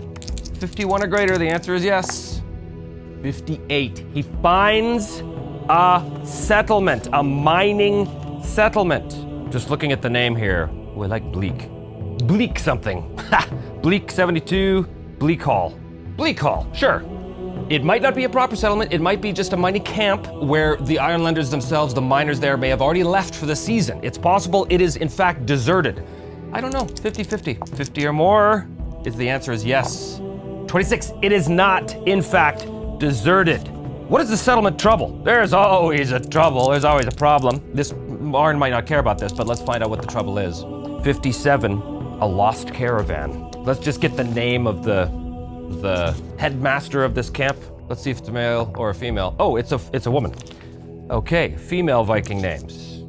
Thorhildr. What is their disposition? They've lost a caravan, we know that. That might not help. 73. Demanding disposition. Character descriptor. 27. Aggressive and demanding. Oh, that sounds like it's going to be pleasant. So, Arn sees this mining camp built against the slopes of this low mountain, this low hill. Obviously, there's a mine there, so we can see dug into the side of the mountain, there's a set of tunnels which have mining carts going in and out of them, or at least the tracks, you can see the carts. No real walls, maybe sort of a low kind of series of stone barriers built around the perimeter of the camp as some measure of defense. Maybe, you know, the occasional short wooden tower built up, but other than that, not a whole lot. There are people here, mostly rough miner types. I don't think there's gonna be a lot of families here. This is probably gonna be, you know, rough men, aggressive and demanding people in general. But he approaches the camp. Right away, I think he's challenged by the guard on watch. But he, you know, as usual, puts his hands up, showing he has no weapons. Oh there, friends. My name is Arn. I have been on the road a long time and could use the company of friendly faces. Might I be granted entry into your camp? We know that the leader is demanding and aggressive, and they've lost a caravan, so it's possible that they might be on the lookout for raiders, if in fact raiders were the ones that hit the caravan. Was it raiders? I don't know. I'm gonna say probably not, actually. I think it's unlikely it was raiders. 76 or more? 77. And it's a doubles, which means something of interest happens, because it's an oracle roll. So, it was raiders, but there's a twist to the raiders. What is the twist of the raiders? 88. Another doubles, but doesn't count in this table. Release, 92. Loss. The raiders were definitely the ones that took the caravan. I think they're holding someone captive. Yeah, I think they're holding someone captive, probably Thorhildr's adjutant, or maybe her child. You know, maybe she has a young son that was leading this caravan south, trying to get there before the winter. They were attacked by these raiders, and the raiders have basically sent a message to Thorhildr saying, we have your son, we have the caravan, we demand, you know, more of the silver you're mining, or whatever the case is. They're making some sort of demand. It might not be that, but it's something like that. So that's the general situation here at Bleak Hall, aptly named Bleak Hall as it turns out. So I think then that's gonna change the nature of the welcome that Arn gets. So as he says this to the guard, he begins to take a step forward, and right away there's the snap of a bowstring, and an arrow goes thudding into the ground right in front of Arn. He stops and he looks up, and he can see from the tower one of the guards has shot at him, or basically at the ground in front of him. And the guard says, "That's far enough, stranger. If you wish to treat with anyone here, you will do so from outside the camp." "Very well. I mean no harm to you or your people, but I will do as you say," as the wind begins to pick up, I think. "Although it is growing cold, Is there no way you will allow me entrance into your camp where we may speak in the comforts of that wooden hall there? That wooden hall is the home of Thorhildr, the leader of this camp. She will treat with you where you stand. I think one of the miners goes back and informs Thorhildr, and eventually she comes out flanked by a couple of miners with, heavy, picks and axes and things like this. These are miners, they're not warriors, but it's kind of hard to tell the difference because these guys are pretty rough around the edges. They exist in this mining camp at the Tempest Hills where they constantly have to defend themselves against the elements and the wilds, and now apparently raiders that have descended upon the area as well. And as Thorhildr comes out, here's the question. Does Thorhildr, the leader of this mining camp, does she have long hair, which could trigger Arn's mad phobia that he got in season 1? For those of you who don't know what I'm talking about, go back and watch season 1 to find out. 50-50, 51 or more. The answer is yes. No, she doesn't have long hair. It's cropped short and it's up underneath a helmet. So his phobia still has not manifested. Well, perhaps one day it will. But they're armored. She is wearing like a hauberk of chainmail, I think, as well. So they are rather well provisioned and well geared. I think that they suspect Arn of being some emissary of these raiders. That makes the most sense. So she looks at him. The guards in the towers still have their bows trained upon Arn. He's got his hands up. She looks at him, kind of looks him up and down. I think she's probably smart enough to make an assessment that he doesn't look like your typical kind of raider. He looks like a woodsman kind of guy, right? If you are from the raiders, go back and tell your master I will not treat with them. I'm sorry, I do not know what it is you're referring to. I am with no raiders. Who are you? And what are you doing here? You are no miner. No, I am not. My reasons for being here are complicated, but believe me when I tell you, I mean neither you or your people any harm, and was only hoping to be able to share a fire and perhaps a meal before I continue on to the north. To the north? Why would you go to the north? Are you a fool? The winter has set in. There is nothing but ice and snow to the north. My reasons for going north are, for the moment, my own to give, which I will gladly do if you are willing to share a fire with me. This is going to be a compel, plus heart, plus 4, 8, strong, hit. Beautiful. You'll do what you want. Take +1 momentum. Well, if you are not with the raiders, then you must be a madman for going north when the winter is upon us. Nonetheless, it is bad luck to turn away a madman, as everyone in the Irelands knows.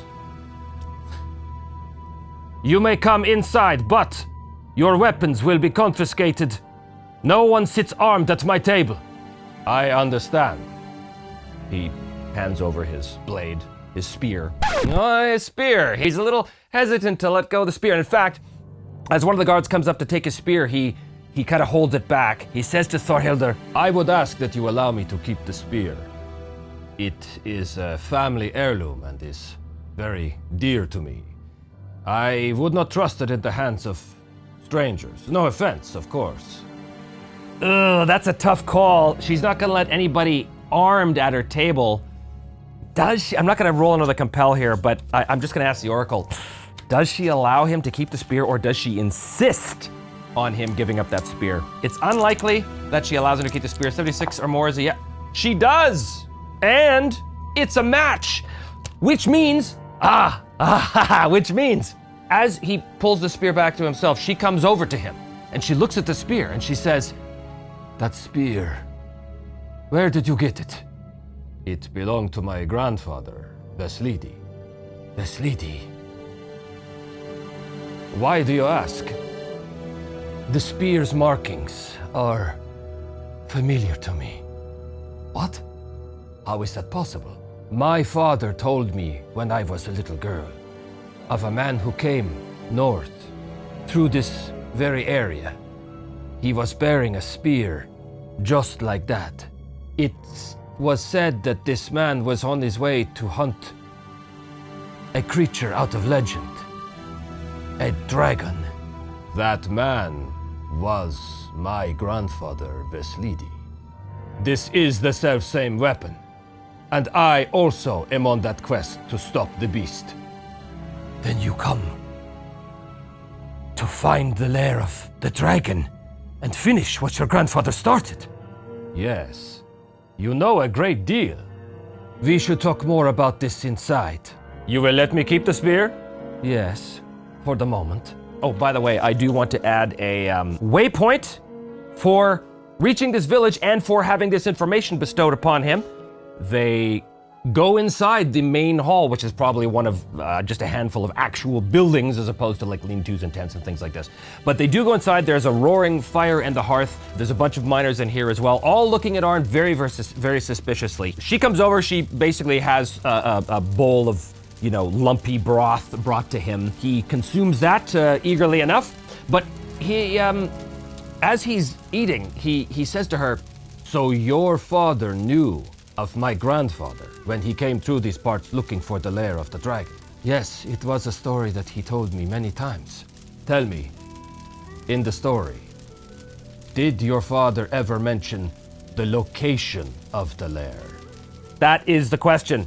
Did Veslidi, when he came through here all those years ago, was he going to, or returning from, a tower in the mountains?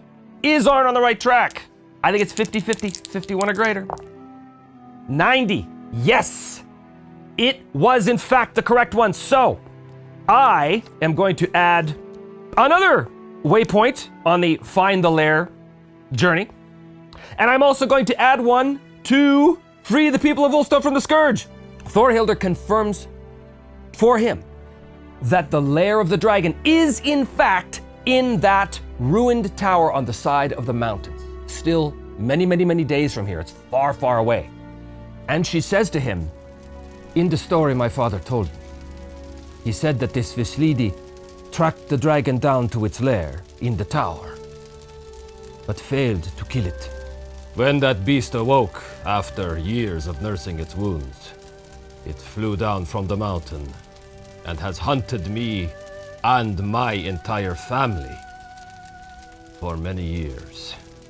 This dragon is still hunting you and your entire family?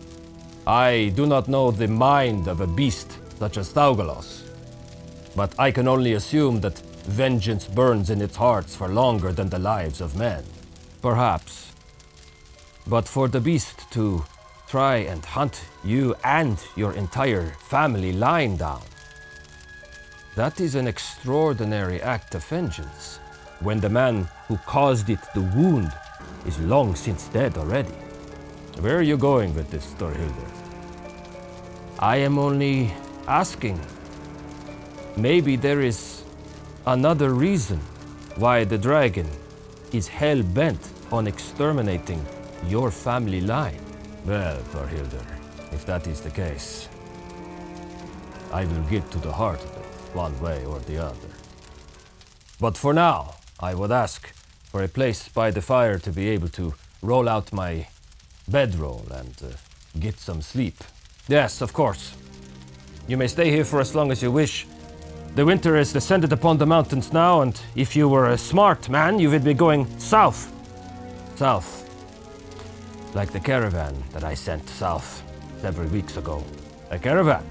She tells him the situation, that her son was put in charge of this caravan, hauling silver back south before the winter could descend upon the area. But that the caravan was beset by raiders who killed the caravan guard, seized the silver in it for themselves, and also took her son captive and basically released like a ransom note to her, basically sent a runner back to the village saying that, you know, we have your boy and you will give us more of the mine silver or else he will be tortured and killed and yada, yada, yada. Let's in fact do a sojourn first because he has come here seeking assistance from this community. Roll plus heart. He doesn't have a bond with them. Not yet. Plus heart is going to be 10 strong hit. He's going to provision himself, so his supply is going to go up to 4. So the second one he could use to plan to take up to plus 5, or is he going to provide aid? Is he going to take this quest to go after these raiders? Oh, I don't think he is.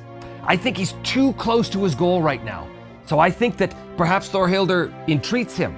Well, she is demanding and aggressive, so I don't think she asks him. I think at one point as she's telling him more of the story of her grandfather. At one point he's asking detailed questions about the route that this lady took, but she stops and she says, "No, enough of this. Before we go any further, I must know if you are going to help me and my people. We have given you food and shelter and information, none of which you have paid for. I demand that in exchange for these services, you help us recover my son from these raiders and the silver that they stole." Is there no other way I could pay you? Time is of the essence. As you yourself said, the winter is already here.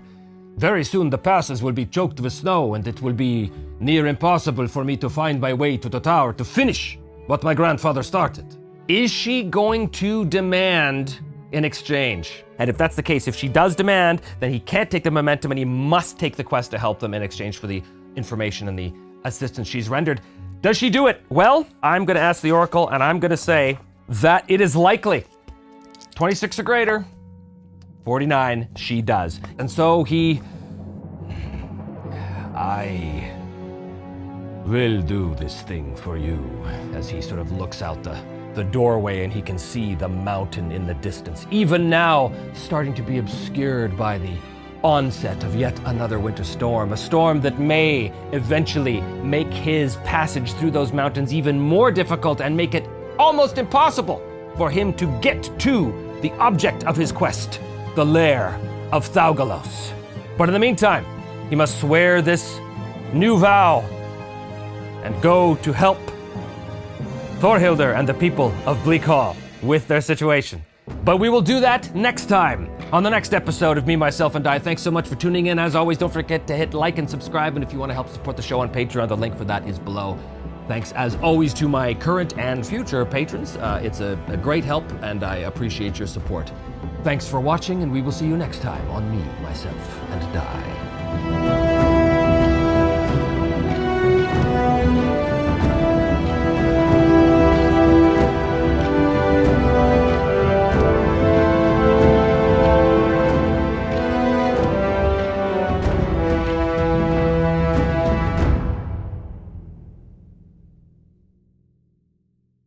Well, hello and welcome back once again to Me, Myself, and I. I am, as always, your intrepid GM host and player, Trevor DeVal. Thanks so much for joining me, and as always, don't forget to hit like and subscribe, and if you want to help support the show on Patreon, there's a link for that in the notes below.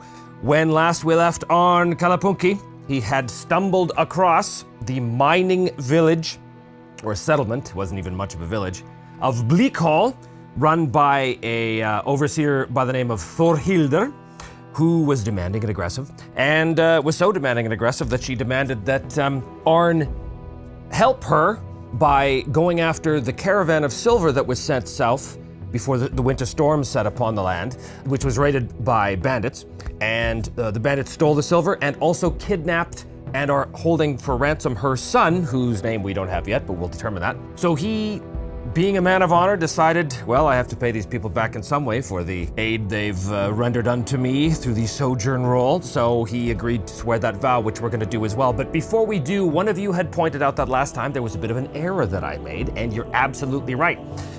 At one point during last session, Arn ran out of supply and he had to mark the unprepared condition. Well, what I didn't know was that when you mark a condition, which is a debility, your max momentum goes down by 1, your momentum reset goes down, and you cannot regain supply until you equip, which is a move you do during a sojourn. So really, I had him go off and do some hunt and regain a supply. He actually couldn't have done that. His supply had to have been kept at 0, and that debility should have been marked. But what are you gonna do? You can't go back in time to fix it, so we'll just keep that in mind going forward. But there you go. Everybody makes mistakes. I am certainly not perfect. And that's the beauty of playing the game, is that you learn as you go, including me. So, first things first, I want to find out a few things. I just want to know what the son's name is. I'm gonna go to our handy dandy Viking names sheet supplement. Sigfast. Good, like it. Then I think Sigfast was probably like a youth in his maybe mid-20s or something. Not hugely experienced. Maybe that was the reason why he was able to be overtaken by the bandits, who can say. So he's sworn to Thorhildur that he will do this, he will perform this vow. So first of all, what kind of vow is it? Well, I don't want to get bogged down hugely with this vow, so I'm just going to say it's a dangerous vow. So he swears the vow, which he kind of did last episode, but we'll actually make the roll now. Swear the vow, rolling plus heart, and he rolls, oh, look at that, 10, a strong hit. You are emboldened and it is clear what you must do. Take +2 momentum. His momentum goes up to +5. It is clear what he must do because I said last time that these bandits basically sent a runner or sent a message of some sort to Thorhildur saying, this is the deal, we want the rest of your silver or your son gets it.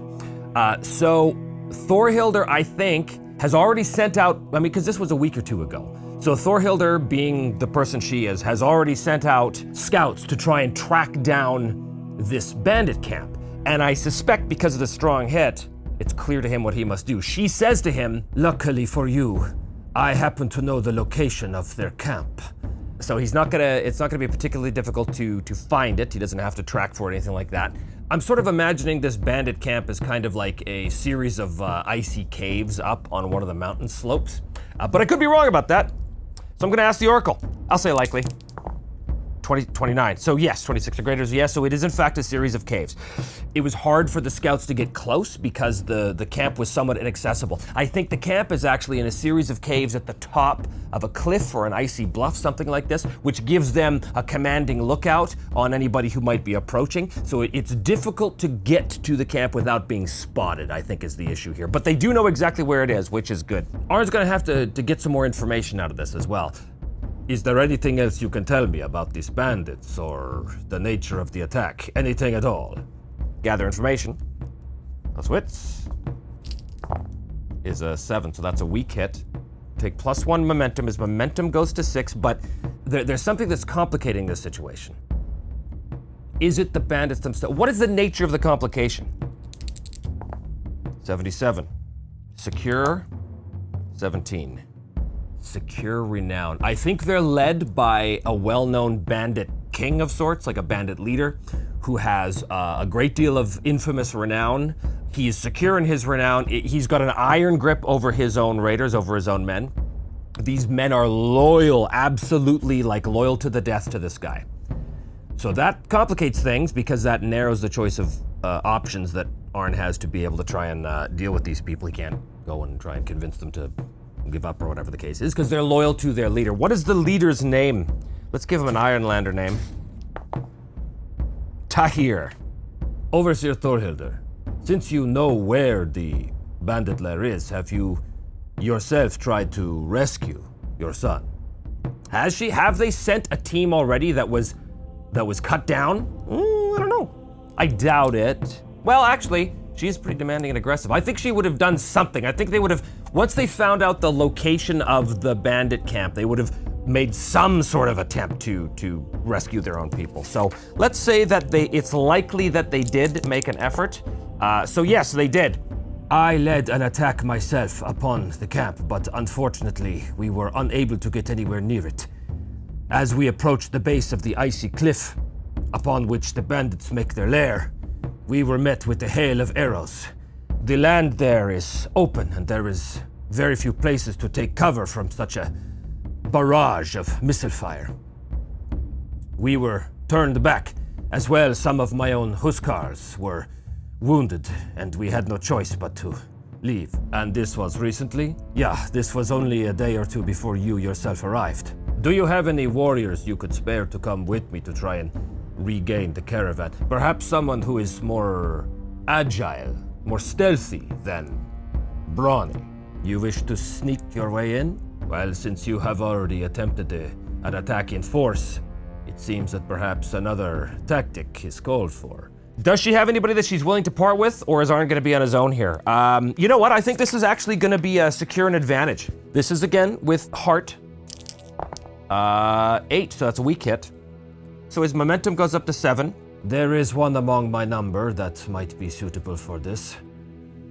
His name is 482 Refir. And Refir has a nickname. Because why not? I have these nickname charts. What is Refir's nickname?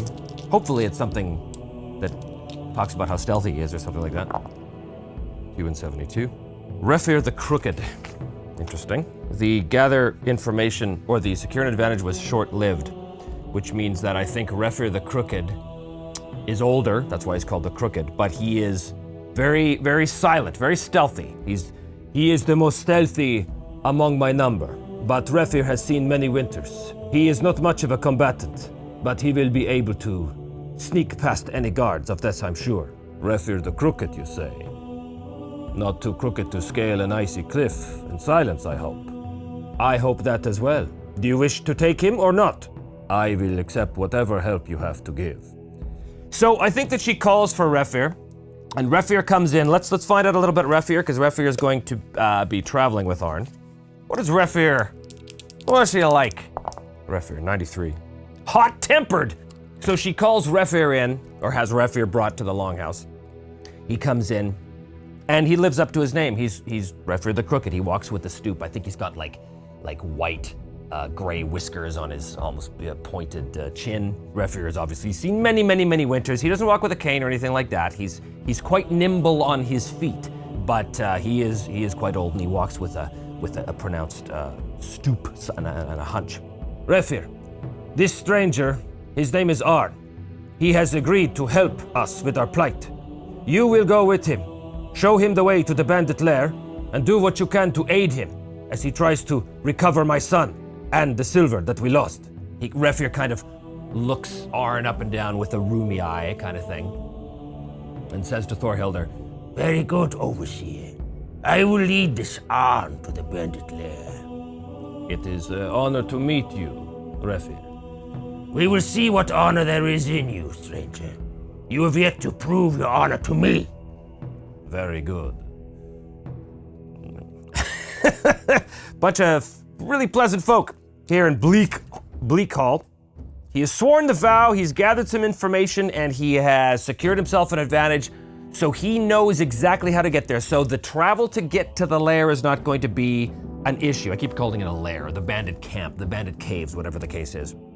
So Refir knows exactly how to get there. I think that's going to count towards our progress, because otherwise Arn would have had to have found out himself. So I'm going to count that as progress on the old questorama here, because he knows exactly where to go, and Refir also knows the land and the territory very well. So the only issue, I think that the bandit camp is probably a couple days to like the southeast kind of thing, in direct opposition to the direction that Arn really wants to go to get back to the mountain where the dragon is. But nonetheless, he's sworn a vow. So Arn gathers his supplies, gathers his things, and with Refir in the lead, they depart the next morning.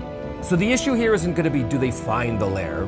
We know that already. The issue is going to be, do they get there without incident? So I'm not going to do a travel roll or anything like that, but I am just going to sort of do a general oracle roll to see if anything befalls them, and I'm going to make that 50-50. Normally I would say it's unlikely, but I'm going to say it's 50-50 just because the winter is still here, and these winter storms are descending rapidly and in rapid succession out of the northern mountains. So it's likely that if they encounter something, it's going to be once again winter storm related. As the wind picks up and blows around them, they make their way to the southeast, trying to find this bandit camp. Here we go, oracle roll, 50-50 chance, 51 or greater, something befalls them. 76. The answer is yes, something befalls them. Is it the winter? I think it's probably the winter. I'm going to say it's likely, so 26 or greater, it's the winter. Yes, so in fact it is another winter storm that blows in. This is maybe like a day after they've left Bleak Hall behind them, so they're trudging through the rocky, barren, mountainous landscape, groves of stunted trees everywhere. The sky is slate gray and choked with snow, and of course, it quickly begins to disgorge its icy contents upon them. The wind picks up, howling through the passes, and their travel is made much more difficult trying to navigate this storm. Refir, leading the way, turns back to Arn and shouts over the wind, We must find a place to take shelter from the storm! Face danger. This is going to be, I think, with iron. This is powering through the storm, trying to literally weather the storm until they get to a place where they can wait out the worst of it, which is not great, because his iron is 2. Boop. 5 is a weak hit on face danger. So you succeed, but face a troublesome cost. I think it's delay. So he suffers 1 momentum. His momentum goes down to 6.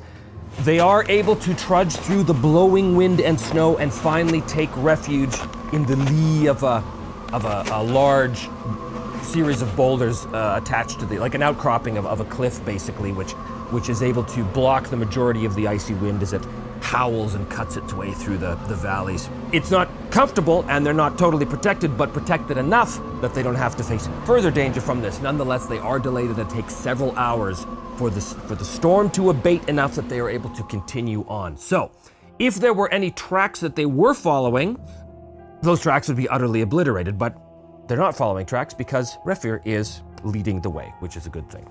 The storm passes and they continue on. I think by the end of the following day, there's still a wind that's blowing quite consistently down from the mountains, blowing great tufts of snow, mostly from the snowbanks at their feet and sides. Not so much snow falling from the sky, but it still obscures their vision a little bit. But as they're ascending now a little bit, Refir actually stops Arn behind him and points up ahead. And up ahead he can see a long, gradual slope of ice-covered rocks with a couple of little stunted trees here and there, but really nothing to speak of. And that slope gradually moves up towards the base of a ice-covered cliff.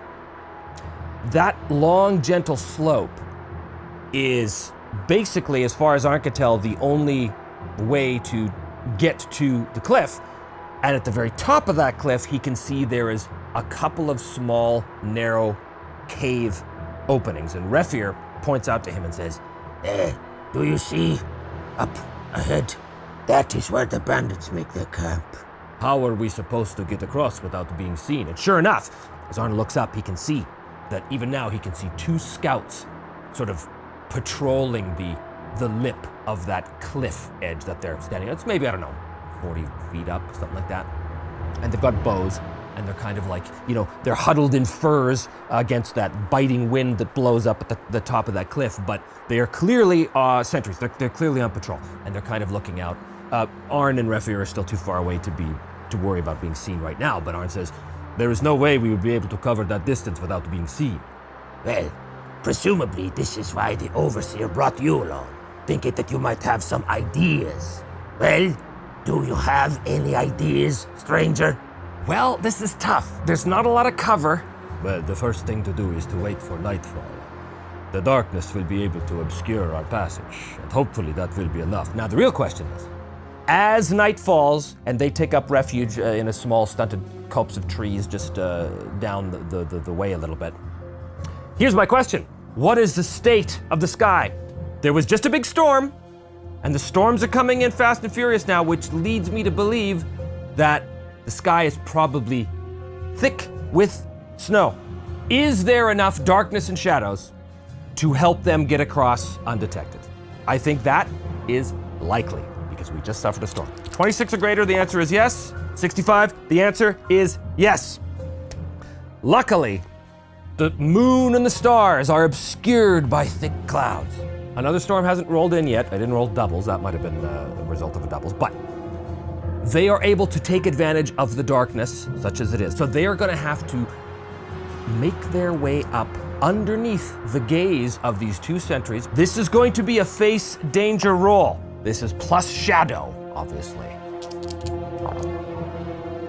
Okay, well, we've got a roll of an 8, which is a weak hit on face danger. So they do get to the edge of that cliff undetected. However, there is a price to be paid. Well, not technically a price. I didn't fail. I don't have to pay the price, but I do face a troublesome cost. I think it's stressful. Yeah, I think it's stressful because they're maneuvering, skulking up, running up from rock to rock, basically waiting for the guards to sort of cross and avert their gaze for a second, and then quickly scuttling along from cover to cover, basically trying to get up to that cliff face undetected. And every now and then, as they're caught out in the open, one of the guards kind of turns out, and Arn thinks, this is it, they're about to be seen, but they don't see them. So it is very stressful, which means his spirit goes down to 3 and he must endure stress.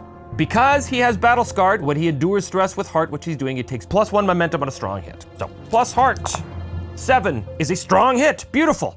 He takes +1 momentum, which goes up to 7, but he's got a strong hit on Endure Stress, which means he's going to shake it off. He's going to spend that momentum he just gained for +1 Spirit. So his momentum stays at 6, but his Spirit will actually go up to 4. That Battle Scarred comes in very handy. So I think how that manifests is that, Arn has been in many tricky, stealthy, potential combat situations before. So this is a bit stressful on him, but he draws upon his own experience and memories to be able to sort of beat that, and it actually winds up encouraging him. And I think at one point, they collapse behind a boulder about halfway up, and Refir says to him, I am certain that I saw one of those sentries looking directly at us. I'm sure he's going to raise the alarm at any minute. Calm down, Refir. Believe me, if they had seen us, we would know by now. They would have raised the hue and cry. They have not. I have been in these situations before. Calm your nerves. We will be fine. Sure enough, they are. They are able to get to the base of that cliff. Now here's the thing. There are many handholds to get up there, but there's large chunks of frozen ice on the area, which makes it harder to get up.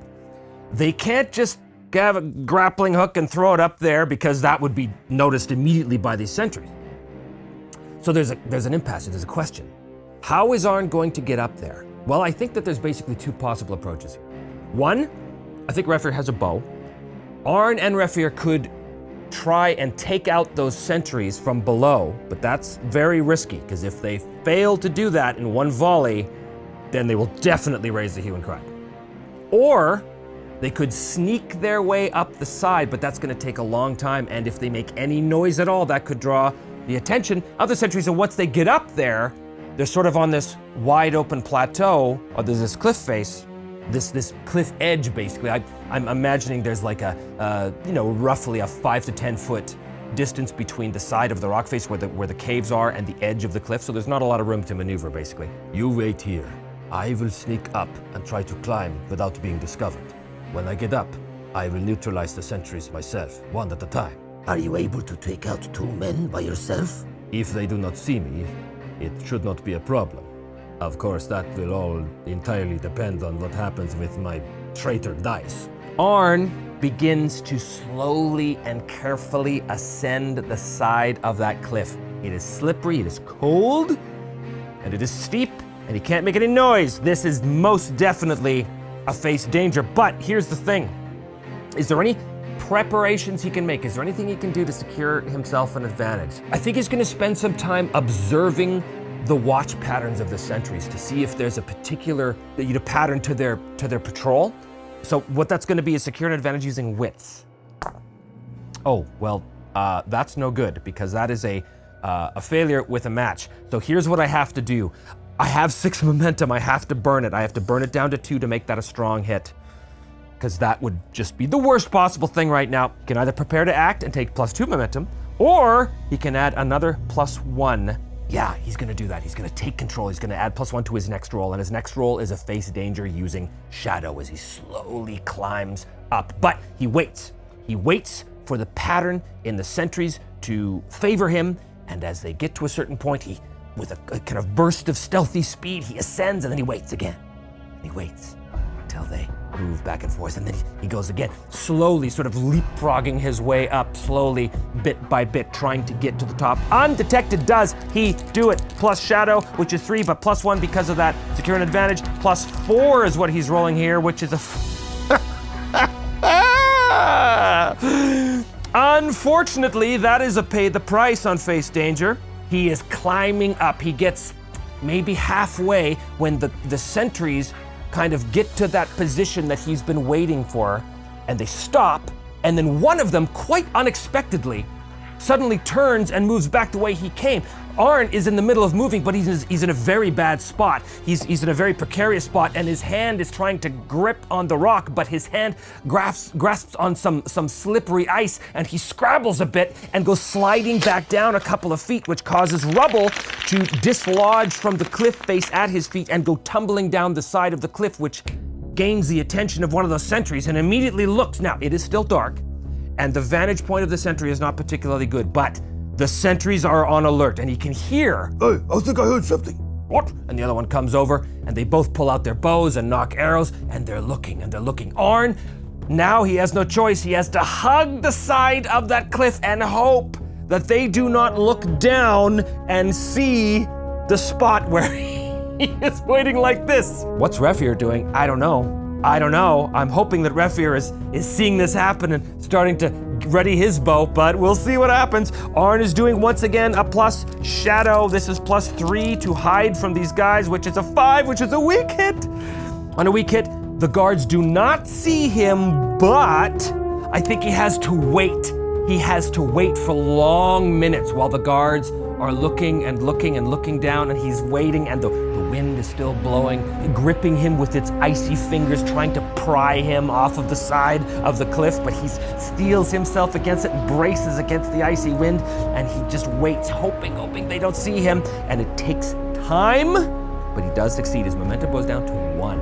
But eventually the guard's still a little on alert because he hears them say, must have been just the wind.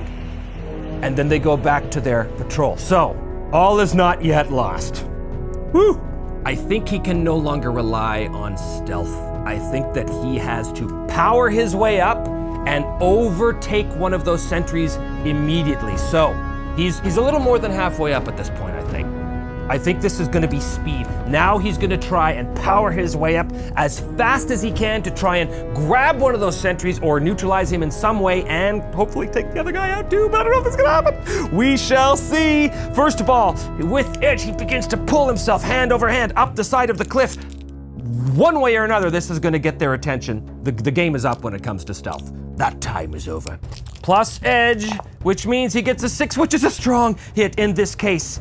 You're successful, +1 momentum, it goes up to 2. He is successful. He is able to quickly pull himself up, and there is the guard right in front of him. I think because he got a strong hit, he does take the guard totally by surprise. He launches himself up, pulling his blade, and goes launching at the guard, trying to basically pin him against the side of the wall, all in one swift motion, taking him totally by surprise this time. Because of the results of the roll so far, the guard thought that it was just the wind. As it turns out, there's a guy there that shows up about 20 minutes later.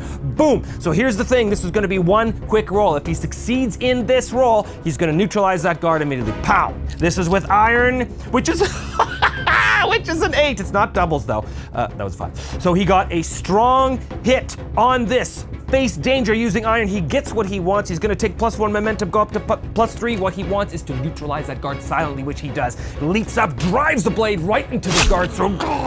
Blood gouts from the wound. The guard looking at him with stunned eyes as he pinned up against the wall, the life quickly draining from his eyes as the blood gurgles out of his mouth. Arn pulls the blade back and turns. Now, here's the thing. Does the other guard see him on the far side of the cliff? I have to say that it is likely he does. 26 or greater, the other guard sees Arn do this. Oh, just barely. He does, in fact, which means he sees the other guard. They lock eyes and enter the fray. I think this bandit, the sentry, is probably just a troublesome. This is plus heart. This is facing off against your foe. Plus heart is a 10 strong hit on enter the fray. +2 momentum. His momentum goes up to 5. You have initiative. Arn, in again one graceful fluid motion, immediately launches himself towards the other bandit. No battle cry emerging from his mouth. He's trying to do this as silently as possible. Terminator 2 style, he runs up towards the other bandit who is desperately fumbling with his own, axe to pull it out of his belt in time to defend himself against this specter that has just emerged out of the shadows of the night. He has the initiative and he's attacking in close quarters. He really should be firing because he's much better with his bow, but he's not. He's using his sword that he carries with him, not the spear. He's using his sword. The spear is strapped to his back. Arn doesn't want to use that spear unless he absolutely has to, because the mad whisperings of this lady are, threatening to drive him a little mad too. So the less he has to use it and endure stress, the better. Nonetheless, he drives at this bandit with iron, and that'll be a failure, unfortunately, and I cannot do anything about it. Oh! On a miss, your attack fails and you must pay the price. Your foe has initiative. Well, the foe was pulling his axe out. He definitely gets his initiative. He manages to put himself into a defensive stance and knock aside Arn's blade as it comes in to finish and skewer him. What is the price that Arn has to pay for this? I love rolling randomly. 14. You are separated from something or someone. The guard pulls his axe out, and as Arn goes to slash at the bandit reverses the haft of his axe and knocks the sword out of Arn's hand. It goes flying out into the chasm, down into the valley below, lost. And I'm gonna count that actually as a supply. But more importantly, he is without a weapon currently. He still has weapons, and he's got the spear, even though I said he doesn't want to use the spear. But for the moment, it's no good because he's caught without a weapon and the enemy has initiative. The enemy, okay, here's the thing. I think it's very likely the enemy is going to bellow. Very likely, but there's a chance he doesn't. There's a chance that this enemy is going to be so full of hubris that he thinks he can take this guy himself. I doubt it, but let's ask the Oracle. It is almost certain this guy is going to sound the alarm. Almost certain, 11 or greater. Almost certain. He does not! He kind of, he knocks Arn's sword out of his hands and then looks at him with this feral, wolfish grin, and he says to him, "You're mine." And he comes at him, attacking Arn, desperately pushing himself back, trying not to fall off the cliff as well. He's fumbling for his own spear to try and defend himself. He has to face danger. He's trying to pull his spear out in time. If he doesn't get it out in time, that guy is going to bring that axe down on Arn. So this is going to be a face danger. Using edge, +3. It's going to be a 4, which is a weak hit. So he does succeed. He pulls his spear out in time, but I think not quite. I think he catches a piece of that axe blade as it comes down and buries itself past his armor into his shoulder. He's going to take 1 harm. He goes down to 3, which means he must endure harm. +3, a 9, no problem. Strong hit. You know what? He's going to shake it off. His momentum goes down to 4. His health goes back up to 4 as well. He now has initiative, which is great, because as soon as you take a strong hit at anything you do at a combat, you seize the initiative. He's managed to dance back. He's got a spear in his hand just as this guy has sunk a piece of the blade into his shoulder. Arn winces in pain, trying not to cry out. He pulls back the spear and goes to drive it towards the bandit. Here's the thing, he is blade bound. Does he try and inflict savage harm? I think this bandit is just a troublesome foe, so he could take him. Oh, is he gonna do it? Yeah, he's gonna do it. I think he has to do it. This is too crucial. So he calls upon the spirit of Veselidi as he drives the spear forward and does a strike with iron, but because he's using blade bound, it is +1, so he's rolling it +3. Strong hit. Boom. So he does 2 harm from the strike, and he does +2 harm, but each harm, in this case, is 3 boxes, because he's troublesome. So he basically fills his box immediately, driving the spear into him, and he will, in fact, end the fight. His intention was to skewer the bandit without raising the hue and cry, and somehow he does it. As Arn drives the spear into the bandit's belly, he gurgles, and he's about to cry out with his death cry, but Arn drives the spear in further and clamps his gloved hand over the guard's mouth. The bandit succumbs to the wound and dies immediately. Arn retrieves the spear as Veselidi begins to whisper in his mind, "Has the blood, taste the blood, the death and the victory." And now he must endure stress. His spirit goes down to 2 because he endures 2 stress from that, and he must roll on the endure stress. This is the price of using Veselidi. Very, very bad. So he rolls +4, but he's enduring stress with +heart, so he takes +1 momentum on a strong hit, and he will get a 7. So that is a weak hit. So he presses on. Nothing done. Okay, but somehow he has taken out these 2 guards. He wipes the blood off, and I think he goes and he kicks both bodies over the edge as they go hurtling down into the abyss below, which obviously is going to get Refir's attention. Refir looks up, Arn sees him and kind of makes a motion. I think Arn also, throws his rope down as well and helps Refir the Crooked come up to the edge of the cliff. And they make their way along the side of the cliff looking for an entrance. Now, they do see a handful of entrances here. Okay, they've arrived.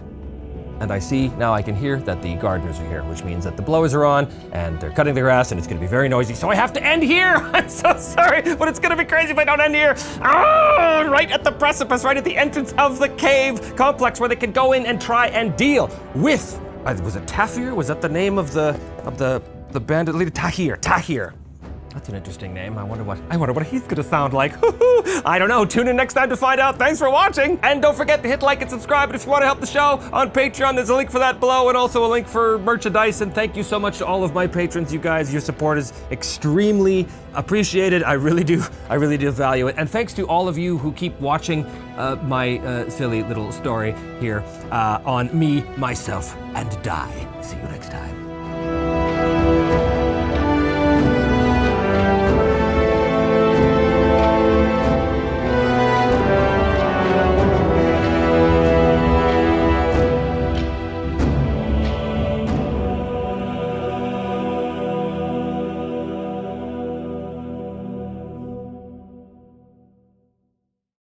Well, hello and welcome back once again to Me, Myself, and Die. I am, as always, your intrepid GM, host, and player, Trevor DeVal. Thanks so much for joining. And as always, do not forget to hit like and subscribe if, in fact, you like the show and you're not subscribed already. When last we were with Arn Kalapunki and Refir the Crooked, they had successfully gotten to the top of a cliff where the bandits were making their camp. The bandits that had captured the caravan headed south. Thorhilder's caravan headed south, as well as Thorhilder's son, Sigfast, who they apparently are keeping hostage in this place. What do we know about this bandit camp? Not a lot. We know that they are led by a bandit leader named Tahir, and his men are very, very, very loyal. Although not particularly skilled, because Arn was able to take 2 of them out by himself. You know, Arn's tough, but these guys, they were just troublesome foes, so it's not that big of a surprise, I suppose. But he is with Refir the Crooked, who is an old man with a hot temper, as they find themselves here at the entrance to the icy caves. Now, I'm not going to do this as a proper delve, because I don't think this is going to be that big of a complex. But I do have some questions that I want to ask the Oracle before we begin. And my first question is about Tahir. Is Tahir a human? Is Tahir a man? I don't actually know, because it's possible that he's not. So let's go to the Oracle. Let's go to the Oracle. Gonna make that 50-50. So 51 or greater is a yes. 06. Tahir is not, in fact, a human. The plot thickens. I don't know what Tahir is yet, but we will find out as we go. How many bandits are here? They're just troublesome foes, so I think that these bandits are ragtag, ex-peasant kind of guy. Like, these are not trained soldiers, mercenaries. These are desperate men that have been preying on easy targets in order to survive the harsh winters up here in the mountains. And maybe they're being driven forward out of fear by the monstrosity that is Tahir, whatever that turns out to be. 01 to 25, there's 5 more bandits. 26 or more, there's gonna be more bandits than that. So here we go. How many bandits are there? Oh, there are in fact more than 5 bandits. Okay, so I think it's reasonable to assume that there's probably, I don't know, between 8 to 10 bandits in this camp. I don't think there's a lot of them, maybe even fewer. They're not in great condition. They shouldn't be that hard to take down if Arn has to, but we already know that they cannot be talked out of their loyalty to Tahir. I'm not gonna do a proper delve, I'm just gonna sort of ask the Oracle as we go. So here's the thing, Arn and Refir the Crooked are standing at the cave mouth, the icy winds blowing behind him. They can definitely see flickering torchlight emanating from somewhere down this rough-hewn corridor, such as it is. It's a cave, it's not really a corridor. But they are going to very quietly make their way inside and see what there is to see. So they're going to try and sneak their way through the caves, trying to find Sigfast and the remains of the convoy. If they're successful in that, then they will sneak their way and we'll see what there is to see. But if they fail, then obviously there's going to be a price to pay. So let's see what's going on here. Now, here's the thing. Refir the Crooked is very silent. So, he is not at all going to hinder Arn.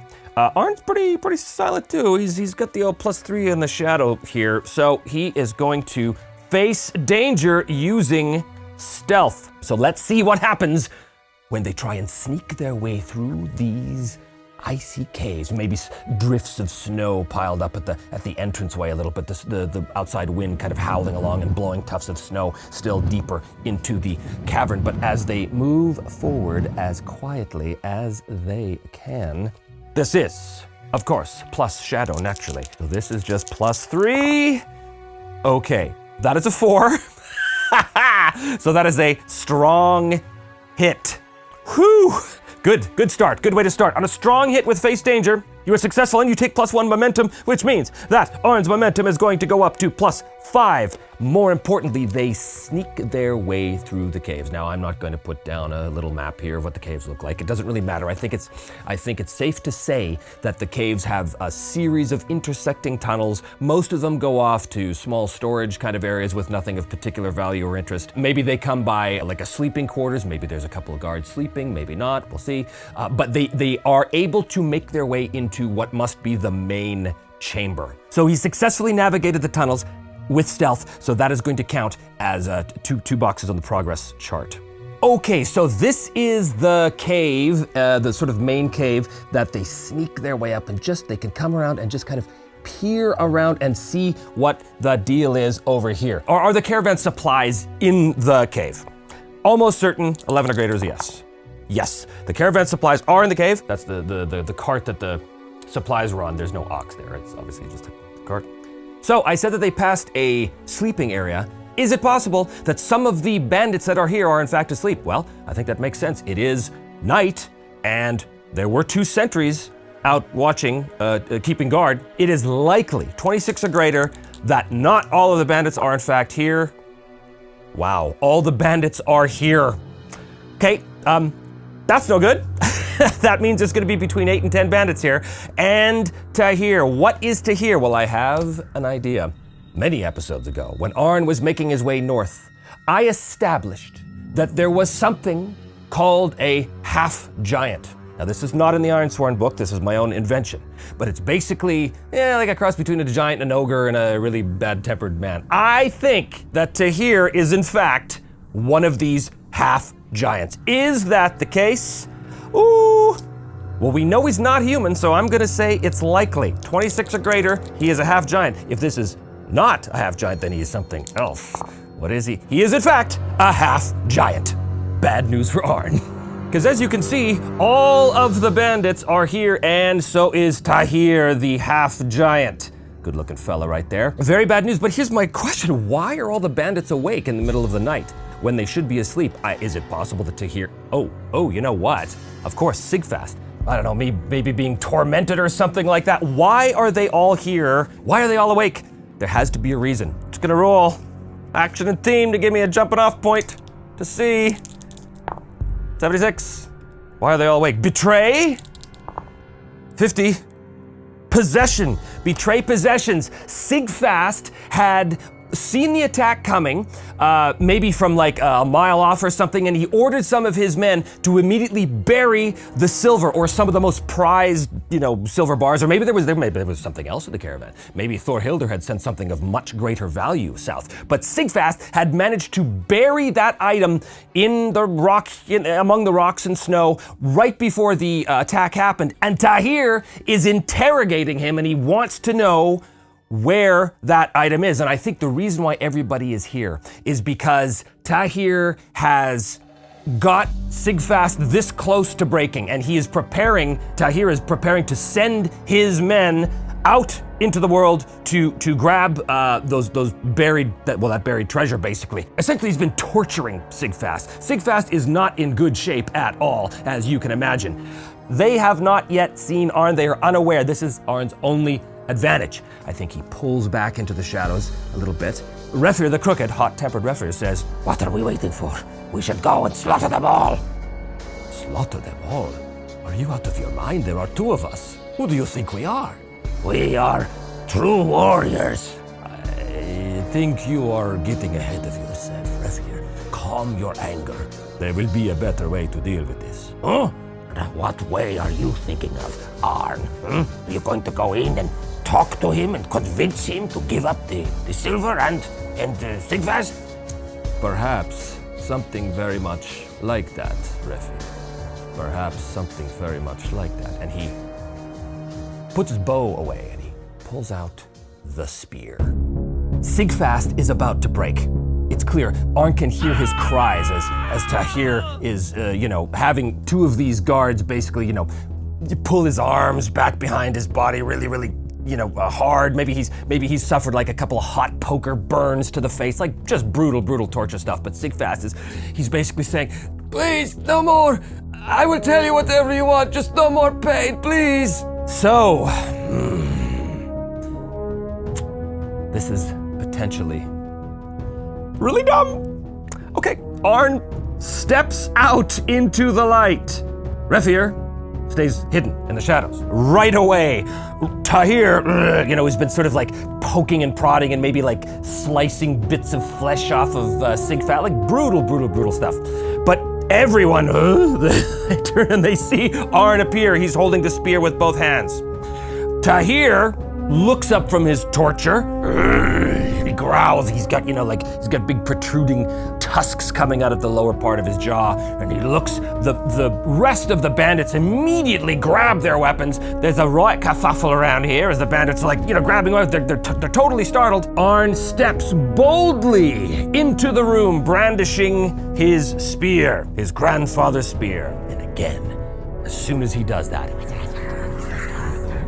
whisperings of this lady, because this lady, he wants to get the fight. This lady always wants to scrap. Hold, all of you. I am not here for you bandits. I am here only for Sigfast and the silver that you have stolen from Thorhilder's settlement. Well, obviously there's a ripple of confused sort of laughter amongst the bandits as they, they're kind of looking around Arn to see what army he's brought with him. But there is no army. Tahir steps forward, he steps right over Sigfast. Boom, like this. Arn's forced to sort of take a couple of little steps back here. Oh my goodness. Who are you, little man? And how dare you come in here making demands of Tahir the Invincible? I think he'd probably call himself the Invincible. I think because, again, Arn has Ulvatan, Tahir would normally be an extreme foe, but I think because of the spear, it reduces him to a formidable foe, which is still, kind of bad. Arn looks up at Tahir, and this is a pretty terrifying sight. This massive half-giant has just moved towards him. I think Arn has to endure stress. He's going to take 1 stress. His spirit's going to go down to 1, and he has to endure stress right now. This is plus heart, but he does have Battle Scarred, so if he gets a strong hit, he will have plus 1 momentum. This is at plus 4, and he rolls a 10 strong hit. He's actually going to suffer minus 1 momentum in exchange for 1 spirit. He just got the bonus momentum from that. So basically, what that means is his spirit goes back up to 2. So Arn is not shaken by this large creature coming towards him, looking very threatening, very intimidating. Arn looks up, holding the spear of his grandfather in front of him, and he says, "Did you really think that I would come before you without the means to best you in single honorable combat?" Ooh. There is a ripple around the bandits as they realize that Arn is challenging their leader to a formal duel. Tahir sees this. Tahir the Invincible. Does Tahir the half-giant have any honor in him whatsoever? The same honor that the Ironlanders possess. Does he have that honor in him to accept the challenge? I'm gonna call it 50-50. 51 or more is a yes. 75, it is a yes. He looks down at Arn and he smiles, and a deep, booming, guttural laugh issues forth from his vocal cords. You wish to draw the circle with Tahir the Invincible, little bug. Then that is what we shall do, and I shall paste your brains across this cavern like paint.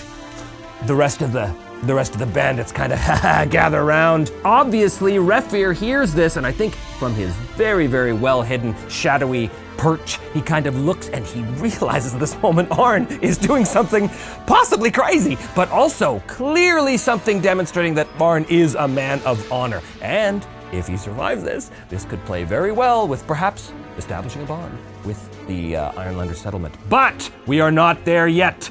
The bandits surround Arn and Tahir. They pull Sigfast back. Arn has chosen to do something he's never done before, which is drawing the circle. Okay, he's challenging someone, he's rolling plus heart. There's no bond with this community, so he doesn't get that.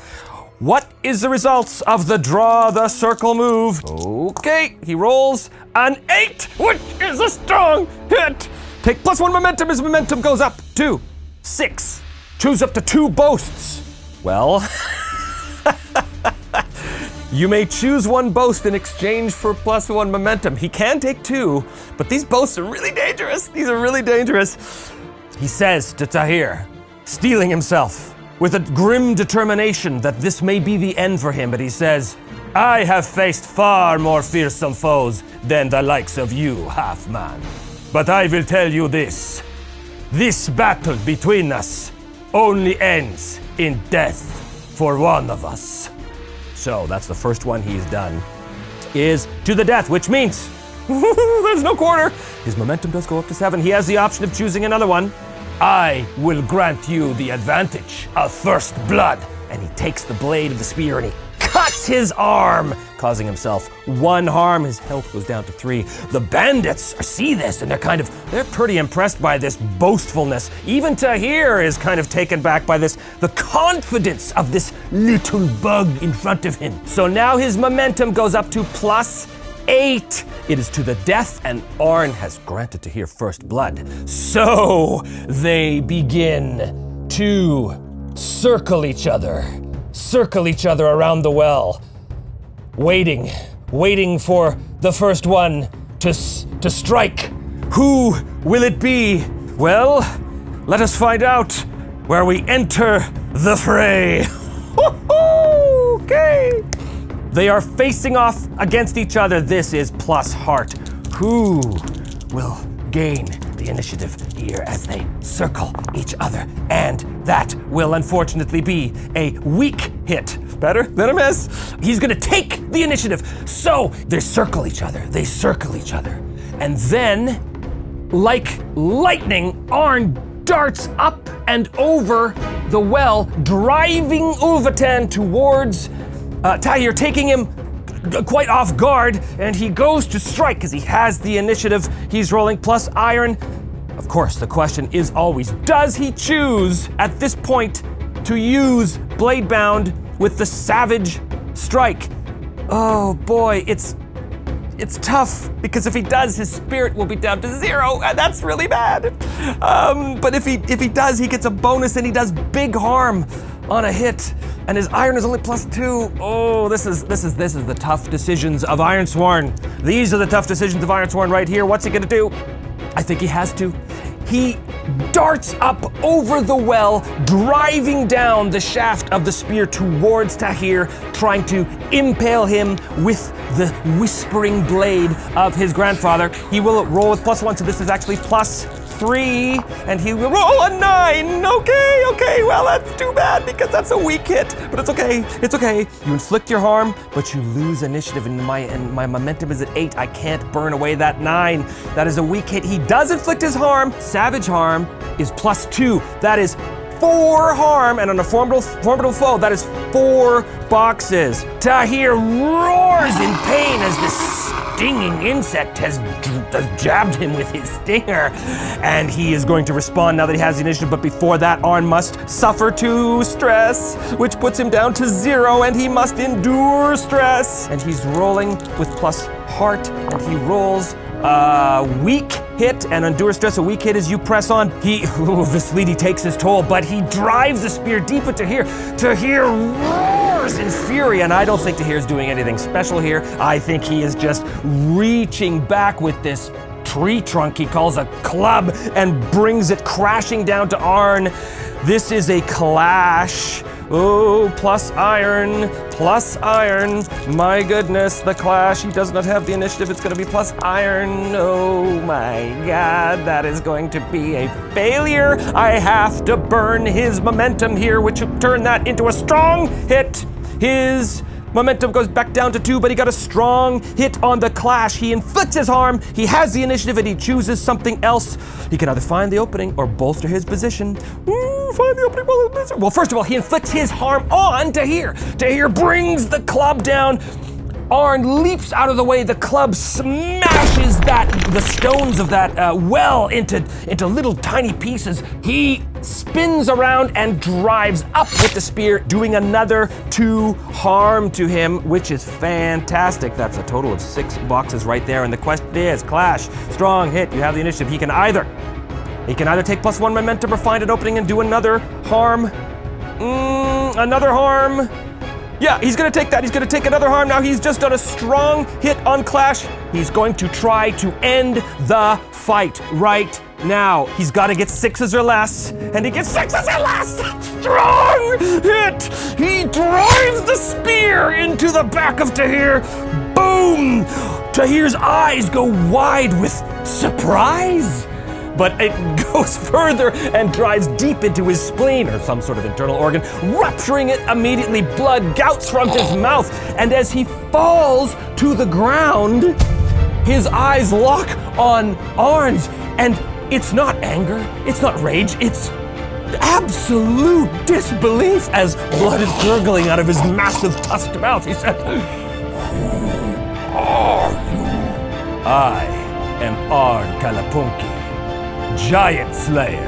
Yeah, you're damn right he's Giant Slayer. The rest of the rabble are just as shocked as this. So he's just killed Tahir. This obviously counts on his progress to rescue the caravan at Sigfast, so that's gonna be another 2 boxes right there. That puts him up to 8. Arn turns. He stands up on the body of the half-giant, and he turns and he addresses the surrounding shocked bandits, and he says, "Listen to me, all of you. If you do not want to meet the similar fate as your leader here, you will pack up all of the silver, put it into the wagon, and you will help me carry it back to the settlement." The bandits kind of look. They are troublesome foes. They're just rapscallions, so they don't really have any, will to resist on this. So they, strong hit on that. Their leader just got completely, just completely gutted by this stranger comes in.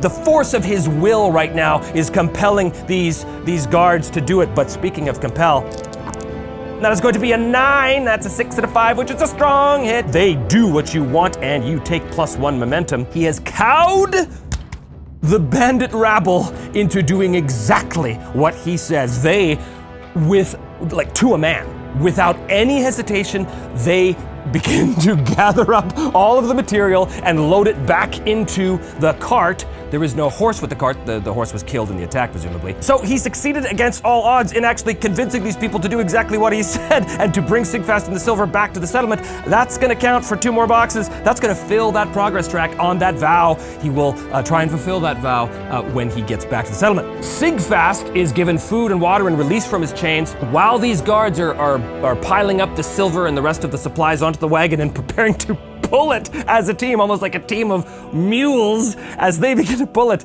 Arn shouts to Refir, "You may emerge from your hiding place, my friend." Refir comes out, he looks around at these bandits who are scurrying about, desperately loading up the silver into the thing, and Refir looks at the body, the still twitching body of the dead half-giant, and Refir looks at Arn. "I think it goes without saying that you have proven your honor this day, Arn Giant's Bane." I was going to go with Giant Killer, but Giant's Bane that's a much better name. They are able to tend to the wounds of Sigfast, have everything loaded up, and these bandits, as I said, like a team of mules, begin to pull this cart out into the snow. As it turns out, there is a rear entrance, by the way. Some of you are wondering, how did they get the cart up the cliff face? Well, there is a hidden rear entrance that slopes down to the back, and that is the exit that they use. A day later, so that basically the next morning, they arrive back at the settlement.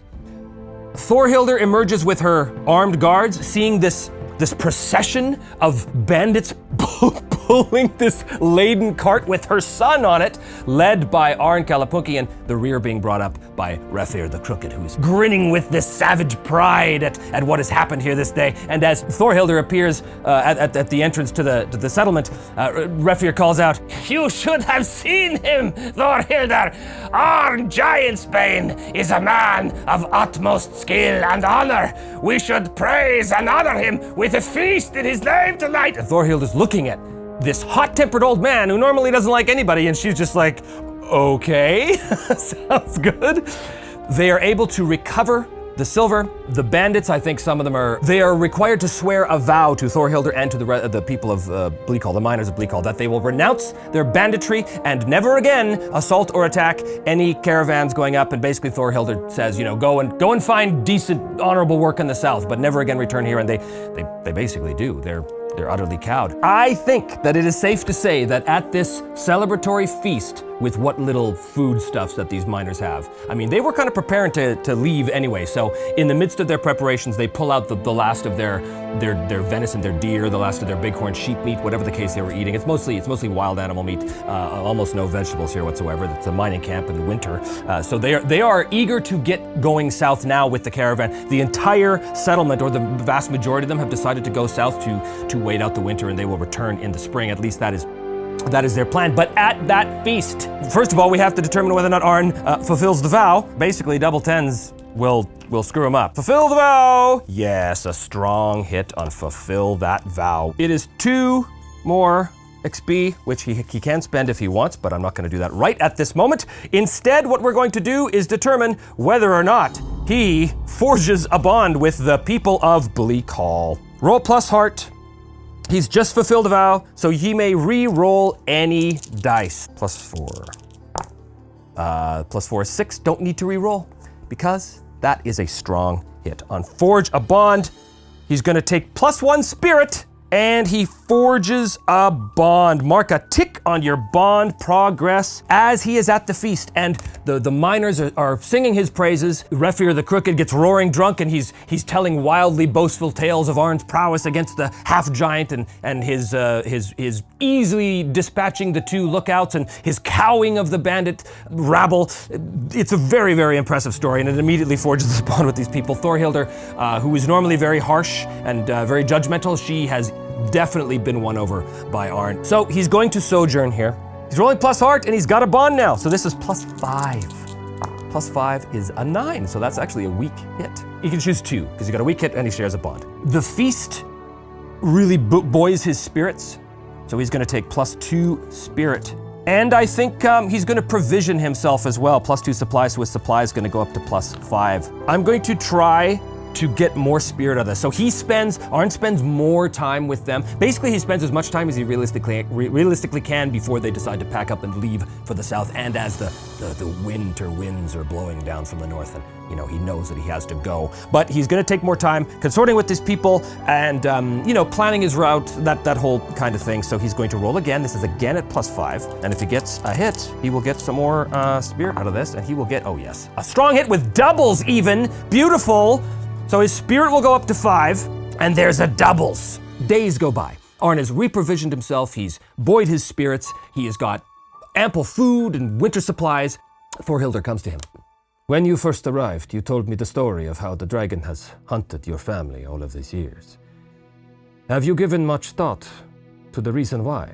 I confess I have not had much time to consider such things. There was Silver and Sons to rescue. I know nothing of dragons. All I know is that Bleakhall has lived in the shadow of the lair for years. But the beast itself has been away hunting, and now we understand it was hunting your people. That is true. As I said to you before, the beast has been hunting my clan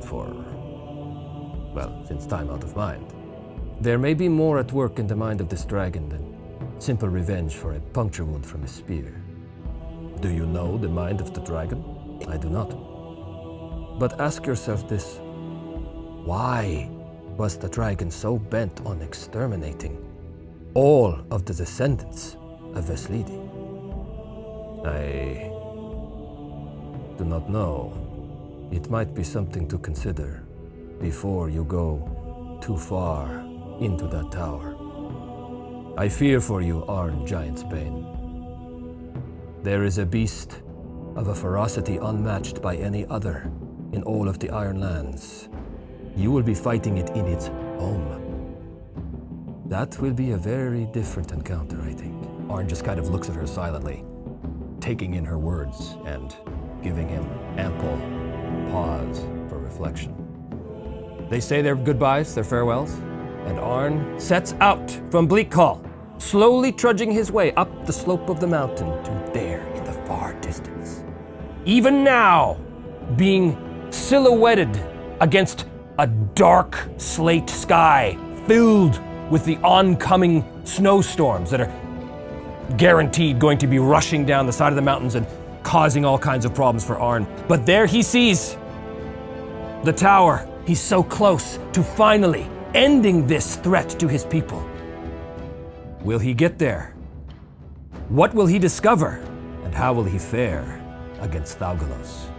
Tune in next time to find out. Thank you so much for joining me. And as always, if you enjoyed the episode today, please do hit like and make sure that you're still subscribed. And if you haven't subscribed, consider doing so. Also, if you'd like to support the show on Patreon, the link for that is in the show notes below. I have all kinds of new material coming up in the next few weeks, so keep your eye out for that. Thanks so much once again, and we will see you next time on Me, Myself, and I.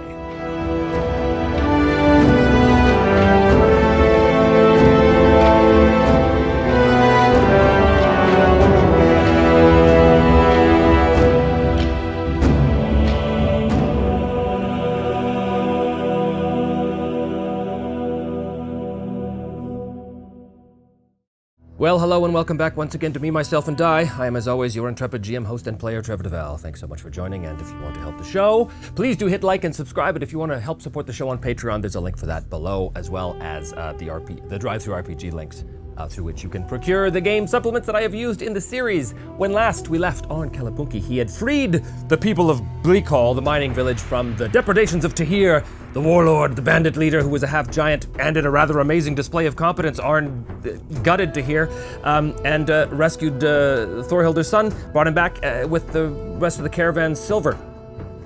A total success, a very unusual thing. But now it is time for Arn to leave Bleak Hall behind, because he stands at the base of the mountain slopes that leads up to the ancient tower he can see now in the mountains. The storms of winter are rolling in, and he has very little time to spare. He said his final farewell to the folk of Bleak Hall, and he sets out. He trudges his way through the blowing snow and the howling winds. After half a day's travel, he realizes that he is going to have to make himself a camp and recover, because he's not yet fully recuperated from his battle with Tahir and the bandits. On the side of the mountain, looking for perhaps a small cave or an overhang of rock or something he can, some place he can protect himself from the winds and the blowing snow. He's going to roll plus supply, so he is fully supplied. He's at plus 5 at the moment. This is plus supply, which is plus 5, and he's going to roll a Oh, okay. Well, that is a failure on the make camp. And I have an idea as to what the price is. Arn has tried to find a decent place to camp, but the side of the mountain is inhospitable at best.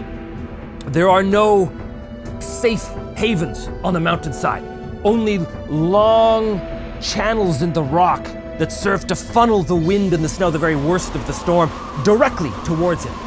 The mountain itself seems to be striving to prevent his ascent, and as much as he tries to find a decent place to build a campfire and to take some rest and to recuperate, he is unable to do so. The day is not yet out, but it is beginning to grow dark, so this puts us at around 4 o'clock, maybe 4 o'clock, 5 o'clock in the afternoon. Up this far north, in the wintertime, the daylight dies early. As he is making his way up the side of the slope, having tried to make and abandon a small campfire, and as he climbs up the slopes, the icy snow-covered slopes, he just turns for a second and looks past him and looks from where he came from. And he can see in the blowing snow that there is a figure there approaching. He stops, he looks, he puts his hand in front of his face, desperately trying to make out any details in this oncoming blizzard. As the figure gets closer, begins to climb up the slope, he realizes that the figure is walking with a strange, almost shuffling gait. The figure's having a difficult time navigating some of the more steep areas, but onwards the figure comes. He thinks of calling out, but then thinks better of it. A, because he doesn't know who this is, could be a danger to him, and B, calling out might actually cause some sort of avalanche. Certainly he has had experience with avalanches in the past, in the recent past even. So he does not call out, but he waits. But just to be sure, he pulls his bow and prepares an arrow and just kind of tries to take a vantage point in the crook of this large cliff face here. And as he sees the figure approach, he sees that it's a man. Long, scraggly hair, long, scraggly gray beard. Looks to be an older man. And as the man approaches, Arn can now, through the snow, he can see the details of the face.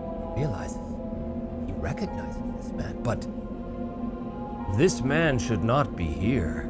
This man should not be anywhere. Thorbjorn? How is this possible? Thorbjorn, the old man who led him and Ormir to the island of the Husk all those many, many months ago. Thorbjorn, who Arn watched die under the waves of the underground waterway.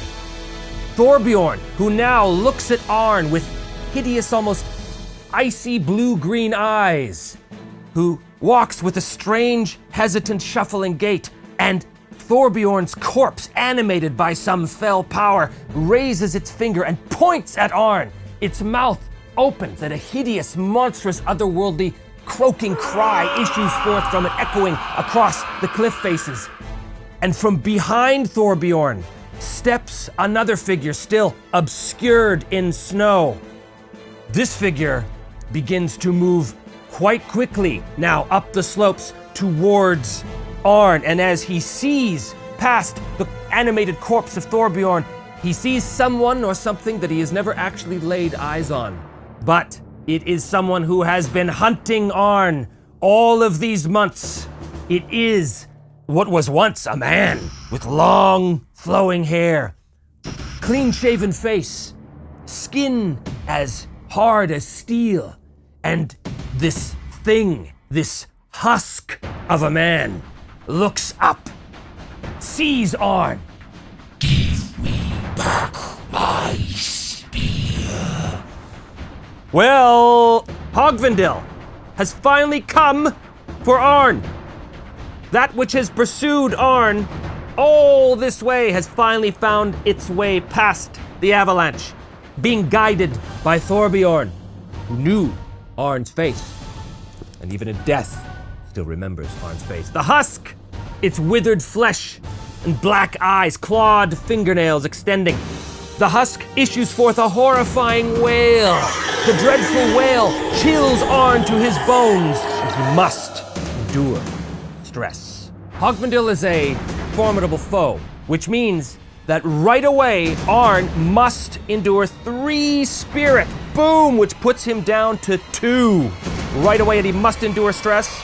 Plus heart is plus 4, which is 10, a strong hit, and double 3s. Thank you very much. So, on a strong hit, he's gonna suffer 1 momentum in exchange for plus 1 spirit, so his spirit's gonna go back up to 3. His momentum would go down to 2, except he's got battle guard, so he takes plus momentum on a strong hit, so his momentum stays at 3, and he is able to withstand the horrifying supernatural wail coming out of the husk, designed to terrify him and reduce him to a quivering mass of fear. But Arn is made of sterner stuff. Oh yeah, and the doubles.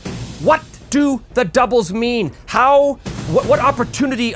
You know what? I have an idea. I'm gonna ask the fate chart, what if my idea is right? And if it is, then we will play it out. Ask the Oracle, is my idea right? I'm gonna get a 50-50 chance, 51 or higher is gonna be 71, which means, yes, in fact, Arn looks to his left, and he can see that there is a series of large ice-covered boulders and rocks all held tenuously in place by the ice. And he thinks if he can dislodge this, he might be able to cause a cascade of rocks going straight down towards where the body of Thorbjorn and the husk now are ascending towards him.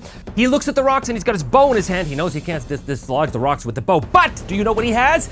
He still has the Hammer of Faraza, the elven weaponsmith. He never did get rid of that. He still has that after all this time. He pulls it from his pack as these things are climbing and clambering their way up the side, and he begins to hammer at the side as fast as he can, but he's also trying to hit exactly the right spot in the ice to secure an advantage with plus edge, which is going to be +3. Does he do it? It's going to be 7. Well, that is a weak hit. Your advantage is short-lived. Take +1 momentum. His momentum goes up to 4, and I think what this does is it causes a cascade of rocks as the cliffside dislodges, or at least a large part of it, and comes tumbling down. Thorbjorn's body, old decrepit body animated by fell magics, gets taken by a large boulder and gets knocked off the side of the cliff face and goes howling down into the maelstrom below, completely gone. As for the husk is also taken by the avalanche and disappears from view. The rumble of the avalanche goes on for long moments. Arn picks himself up once again, pulls the bow, and he's desperately trying to look through the cascading rocks and the blustering snow, looking for any sign of his enemy, the husk. But does he see it? This was a short-lived advantage, which means that the snow eventually settles. The only sound now, the sound of Arn's ragged breathing as he's desperately trying to track where is his enemy, where. He moves to the edge of the plateau, looking to see. And there, bursting from the snow, almost entirely unfazed, is Hogvendil, his black eyes burning with a dread power. The sense of evil is palpitating. He bursts from the snow and leaps up towards Arn. Arn stumbles back, his bow still in his hand, and now we are entering the fray. Now, that advantage counts as 1 box against Hogvendil filled in, so his track is at 1. He is a formidable foe. He's facing off against his foe, +4. Oh my god, no. That is almost the worst thing you could roll. That's a fail. Combat begins with you at a disadvantage. Pay the price. Your foe has initiative. He stumbles back and trips in the rocks and the snow, falling back, his bow going flying out of his hand and landing somewhere up here along the shelf, maybe just balancing precariously on the ledge. His momentum goes down to 2. He loses his momentum as the husk has initiative. It leaps up, brandishing its wicked longsword, and it points towards Arn on his back now and says once again, "Give me my spear." And it goes up to stab down at Arn, who is desperately trying to scramble out of the way. He has to face danger in order to evade this blow. +3. 6 is a weak hit. I think he catches a piece of it. I think he leaps out of the way, but the blade of Hogvendil slices down into his leg, his maimed leg. Ooh. And he takes 1 harm from that because it is a troublesome cost. Bang! Oh! But he is able to evade the danger and get to his feet. Unfortunately, Hogvendil still has the initiative. He presses the attack and comes lunging in towards Arn. Arn, who's desperately fumbling to pull the spear of this lady, to pull Ulvatan from his back, basically, where he keeps it kind of strapped. The husk comes at him, and it slashes at him once again. This is going to be, he still doesn't have his, what does he have in his hand? He's got nothing in his hand. So he, well, he can't really clash because he's not really attacking back with anything. He's got to do another face danger, but this time, he is going to try and dive out of the way of this attack, try to put some space between him and his opponent to give him just a moment's breathing room to grab his spear. Is he able to do that? This is plus edge. 9, which is, that 0 is still a weak hit, so he is able to do it, but it's a troublesome cost. He is able to roll out of the way and grab the spear off his back, but it's going to cost him momentum, which goes down to 1, and he still does not have the initiative. Hogvendil once again presses the attack, forcing Arn up against this cliff face. The snow blowing, the wind howling. Hogvendil goes to drive the blade towards Arn, and now this is a clash. Because he does not have initiative, this is plus iron. This is going to be an 8, again with the 10. weak hit. Inflict your harm, but pay the price. The foe still has the initiative. The good news is that he is able to inflict 2 more harm onto Hogvendil, so that puts him up to 3. Bang! But then pay the price. What is the price? He's gonna suffer 40. Is the current situation worsens? The current situation worsens? How could the situation be any worse? Let's find out. How? Action and theme. 96. Communicate. 71. Momentum. Communicate. Momentum. Yeah, he is pushed up against the edge of this cliff. He is so busy trying not to be pushed off the edge of the cliff now. In fact, the only thing that's preventing him from being pushed off the edge of the cliff is that Hogvendil wants that spear. And if he pushes Arn off the edge of the cliff, that's going to be very bad. So it worsens. His momentum goes down to -1. -1 momentum. This is very, very bad. And Hogvendil is trying to essentially maneuver Arn. So basically, Arn has to do a face danger now. This is plus iron. This is gonna be a 7, which is a strong hit. Finally, face danger. Take +1 momentum. His momentum goes up to 0. And he gets a strong hit, which means he seizes the initiative. And at that moment, as Hogvendil is trying to maneuver him around, I think Arn does leap around, forcing Hogvendil to the edge of that precipice. And at that point, as Hogvendil is still looking at him, Hogvendil kind of glances behind him and sees the now sudden precarious situation that Hogvendil is in. And Arn, still with the spear of Visleedy in his hand, the whispering of Visleedy still going mad anytime there's a combat, he is going to strike with his Kinblade to inflict savage harm. So he's going to roll +3 because this is +1, and he roll an 8 with a strong hit, savage harm. Ulvatan pierces the breastplate of the husk. His eyes go wide, not with pain because he can't really feel pain, but the imminent sense of his own demise. Perhaps he has underestimated this fierce northerner after all. And as the blade goes in, he pushes the husk towards the edge. He must endure stress, but before he does, we're gonna try something. We are going to try and end the fight. He's got 7s. That is a weak hit. Which means Arn drives Ulvatan into the husk. He clutches the spear as he's dangling precipitously over the edge of this cliff right there. Arn looks at him and says, "This is not your spear. It is mine." And he puts a boot on his chest and he shoves the husk's body off of the spear, causing him to go careening down into oblivion. Arn pulls the blade back. He has defeated the husk, but there is a consequence to pay for his weak hit. What that consequence is may reveal itself later. We shall see. But for now, the husk has been defeated. Arn must endure stress, for the mad whispering of Visleedy is strong in his ears, strong in his mind. And then he rolls plus heart. He's gonna get a 9, which is a strong hit, and he is battle scarred. He'll exchange momentum for spirit, which means his momentum stays at 0, and his spirit goes up to +2. So he is able to pull himself back from the break, grabbing his bow. He grabs his bow as well. That almost went over the edge. He pants standing against the ledge. He has defeated the husk who has been chasing him this whole time, and he didn't even know it. He looks at the spear. Well, great-grandfather, once again, you helped me to survive. How many more times will I be able to survive drawing upon your power? And he turns, trying to gather his resolve, and proceeds up the slopes of the mountain even further. And as he goes, now still looking for a place to camp. The hours go by and the late afternoon turns into night. The wind is still howling, the snow is still blowing, and he is going to try another attempt to make camp, for he is further wounded now. The piercing of the husk's longsword in his maimed leg has left a nasty gash, and he's going to have to try and heal that up. In fact, that is something he can do right now. He's rolling at +2 to heal his wound as he finds a safe-ish spot to try this. Does he do it? With a 9 is a strong hit.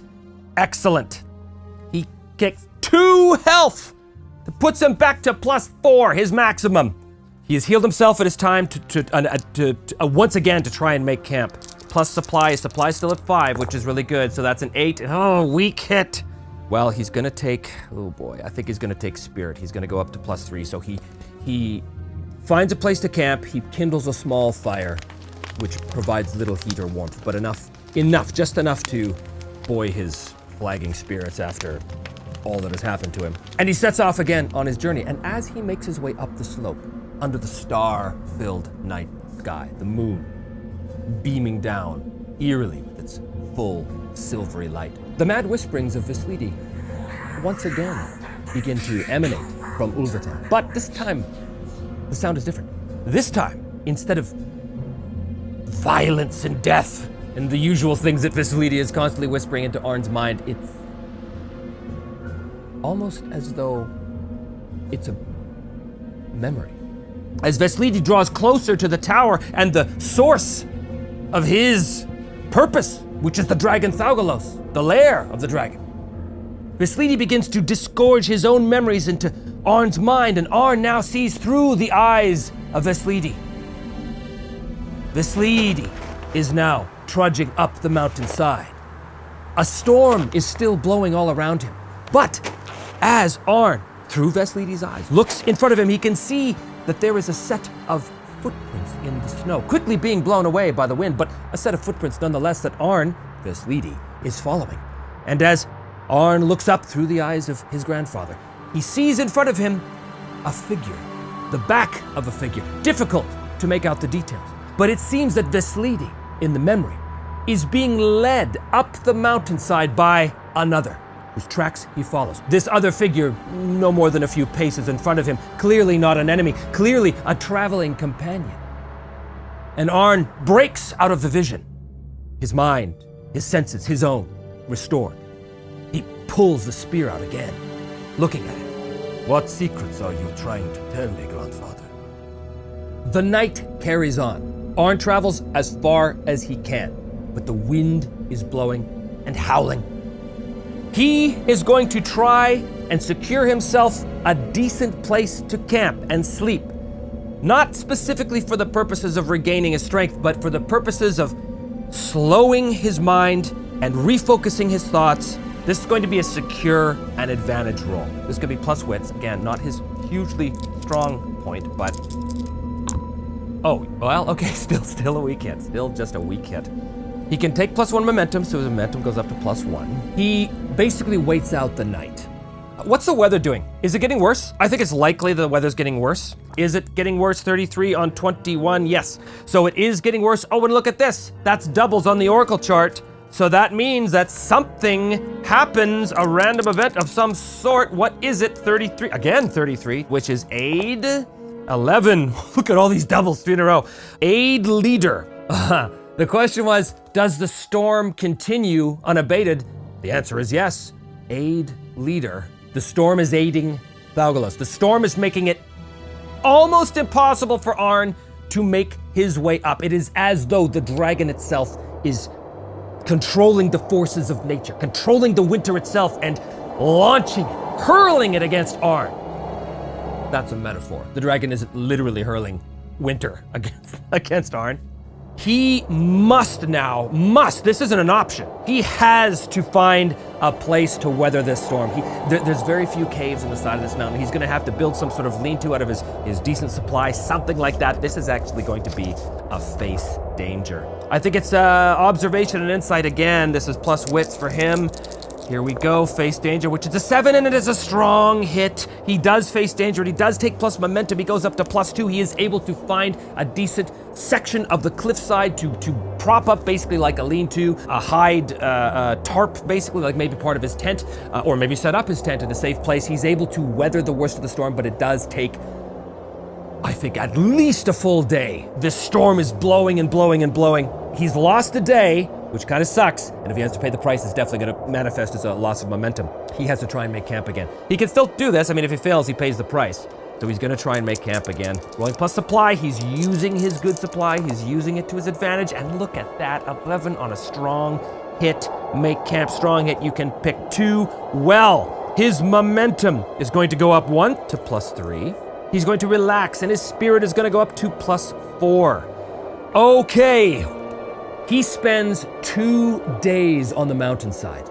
Nothing but the sound of the howling wind blowing down the slopes and through the valleys below. He can't stay here. If he stays here, he's beginning to think the storm is not going to abate anytime soon. He must continue up. And as he does so, because the storm is so bad, because the storm is aiding the leader, he must face danger as he continues up day after day, trying to get closer to where he knows that tower is, somewhere in the swirling mists of snow. Face danger using iron. He will get a strong hit and doubles again. +1 momentum, he goes up to +4 doubles. He succeeds. What is the doubles? What is the positive thing that happens? Oh, I know what it is. He emerges out of the storm. The wind is still blowing, the snow is still falling, but there, ahead, now, finally, as the clouds part for just a moment, he can see there, across an ancient gorge, rising up from the rock face is a twisting, otherworldly, ruined tower of ancient architecture, of ancient, strange, fey make, perhaps. Very similar, as I've said before, to the other architecture that he's stumbled upon in his travels. And there it is. Finally, the lair of Thaugalos, the dragon. His destination reached at long last. The advantage of the doubles is there is a gorge that separates the tower from the main cliffside. A gorge that would be otherwise impassable. Arn would have to find his way all the way down and all the way back up again. But because of that doubles, as he gets to the edge of that cliff and looks down, there the tower, splayed out before him on the other side of this gorge. He looks around, he can see no way across. But then, as he looks down into the gorge, he can see there is what appears to be a very cleverly concealed bridge of the same elven architecture that the tower seems to be. It is just below, and it is almost impossible to see. You'd have to know exactly where to look, but luckily, he's rolled doubles. This must be some ancient secret escape or access way to the tower that the elves must have built. But you can only see it from a certain angle, and he just happens to be seeing it. He knows that this is the way across.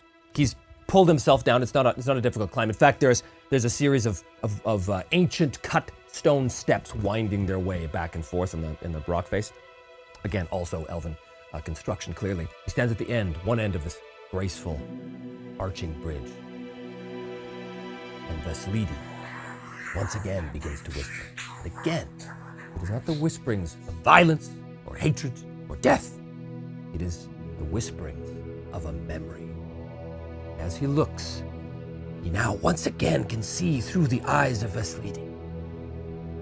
Veslidi, who himself once stood on this very bridge, having found it himself.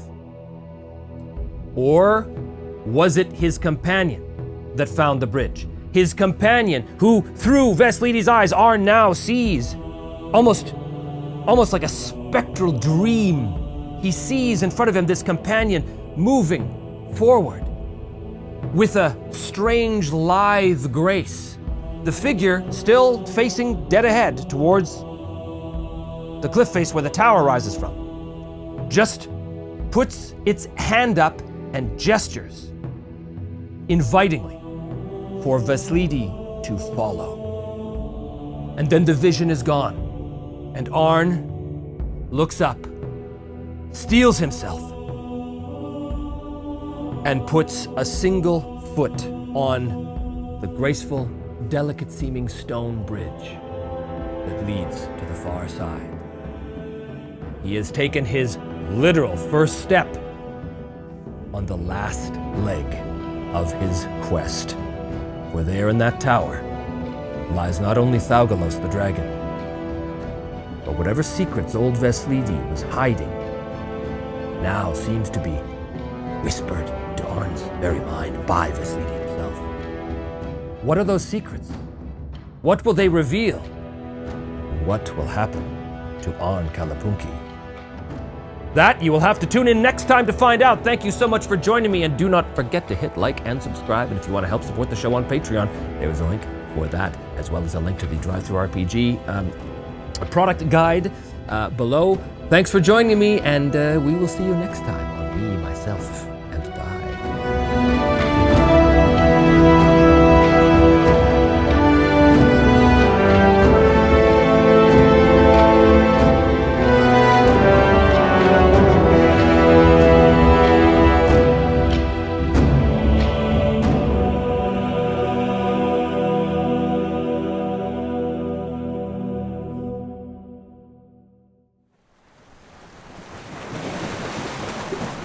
Jorunn, Arn's sister, stands on a rocky shore looking out over the infinite waves of a roiling southern ocean.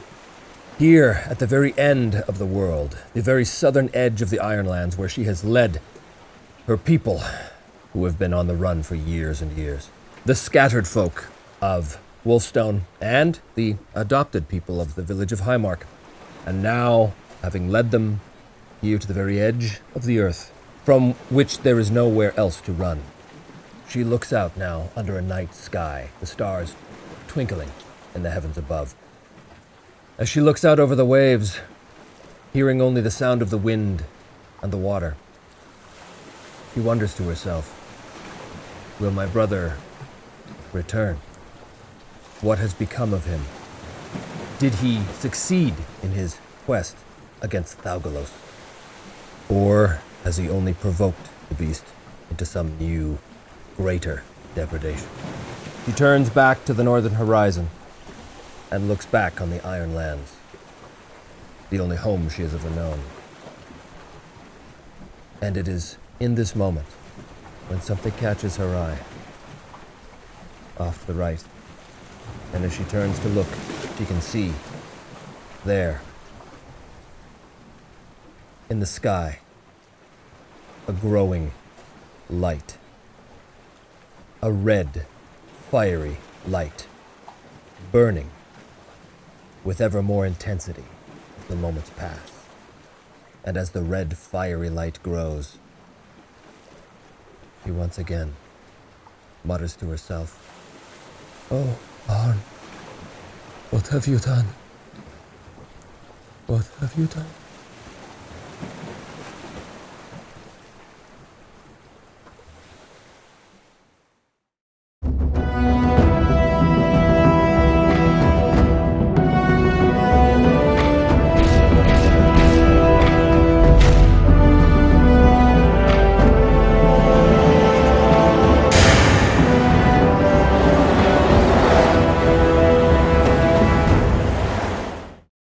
Well, hello and welcome back once again to Me, Myself, and Die. I am, as always, your intrepid GM, host, and player, Trevor DeVal. Thank you so much for joining me. And if you like the show, please do hit the like button and subscribe if you haven't. And if you'd like to support the show on Patreon, we have a link for that below. Well, here we are, standing at the doorstep. Arn Kalapunki has finally, after all of these trials and tribulations, made his way here to the base of the tower, the very lair of Thaugalos itself. On his way to the tower, he started to receive visions that were coming from Veslidi, from Ulvetan, Wolf's Tooth, the spear of his grandfather. And these visions seemed to show what Veslidi saw when he himself was here all those years ago. It is almost as if Arn is retracing his grandfather's steps through the snow on the way to the tower. And the first thing that he saw was that Veslidi was not alone. Veslidi was being guided by some figure towards the tower. When Arn discovered the tower itself, he saw that it was separated by an impassable gorge, but as it turned out, thanks to a lucky roll, the gorge was not impassable at all, but in fact there was a hidden bridge made by the elves of old, just about 30 feet down the gorge, that was invisible to all those who did not know what to look for. Luckily, Arn was able to see it. And now he stands alone at the base of the bridge, preparing to move across it and into the cliff face beyond, where there's a large open cave mouth, again also camouflaged from above. Who knows what lies in the tunnel ahead? But one thing is for sure, we are going to add 2 ticks to his main vow for reaching the tower at all. Arn steps on the bridge and begins to walk across its graceful stone arch. There are no guardrails, so the precipice is dangerously close to either side, but he's able to very carefully make his way as the wind howls through the gorge, blowing snow everywhere. When he gets about halfway, once again, the whispering of Veslidi shows him what Veslidi saw, the image that Veslidi saw. And again, from Veslidi's eyes, he can see now there is a figure in front of him. And that figure is moving ahead, guiding and pointing the way to the large opening ahead. Arn's vision is his own again. Arn continues to the very end of the bridge. All is silent except for the howling of the wind. When he emerges and sets foot in the tunnel on the other side of the bridge, a large, massive tunnel, high, it has to be 50 feet high, varying spaces of course, but it's high, wide, twisting tunnel. And as he picks his way through the snowdrifts that have accumulated just on the inside of the tunnel, he knows that the tower obviously is up ahead. He's going to have to find a way up, perhaps a staircase, who knows? But as he's walking through this tunnel, he can see that this tunnel is in fact decorated with various sigils, markings, things that he has seen before on the island of Hogvendil, things he has seen before in all of the ancient elven architecture that he has encountered before. So he knows for a fact that this was, yes, 100% an elven tower at one point, but it is ancient. Its stones have long since fallen. It gives the sense that this tower has stood here for millennia. He continues to walk ahead, whispering madly. Arn pulls the spear and holds it ahead of him, unsure of what is to come. But as he does so, he gains another image. And this time, once again, seeing through Veslidi's eyes, he sees what Veslidi saw. The figure in front of Veslidi puts its hand up and turns. And at that moment, Arn, seeing through Veslidi's eyes, sees the wooden mask of an elf. The figure, the elf, once again, gestures past one of the curves in the tunnel. The tunnel splits off ahead and the figure is gesturing to the leftward tunnel as if it knows where to go. Arn pulls out of this vision again. His grandfather was being led to this place by an elf. How did that happen? Why did his grandfather never tell him this? What else have you been hiding all this time, dear ancestor? Arn continues on. He takes the route to the left. What he finds there, it is a large, irregular chamber. Across the cavern, he can see a half-broken winding staircase winding its way up, presumably to the base of the tower, whatever courtyard may exist up there. But as he picks his way through the cavern, up ahead, in the middle of the cavern, there is a pile of detritus. It almost looks like some ancient nest of some sort. But as he gets closer to it, he can see on the stones to his left, huge black scorch marks, as though a great flame had engulfed that area at some point. And on the ground in front of that, he spies something. He kneels down to inspect it. And what he sees is a half-broken, half-singed, burnt, ancient piece of wood. He very carefully picks it up. It almost falls apart in his hand. It's so old. But he very, very gingerly picks it up, kind of blows the dust and dirt off of it. And what he holds in his hand is the burnt remains of an elven mask. And at that moment, Veslidi begins to whisper to him again, and Arn's mind is filled with the memory, the image, all seen through Veslidi's eyes, of this elven companion that was with Veslidi, suddenly turning and reacting to something outside of his field of vision, and the whole image is blasted with fire. And the mask goes tumbling off of the elf, the elven body becoming incinerated. The mask goes flipping through the air, hitting the wall, shattering in two. And that one half falls to the ground, half singed, half burnt. Arn, once again, regains his senses. He looks at the mask again, and he can see on the edge a series of sigils, common to the other symbols and sigils and calligraphy carved in the stone that he's seen through all of the elvish architecture. But these sigils are familiar to him. Familiar for some reason. And then he remembers where he's seen them. He goes into his pack and produces Faraz's weaponsmith hammer. And on the hammer that he most recently used to cause a little avalanche to help him against Hogvindil, but on that hammer, there is symbols. And as he looks at the symbols on the mask and the symbols on the hammer, he realizes that there are aspects of the symbols that are the same. Now, this is a language. Arn doesn't read the elven language, of course, but is he able to suss out, just by intuiting and by his experiences with the elves, is he able to suss out what this in fact means? I'm just gonna ask the Oracle. I think it's going to be 50-50. So 51 or greater, and Arn will intuit what this means. 52. 52. He recognizes that the symbol on the hammer is the same symbol on the mask, and the symbol is placed in such a way as to denote clan. And at that moment, Arn makes the connection. The elf that went with Veslidi was from Windhaven. He gingerly puts the mask down, knowing that he can't take it with him. It'll just disintegrate into dust. He continues his way through the cavern, and he comes towards that large nest. And again, there's huge areas of blackened stones, half melted stones in some cases. Clearly, a great fire has been used here in the past. And as he gets closer to this nest, Veslidi whispers, and Arn looks down, and he sees in the nest a series of ancient items. Ancient, he knows they're ancient, so fragile.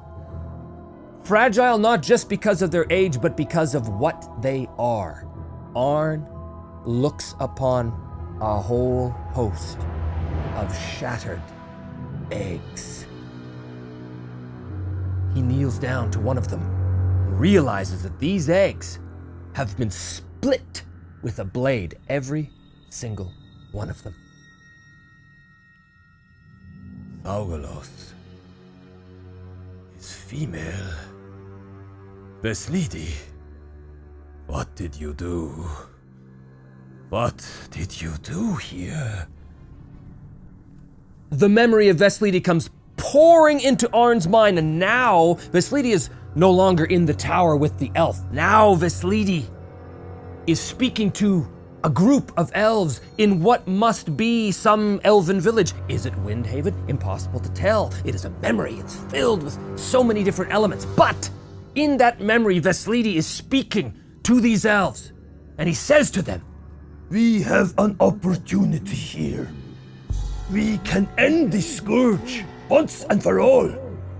The dragons do not just threaten my people. They threaten yours. But I know where she is. The last of the great beasts. If you bring me safely to her lair, we can end not only her, but put an end to her entire line. For it is come to me that Thaugalos has recently had a clutch of eggs. If we do not act, those hatchlings will grow and become devourers themselves. We have an opportunity here to exterminate the dragons, all of them, and rid the skies of their menace forever." Arn breaks out of the vision. And now he knows. It all makes sense. Veslidi, you did this. You provoked Thaugalos. You killed her children. And now she seeks to slay yours in vengeance. And at that moment, for the first time, Veslidi speaks, not just in memories, but speaks directly to Arn. The voice in Arn's head says, A dragon's fury will never die until the source of her vengeance is gone. You must end this, or she will end you and your sister. Oh, Veslidi, what fate have you bestowed upon your family? Arn picks his way across the chamber and goes to the stairway, begins to wind his way up the spiral staircase. Well, the truth is known. And knowing the truth is going to count for a milestone. This grim truth that the dragon is seeking vengeance for her murdered children. Arn emerges at the top and emerges into the ruins of a broken tower. Now, here's the question. This is the lair of Thaugalos. Is Thaugalos here right now? Thaugalos was wounded.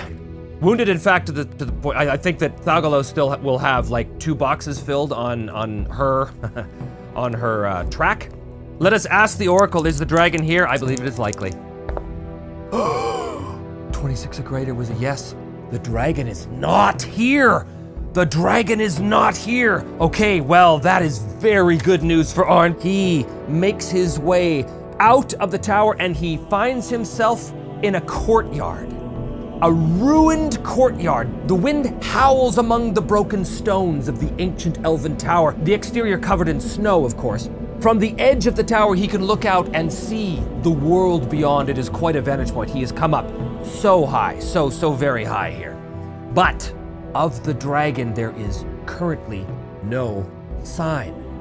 She must be out hunting. He knows that she will return. This is her lair. And that it is very possible she may even sense his presence.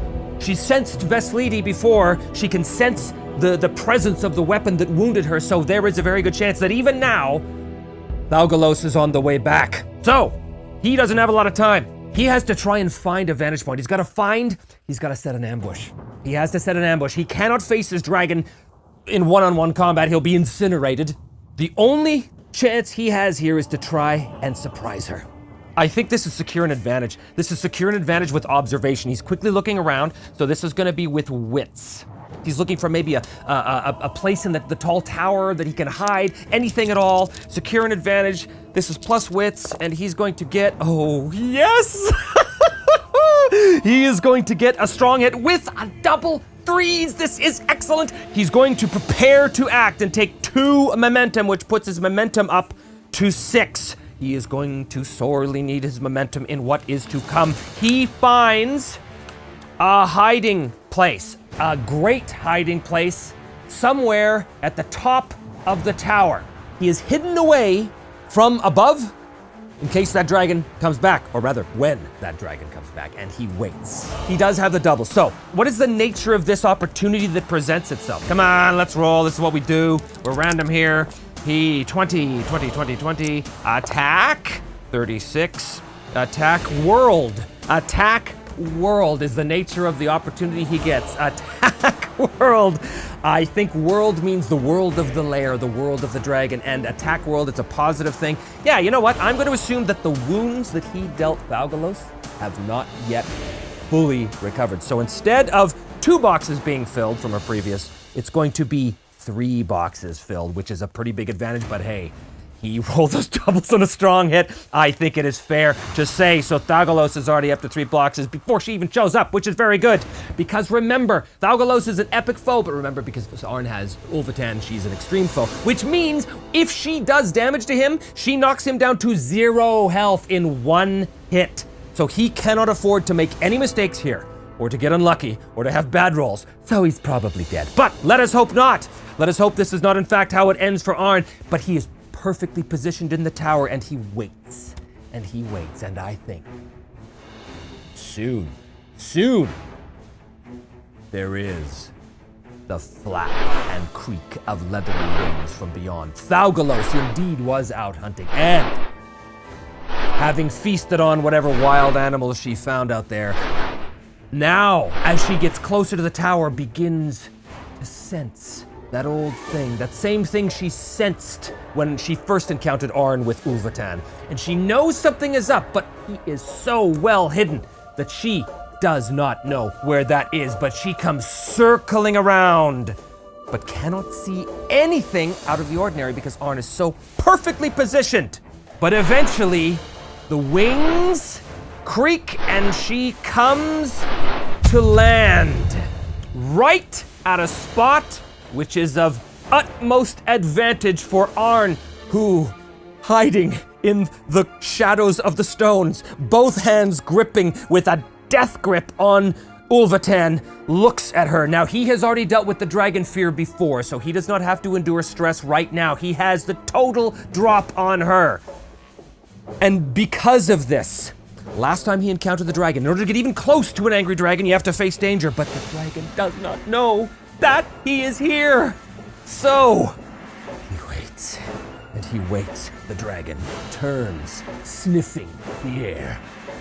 She knows something is amiss. She knows that there's something here which was not there before, and she begins to put it together in her reptilian mind that she has smelled this before, and it is not good. It is a horrible, horrible thing. In fact, it is the smell of sky stone. It is the smell of sky iron that wounded her and butchered her babies so many years ago. And now, just as she begins to realize that thing is here again, the object of her vengeance, the object of her fury, Arn knows that it is time to strike.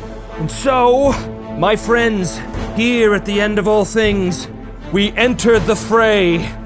He is attacking with Shadow to enter the fray as he rises up from his hiding place and prepares to leap down towards Thaugalos with the full spear. Before, he only had the spearhead, but now he has the full spear.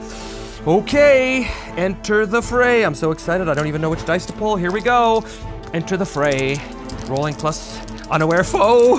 Plus Shadow is 3. And it's going to be, okay, what's going to be 6? What's going to be weak hit? It's going to be a weak hit. A weak hit, choose one. Bolster your position or take the initiative. Well, if he bolsters his position, he'll go to 8 momentum, which is good, but if he does that, he'll lose the initiative, and it's not a good idea to not have the initiative on a dragon. So he has to steal the initiative. Makes sense. He leaps down and drives the spear, hopefully, into Thaugalos's back or flanks or hindquarters or whatever you want to call it. What does the strike do?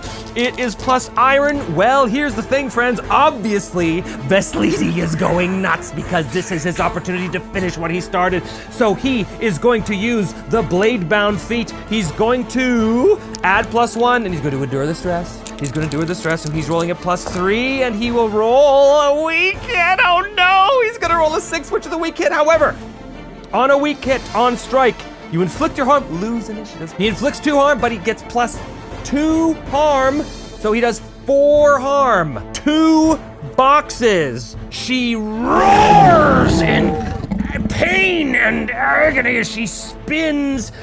She has initiative on Arn, but before we do anything else, Arn must endure stress. He suffers 2 stress. His spirit goes down to 2, and he must endure stress with heart. And he's gonna roll an 8, which is a strong hit. And because he has battle scarred, this is the thing with him and endure stress. I think he's going to go back up to +3, and his momentum is not going to change because it gets +1 and then -1. Anyway, the point is, Thaugalos. Well, I think it is fair to say that we're gonna roll on what the combat action is for the dragon, because I've almost never used this table. Let's see what she does. 36. She takes a decisive action. Well, there is a huge horrifying inhalation as the great furnace of her lungs kindles the flame, and she blasts the flame directly at Arn. He has to dive out of the way right now, or he is in big, big trouble. Speed, agility, precision. This is plus edge. He's gonna roll a... Okay. Well, look at this. He's got a 6, which is a weak hit. A weak hit and face danger. He does dive out of the way. He manages to dive out of the way. Some old bits of wood or something get blasted and set on fire. Whoosh! But there is a troublesome cost. You know what I'm gonna say? I'm gonna say that it is his supply. Yeah, it's a supply. His pack gets ripped off of him and incinerated. Whoosh! Right there. The advantage of IRONSWORN, you can mitigate your circumstances based on some things, which I think, again, it's fair. He's fighting a dragon. Okay. Well, unfortunately, he's a weak hit, which means Thalgalo still has the initiative. She spins around. No lithe grace this time, just full reptilian fury, all scales and teeth and claws. What does she do this time? Let's look at my favorite little combat action table here. Cause, you know, we never know. 68, what does she do? She leverages the advantage of a weapon or ability. Guess what? She's just breathed fire, so I don't think she's gonna breathe again right now. It's gonna take a few moments for her to rekindle her flame. What she's gonna do is, she is now going to try and snap at Arn and fly up in the air. Once again, he has a dodge, but it's madness. He can see her wings preparing to beat. He's thinking, uh-oh, she might be grabbing me and pulling me up. They can't do that. Okay, so he's gonna dive out of the way, face danger, using edge, which is +3. Oh, thank you, please. That is a strong hit. You are successful, and you take +1 momentum. His momentum goes up to 7, and he regains the initiative. He dives out of the way. She snaps her mighty jaws towards him. They clamp down on air because he's dived out of the way. He has the initiative. He once again drives at the dragon with the spear. This is gonna be a strike, and he's going to once again call upon the power of his Lady. If not now, then when? He's gonna suffer the 2 stress, so he's gonna go down to 1, but first he's gonna roll with a total of +3 because he gets a +1, 6, which is a weak hit. Okay, well, you inflict your harm and lose initiative. Savage harm and 2 harm, so he does 4 harm. Again, 2 boxes. He drives Ulfatan deep into the flesh of the dragon. She roars, and now she again has the initiative. What's she gonna do? Combat action, what's she gonna do? She is going to 87. She is going to attack with precision. This is her claws coming in. She launches herself at Arn. He has to stumble backwards, desperately trying to fend her off, but this is gonna be a clash because he's gonna try and actually defend her off with the spear. So this is a clash with iron. He rolls a 4, which is a weak hit. Inflict your harm, but pay the price, and the foe still has initiative. She launches a flurry of claws and teeth at him. He is able to duck out of the way for most of it and drives the spear deep into another wound that she had already taken, probably from Veslidi all those years ago. She roars in pain, but not before she shreds the armor off of Arn, just tearing into his flesh. The price he pays is harm, and he is set to 0 health, just like that. Endure harm plus heart, which is +4, which is a 9. It is a weak hit. Weak hit, you press on. However, because he has battle scarred, he's got a hit, so he takes +1 momentum. His momentum goes up to 8. I think he goes flying back due to the ferocity of this attack. And unfortunately, she still has the advantage. She can taste his blood. She is going to try and finish him now. What does she do? She, 58. She uses the terrain to gain advantage.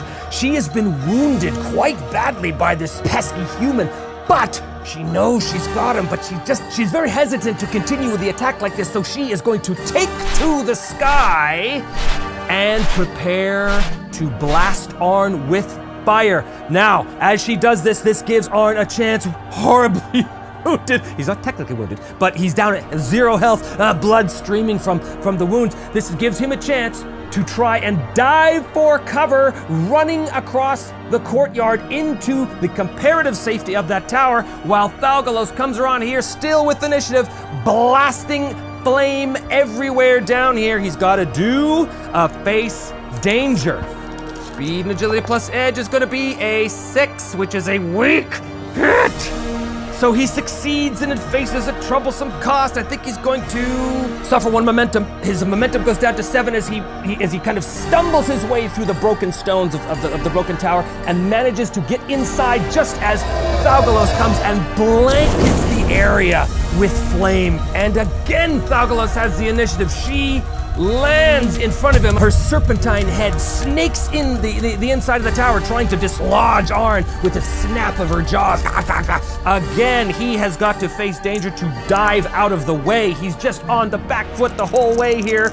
He's gonna roll +3. Oh no, oh no, oh no. In a miss, you fail your progress as you pay the price. Well, this wasn't actually a clash, so he's not gonna take harm.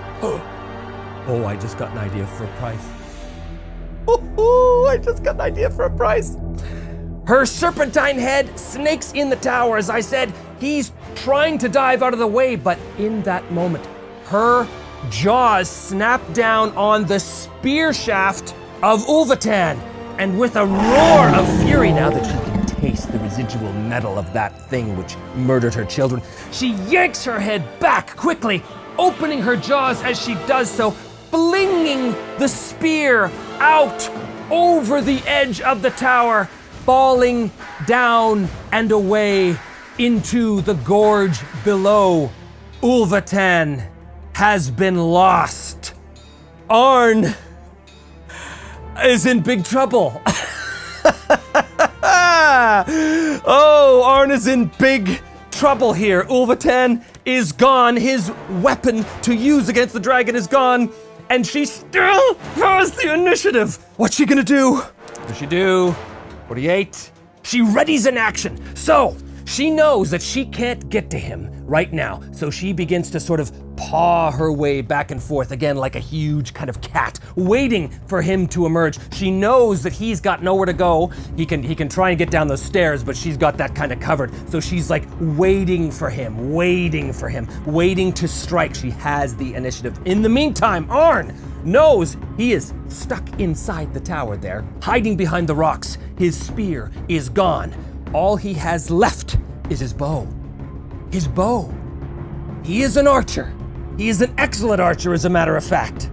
Oh, he has his bow, but he doesn't have the initiative. He pulls his bow. He strings it. He gathers an arrow. He's leaning up against the wall, breathing heavily. He's got to try it. He's got to try. What he knows can't be done. He's got to try to speak to the dragon. He presses his back against the wall. Thaugalos, if you can understand me, you must listen to me. I know why you are hunting my people. I know what my great-grandfather did. I know he killed your children. But he is dead and gone. Your vengeance has already been realized. Let the people of Wolfstone go, and we will no longer bother you ever again. Is there even a chance that Thaugalos is going to listen to this? Vestlidi, if he could whisper to Arn, which he can't because he's long gone. If he could whisper to Arn, he would tell him, "You are mad, son. You are mad. What you ask can never happen." There is a small chance that Thaugalos will even be reasoned with. 91 or greater. Oh! No way! No way!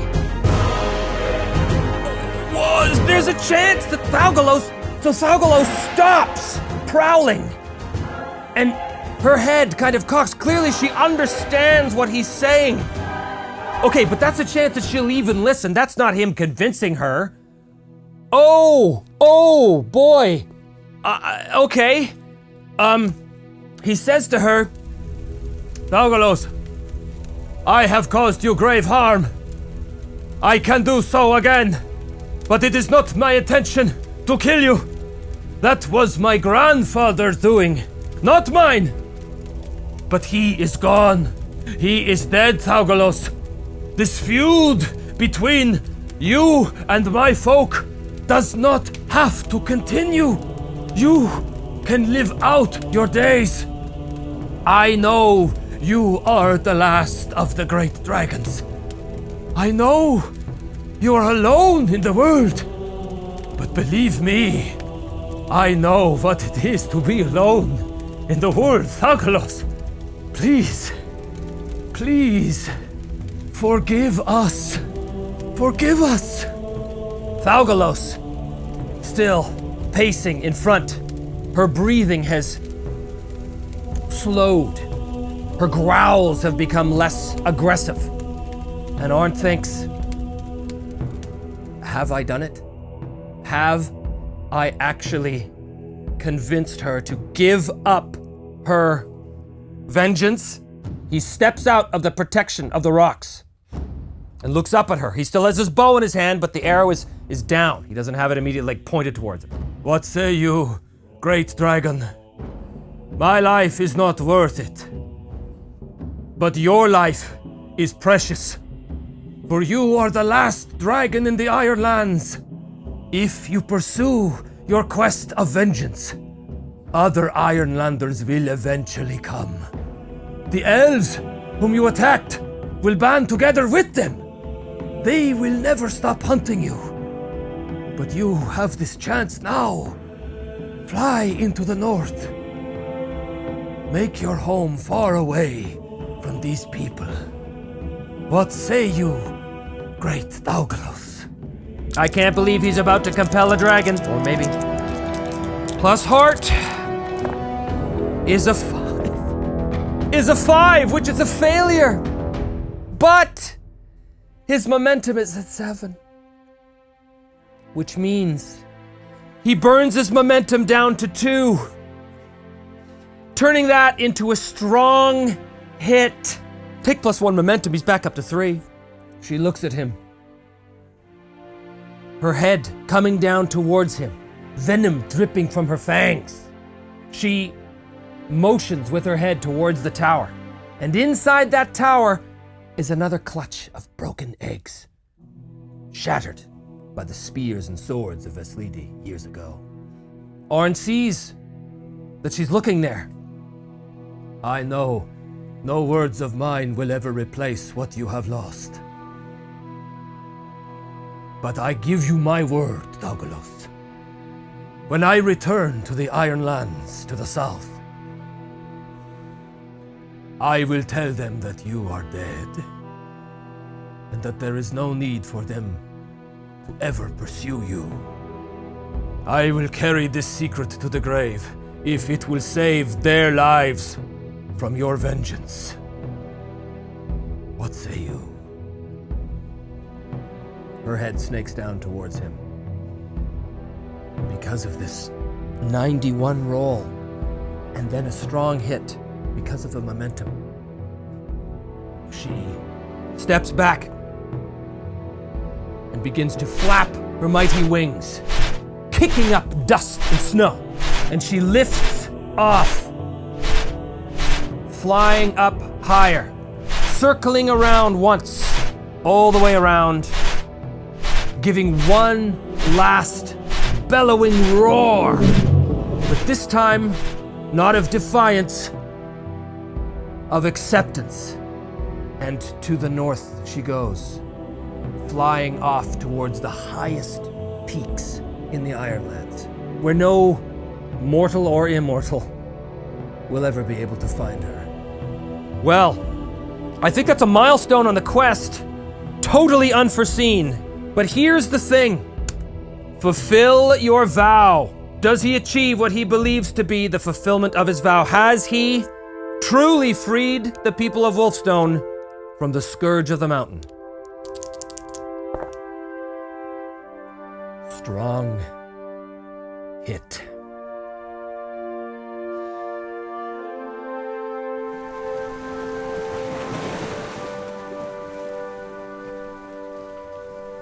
On the southern coast of the Ironlands, the encampments of the scattered folk of Wolfstone and Highmarker clutched together, perched atop a high cliff. Standing on the edge of that cliff, overlooking the sea, is Jorunn, Arn's sister. She thinks of her brother far away. She wonders, has he been successful? Or has the scourge of the mountain taken his life? And is the scourge now coming for hers and those of her people? When, on the horizon, there is a light. A red, fiery light that begins to glow with intensity. And as she looks at that light, she thinks of her brother. Arn, my brother, what have you done? And against that light is silhouetted a form. A lone figure comes walking out of the light of the new dawn. For that is the light that is illuminating the sky. A new day. And that figure is Arn Kalapunki. Jorun, squinting to see him against the eastern horizon, begins to walk quickly towards him, her boots kicking up the pollen of the flowers that have begun to grow here in the springtime of the Ironlands. For months have gone by since Arn fought the dragon. And as she sees him and recognizes that it is him, she breaks into a run, rushing to embrace her brother. She looks into his eyes, overwhelmed with emotion, but she is still Jorun. And that moment of weakness passes quickly. She steels herself. She says to him, "Is it done?" Sister, the beast Thaugalos, the scourge of the mountain, will never again plague the folk of Wolfstone. The quest is done. Tears fill her eyes in disbelief. All these years, leading her people from village to village, from cave to cave, from mountain to forest to ragged coast, all these years of running are finally over. And as the sunlight begins to illuminate the camps of the folk of Wolfstone and Highmark, they begin to emerge from their tents. And a murmur, a whisper begins to go among the people as some of the people recognize Arn has returned. Arn Kalapunki has returned. And very soon a large crowd is streaming out of their tents towards him, surrounding him and Jorun. Arn stands before them, the morning light full on his face. My friends,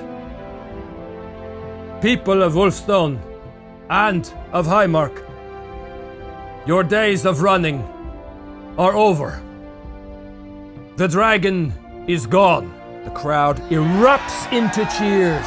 Members of the community are coming and clapping Arn on the back and shaking his hand. People openly weeping at this news that their lives of running, constantly running, are over. Later, Jorun and Arn stand on the cliff face looking out towards the southern sea. You have done it. You have returned and fulfilled the quest. And now, I give to you what is rightfully yours. Overseership of the folk of Wolfstone. Jorun, the folk of Wolfstone have had their overseer with them this whole time, and she has never let them down. And I have faith that she never will. What will you do, Arn? Will you stay with us?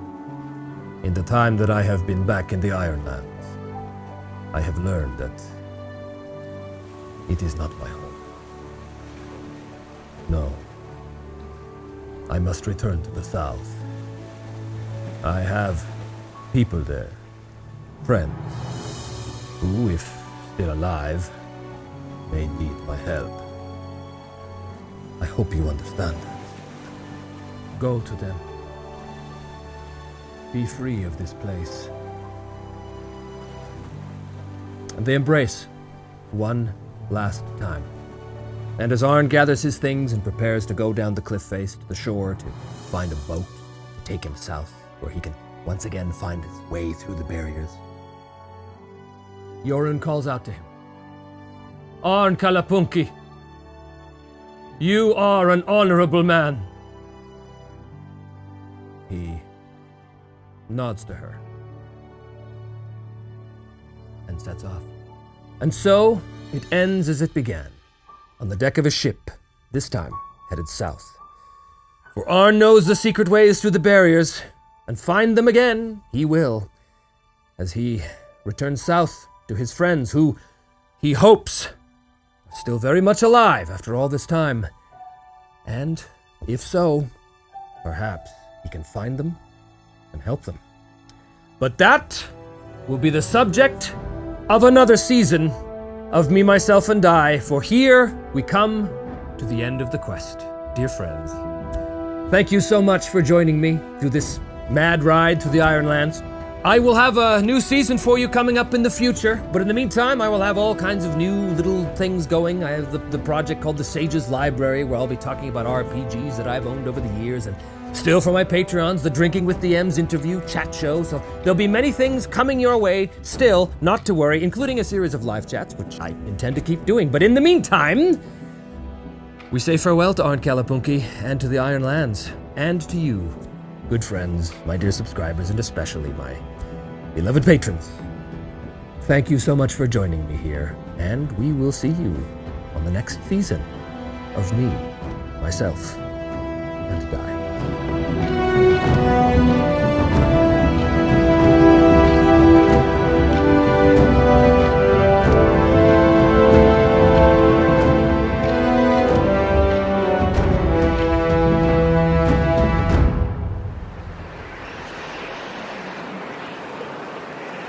He has defeated the husk, but there is a consequence to pay.